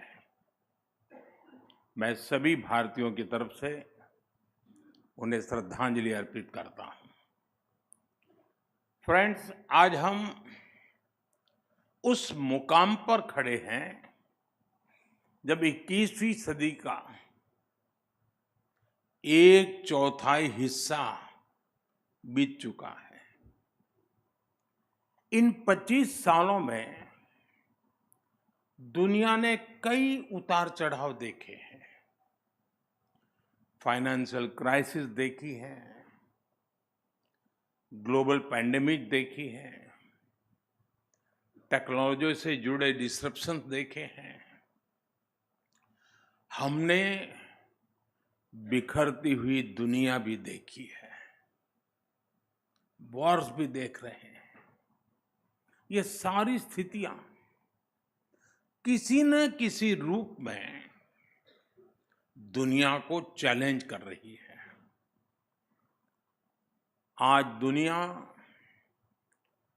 अनिश्चितताओं से भरी हुई है,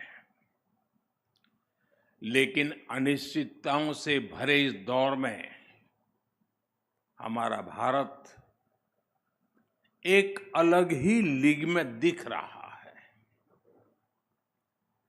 भारत आत्मविश्वास से भरा हुआ है। जब दुनिया में स्लो डाउन की बात होती है, तब भारत ग्रोथ की कहानी लिखता है।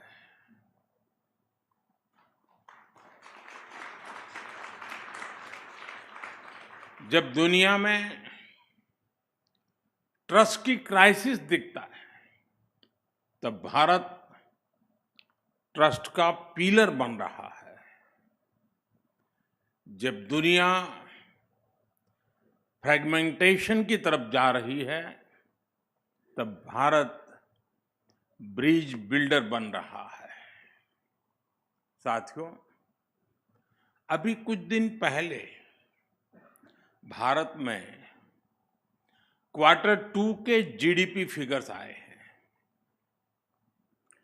8% से ज्यादा की ग्रोथ रेट हमारी प्रगति की नई गति का प्रतिबिंब है। साथियों, ये सिर्फ नंबर नहीं है, ये स्ट्रॉन्ग मैक्रो इकोनॉमिक सिग्नल है। ये संदेश है कि भारत आज ग्लोबल इकोनॉमी का ग्रोथ ड्राइवर बन रहा है। और हमारे ये आंकड़े तब है जब ग्लोबल ग्रोथ 3% के आसपास है, G7 की इकोनॉमीज औसतन 1.5% के आसपास है, 1.5%। इन परिस्थितियों में भारत हाई ग्रोथ और लो इन्फ्लेशन का मॉडल बना हुआ है।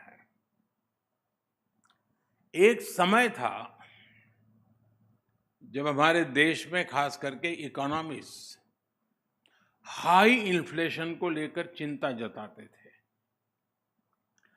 आज वही इन्फ्लेशन लो होने की बात करते हैं।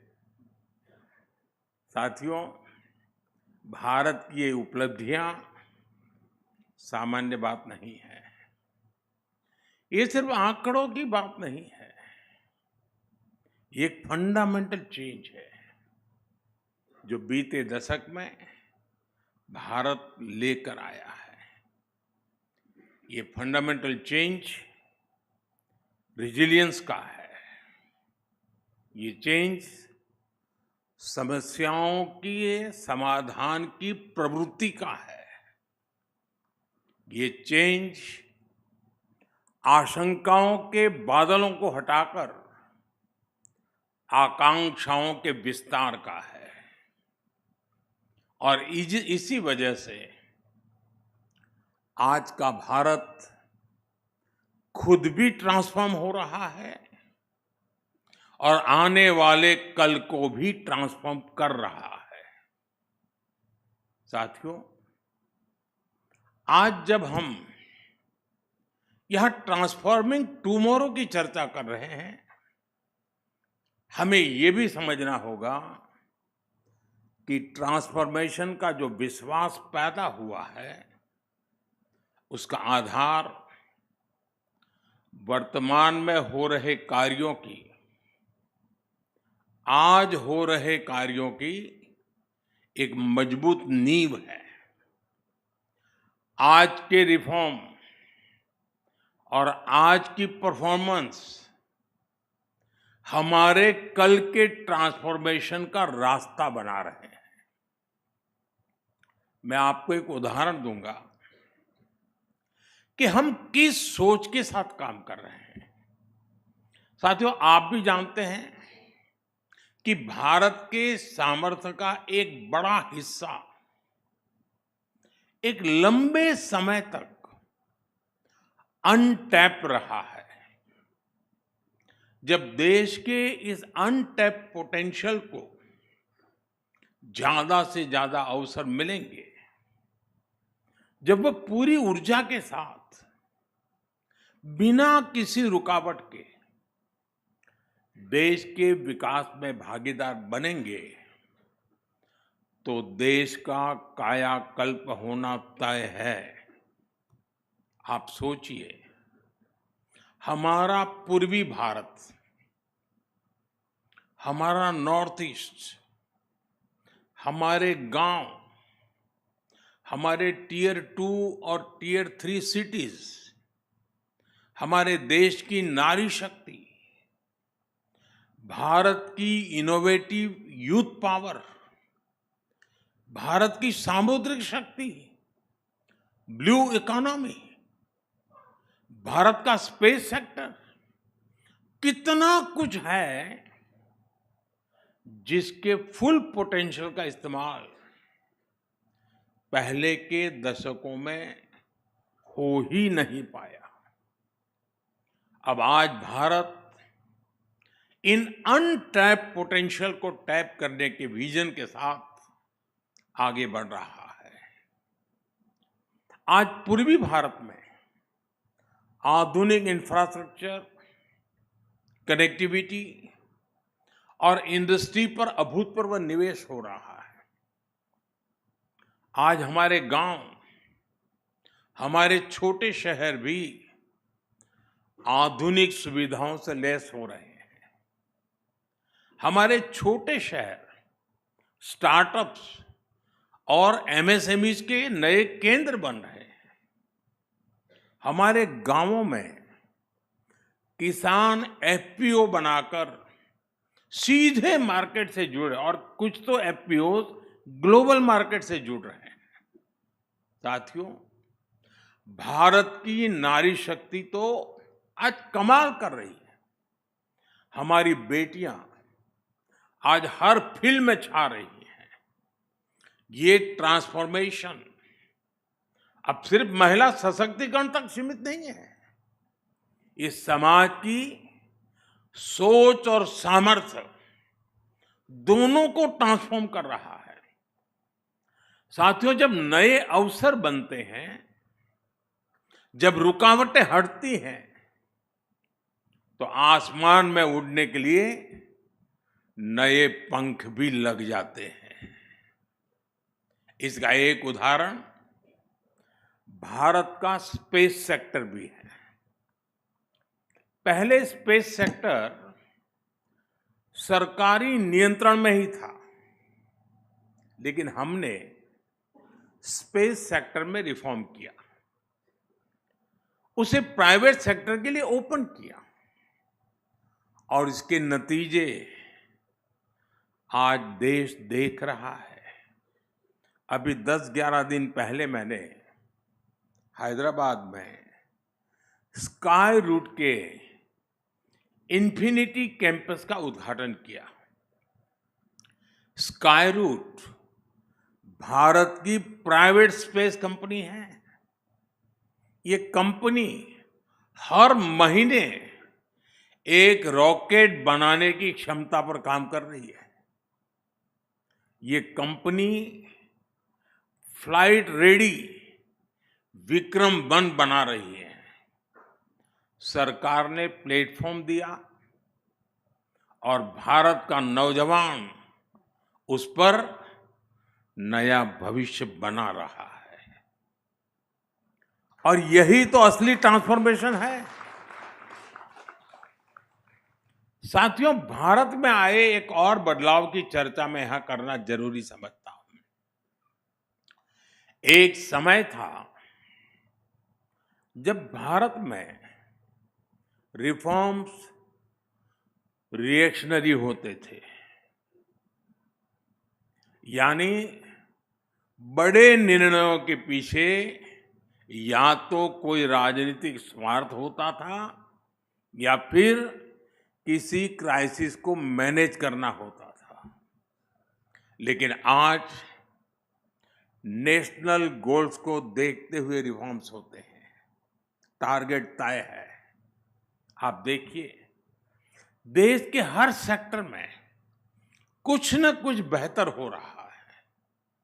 हमारी गति कांस्टेंट है, हमारी डायरेक्शन कंसिस्टेंट है, और हमारा इंटेंट नेशन फर्स्ट का है। 2025 का तो ये पूरा साल ऐसे ही रिफॉर्म्स का साल रहा है। सबसे बड़ा रिफॉर्म नेक्स्ट जनरेशन जीएसटी का था, और इन रिफॉर्म्स का असर क्या हुआ वो सारे देश ने देखा है।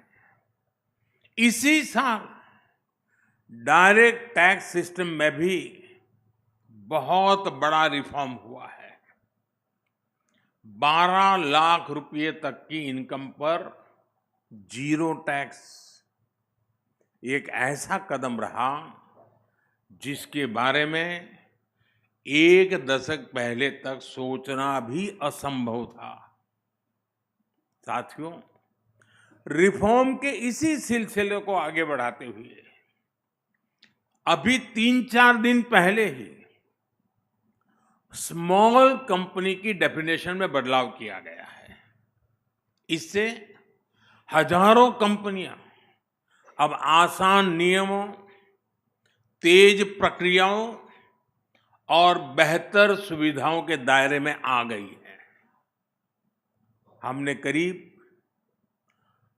200 प्रोडक्ट कैटेगरीज को मैंडेटरी क्वालिटी कंट्रोल ऑर्डर से बाहर भी कर दिया गया है। साथियों, आज के भारत की ये यात्रा सिर्फ विकास की नहीं है, ये सोच में बदलाव की भी यात्रा है। ये मनोवैज्ञानिक पुनर्जागरण, साइकोलॉजिकल रेनेसां की भी यात्रा है। आप भी जानते हैं, कोई भी देश बिना आत्मविश्वास के आगे नहीं बढ़ सकता। दुर्भाग्य से लंबी गुलामी ने भारत के इसी आत्मविश्वास को हिला दिया था, और इसकी वजह थी गुलामी की मानसिकता। गुलामी की ये मानसिकता विकसित भारत के लक्ष्य की प्राप्ति में एक बहुत बड़ी रुकावट है, और इसलिए आज का भारत गुलामी की मानसिकता से मुक्ति पाने के लिए काम कर रहा है। साथियों, अंग्रेजों को अच्छी तरह से पता था कि भारत पर लंबे समय तक राज करना है तो उन्हें भारतीयों से उनके आत्मविश्वास को छीनना होगा। भारतीयों में हीन भावना का संचार करना होगा, और उस दौर में अंग्रेजों ने यही किया भी। इसलिए भारतीय पारिवारिक संरचना को दकियानुसी बताया गया, भारतीय पोशाक को अनप्रोफेशनल करार दिया गया, भारतीय त्योहार संस्कृति को इरेशनल कहा गया, योग आयुर्वेद को अनसाइंटिफिक बता दिया गया, भारतीय आविष्कारों का उपहास उड़ाया गया, और ये बातें कई कई दशकों तक लगातार दोहराई गई। पीढ़ी दर पीढ़ी ये चलता गया, वही पढ़ा वही पढ़ाया गया, और ऐसे ही भारतीयों का आत्मविश्वास चकनाचूर हो गया। साथियों, गुलामी की इस मानसिकता का कितना व्यापक असर हुआ है, मैं उसका कुछ उदाहरण आपको देना चाहता हूं। आज भारत दुनिया की सबसे तेजी से ग्रो करने वाली मेजर इकोनॉमी है। कोई भारत को ग्लोबल ग्रोथ इंजन बताता है, कोई ग्लोबल पावर हाउस कहता है। एक से बढ़कर एक बातें आज हो रही हैं। लेकिन साथियों, आज भारत की जो तेज ग्रोथ हो रही है, क्या कहीं पर आपने पढ़ा, क्या कहीं पर आपने सुना, इसको कोई हिंदू रेट ऑफ ग्रोथ कहता है क्या?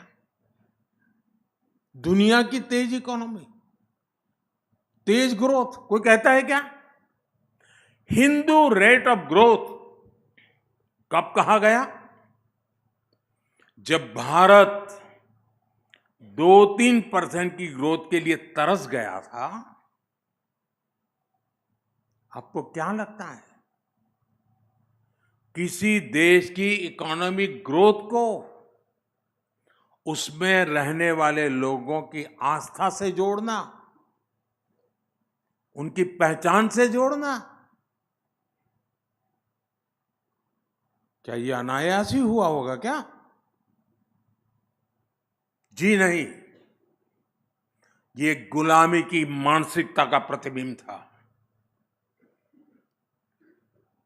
एक पूरे समाज,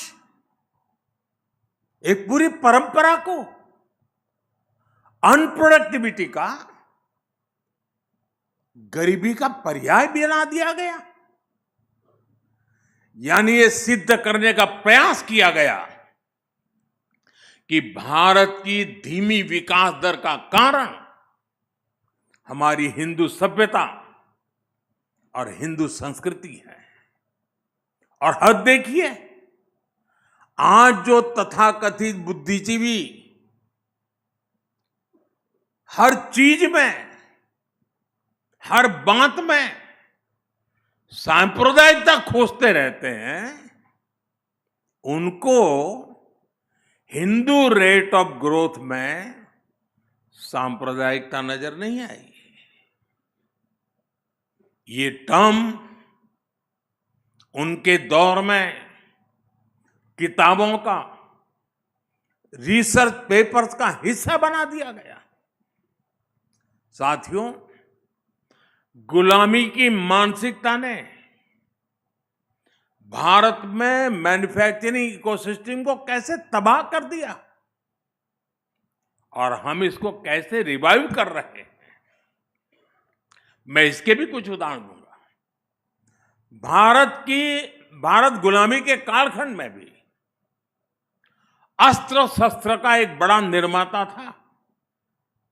हमारे यहां ऑर्डिनेंस फैक्ट्रीज का एक सशक्त नेटवर्क था। भारत से हथियार निर्यात होते थे। विश्व युद्धों में भी भारत में बने हथियारों का बोलबाला था। लेकिन आजादी के बाद हमारा डिफेंस मैन्युफैक्चरिंग इकोसिस्टम तबाह कर दिया गया। गुलामी की मानसिकता ऐसी हावी हुई कि सरकार में बैठे लोग भारत में बने हथियारों को कमजोर आंकने लगे और इस मानसिकता ने भारत को दुनिया के सबसे बड़े डिफेंस इंपोर्टर्स के रूप में से एक बना दिया। साथियों, गुलामी की मानसिकता ने शिप बिल्डिंग इंडस्ट्री के साथ भी यही किया। भारत सदियों तक शिप बिल्डिंग का एक बड़ा सेंटर था। यहां तक कि 5-6 दशक पहले तक, यानी 50-60 पहले, भारत का 40% ट्रेड भारतीय जहाजों पर होता था। लेकिन गुलामी की मानसिकता ने विदेशी जहाजों को प्राथमिकता देनी शुरू की। नतीजा सबके सामने है। जो देश कभी समुद्री ताकत था, वो अपने 95% व्यापार के लिए विदेशी जहाजों पर निर्भर हो गया है। और इस वजह से आज भारत हर साल करीब $75 बिलियन, यानी लगभग 6 लाख करोड़ रुपए विदेशी शिपिंग कंपनियों को दे रहा है।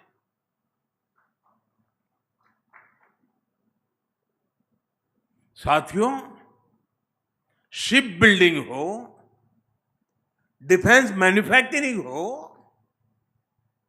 आज हर सेक्टर में गुलामी की मानसिकता को पीछे छोड़कर नए गौरव को हासिल करने का प्रयास किया जा रहा है।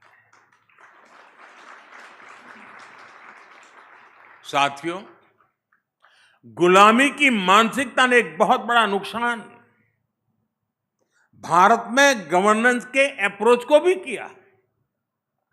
लंबे समय तक सरकारी सिस्टम का अपने नागरिकों पर अविश्वास रहा। आपको याद होगा, पहले अपने ही डॉक्यूमेंट्स को किसी सरकारी अधिकारी से अटैच कराना पड़ता था। जब तक वो थप्पा नहीं मारता है, सब झूठ माना जाता था। आपका परिश्रम किया हुआ सर्टिफिकेट, हमने ये अविश्वास का भाव तोड़ा और सेल्फ अटेस्टेंट को ही पर्याप्त माना।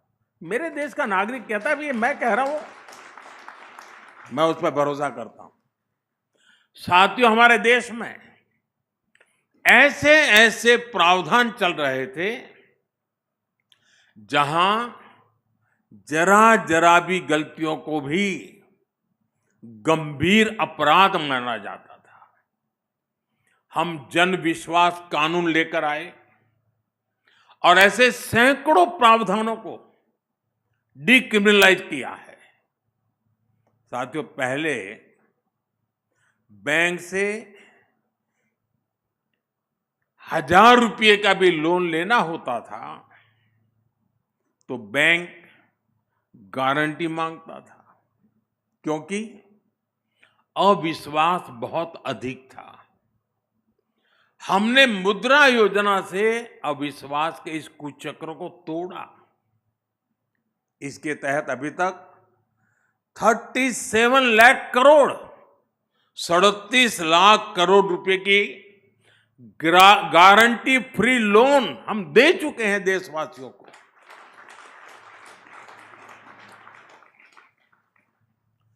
इस पैसे से उन परिवारों के नौजवानों को भी एंटरप्रेन्योर बनने का विश्वास मिला है। आज रेहड़ी पटरी वालों को भी, ठेले वालों को भी बिना गारंटी बैंक से पैसा दिया जा रहा है। साथियों, हमारे देश में हमेशा से ये माना गया कि सरकार को अगर कुछ दे दिया तो फिर वहां तो वन वे ट्रैफिक है। एक बार दिया तो दिया, फिर वापस नहीं आता है, जा गया। यही सबका अनुभव है। लेकिन जब सरकार और जनता के बीच विश्वास मजबूत होता है तो काम कैसे होता है? अगर कल अच्छी करनी है ना तो मन आज अच्छा करना पड़ता है। अगर मन अच्छा है तो कल भी अच्छा होता है। और इसलिए हमने एक और अभियान लिया है, आपको सुनकर के ताजुब होगा। और अभी अखबारों में उसकी, अखबारों वालों की नजर नहीं गई है उस पर। मुझे पता नहीं जाएगी कि नहीं जाएगी। आज के बाद हो सकता है चली जाए। आपको ये जानकर हैरानी होगी कि आज देश के बैंकों में हमारे ही देश के नागरिकों का 78,000 करोड़ रुपया, 78,000 करोड़ रुपये अनक्लेम पड़ा है बैंकों में। पता नहीं कौन है, किसका है, कहां है। इस पैसे को कोई पूछने वाला नहीं है। इसी तरह इंश्योरेंस कंपनियों के पास करीब 14,000 करोड़ रुपए पड़े हैं। म्यूचुअल फंड कंपनियों के पास करीब 3,000 करोड़ रुपए पड़े हैं। 9,000 करोड़ रुपए डिविडेंड का पड़ा है। और ये सब अनक्लेम पड़ा हुआ है, कोई मालिक नहीं उसका। ये पैसा गरीब और मध्यम वर्गीय परिवारों का है। और इसलिए जिसके हैं वो तो भूल चुका है। हमारी सरकार अब उनको ढूंढ रही है देश भर में। अरे भाई बताओ, तुम्हारा तो पैसा नहीं था, तुम्हारे माँ बाप का तो नहीं था, कोई छोड़ के तो नहीं चला गया। हम जान रहे हैं। हमारी सरकार उसके हकदार तक पहुंचने में जुटी हुई है। और इसके लिए सरकार ने स्पेशल कैंप लगाना शुरू किया है। लोगों को समझा रहा है कि भाई देखिए, कोई है, कोई अता पता आपके पैसे गए हैं क्या? अब तक करीब 500 डिस्ट्रिक्ट्स में हम ऐसे कैंप लगाकर हजारों करोड़ रुपए असली हकदारों को हम दे चुके हैं जी। पैसे पड़े थे, कोई पूछने वाला नहीं था। लेकिन मोदी है, ढूंढ रहा है, अरे यार तेरा है, ले जा। साथियों, ये सिर्फ एसेट की वापसी का मामला नहीं है, ये विश्वास का मामला है।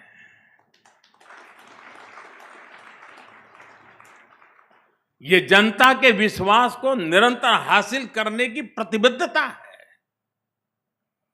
और जनता का विश्वास यही हमारी सबसे बड़ी पूंजी है। अगर गुलामी की मानसिकता होती तो सरकारी मानस ही हावी होता और ऐसे अभियान कभी नहीं चलते। साथियों, हमें अपने देश को पूरी तरह से हर क्षेत्र में गुलामी की मानसिकता से पूर्ण रूप से मुक्त करना है। अभी कुछ दिन पहले मैंने देश से एक अपील की है। मैं आने वाले 10 साल का एक टाइम फ्रेम लेकर देशवासियों को मेरे साथ मेरे बातों को लिए कुछ करने के लिए प्यार से आग्रह कर रहा हूं, हाथ जोड़ के विनती कर रहा हूं। 140 करोड़ देशवासियों की मदद के बिना मैं कर नहीं पाऊंगा और इसलिए मैं देशवासियों के बार बार हाथ जोड़ के कह रहा हूं। और 10 साल के इस टाइम फ्रेम में मैं क्या मांग रहा हूं? मैकाले की जिस नीति ने भारत में मानसिक गुलामी के बीज बोए थे, उसको 2035 में 200 साल पूरे हो रहे हैं, 200 ईयर हो रहे हैं, यानी 10 साल बाकी है।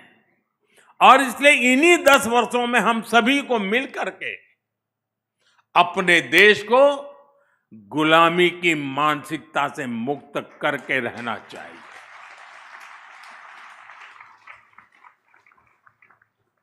साथियों, मैं अक्सर कहता हूं, हम लीक पकड़कर चलने वाले लोग नहीं हैं। बेहतर कल के लिए हमें अपनी लकीर बड़ी करनी ही होगी। हमें देश की भविष्य की आवश्यकताओं को समझते हुए वर्तमान में उसके हल तलाशने होंगे। आजकल आप देखते हैं कि मैं मेक इन इंडिया और आत्मनिर्भर भारत अभियान पर लगातार चर्चा करता हूं। शोभना जी ने भी अपने भाषण में उसका उल्लेख किया। अगर ऐसे अभियान 4-5 दशक पहले शुरू हो गए होते तो आज भारत की तस्वीर कुछ और होती। लेकिन तब जो सरकारें थी उनकी प्राथमिकताएं कुछ और थी। आपको वो सेमीकंडक्टर वाला किस्सा भी पता ही है। करीब 50-60 साल पहले, 5-6 दशक पहले एक कंपनी भारत में सेमीकंडक्टर प्लांट लगाने के लिए आई थी, लेकिन यहां उसको तवज्जो नहीं दी गई और देश सेमीकंडक्टर मैन्युफैक्चरिंग में इतना पिछड़ गया। साथियों, यही हाल एनर्जी सेक्टर का भी है। आज भारत हर साल करीब करीब 125 लाख करोड़ रुपए का, 125 लाख करोड़ रुपए के पेट्रोल डीजल गैस का इंपोर्ट करता है। 125 लाख करोड़ रुपया। हमारे देश में सूर्य भगवान की इतनी बड़ी कृपा है, लेकिन फिर भी 2014 तक भारत में सोलर एनर्जी जनरेशन कैपेसिटी सिर्फ 3 गीगावाट थी, 3 गीगावाट थी। 2014 तक की मैं बात कर रहा हूं, जब तक कि आपने मुझे यहां लाकर के बिठाया नहीं। 3 गीगावाट। पिछले 10 वर्षों में अब ये बढ़कर 130 गीगावाट के आसपास पहुंच चुकी है।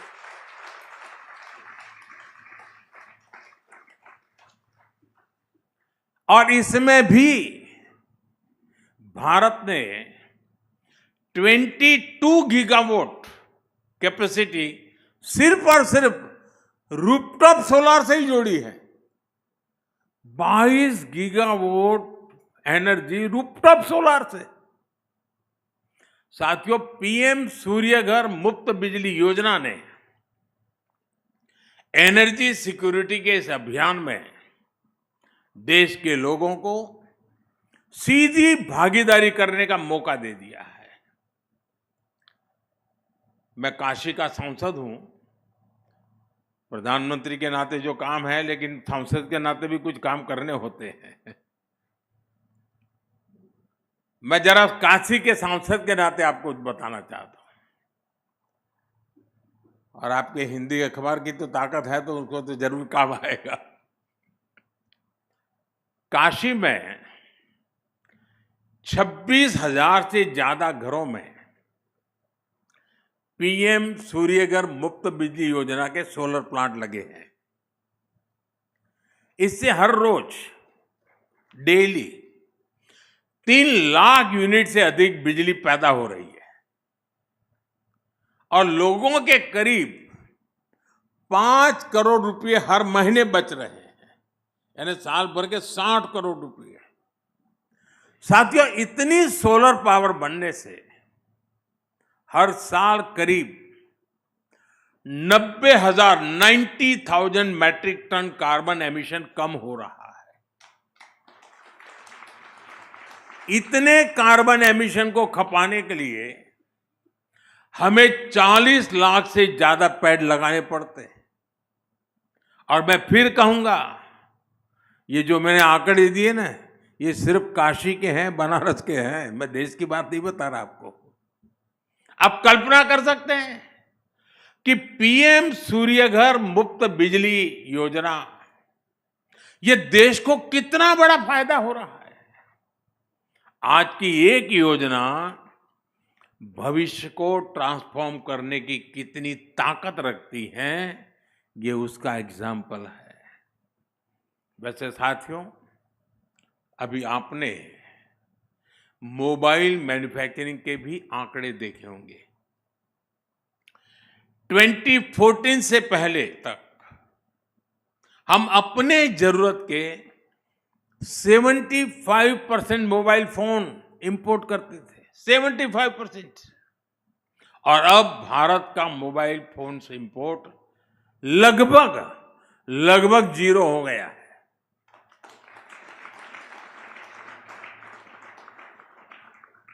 अब हम बहुत बड़े मोबाइल फोन एक्सपोर्टर बन रहे हैं। 2014 के बाद हमने एक रिफॉर्म किया, देश ने परफॉर्म किया और उसके ट्रांसफॉर्मेटिव नतीजे आज दुनिया देख रही है। साथियों, ट्रांसफॉर्मिंग टुमारो की ये यात्रा ऐसी ही अनेक योजनाओं, अनेक नीतियों, अनेक निर्णयों, जन आकांक्षा और जन भागीदारी की यात्रा है। ये निरंतरता की यात्रा है। ये सिर्फ एक समिट की चर्चा तक सीमित नहीं है। भारत के लिए तो ये राष्ट्रीय संकल्प है। इस संकल्प में सबका साथ जरूरी है, सबका प्रयास जरूरी है। सामूहिक प्रयास हमें परिवर्तन की ऊंचाई को छूने के लिए अवसर देंगे ही देंगे। साथियों, एक बार फिर मैं शोभना जी का, हिंदुस्तान टाइम्स का बहुत आभारी हूं कि आपने मुझे अवसर दिया आपके बीच आने का, और जो बातें कभी कभी बताई उसको आपने किया। और मैं तो मानता हूँ शायद देश के फोटोग्राफरों के लिए एक नई ताकत बनेगा ये। इसी प्रकार से अनेक नए कार्यक्रम भी आप आगे के लिए सोच सकते हैं। मेरी मदद लगे तो जरूर मुझे बताना। आइडिया देने का मैं कोई रॉयल्टी नहीं लेता हूँ।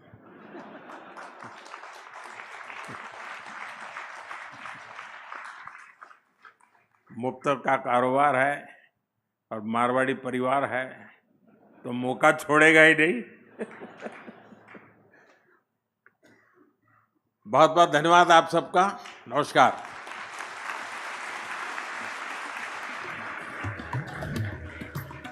Thank you, Honorable Prime Minister, sir, for addressing the 23rd Hindustan Times Leadership Summit. I request everyone to kindly remain in your places until the Prime Minister has left the venue.